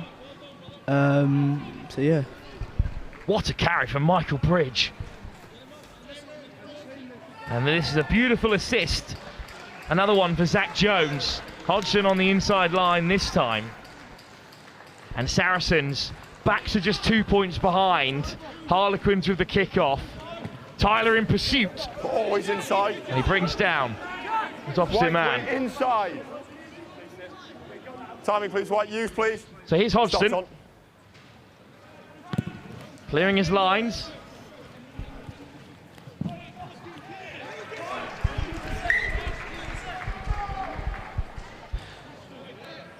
White Well, what line a is fast yours. start to the second half. Make sure we keep the gap at the back of the line out.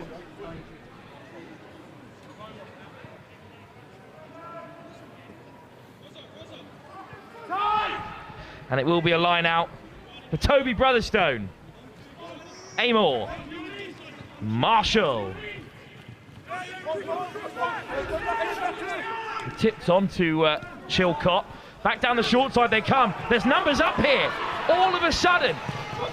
Dummy thrown by Sam Smith and then a forward pass. Forward pass. Disappointed with that decision. I'm not sure how there were so many players on this short side for Harlequins. Saracens have really gotten away with one there. Seconds. Oh, it's a beautiful little offload from Jaden King. It's not often that your loose head is willing to throw the dummy and leave the winger in the cold, but good to see the forwards with so much confidence, Henry. Yeah, Josh Andrews is a recent convert from hooker to prop.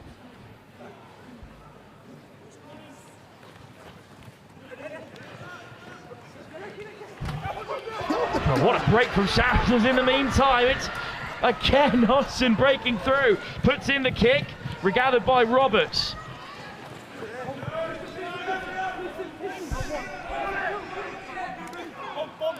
These team sheets have been changed often, so I think we're finally at home with who's on the field.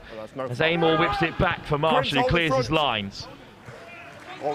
Could have been another big chance though there for Saracens, who created something out of nothing. Again, Hodgie making a big impact. See that little going through, and now look, we're in Queens' 10.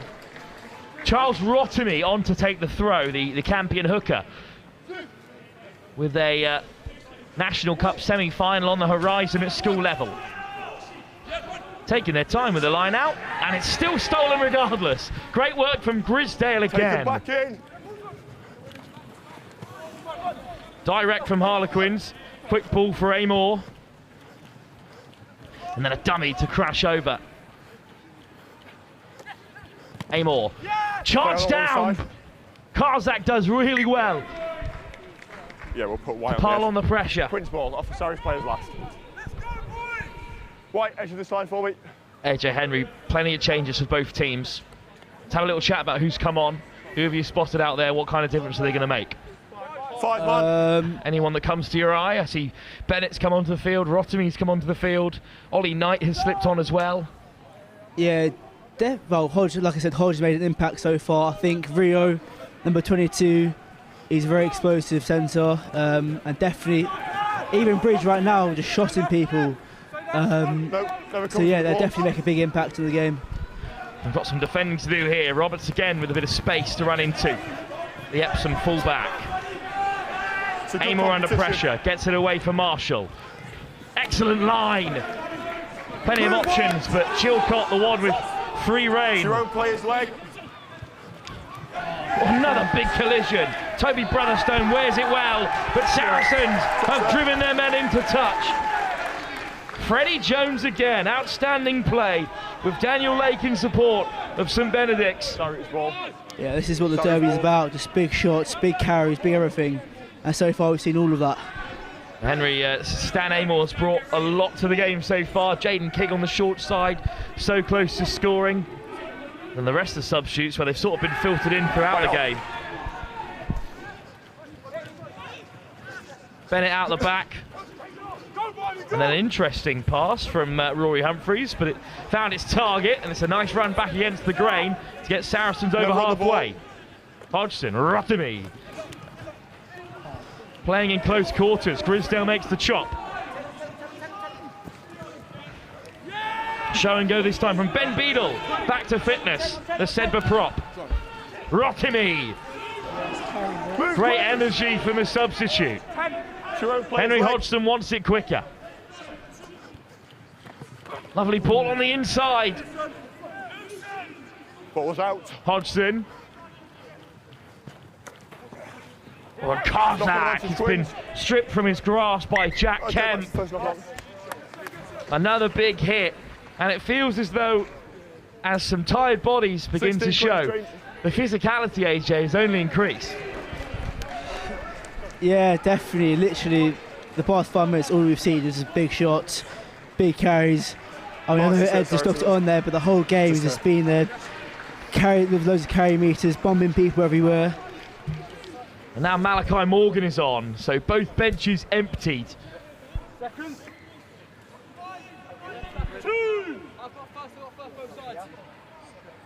So fresh front rows for both sides in combination.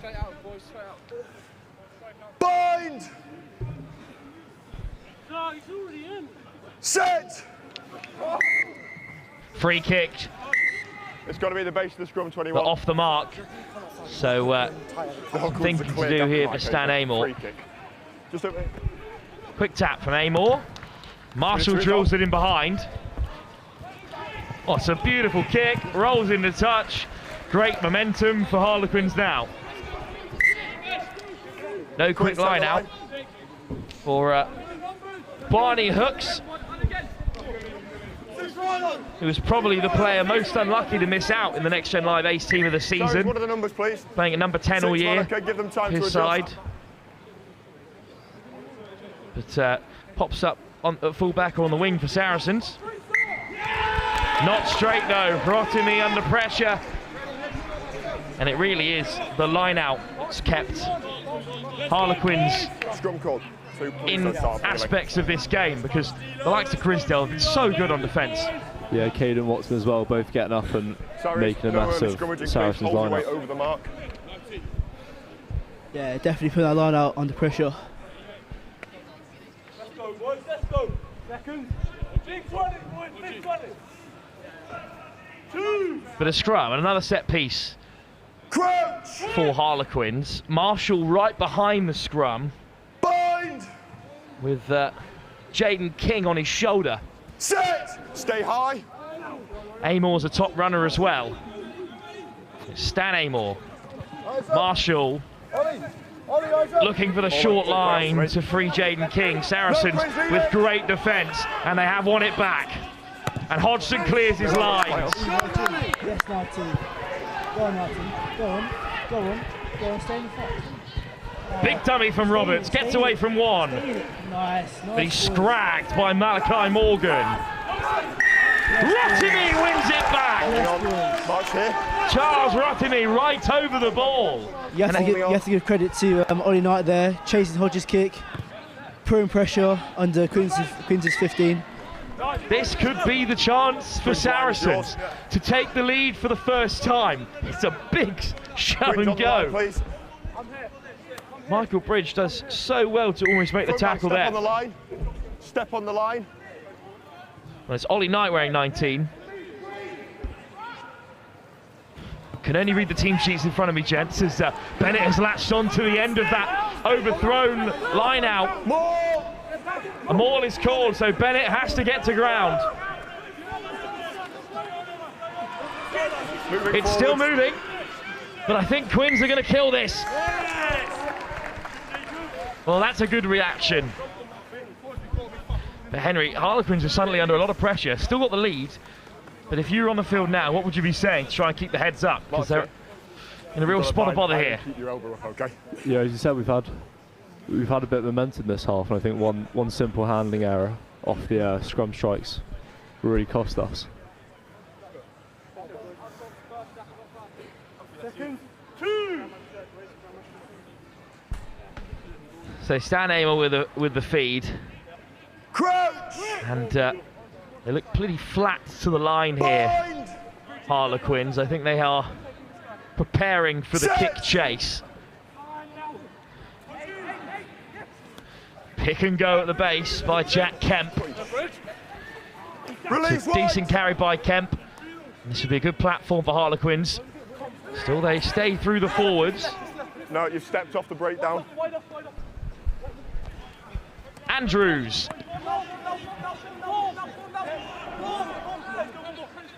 Now the box kick will come. On, look at the back foot. Freddie Jones to apply some pressure. Charge down! At least a touch, but who will it bounce for here? It's coming to Jaden King.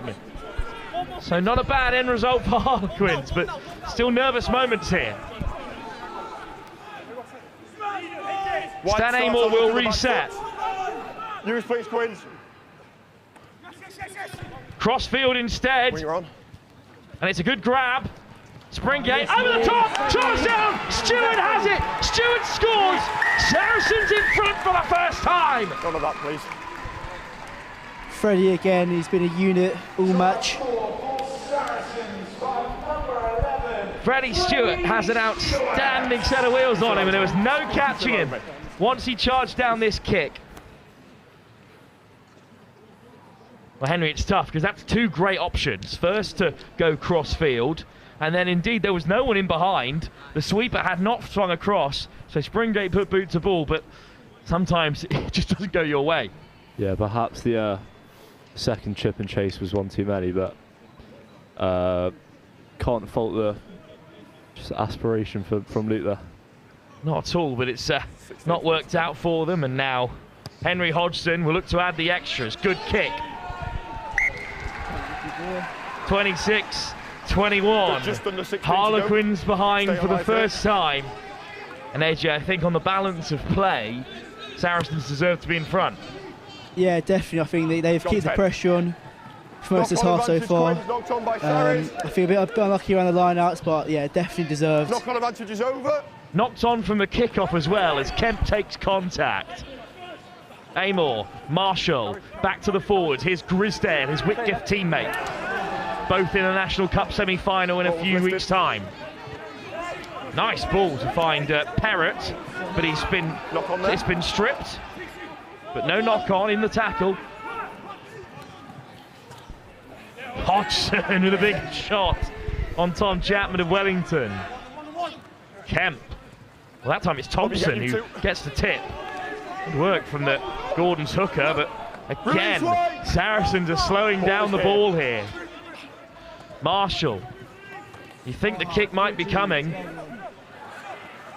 Big hit on Jack Tyler. Second go, I leave it. Second go. Bennett with a big shot on Watson. No one near the ball. Can't let him get his legs pumping.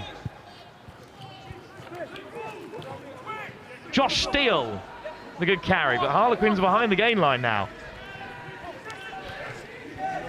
Again, it's good hustle from Saracens. Quins need to be more inventive here. Thompson with a good carry. Grisdale in support. But they're back behind the gain line again. Now driven back into their own half, and indeed, the kick is the right option. It'll come from Stan Amor. Contestable. And it has come back for Quins in the end, backwards towards Grisdale. Amor. Maybe that's the momentum shift they needed. Marshall back into traffic. Over the top for King. Lovely step. Malachi Morgan makes the tackle. Sorry, Knight. Thompson. Marshall. Oh, lovely soft hands from Andrews, but asking too much of the man in behind. And AJ, I think Saracens have earned that turnover. Yeah, definitely. The defence has been unreal. I think it's the best I've ever seen it. Shots everywhere, sending Quins back to their own behind the gain line, forced them to kick. Yeah, so that's just what we're about. This might just go for me. Sorry, come up to the mark for me. Just here. Well, Henry, it was a good option from Stan Amor to put the box in. Good chase as well, but it's not that exciting. But maybe they should have put another one in because it worked out for them the first time round. Yeah, I think we're looking to back our ball carries there, and perhaps not worked hard enough to get deep enough to get any sort of return for that attacking play. Set. Henry Hodgson. His father won the Premiership with Saracens, of course. Feeds the scrum and picks out that same man, Zach Jones again, always looking for offloads. Here's Bennett. Hooks, gets the ball away from Morgan. Back in the inside for Bennett again. Down on the 22. Saracens have the wind in their sails. Karzak. Penalty advantage as well. Hodgson with the dummy. Brushes off the first man. Karzak throws the dummy as well. Trying to sell sand in the desert there, Karzak. No sale. And we're back for the penalty. 7-2 green, never onside from the line. There is a real difference, AJ, in these two teams at the moment, because when Saracens are running with ball in hand, they just seem to be moving a little bit quicker, a little bit sharper. Just over 12 to go. Yeah, definitely from that impact from Hodge. Literally, I think since he's come on, every rock's been really quick. Definitely 17. caused many gaps in Quins' defence. I think with Quins at the moment, I think they're focusing right now more one-man carries, pods, which is quite easy to defend, to be fair. So, yeah. I'll say that Barney Hooks has come on for Charlie Morgan of Mill Hill, but Malachi Morgan, also of Mill Hill, is on this right wing. And Hodgson went for post straight away. And for good reason, because he is excellent from the tee. And that crucially takes Saracens 8 points clear. Well, you said, what an impact from Hodgson since he came on, as the kickoff is claimed excellently well by Daniel Lake of St Benedict's. Yeah, with him. Big line through the midfield, but here's Hodgson. What a pill by Michael Bridge! And it's chipped over the top by Stewart. Drives back his man. Tackle from Fred. Okay, last white, leave it Freddie now. Stewart. Look at the back foot. With that, a kick that didn't go to plan, but a tackle that's won Saracens back momentum. Quins look to rebuild. They've spent a lot of time in this middle third, and they don't have much to show for it in the second half. That's a lovely ball, and in comes the handoff, and suddenly they are away. Will Courtney hit hard by Barney Hook up from fullback. Roberts slips off the tackle. Hook has to make another shot.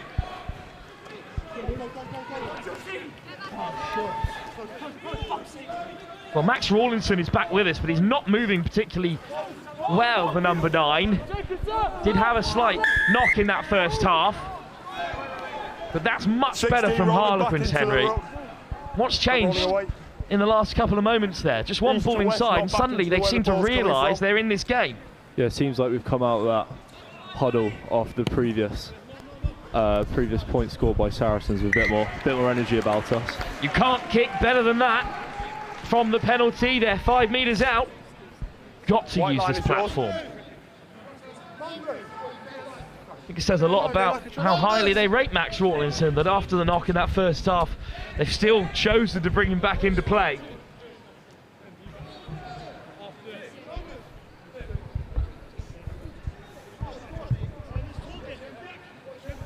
Jacob Thompson picks out Grisdale. Saracens with an excellent counter drive, but the maul is formed and in come the cavalry. And the back line have joined it. And now it's rolling towards the line. Same ball calls the referee, so Saracens don't have to disconnect, but they are unable to stop them. And who comes out from the bottom of the pile to claim that try? We'll have to have another look at it to see. But in the end, the try is scored. Could have been any wonder of the 10 players who ended up in that maul. Sam, we're right on the line, okay?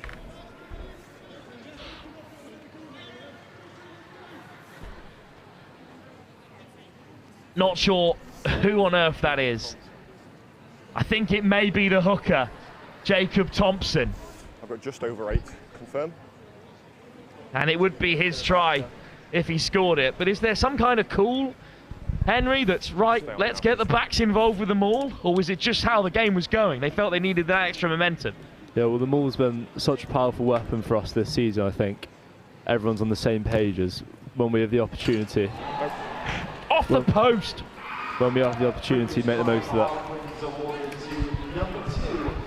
Jacob Thompson is the man in the end who dots down. I think you could just see there on the left side of your screen, he sneaks in around the main pile of players, takes the ring road instead, and the Gordon's man has a try. Under 10 minutes to go. Harlequins just 3 points behind. Good work from Rotamy at the breakdown again, but Watson clears his lines. Looks like they're going to run it from here. Jack Kemp now with the tape on, still battling his way through the contact. Okay, ball's here. Missed pass over the top for Roberts. Malachi Morgan has just enveloped him in the tackle. Rawlinson, Marshall, again through the forwards. It's Will Courtney getting involved with the pack. Marshall, well, it is on crossfield again if he fancies spreading it wide. Luke Springate is there. And indeed it is out the back for Marshall, who finds Springate now, who might be in behind. Oh goodness, what a collision. Offside lines.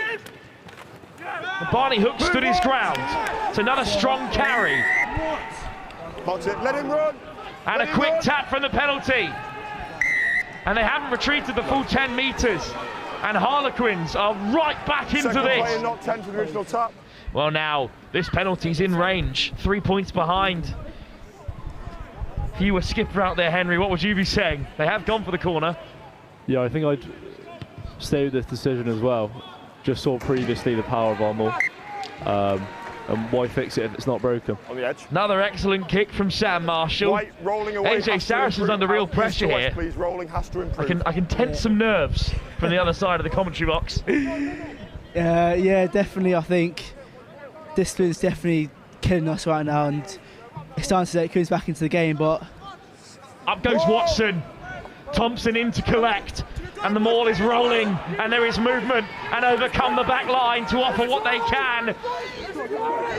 Saracens are on the back foot here. They've got to slow this down.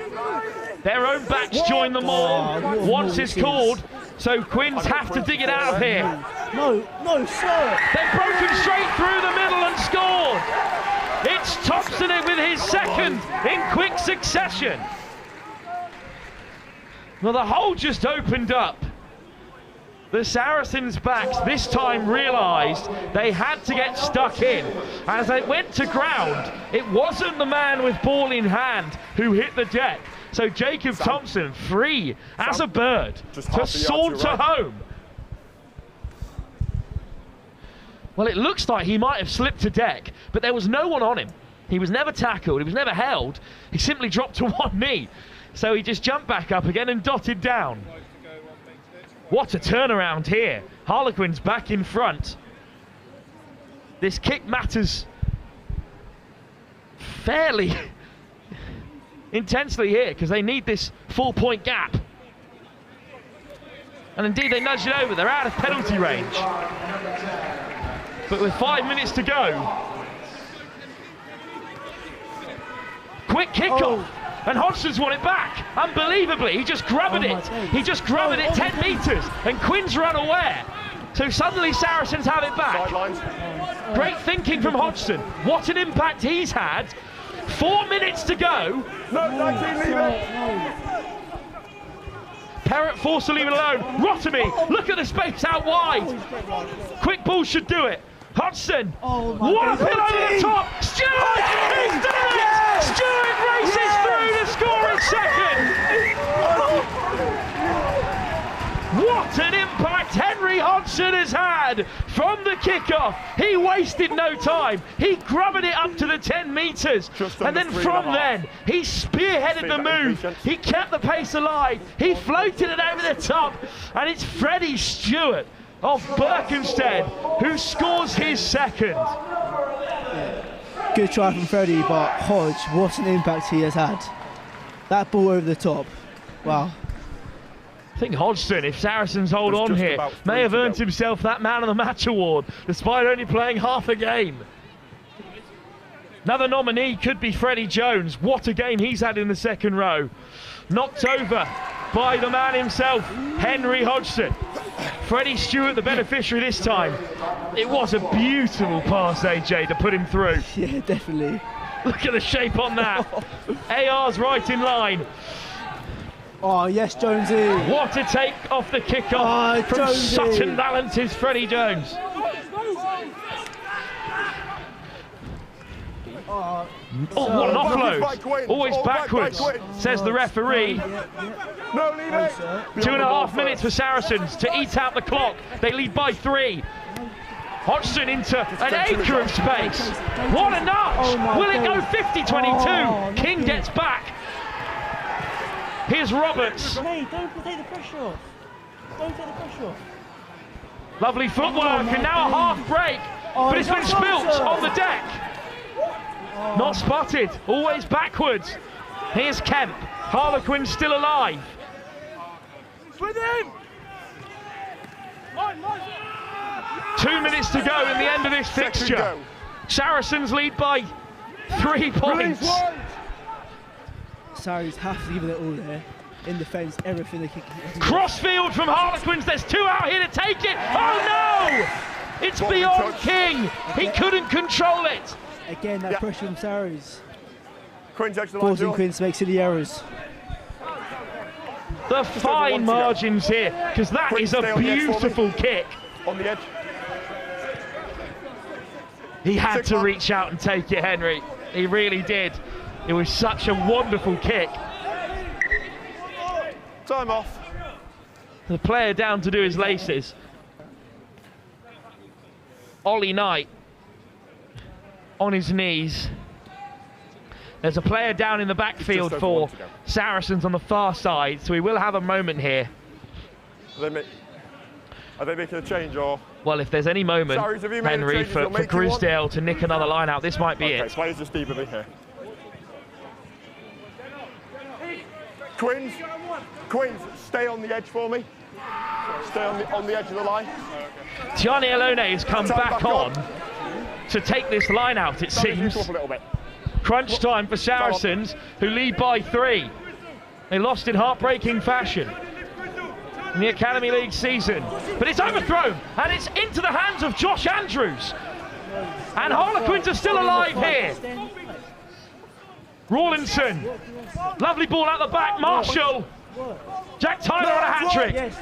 Fantastic clear out, Saracens all over it. Here's Kemp, slightly isolated. Rotami's over the ball. No, lost now. Saracens denied this time.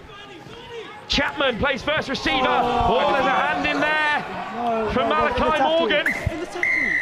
And the penalty is given. Time off, please. Well, we think there might be more. Malachi Morgan caught there.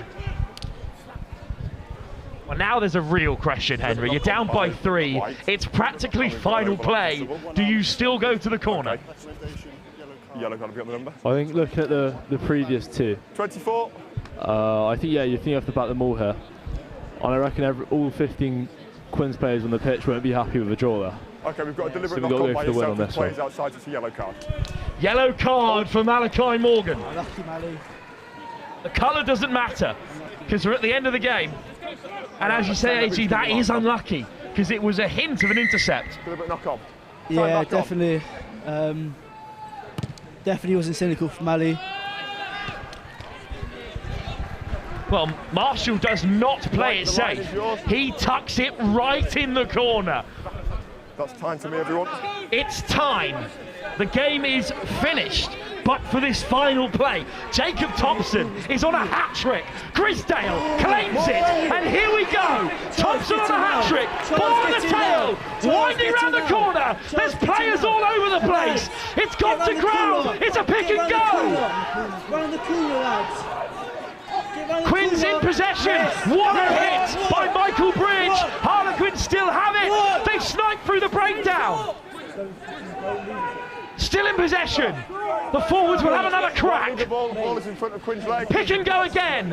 Inches forward. This will be the winner. Short for a second time. They swing it wide. Oh, it's juggled. Toby Knight, is he over? He's had it. They've done it. But an offside. There's a penalty. White offside, goal line. Harlequins have their blushes spared for now. And there's a decision to be made. It's Thompson on a hat-trick, 5 metres out against the old rivals. Brought down just inches short. They must release. White hands and feet. It's now or never for Harlequins. Another pick and go. Quick ball follow here. Backwards says the referee. Rawlinson whips it out. It's Tyler on a hat-trick himself. Brought down 5 metres short. Still they persist. It's Marshall himself. Hang him. Still with a big carry. They've been driven back here. It's Hail Mary. It's been spilled. Saracens have done it. They have weathered the storm. They have stood their ground and they have taken bronze medal victory in the Next Gen Prem. What a game! What a moment for those players. Malachi Morgan is straight back amongst it after his deliberate knock-on denied Harlequins a run-in. And from then, they stood firm. 2 Harlequins players on a hat-trick, both denied. And Henry, I'll come to you first, because you cannot deny it was an unbelievable game of rugby. Yeah, it was great effort from the Quins boys. Showed a lot of heart fight to the final minute there. But AJ, it's a win for Saracens in a rivalry that means much, and they'll be pretty pleased with how that's ended. Yeah, definitely. I mean, after that first game against Quins, it definitely fueled us for today. I think the way Saracens are playing and stayed in the fight, even when we went 2 tries down, especially around the defence, it's been unreal. I'm really proud of the boys. A remarkable effort from both sides. One of the finest games of rugby anywhere this season at any level. A final play drama that will be unmatched for many seasons to come, I fear, at this level. What a fixture. What a contest.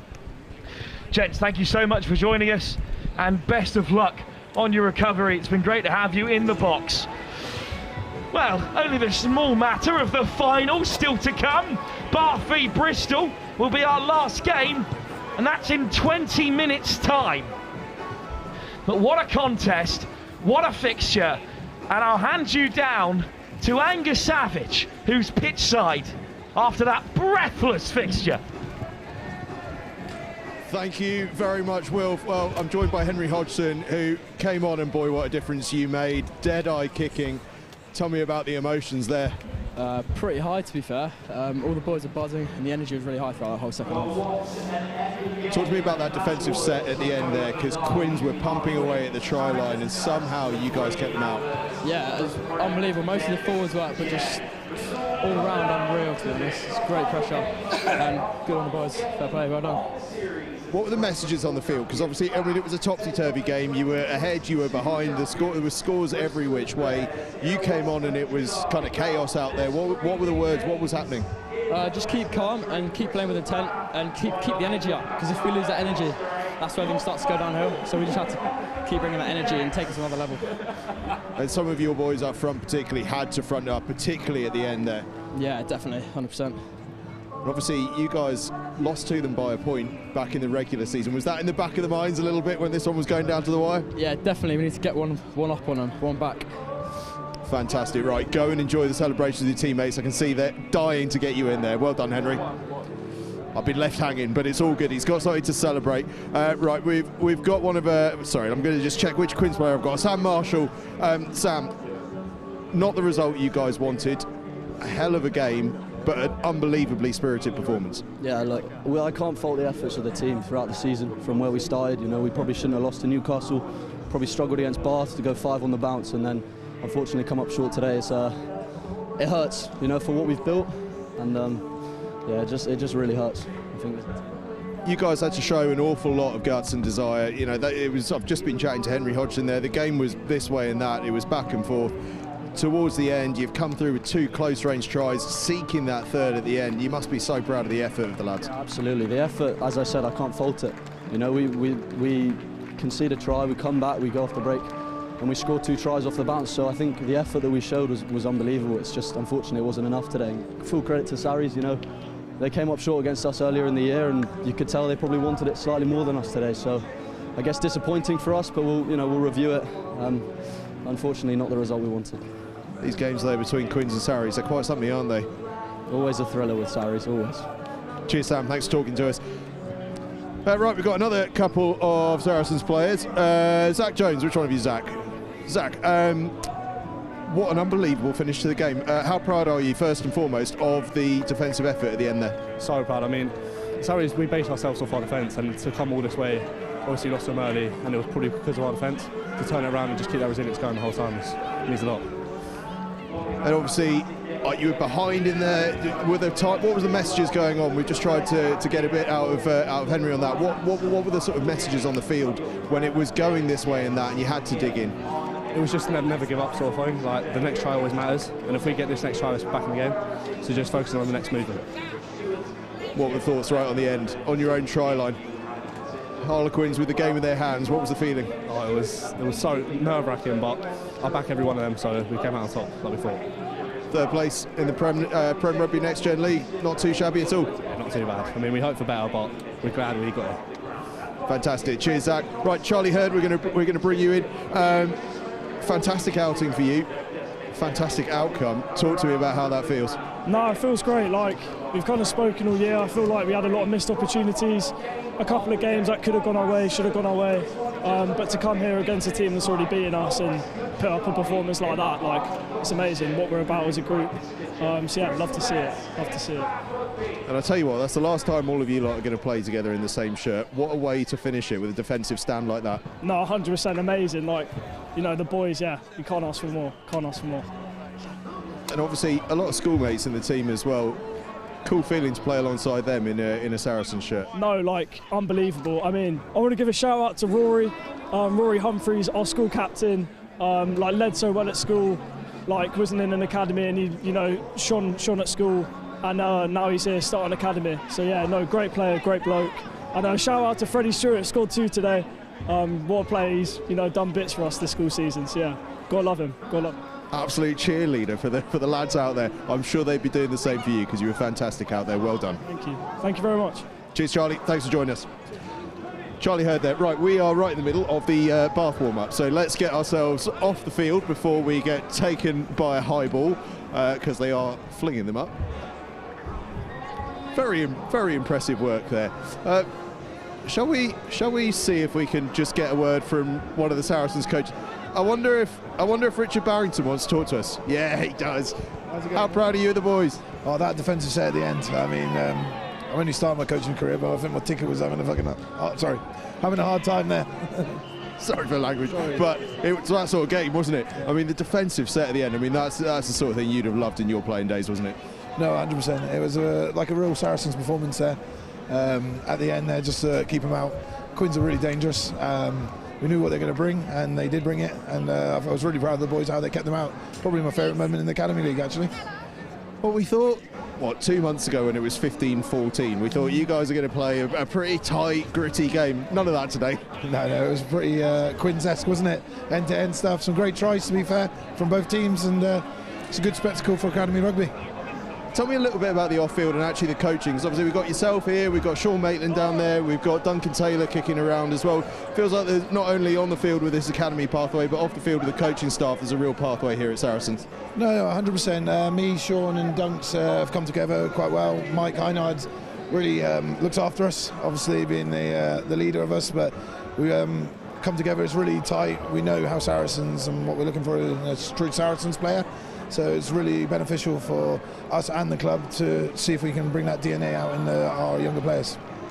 You know a thing or two about celebrating a big win. We're going to have some big celebrations for these boys tonight. The last time they're ever going to play together. I know, yeah. It's a weird one. They come down here and then they all go their separate ways and go and do their A-levels or B-Techs. But I'm sure they'll stay in the change room for a bit and the ones who can have a drink will have a drink, and the ones who can't. Fantastic. Cheers for chatting to us. Appreciate it. Richard Barrington there, former Saracens front rower. Knew his way around a celebration back in his day. Right, finals time. Bath Rugby against Bristol Bears. Wilf Kemsey here, our lead commentator, is just in search of his co-commentators who are actually up in the stand. If we have a little spin round here, Sonny Good, the Northampton Saints captain, is going to be our co-commentator for the final here. Big neutral voice as Bath Rugby and Bristol Bears go head-to-head. So let's dive into that. Bath Rugby versus Bristol Bears. These two have been magnificent this season. Bath have gone through the entire league season unbeaten. The only blemish on their record, a 45-all draw with Saracens way back in August, and they were missing half their team to international duty. And no one else has even got a sniff out of Saracens at StoneX. Since then, it's been wins left, right and centre for Bath. They have been absolutely outstanding. Bristol Bears, they struggled to get going a little bit early on. Early doors, they dropped a couple of games, but when the final big games came around after Christmas, they have been the form team in the country. They have been rattling through the victories, and they have been absolutely sensational while they were at it. They had to go big towards the end of the campaign, not least last week, going away to Northampton Saints in a must-win game. Not just must-win with a bonus point, and they went away to Northampton Saints, the reigning champions, and did it, and that is what got them into this final against their great West Country rivals, Bath. Who would have thought a Bath-Bristol final at Kingsholm? You wouldn't have been able to write that, would you? Absolutely superb. But these two really have been the form sides. For Bristol Bears, it's a return to the final. They're looking to build on that 2022 title, where the likes of Sam Worsley, who's been so good in that 10 shirt for Bristol Bears senior side over the last couple of years, was playing in that final. For Bath Rugby, it's a third final in a row. They won it in 2024. They just missed out to Northampton Saints in last year's final. Now they look to regain that title here against Bristol Bears. It simply doesn't get much bigger than that. It is a huge, huge game of rugby, and there are some superb players on show as well. Bath Rugby, you might remember, the England under-20s were led on Friday night by Connor Treacy. Well, his brother Declan Treacy is the co-captain of the Bath Rugby side. He's lining up at inside centre alongside his co-captain Max Hooper, his schoolmate and indeed likely international teammate when the time comes. Right, let's just get ourselves off the pitch before our cameraman gets taken out by this all-star Bath backline, who are running through their moves. They are a superb outfit, this Bath team. We might see a very different sort of game, though, to what we just saw. That was all free-flowing. These two, very, very tactical. Bath have arguably two of the best kickers in the game in Hooper and in Sam Bunch at fullback. They have been outstanding in their kicking game. Bristol Bears, though, there's a tale to tell. Wilf Kemsley's going to talk you through it in commentary, but their fly half, Lewis Popple of Clifton College, has moved hell, heaven and high water in order to get there. He has been quite simply the most devoted man you can imagine to manage to get himself to this game tonight, and it's allowed their star man Bruno Lamb to move back into the 12 shirt where he's most comfortable and could have a huge, huge impact. It is that kind of a night, that big head-to-head, the two 12s going head-to-head. I've just spotted Mark Mapletoft, and I'm going to grab him, the Pathways coach from England. We'll just see if we can. He's deep in conversation with the Saracens coaches. He's looking like he's quite serious about that conversation, actually. So we'll grab him in a little minute. Oh, he's being forced in now, so it's fine. We can chat. Mark Mapletoft, I'm just talking about what your job title might be now. Head of Pathways, is that right? Yeah, head of men's pathway with England, yeah. You've seen some good players out there tonight, but more to the point, the overall pattern of play out there across all teams, all games, has been absolutely fantastic. Must be pretty pleasing for a man in your shoes. Yeah, very much. And even the England counties group, I thought there was some exceptionally good young players in there. I think it probably demonstrates the strength in depth. It's been a tough 24 hours for England rugby, Friday night and then yesterday.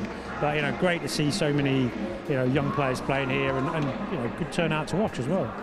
And actually, what's been really noticeable is the number of head coaches from Prem clubs that have come down to watch. So that pathway is ever more important, isn't it? Yeah, I think coming in increasingly so. And the challenge is for these lads is that it's the next age group they've got to knock out of that group, that 22 to 25.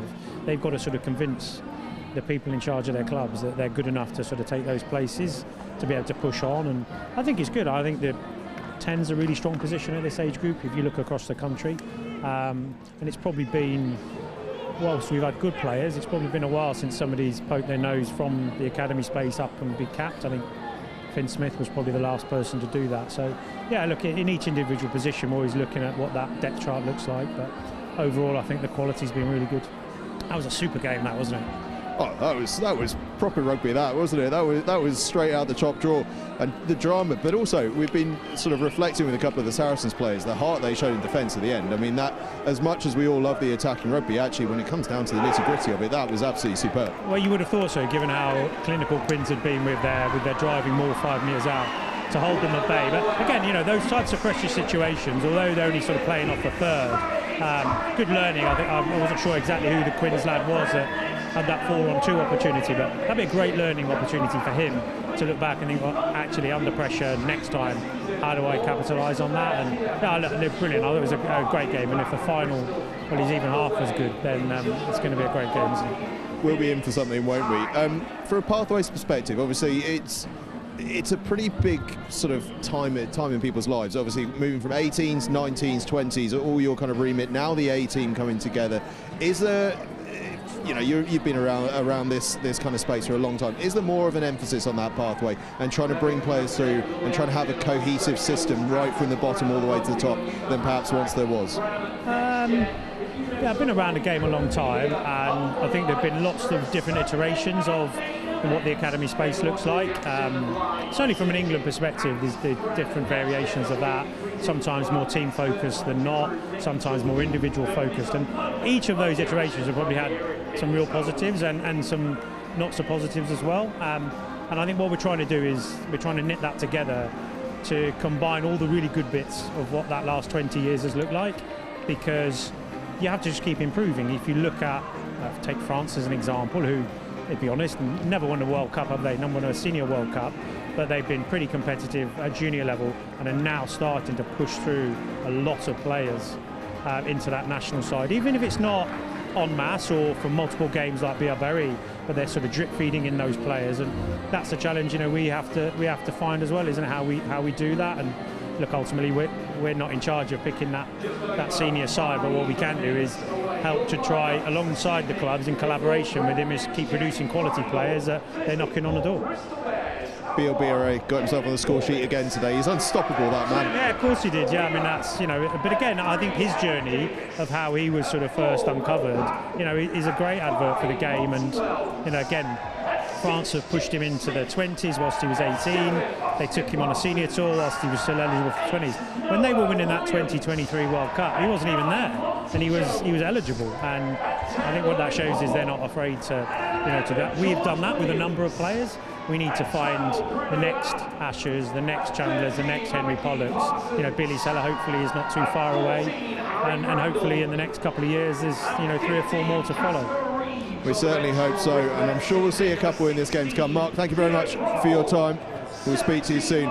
Right, it is up to Will Kemsley, who's going to talk us through the team sheets. He's not there yet, so we're going to wait. I'm going to have a chat to you. Sorry, I thought we were ready to go. We've got ages to go till kick-off. We've got 5 minutes. Will's able to make his way there in all the time he likes. Mark Mapletop there, one of the great minds, one of the great thinkers in all of Pathways Rugby. The man knows so much, and his way that he has moved through the 18s, 19s, 20s and into this Pathways role has been vital for the development of English rugby, as are the 46 players that we're about to see out on field tonight in Bath Rugby versus Bristol Bears. Wilf Kemsley is in his position, so we are going to throw up to Wilf to talk through our teams for tonight, who are just about ready to emerge. Bath Rugby and Bristol Bears in the Prem Rugby Next Gen Final. A long academy season, and it all comes down to this. 2 sides with fond memories in recent years.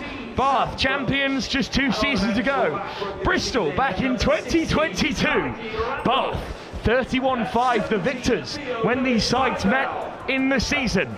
But Bristol started 2026 like a house on fire and are undefeated this calendar year. Let's take a look at the squads to contest this huge game. We'll start then with the favourites, Bath Rugby. Henry Veal, Logan Jarvie and Ed Cartwright, a Beach and Cliff front row all start, with Bell Allen and Henry Ball at 4 and 5. Alex Yevesbury of Millfield starts with Harry Hellier and Georgia Farsaliva, the son of the former Worcester Warrior, in the back row. Ollie Lewis starts at 9 with Max Hooper outside him. The Beach and Cliff connection continues. And at 12, Declan Treacy is co-captain, whose brother was a Prem champion the last time these 2 sides met back in 2024. Ashton Barrington Hibbert, Millfield's second member, is at 13. And then Stan Walsh, Ryan Carr and the very exciting Sam Bunch is fit again to start at fullback. Malachi Randolph, Theo Lewis Divel, Sid Moore, Pippo Hurrell, Charlie Greenhow, Oscar Harrison, Cade Comer and Tautafa Saliba, brother of, are all on the bench. It's a very strong Bath side, but here are the Bristol team that have a job on their hands at containing them. Caden Corbett, one of the standouts for SGS in the Ace League this season, starts in the front row alongside Casper Wheeler of Hartbury, the side's top scorer, and Evan Davis of Clifton College. Will Papp, another one on the England pathway at number 4, with Monty Wells, the captain, at 5. Jake Smith, Clifton College's skipper, starts with Austin Parsons and Noah Williams at number 8. Monty Joe starts out at 9 with Clifton College's Lewis Popple at 10. Bruno Lamb is an outstanding centre from SGS, with Malachi Parsons outside him at 13.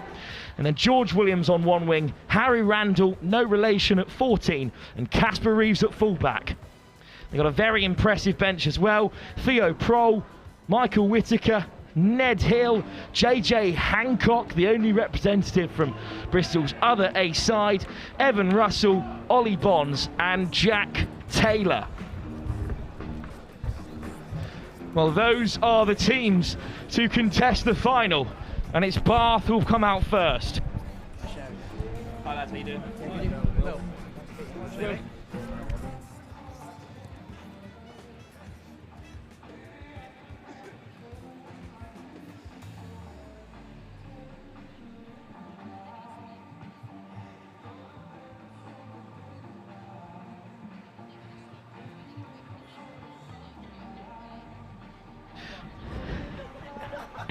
So I'm joined by a couple of players from last season's defending champions, finished in 6th place this year, but it's Saints captain Sonny Good, England's Aidan Reid and Will as well alongside us for this one. Gents, just how excited are you for this final? Yeah, buzzing. Good to see, absolutely buzzing. Good to see some of the boys who we played with in the past. Yeah, looking forward to it. I think money's on Bristol, to be fair. I think they're a bit of the underdogs, but I think they'll really bring it to him. A couple of injuries, but looking forward to watching it.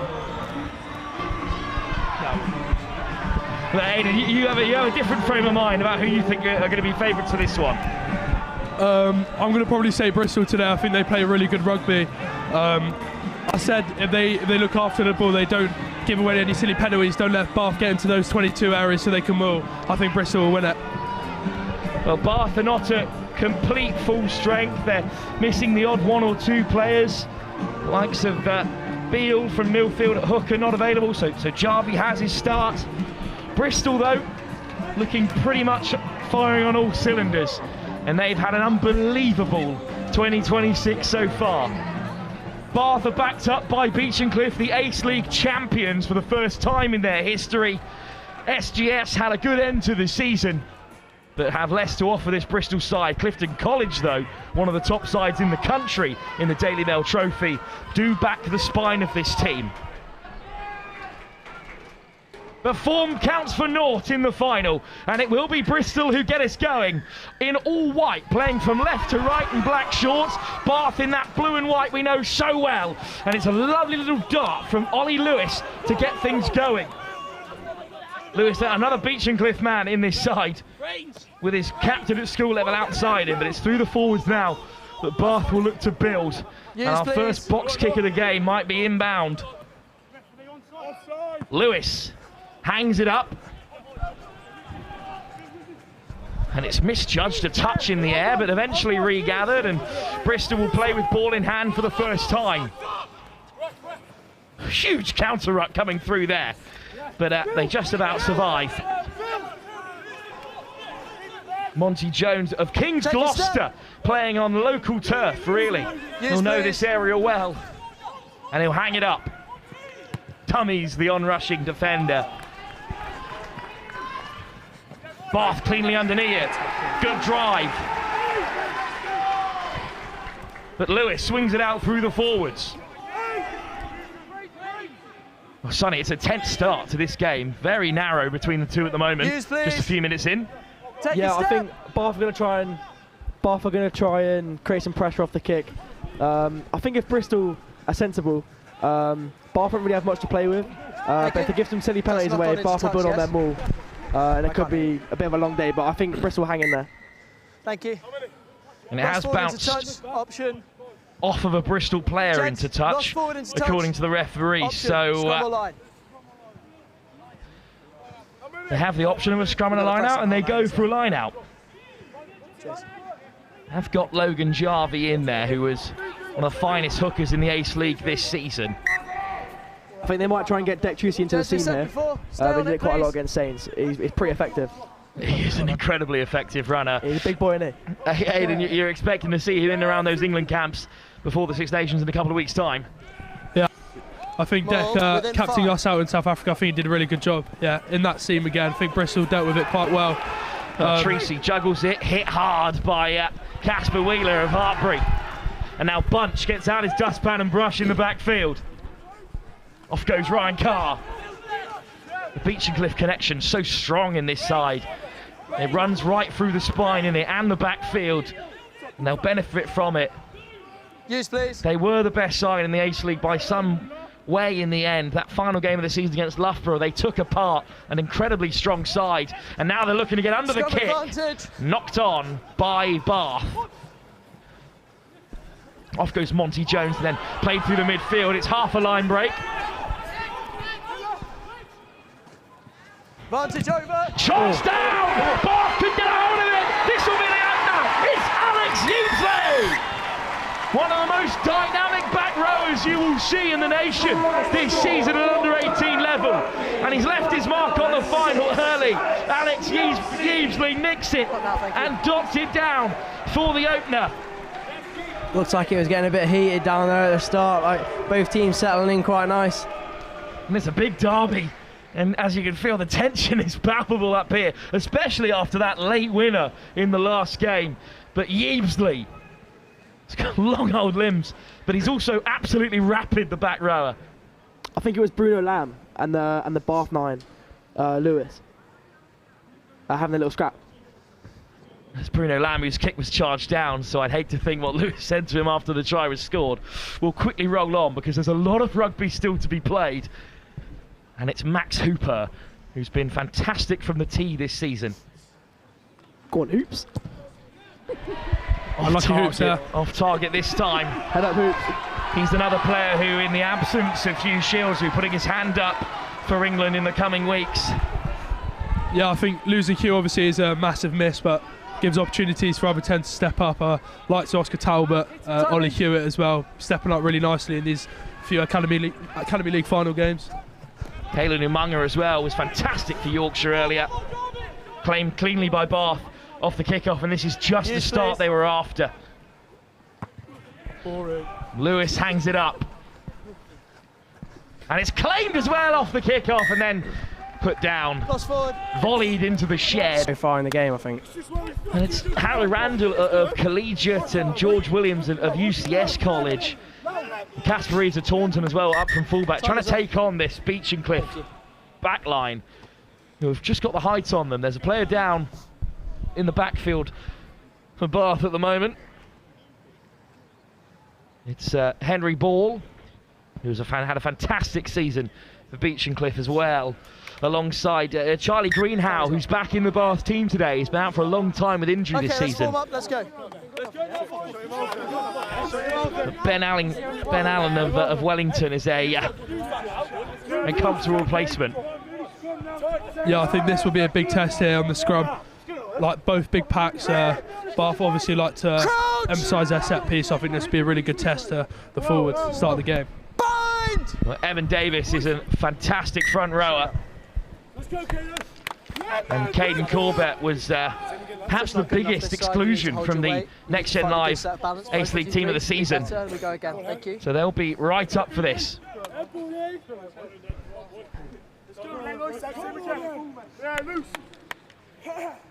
Oh, Sonny, you had your first flurry at 9 for the Wild today, and scrums to be fed by Monty Jones. There's a real battle between these two scrum halves today. Yeah, 100%. I think Eggy said a minute ago they could both try to look to go to the air, and there'll be a big kick battle today. So if those two are on their game, it'd be a quality game today. Yeah, 100% agree with that. Like Sonny coming as 9, I think it's a really good contest for these two 9s going out in the final, I think, as well. Sonny played earlier, he was asking for a few tips off me, so I gave him them to help him in his game on against Stick him on line, I think. Exeter. Take the line. Hinging at the scrum is the call. Henry Veal, not used to being on the wrong side of those penalties for club or academy. So it will be a line out for Bristol in a promising area. Real height in that second row. Will Papp, who missed a lot of the season for injury, is now back and straight into the England conversation. But they're captained by Monty Wells of Taunton School. Will be down in the West Country for the West of England 7 soon enough. And now it's at the tail where Wells is lifting Papp, and into the maul they go. Well, they play away from the maul instead. They've got some really big carriers in there, and Gaffer Wheeler is Hartbury bred, so he knows how to drive from range. Instead, they'll roll through the forwards. Excellent carry. It's a good shot from Bath and Henry Veal and Ben Allen. Really slow ball here for Bristol. Monty Jones. Nice dink out the back, and the space might be on here. And up from full-back comes Reeves straight in. Reeves is out. Some finish, some ball. Bristol using the width really well, exploiting it out wide. Class try. And you stop talking your best things, mate. Fantastic. Sure, sorry. From Bristol there, really. They've taken their first proper opportunity of the game. Let's have another look at this one here. Well, that's great acceleration from Reeves. They just couldn't get across to cover him. The full-back or the inside centre. I think that was a lovely ball out the back there from, I think that was a prop forward. That was great, took it to the line, pulled it back really well. And that's where Bristol are dangerous, especially with Casper out wide. That's where he excels. Excellent ball from Caden Corbett, who won the scrum penalty as well.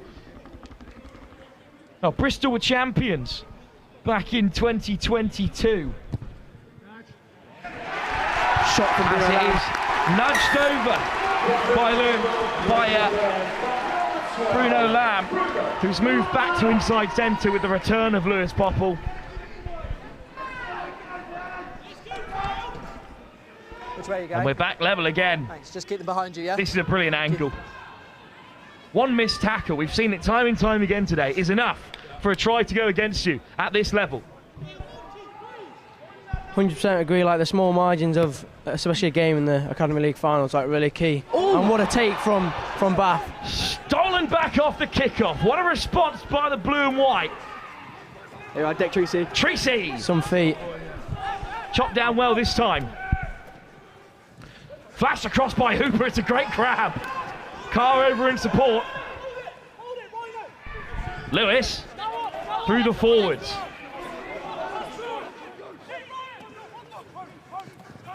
Hooper and Treacy lined up. Deck will feel that one in the morning. Hit good and proper. Plays the 9. And Bristol just get overexcited in response. Don't know if Deck knows where he is right now. What a shot that was. And I think it was his opposite number, Bruno Lamb, that made the hit. We'll have to get a replay on that, because I refuse not to credit the man who nailed Dick Treacy. Yeah, not every day you get that. Dick Treacy's been half on that one, but he'll come back. What a shot. What a kick as well, though, from Hooper. Let's have another look here. Here you go. Keep them on that one. I think it's the 7. It is indeed. It's Austin Parsons of SGS Filton who makes the shot. Stand your mark. That one was made in the Ace League. I think Deck's lining up here to get one back. Well, you wouldn't want to kick the hornet's nest when it comes to Declan Treacy. Down the short side they go. So close to working out there, but I think the AR has potentially spotted a deliberate knock-on. Does that look like a well-worked move down the short side? Yeah, I think set piece will be really key for both teams, like getting in critical areas of the pitch. Well, the last final as well, Bristol were not favoured coming into that game. They beat Northampton Saints. They beat a Saints side with the likes of Henry Pollock and Archie McParland in it in 2022. And they aren't favourites in this one either, but they're started excellently well. However, some defending to do to keep their narrow lead intact. Bath join the maul. There's 11 of their players in and around it. Eventually it goes to ground though. Penalty. Instead. This player here, number 5, collapsed the maul. Well, it's the skipper, Monty Wells, who's collapsed the Bristol maul. And no prizes for where they're going next. Hooper will knock it into touch. That's now the 3rd one here. Yeah, I feel like Just moments like quietly, those are really key for Bath to get into the game. They love to kick it into the corner and more. I think Bristol need to stay strong and keep their discipline well so they don't let Bath into those areas. The referee also said this is their last warning. 3 penalties inside the 22. Another clean line out. Well taken by Ben Allen. And in come the wingers again. Deck Treacy into the back. Get ready, 9. Really good mouldy here from Bristol. Well, the ball Staying needs to in. be shifted here. Whipped away by Lewis. That's an excellent support in the carry as well from Sam Bunch. But Bristol trying to hold them up. And Ashton Barrington-Hibbett needs to get to ground here. But it's been ripped away. What defence by the Bears. That's quality.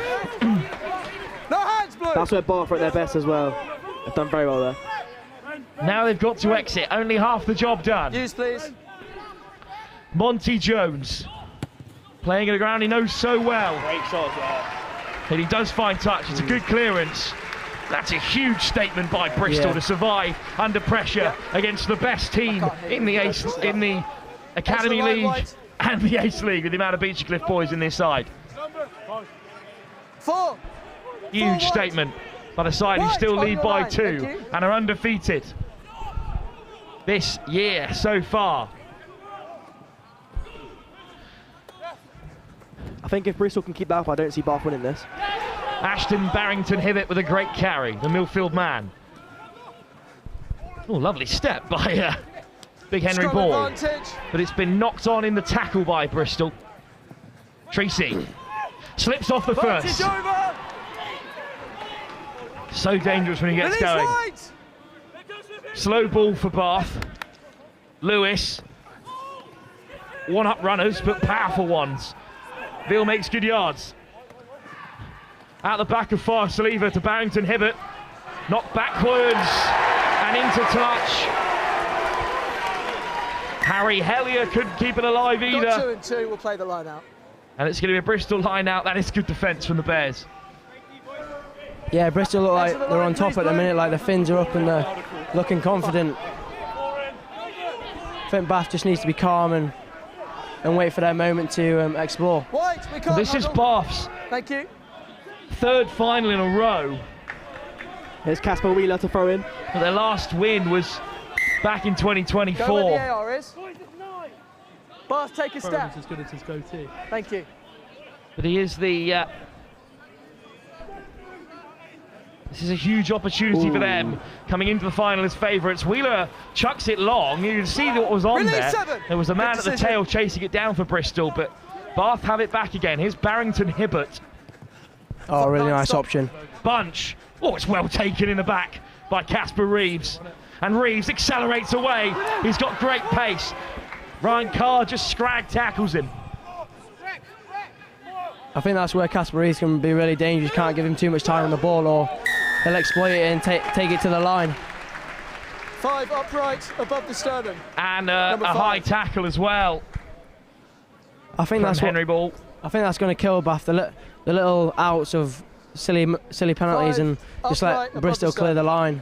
So I think that's going to be really critical for Bath to. Let's go. Indeed, they made the last 3 finals. They lost to London Irish, and then they won 2 years ago. Then they lost to Northampton Saints last season. Now they're back amongst it. Take the line, Bath. Indeed, it's their time really. They've had such success in the Academy League over the last few seasons.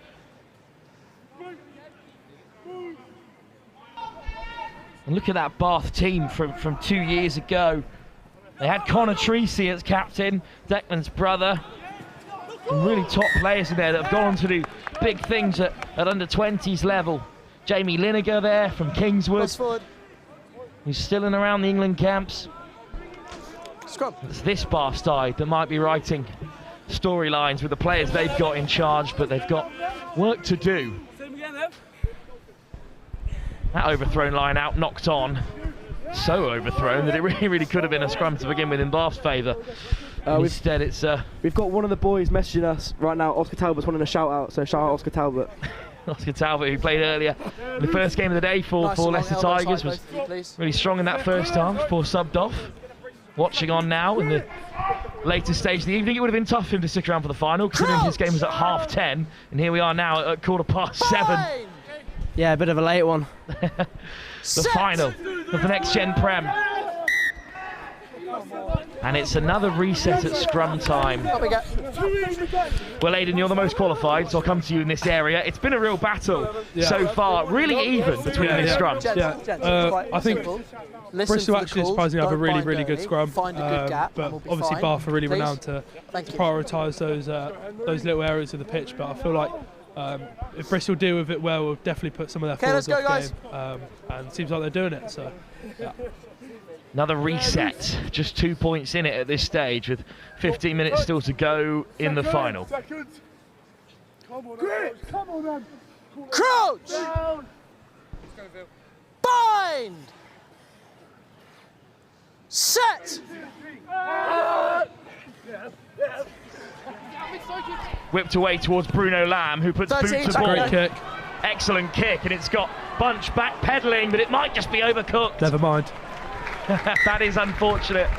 On this artificial turf, it can just roll away, and we're going to come all the way back for a scrum where it was hit, which is really unfortunate, Will, because it was inside Bristol's half. That's great territory for Bath. Yeah, I think Bath now having the scrum, they can really counter and use the edge like pretty well, like really counter into the 22 if they can get there. Great opportunity. After a couple of minutes rest for the two sets of back lines, expecting something special here from Bath.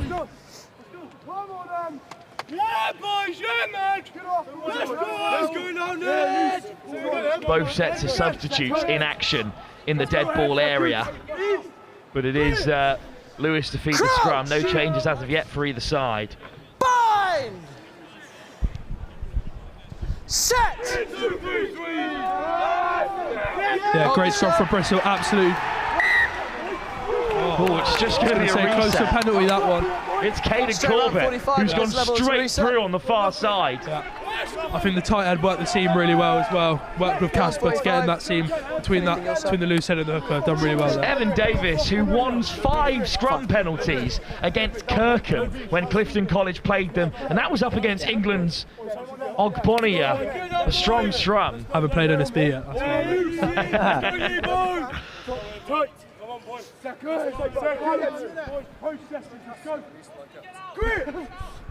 Be another scrum to be fed by Bath. They won't get away with that kind of drive against the head again, I fear. Set! Wind's starting to pick up, so it could affect the kick battle. But also Casper Wheeler's go-to might fall off, but his pen. He's got a pen. He's got a pen. Yeah. And he's given the big one. Yeah, I feel the tight head there. I think he stayed square, which helped him that, because I feel like Henry Veal just came round a little bit, kicked out his hips. Good scrum, Bristol. Great spot, Hayden, because it really looked like Bath had the play of that one. Yeah, Aidan, great comments, mate. I think you should become a scrum coach if I was you. He's missed touch here. Indeed, it has gone short of touch, so instead it's going to be cleared away. Max Hooper keeps it in field, and that's a huge kick to clear their lines. That's a missed opportunity for Bristol. Edge of the line.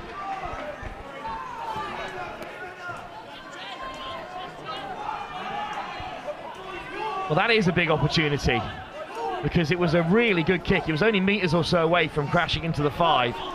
And all of a sudden, they're back just shy of the halfway line. Casper Wheeler with the throw. And that's the option thereafter. But it's slightly loose. And it's Far Saliba with a massive carry. Lewis, Hooper, big miss pass. Great hands from Bunch. Carr on the edge. Well marshalled by Harry Randall. I think that's where Bath can be really dangerous, playing out wide. What a pill! What a ball! Big shot, and it was required to slow down the pace of play, and the captain's stolen it. Well, that was both second rows getting stuck in. In fact, it was Clifton College's Jake Smith, who's fought back from a tough injury early on in the season to put in a huge tackle there, and that allowed his captain, Monty Wells, to get over it. And they won't miss touch a second time. Making it slightly safer. Bristol line out on the 10. Lovely. Take the line, Blue. Take the line. Well, Bath have shown glimpses, I think, of what they are capable of, but things just aren't clicking exactly as they'd like 20 minutes into this final. Yeah, I think they just need to chill a bit. They've still got time. Like, it's only early stages in the game, and just work their way into the game and like get the feel of it. Bristol just about win the line out. It's not clean. And then it's knocked on. Bit of a hospital pass into the channel. And Noah Williams couldn't keep a hold of it. Yeah, one way to deal with Bath is just to get them out of their cave. You know, they got a really good system, and I feel like Bristol are dealing with it quite well. So, yeah. Noah Williams on the Clifton College man, but he couldn't keep a hold. There it is. Here it is. Up we come. Thank you. I think it looks pretty nervy out there at times. I think like, we've had enough of that now. Thank you. Indeed, there are some nerves in the final. Scrum once again, which has been a really hotly contested area so far. Neither side really getting a foothold in, because Bristol are getting the shove on. Bath giving the penalties away, but they know they've got the quality to lock this down. Great Another big again. scrum. It's gone to ground, but the penalty this way goes Bath's way. Lou said out and across. What was he saying on that call? Standing Caden up. Corbett this time caught for going out and across on the far side, and Hooper will line up the touchline again.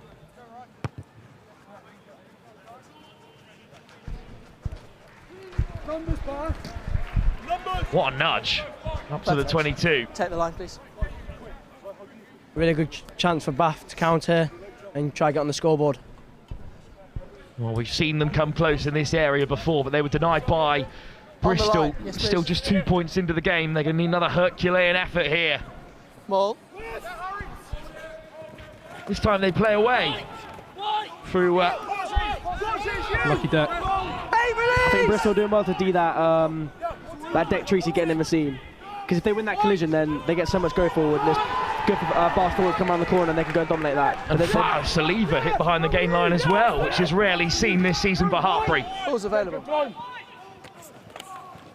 Little pick and go, just a tip off the deck. Bath staying patient here. That's great power around the corner. Ned Cartwright. Penalty advantage. And it's a penalty advantage for Bath.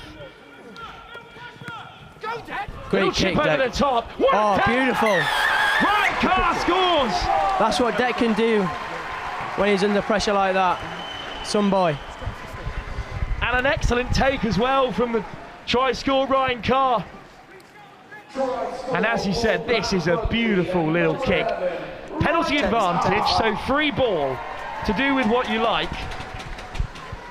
I feel Deck's come back really well from getting halved scrum earlier, time. so yeah, good. Great assist. No, thanks.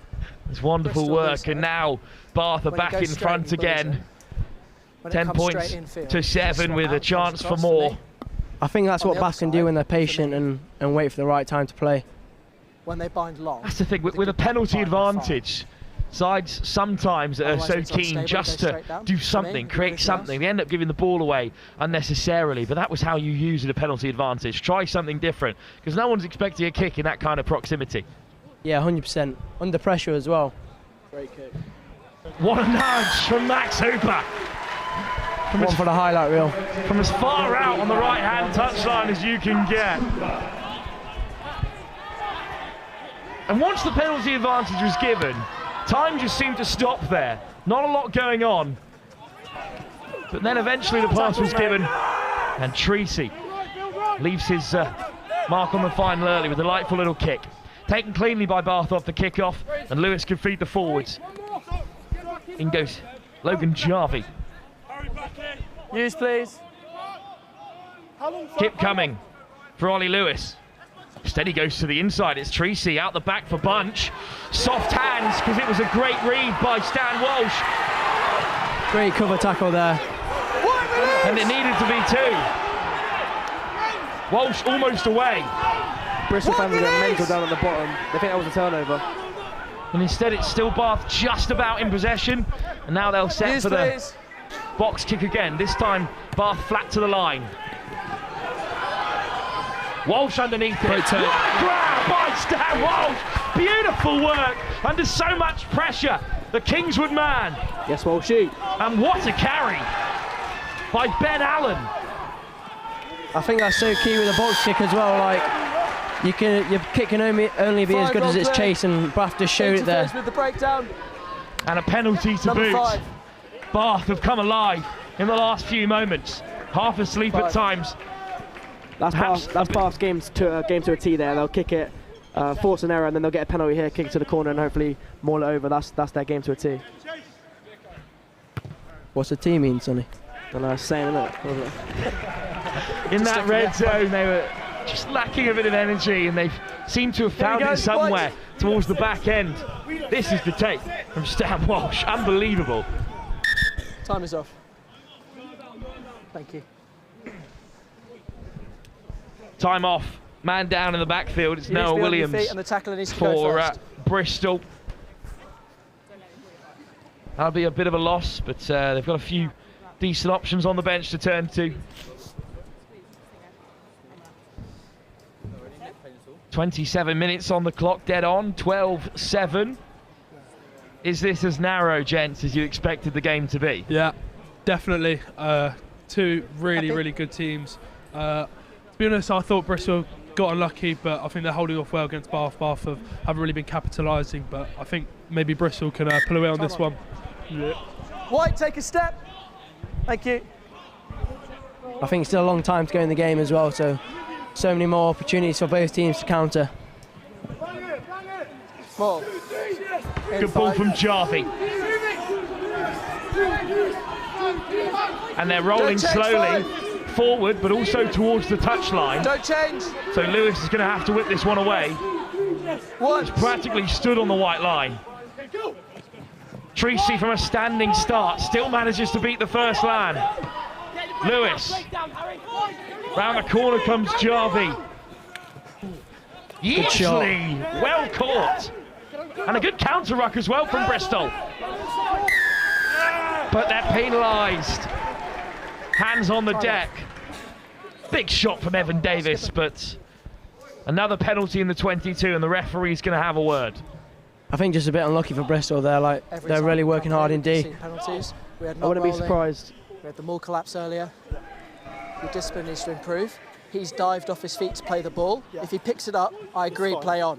As soon as he dives off his feet, you now need to have a word with your players. Number 5, he's got it. Number 3. He's just there. Now have a word, please. Well, the referee making it clear that any more infringements and we will see a yellow card. You're the captain. I wouldn't be surprised if we see Max Huber go to the points here. He's not. He's going to kick to corner. Good comms, Sonny. Yeah, nice, Sonny. Would have been a good option. But Hooper does back them all again, even though it hasn't functioned as ruthlessly as we've seen in the past. Yep. Edge of the line. Edge of the line is White. Big moment then for Bath to extend their lead. It's Evan Davis who's been penalised there because the pickup is good, but as soon as he went off his feet, that's when the referee was none too impressed. He easily takes the line out. Jarvie has it at the tail. Overcome the back line. Treacy adds his weight. Once is the call. Yeah, Bristol dealing with it really well here. Just make sure to lock the corners down so it can't get a roll on, but doing really well. Secondary shove comes from Bath and they start to shift. But where's the ball? Lewis wants it at the tail. Use it as the call. And eventually he whips it away. And Ashton Barrington hit it. What a break. First through the first two men. ABH with a strong carry. Release White! Straight back to his feet looking for work. But for now it's the forwards who will do the heavy lifting. Here's Yeasley. Gives the tip pass. Farsalina on the roll. Over he goes. What a try. How on earth has Georgia Farsalina found the space to dot that one down? I think when you give him a chance like that, he takes him because he's such a big guy and he counters on them things. He's a big guy. They appeared in pre-season for Hartbury this year. Both him and his brother Taltatha. and made such an impact in that tournament. And since then, they've gone from strength to strength. Yeah, they've both been nailed on in the Bath setup. Yeah, both really, really strong ball carriers. Where you were, big where you threats were, for thank Bath. They like to use them a lot, especially off those lineouts. But yeah. And a kick to come in a very comfortable area for a player of the quality of Max Hooper. Are those two year below? Year below? Stadium clock's right for Well, they've just joined Hartbury at the start of this season. At what age they have joined, I am less certain, but it wouldn't put it past me. I mean, a terrifying prospect to think they're going to be around next year. 100%. You need to work harder to keep your players on side at kick-off. Work harder, please, 10. I think Bristol really need to switch on here just before half-time. It would be great to get a score for them and then bring it back in the second half. It's a good kick-off for Bristol, but again, Bath is so comfortable under the high ball.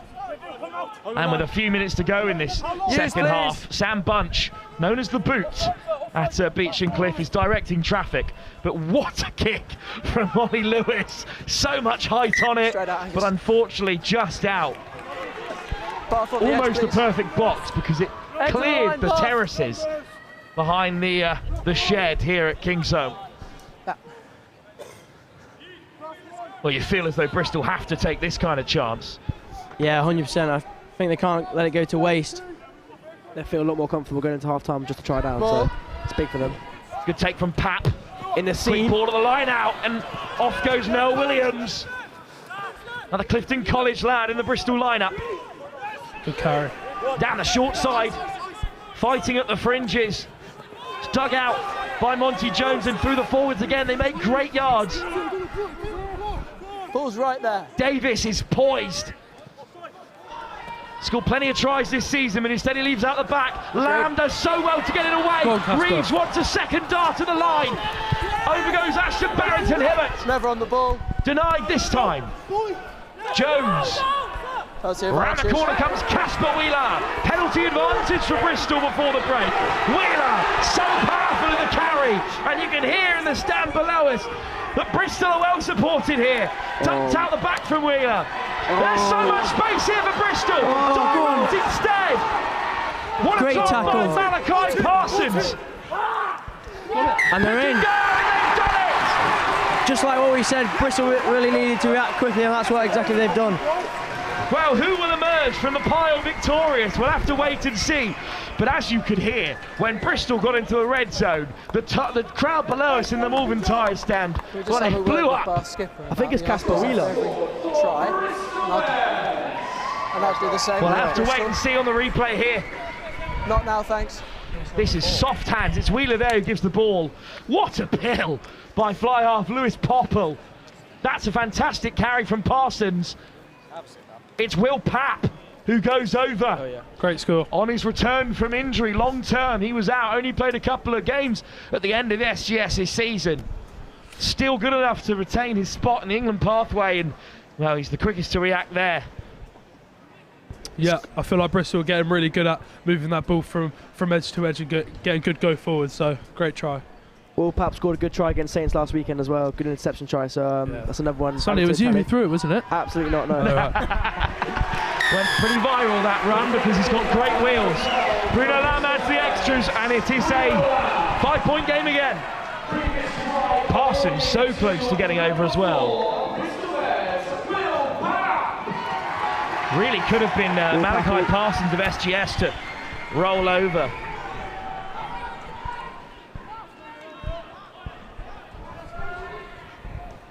Lewis Popple gave a beautiful pass there as well before the try was given. And a quick story about him.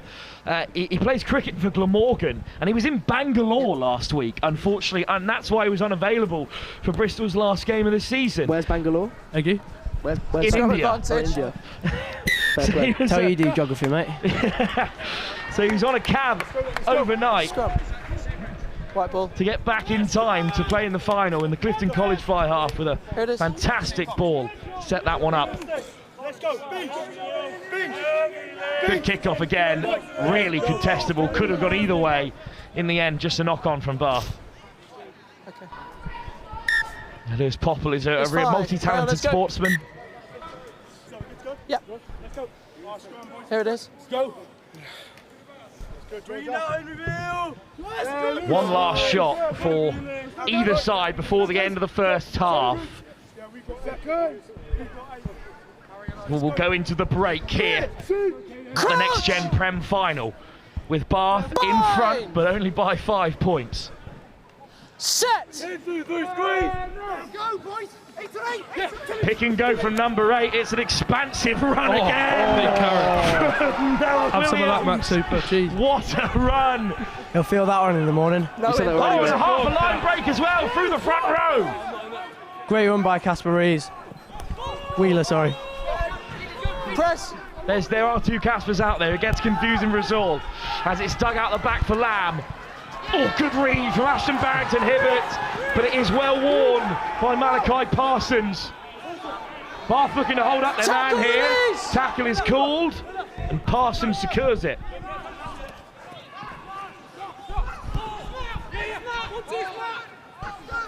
Pillar! Flashed across, Popple out the back. Lamb, great shape on the pass. The offload as late as you can give it. Bristol up to halfway, still looking to play in overtime at the end of the first half. Shot on the line by Bath. Yeabesley went fishing for it. Well, looking to set the box hit here. We are in overtime. Looks like they're going to try and keep it in field and put the pressure on. Hooper slides really around well the taken. first. Throws the dummy on as well, on the roll. Good work from Hooper. Yeabesley. Well, that time it was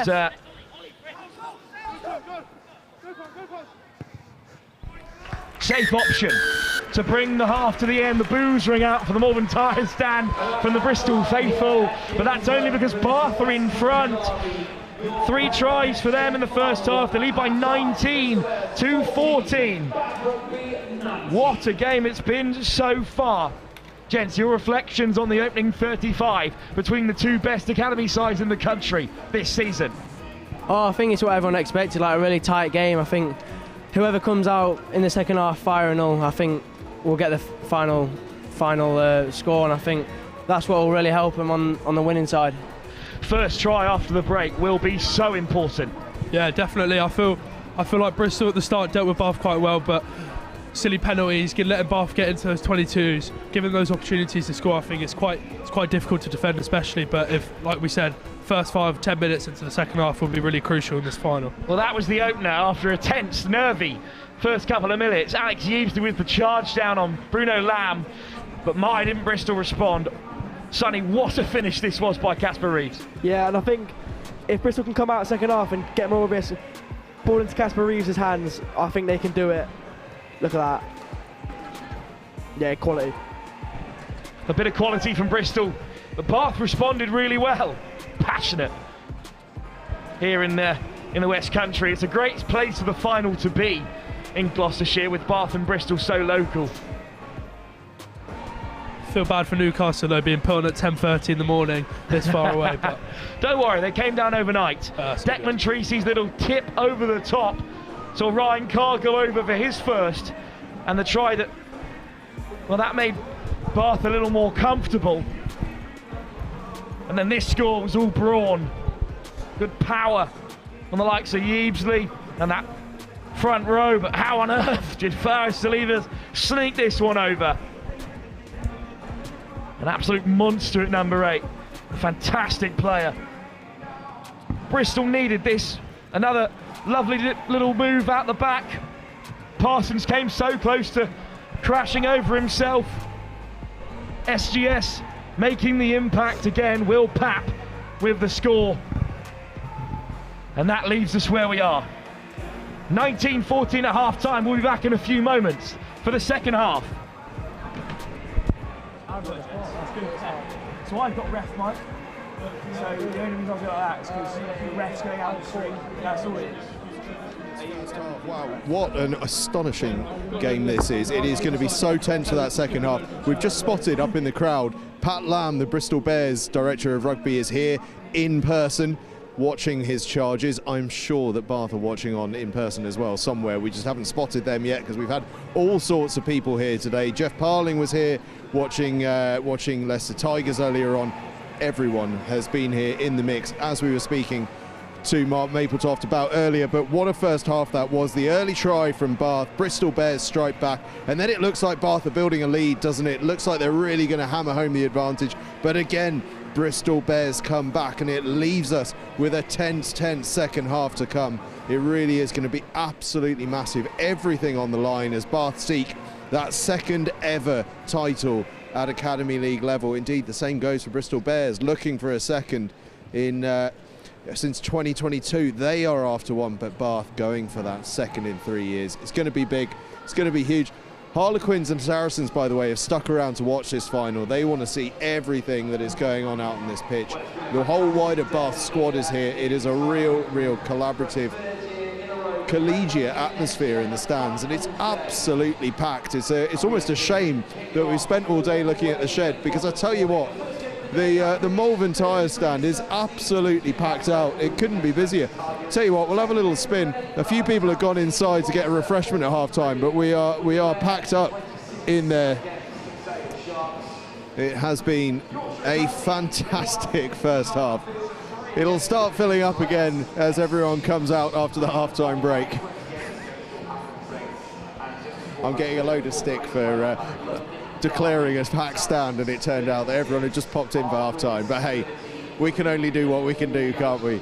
It's been that kind of a day. It's been a long day. It's been a great day here. We've seen so much good rugby. Saracens finishing third in that epic contest against Harlequins. What a game of rugby that was.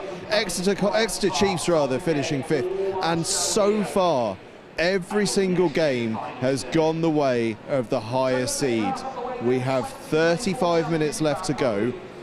Will that final game go to the side of the higher seed, Bath, or will Bristol Bears buck the trend? Who knows? We've got 35 minutes to find out. A huge 35 minutes to find out. Bath have got 3 tries, Bristol Bears have got 2. Bath leading 19 points to 14. A huge 35 minutes coming up, and Wilf Kemsey will talk you through it.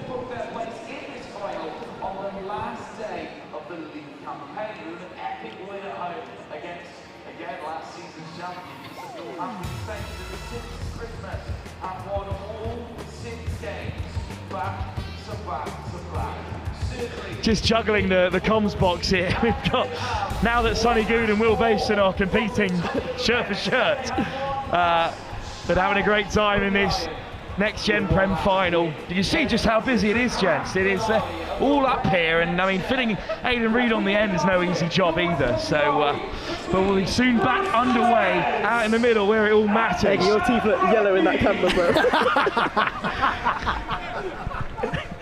Back to the game at hands, gents. It's Sonny, I can smell your breath from here, mate. It's Bath who'll kick us off left to right. Up goes the boot of Max Hooper. It's just dinked in play. Oh, straight through the fingers. It's Reeves back in amongst it. Oh, Sonny, you said that if they wanted to get a foothold in this game, Bristol, then Reeves was key to it. That's a great take. Casper Reeves is the man. Release blue! Down by the captain, Monty Wells. Out the back for Lamb. H, retreat! Plenty. It's coming down with snow on it. But what a take by Hooper. I think Sonny saw Casper Reeves at 15 and decided to change to 9 because he's got a bit scared. Yes, please. Well, he's had a fantastic season and a great final as well. Plenty of distance on the box kick. With a bit of open space for Bristol. They return fire. Sam Bunch is well placed. He might have the biggest boot in the Academies League. It's a good take. And back come Bristol again. Oh, brushing off the tackles, Bruno Lamb puts in the fend. Just dislodged on the deck. Good hit by Sam Bunch. And it's the Bath fans down below us that have just woken up. Yeah, I think if Bristol can get a good scrum on here, I think it'll be really good for them to get a good platform to play. Yeah, 100%. I think these next 5-10 minutes are really crucial for both teams. On the cross. Let's see what Bath can create from here. We talk about this finals day and how great it is for all of you to come together after a season competing, but this final has been as tense as it can be. There's no love lost between these sides here. Even though all of you do seem to know each other so well across the teams. Penalty at scrum time. It was a free kick this time, so just a quick tap, but the scrum continues to be an issue. Great ball. What a kill! Ah, forward pass. I don't think that was forward. Well, we'll have another look at it. The ARs were right in line. It was a close one. Scrum. Let's have another look-see. Too much weight. This side is unstable. Ooh. Too much weight through the We line. don't have the angle for it, I fear. But Max Marshall was happy to listen to his ARs. The man in the middle. Here we go. And it's Bristol with a scrum in a promising area. They've set up really flat here. They're all parked on the halfway line, except for Randall down the... Or even Randall on the far side, hugging the touchline. Yeah, Bristol on that last scrum, I think, got a little bit of an early engage, but hopefully they can get back at it on this one. You're liking this scrum chat, aren't you, Aidan? That's what it's here for. Need someone with some knowledge of the area, because it's another penalty at scrum time. Well, Bath Loose rushed head off. to ground and then across. Well, it's Henry Veal who's hit the deck Loose this head to time. ground and then across. And that's the penalty. Bruno Lamb looks to the corner. Really good opportunity for Bristol later to count on to Bath and get the scoreline a bit closer. Oh, what a kick! Oh, it's gone dead for me. But it's just about gone dead. I can't hear you. Did he not catch it? I think Bath might have touched it though. We'll find out. Referee in conversation with the AR. 5 metre scrum it is, because it was going to stay in play. Touched by Blue in the it was field a of play, great then leap, goes dead. trying to 5 keep metre it scrum. in play, but it's led to a 5 metre scrum. And with the amount of penalties going, if another one comes here for Bath, it will be a card, or maybe a penalty try. Okay. Backing Noah Williams to have a Nice stab and long, off the please. base of this Gents. one. Still no changes yet for either side. Let's go then. Let's go, Ev. This is the biggest scrum of the game so far. Bristol trail by 5. Remarkable circumstances to be handed this. Looks like a few of the Bath lads down below are getting warmed up, ready to come on. I think some changes will be in the offing, possibly in the front row as well. Theo Lewis-Dibell had great impact off the bench when Beachcliff sealed the title in the Ace League a few weeks ago against Loughborough. I think the impact what both teams will bring off the bench will be really key for. Off goes Williams. Williams with a strike, 5 metres short. Monty Wells denied as well. Corbett. Davis. Emma Davis is inches short. They can move it, they'll be on. Jones. Oh, great tip. In front of the post as well to make it 19-all, but if they get the kick, 21-19, so really well played. Surprising that, because you haven't even got your math sheet. Malachi Parsons goes over. That's good confidence. Now the Parsons. How is your maths going, Eggy? Yeah, I'm still working, got the exam in summer, so working hard and got 35 seconds. Got a tutor, so yeah, still working. Top man. And you've got the scores exactly right. Well, it's 19 apiece with 2 more to be stuck onto the board right under the post from Bruno Lamb. Parsons goes over. He came so close to scoring in the first half. This time he gets his reward for all the effort he's put in. Both Parsons are having impact in this game, Austin and Malachi. And Bruno Lamb adds the extras too. Well, I think once they spread this wide, Sonny, they had to finish it off. 100%. Yeah, I agree, but like they've got both options here. If you see the Bruno and the 13 going at the line here, I think either or they do Bath here. But yeah, good option to go through the middle. Kick-off from Hooper. It's a teasing one. Yeebsley gets up and does really well. It comes back for Henry Ball. And Bath have it. They made their first changes as well. Over in support there is Theo Lewis-Dibell. Lewis, Treacy, Ashton, Barrington, Hibbert. Take a step. Hooper directing traffic. It's going to be the first carry of the game for Lewis-Dibell. Tackle release, White. Eventually gets to ground. Hooper. What a carry by Ball. Flicks it through the cap flap. Bunch finds the offload. Soft hands from Hooper. Nothing for me there. Carr swings it back in field over the head of Treacy. Great defence from Bristol. Ben Allen caught. Back inside Bath's half now. Yeah. Great option to kick it in behind. Casper Reeves with time and space. Well, this time off his wing. What a run by Bristol. And getting stuck in is George Williams. And Williams still going.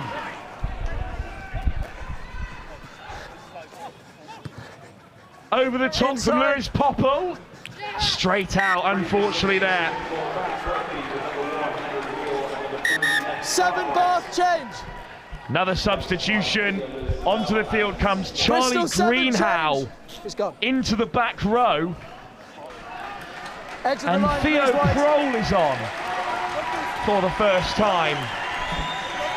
Well, Charlie Greenhow is a really exciting player to enter the fray. Yeah.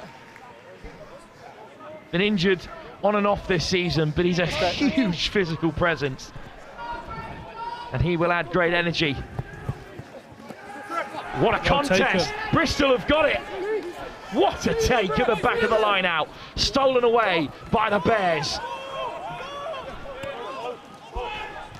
Flung to the short side. Lovely tip pass. Oh, still numbers there in blue to make the hit. Little dummy, and crossing is the call. Obstruction.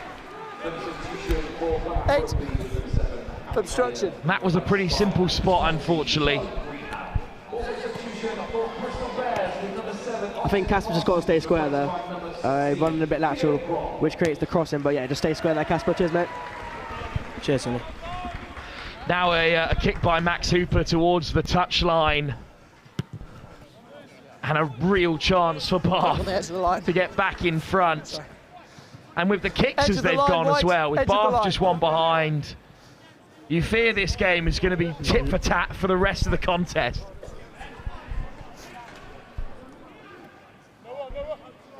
Here comes the line out.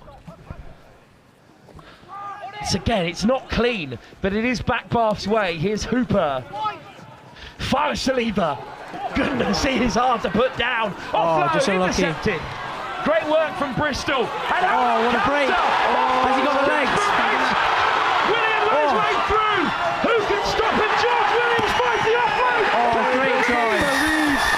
Casper Reeves again. He's the man. What a score. Not like you, Sonny. Well, he won't mind me saying, but George Williams had a very quiet first half. But in the second, he has jumped into the game with an excellent first break. That second line break is remarkable. Interception from the offload. But how has he gotten away here? What a run. Just one man in support. And it's a beautiful offload. It's Hail Mary, but it's landed. And Bristol extend their advantage. Casper Reeves on the double. Yeah, I think Bristol have done really, really well to counter-attack there. Great fast break, but great finish again by Casper Reeves. Well, you can just tell by the fans down below, like they're chanting Bristol. Now, some more changes in the offing as well. Evan Russell has entered the fray. But for now, it's Lamb, who's off target from a long way out. It's a 7-point game again. I'm seeing glimpses of Bloxham on that counter-attack. The likes of Ed Mole, Alex Gatley. Yeah, those boys tear up, and I saw glimpses of that just there. That's a big fend from Williams. Yeah. Good work from the man of UCS College. Really big kick-off for Bath there. Timing! The Casper Reeves of Taunton School, one of 2 representatives from out west, along with the captain Monty Wells, who scored 2 fantastic tries. And it's a good take from Jake Smith, the Clifton College captain, who's crawling back to his feet. And onto the field is Evan Russell, the new scrum half from SGS College. And a penalty has been won by Caden Corbett. Just unlucky for Bath there with the new rule, like the tackle height under the sternum. I think more changes are afoot down on the touchline, because Bath need to respond here. What a nudge. 31-5 Bristol were beaten the last time these sides met. What a turnaround it has been for the Bears in 2026. 15! When they have been fantastic since. A win on the final day to secure second place and a place in this gold medal match. Helps a lot with all the support with Bristol, you know. They're coming over here doing really, really well, especially against a really strong Bath team. So hopefully they get it. Well said, Aidan. Wheeler with the line out. Great contest. It comes for Smith. Well, Bath are all over it. But it will be Evan Russell's ball. Oh, what a turnover. Really well worked by Bath there. It's the new man, Malachi Randolph. Just go on. Harrow man has made his marker, and plenty of decent Harrow hookers have come through Bath. One Kepu, two Pelotti comes to mind. Malachi Randolph also plays international touch rugby. Take the line, despite being a hook, he's got fast feet. Thank you. But what a turnover, what a start, and it's his first line out. Yeah, he looks a key part to be in this squad. Not straight. Commentator's curse strikes for the first time, unfortunately, for Malachi Randolph. I think we said at the start of the game, Bath will come out strong, the line out will be good, but Bristol have coped with it so well, and you see them excelling because Bath haven't got a line out, and I don't really see what else they've got if they haven't got a line out. Come on.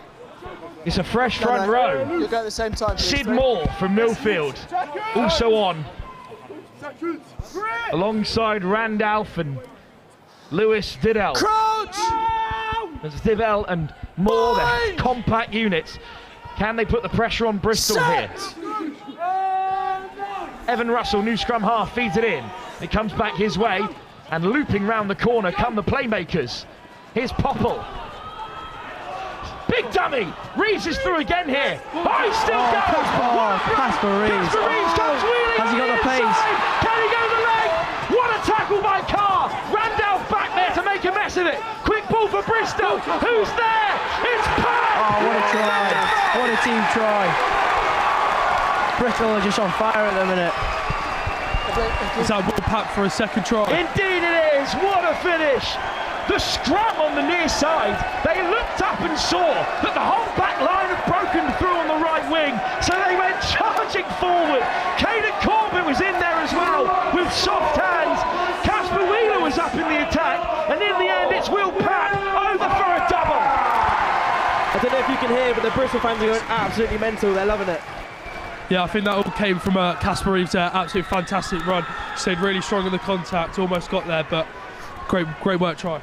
Unbelievable tackle, Will, in fairness, by the first half try scorer, Ryan Carr, but the Bristol forwards had just kept charging through, whereas Bath did not get back quick enough. There was so much space for Will Papp in the corner. Yeah, 100%. Really exploited the space really well. And I think it shows that desire for Bristol to come get that want to win that game. Great kick as well. What a nudge by Bruno Lamb. If Bristol hold on here, he'll have a huge part to have played. Bruno Lamb in the Next Gen Live Ace League Team of the Season.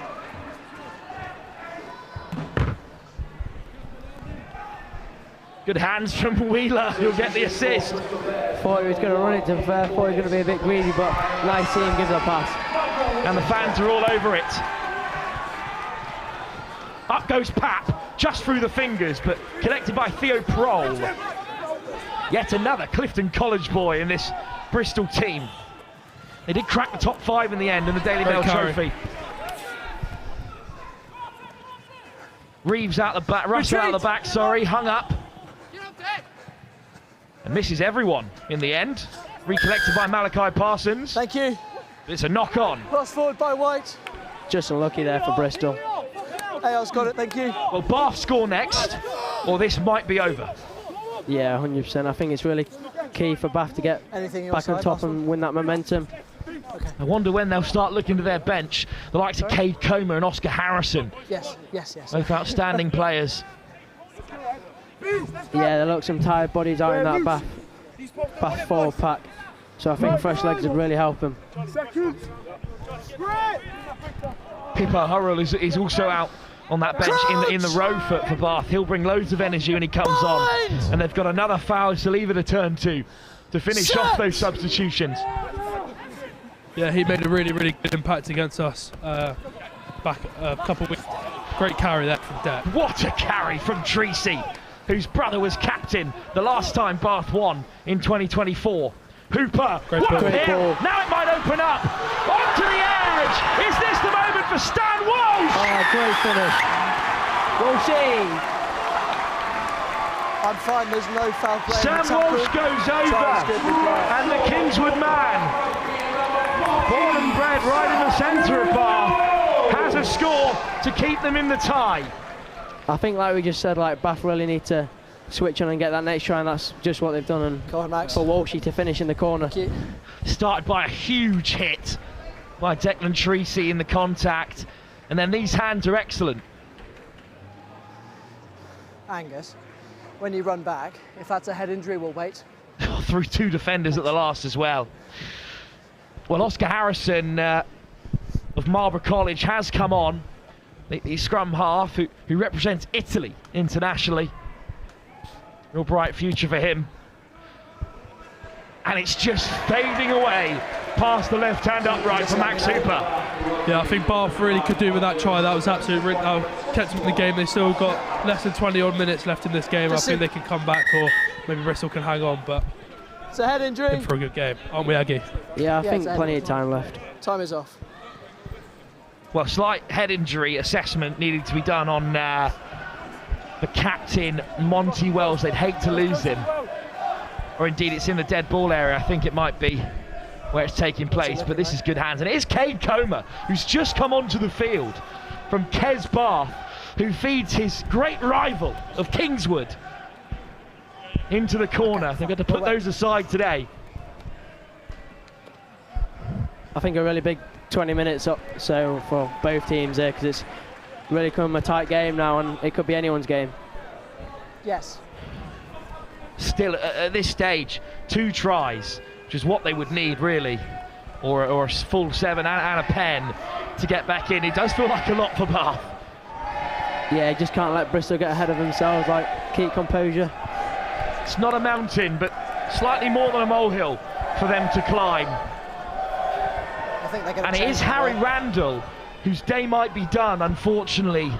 Remarkably no relation to the Bristol scrum half, the collegiate man, despite playing for the same team and the same position as his namesake previously, and having exactly the same first and last. And unfortunately, he will leave the field.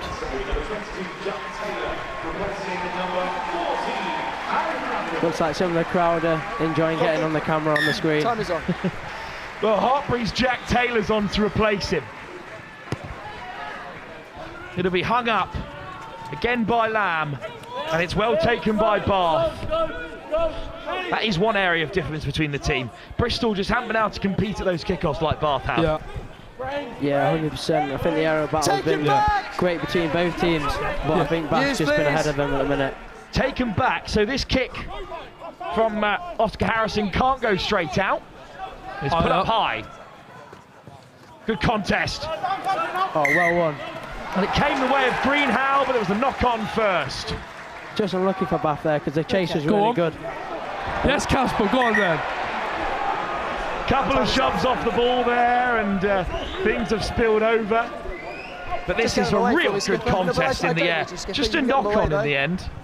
Yeah, he's getting a bit heated down there as it's getting into the final minutes. Yeah, I think it shows how passionate the boys are, obviously. Both wanting to win, but can't let that affect the game then, eh? Skippers. Right, well, the skippers are coming over, so I think we'll have a listen to what the referee has to say to Max Hooper and Monty Wells.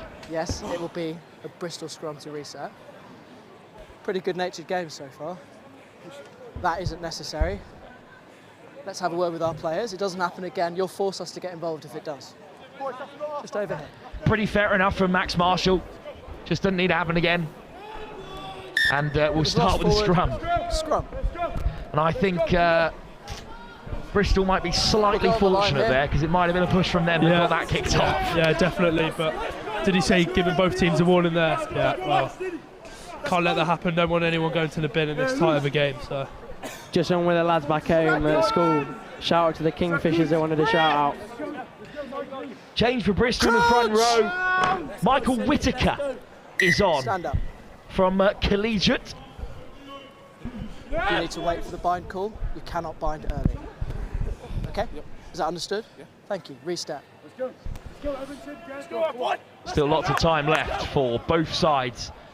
No, we're playing on. He's not involved. Let's go. Seal this one. There's a man down with cramp in the backfield for Bristol, but the referee is pretty keen to get the game underway. And I do like that. He's not anywhere near the scrum. Is that Casper Reeves? Not surprised, he's done a lot of running today, so. He's back to his feet in time. Penalty, Bristol! Good. Loose head to ground. And it's that loose head side again that's causing problems. And that's because it's Evan Davis on that side. The Clifton College prop. Front row is involved. Really good chance for Bristol here to counter and make that scoreboard a bit wider. What a performance at scrum time from Evan Davis today. First he had the better of Henry Veal, and now he's fighting out with Theo Lewis Didabel. Bar 4 and 5 subs. Changes then. On comes Tautafa Fau-Saliva. Bristol subs. And on comes Filippo or Pippo Hurrell from Wellington, a champion at St Joseph's College Festival. He had a huge part to play in that side. It's going off, perfect. And both Fau-Salivas are now amongst time it. Is still off, but wait for him to go off. Also on for Bristol, JJ Hancock of Richard Hewish, Bristol Bears' new ace affiliated side. He's on into the row. And it's a great take from Jake Smith at the line out. Really good maul by Bristol. Wheeler has it at the tail. With advantage as well. It almost went to ground, but this is a great drive. Evan Davis looking to clear things up at the back. Away goes the scrum hat. So we'll come back for the penalty advantage. 18, collapse. 18, collapse. Sid Moore penalised for just bringing down the maul. And now I think the option is to go to the touchline again. Take the 5. This is a big moment in the game. Currently, the lead is 9, but a lead of 14, or even 16. Yeah. That feels pretty unsurmountable. Yeah, if Bristol could get another good maul on this, could definitely lead to a very good maul here. It could be on. Wheeler is fishing for it at the tail. Overcome the backs. Go on, Casper. Rolling away down the short side. There it is. The Babbers. He'll be well happy with that one. One for the highlight reel there for Casper. Go on, Casper. Casper Wheeler, Bristol's top scorer, goes over. Forged in the fire of the Hartbury front row. I think he would like to call that a proper job. 12, what a lift for Casper Wheeler. What a game he's had. He's ran the line out outstandingly well, and he's deserved this score. And now Bath have their backs against the wall, undefeated across the Academy League. They drew 45-45 with Saracens. That's the closest anyone's come to laying a hand on the 3-time finalists. I think really good to see Casper on full fitness now, as he had a little bit of an injury at the start of the season, but now he's back in full force. And showing it like Aidan said. Just went wide there. You feel as though that kick had to miss. Yeah. Because 2 converted tries is tough in about 15 minutes, but 3 scores is a different story. Yeah, change game now. Really hope Bath can come back and give a bit more of a fight in these last few minutes. What do you think, Sonny? Just enjoying the game. It has been an outstanding game. The last 2 certainly have raised the roof off this place. Great take by Bristol. Whipped away by Evan Russell. Oh, what a shot! Lost 4. But just knocked on in the contact. Just a scrum. Now Bath need a bit more of that in these closing 10-15. in order to get back into the game. But can Evan Davis continue to lock down this scrum? Let's go. Come on, fella, let's go in, boys. Chase your feet, please. Tough love. Tight. Let's go. Come on. Crouch! Bind! Set! Here's the scrum. More stable this time, but it's whipped away by Russell. What a second half that George Williams has had. Russell. Oh, great counter. Farah Saliba. And it's Barkley having it back. And a penalty too. Usually Farah Saliba and Pippo Harrell. Exactly what Bath need now. Who's probably put it on the 5 and they want it over. I reckon that's the prediction. Yeah, I agree with that, Sonny. Really big opportunity for Bath here. Hooper finds touch. Not his best kick. But the classic call of nowhere goes up from the Bristol faithful, but they're still in a promising position here. Yeah, Sonny likes to give that one sometimes. Charlie Greenhow deep in amongst it. Up goes Yeebsley. Clean ball.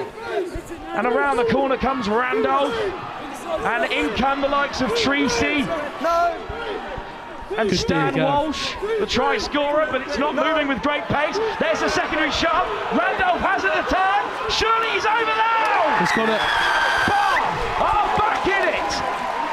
Malachi Randolph crashes over. The international touch player goes over. Yeah, Bath showing again how strong their maul is and what they can do with it, but yeah, fantastic try. What a time to score. It was crucial that they did. Hooper, this is a big 2 points from a long way out. Not nice to see Casper Reeves in crutches. Hope he's all right. After what a game he's had. Big part of this Bristol team. Well, he's done his bit. That's fair to say. As Hooper is the biggest kick of the night for anyone. I think we've just over 10 minutes to go. Well, it's off the post. Well, Can't get any closer. If you want to tell them, 9.5. Just with over 10 minutes to go, I think it's really critical that Bath get back into Bristol's half and try counter again. What a maul this is. You thought that Bristol had dealt with it, but the secondary shove, and look how long it is as well. They still managed to keep it together. And Randolph crashes over. Great try. Bristol need this back or the pressure will be on. Good take from Farah Saliba. He's in front. It's the second time, I've already warned you. Offside. Penalty back at the halfway line. I think Bristol now need to keep composed and can't give silly penalties like that away because it might cost them. It's a scrum. And that's what they've done so well this game. They haven't let Bath get in, which is what if teams do that, then Bath kicks corner and they maul it like the last try. But Bristol done well to do that so far, but stupid penalty there. Really need a stable scrum here. Is that a new loose head replacement as well for Bristol? Indeed it is. I think it might be Michael Whittaker on at 17. Bind! Maybe Ned Hill as well getting amongst it for the first time. Very good scrum. Oh no, Bath and scrum. Penalty advantage for Bath. Hooper maybe keen to take the penalty advantage at this point. Indeed, they'll come back for it. Angle, loose head, straight across. Bath just get away with it there. Out and across, number 1. Well, the new scrum not going to plan. That is a huge moment for Bath. Now they'll look for touch. Hooper lines it up.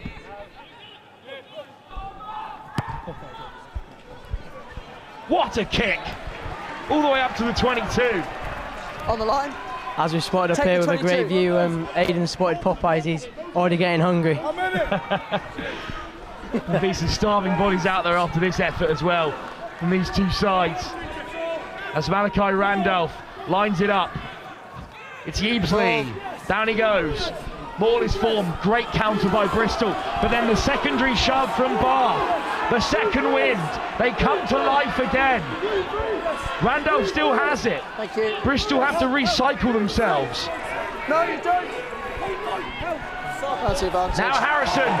Penalty advantage. Penalty given. And I think we will see more than just a penalty. Is this the turning of the game? Four was clearly changing his bind and swimming up the side. Yeah. This just might be it. Improved. Now we're back in this area. If Bath can kick it into the corner and maul it over again, I think the game might change. Have a word, please. Monty Wells once again told to have a word. 6.5. 6.5 minutes to go. Four, changing his bind. Hooper finds the touchline. Take the line, please. Over goes Randolph. Another try for Bath, and suddenly things become very interesting with 5 minutes to go. Yeavesley with the grab. It's rinse and repeat for Bath from here. Randolph is low. Randolph is driving. Over comes Carr and Tracy, and it's another they're in. What a try. Malachi Randolph has 2 in the second half, and Bath have a game on their hands again. Yeah, again, this is what we were saying earlier, you know, give them those opportunities in those 22 to get them all going, and they can capitalise really, really well. They've done so far.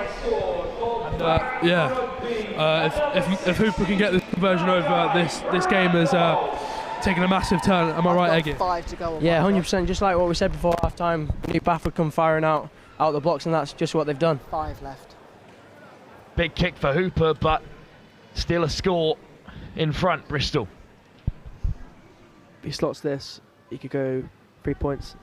Could be a penalty. Indeed, that would change the dynamic an awful lot. Right again.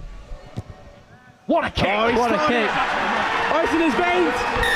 Under pressure as well. Yes, Max Hooper. Could have half the distance between the posts. Would have still gone straight through the middle.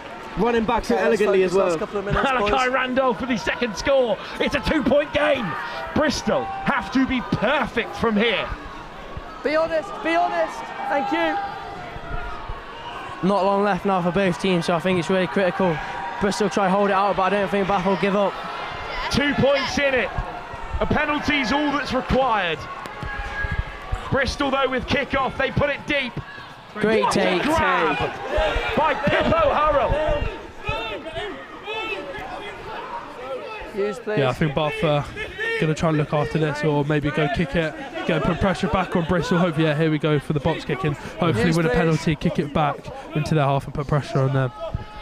Harrison might be one of the best backup 9s in the country, and he's put plenty of height on it. Well, it's come Bristol's way. Lovely little offload. Here's Williams again. Great tackle. Hammered by Sid Moore. Go on, Sid. Russell, Cade Comer. Oh, it's Jack Taylor, the substitute, looks uncomfortable. Release blue. Farah Salima's all over it. 2 massive tackles there from Bath. But it's still Popple who finds Lamb round the corner. Big double shot again on Ollie Mons. Really good deep on Bath there, keeping them out. Another try, and this might just be over. Lamb, what a peel! Floated across, hitch kick on the outside. Tackle. Huge tackle. Huge tackle in this final of the Next Gen Prem. Yeah, in the 67th minute here, you know, games that's all to play for. Joke's gone, Aiden, mate. Give it a rest. Great pace with the hitch kick, but well read, a massive shot. And there's a man down for Bristol. I think it might be Jack Taylor, who looked uncomfortable. Yeah, you know, a load of support for the Bristol Bears here.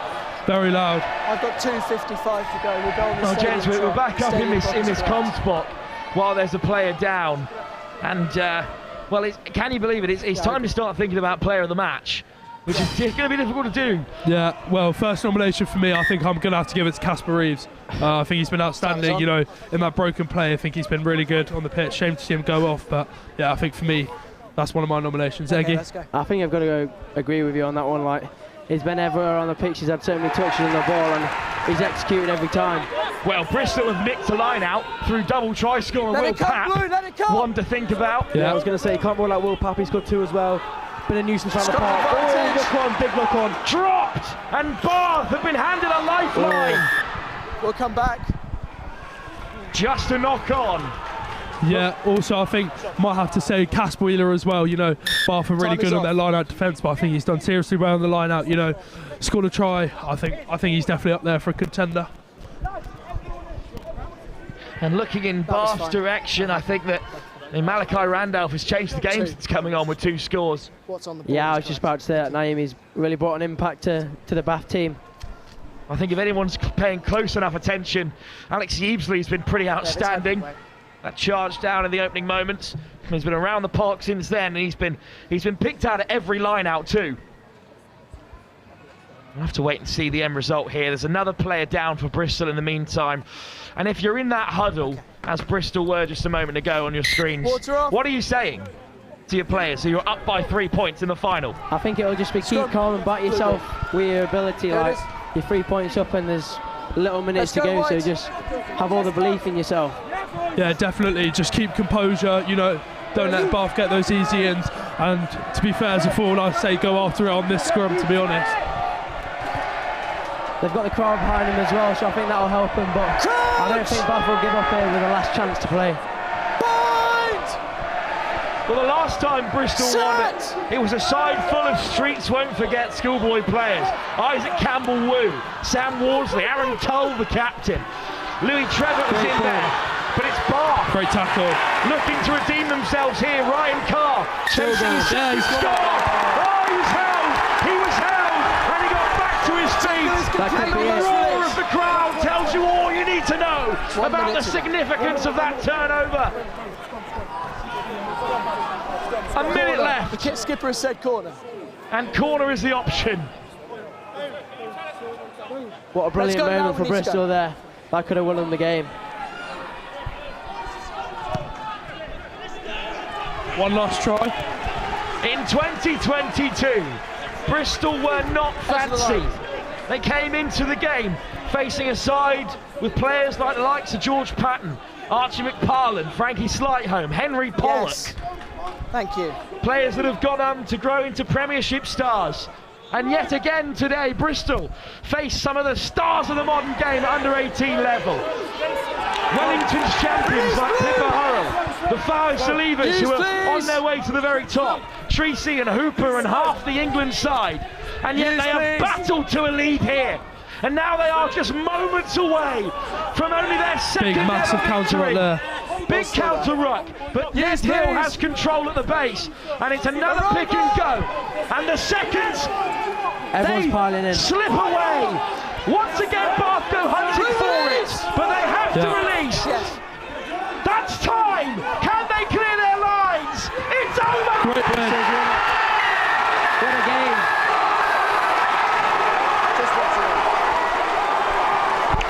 They have done it.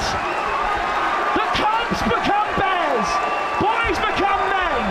And this under-18s final has been nothing but drama, but passion, but defence of the highest standard, despite the 60-point score. And Bristol have done it. Bath have been beaten for the first time this season. Bristol have come back from a 31-5 defeat to these very opponents just a few short months ago.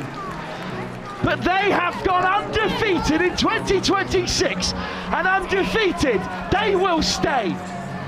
Bristol Bears are champions of the Next Gen Prem in its first ever edition of this new era of professional rugby. For only their second time ever, they are champions at under 18s level. I think what a game! I think you've got to give credit to Bath as well. Like, they stuck in it to the final whistle, and what a game it's been.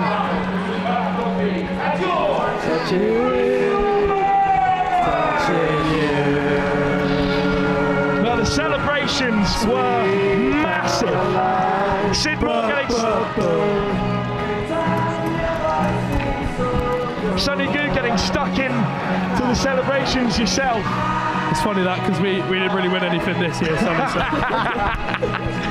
Well, there's Sale Sharks and Northampton Saints in the comms box here, but you can look down on this win for the Bristol Bears, and based off their performances in the second half of this season, you could see it coming. Yeah, fair play to them. And you know what, like, fair play to them. We know this from the boys, both Caspers, Reeves and Wheeler. And like they're great lads. They work hard, and they're fair dues, and they've earned it.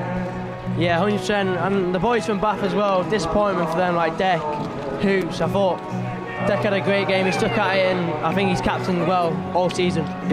Certainly a defeat in the final will not define this Bath team, who have got some of the most exciting players in the country at under 18 level at their disposal. Yeah. But Aidan, it is Bristol's day. Yeah, definitely. I think it all comes down to who wants to work the hardest. I think Bristol just edged it on that one. I think they stuck at it. They beat Bath's system, and I think they did really well. Deserved it, but again, can't fault Bath. You know, they were absolutely outstanding. Yeah. Well, gents, thank you so much for joining us up in the comm box. I will show down to Angus Savage, who is with a pair of very happy Caspers. Thank you very much, Wilf. Wow, what a sensational game. I'm joined by Monty Wells, Casper Wheeler, and Casper Reeves, three of the absolute superstars of today. And Monty Wells, to you first of all, as captain, no one's beaten Bath this season.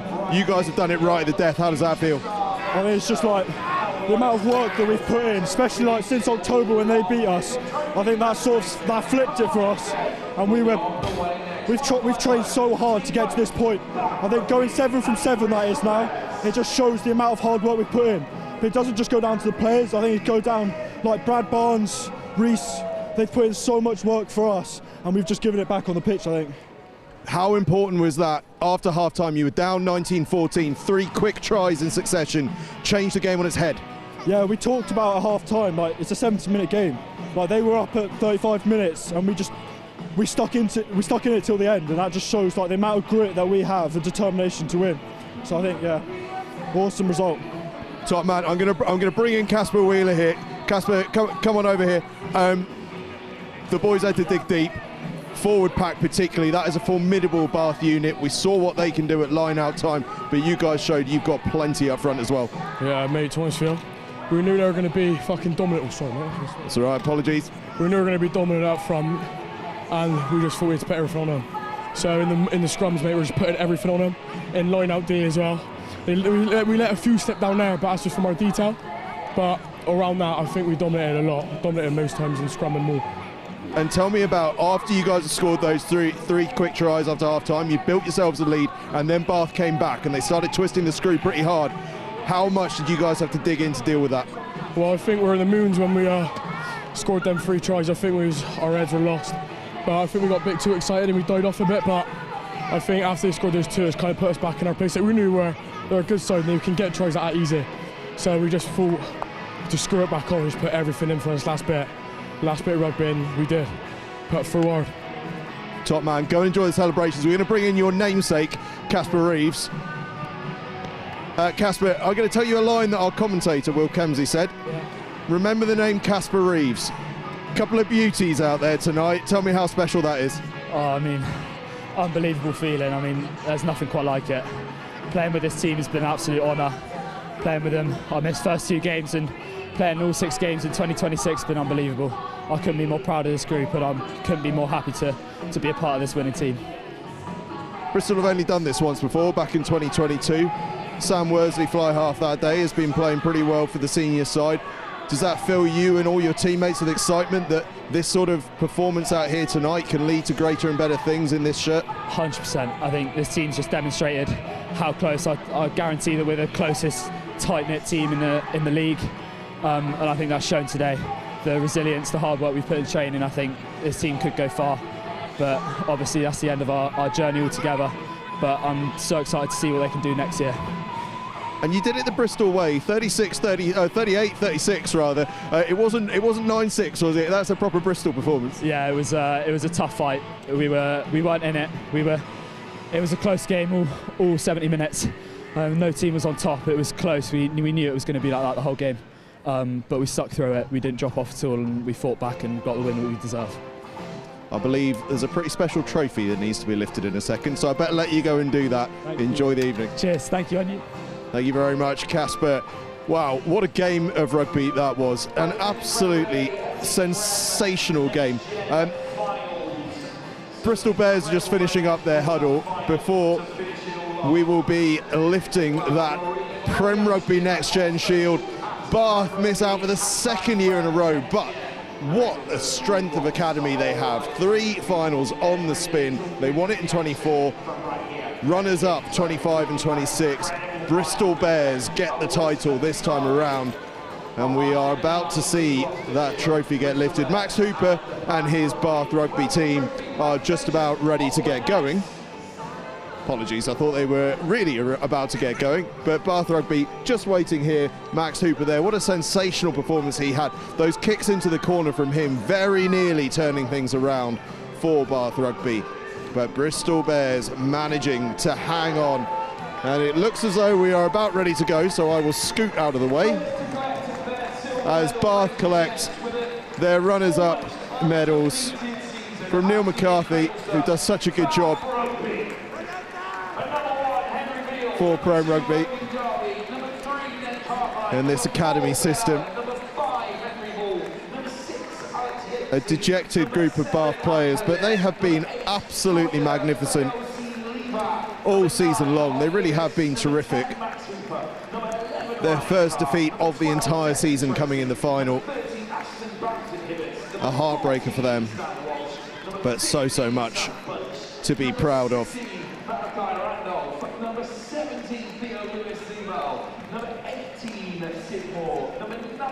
The Farsaliva brothers, you are going to hear an awful lot more about them in the years to come. Georgia and Totofa Farsaliva, 2 absolutely fantastic players for Bath Rugby. But on the day they were defeated by Bristol Bears, and quite the Bristol Bears outfit it was as well. Monty Wells, the skipper, who we heard from a few moments ago, the Taunton schoolman, was outstanding. And they're going to be led out here by the Clifton College captain, Jake Smith. And just a word on Jake Smith, who's battled injuries all season long.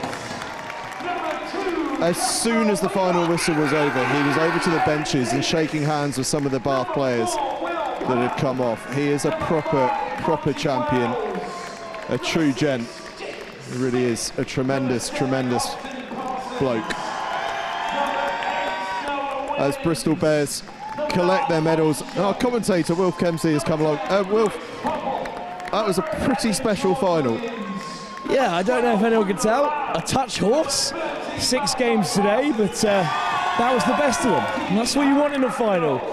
And all the form books pointed at Bath. They're a fantastic team. Beach and Cliff dominating the Ace League, and you know, loads of those players from Clifton cracking their top 5 in the Daily Mail, undefeated all year.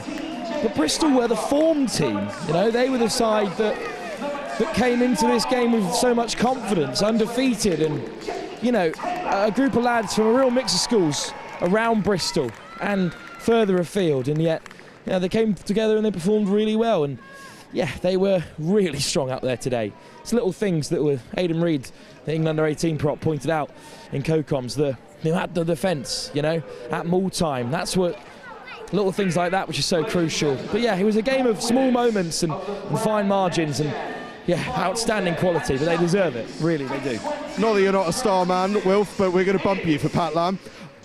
Pat, that's a terrific outcome, of course, for Bristol Bears as Monty Wells lifts the shield there.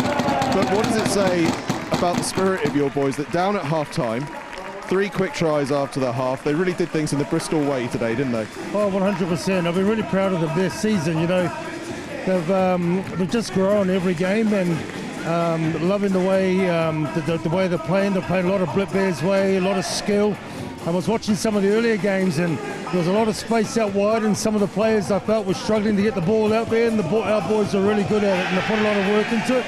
But I think the thing I've loved the most is the really tight-knit group. I mean, you can have game plans, but unless you're cohesive and have a good group, you know, difficult, and really pleased with them, proud of them all. future looking pretty bright for Bristol Bears, I'd say. Yeah, there is. We had some meetings on Monday with a few of them. A few of them have got rookie contracts, a few of them got university contracts because there's some real talent there. I said there's a lot of them are going to be future Bears players. I mean, you know, for us, you know, we've got the smallest catchment area, and John Barnes and the crew there are doing a fantastic job, and we've got alignment through the coaching staff, and then the players are the ones who are benefiting. So really, really proud, and it's a massive performance from us. And talk to me about how important the academy is for Bristol Bears, for all Premiership clubs really, in this sort of tightened budgetary world that we live in. It's huge.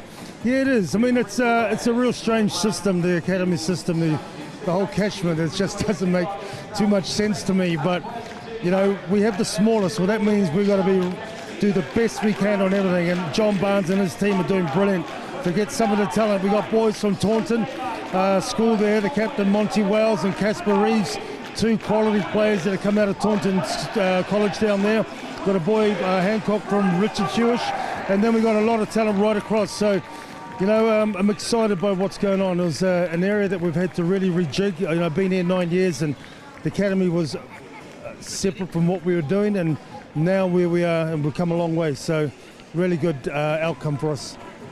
Certainly was, and the senior side ticking along very nicely as well. Things are looking pretty rosy out in your neck of the woods. Yeah, we've worked hard in that Christmas period, and we've got 4 weeks to build up now to the run-in, and it was great to see Fitz Harding and Sam Worsley, James Dunn, Charlie Powell, a few of the boys down there supporting it. But you know, there's been on the socials, everyone's been wishing the boys well, because not only were they in a final, but they're against Bath, and that's a big one. Final question for you before I let you go. You talked about some of the players coming down today, some of the senior squad. How important is that connection between the academy and the senior squad, just in terms of inspiration as to what they can get to? Yeah, it's massive. I think you know, even some of these boys are going to be in the senior squad next year. I mean, when you get an academy contract, that's your contract, but you're one of the boys. You're straight in, and the senior boys, you know, Luatua, Genge, Randall, Fitzharding, Batley, these boys look after them. And when I spoke to their parents, I said, you'll be telling me in about 6 months, I'm pretty confident that the boys are loving it, because they look after them and bring them through. And they're already, you know, I can read the plays that they're out there, the calls, a lot of things are very similar, which is purposeful, making that transition smooth for them. So, you know, they love playing the way that we play, and you know, they've reaped the rewards tonight, which is awesome. They certainly have. Pat, thank you so much for your time. Appreciate it. Keep up the good work. Pat Lamb, Director of Rugby at Bristol Bears. Right, that is just about it here from Kingsholm. A fantastic day of rugby. Bristol Bears are your champions. Their coaching staff, in fact, Pat, you're going to have to go and get involved. There's a coaching celebration going on as well, because this has been a full team effort. And there's a young man actually just joining that coaching group on the end, Finn Fielder, who was a part of this academy team only a couple of years ago. Clifton College fly half of a couple of years ago. He's coaching now lads that were under 16s when he was a schoolboy, and here he is coaching them. That is what academy rugby is all about. What an incredible day it has been, right the way from that 11th place game, Yorkshire against that development select 15, a terrific occasion and a real event in rugby union. Right through the day, we've seen Newcastle Falcons do superbly well, Exeter Chiefs do fantastically well, Newcastle Red Bulls, I should say. It's been absolutely fantastic, and then two terrific games to finish things off. Saracens 36-33 to claim third place, and then what an epic final. Bristol Bears 38, Bath Rugby 36. Bristol are the 2025-26 Prem Rugby Next Gen champions. It doesn't get much better than that.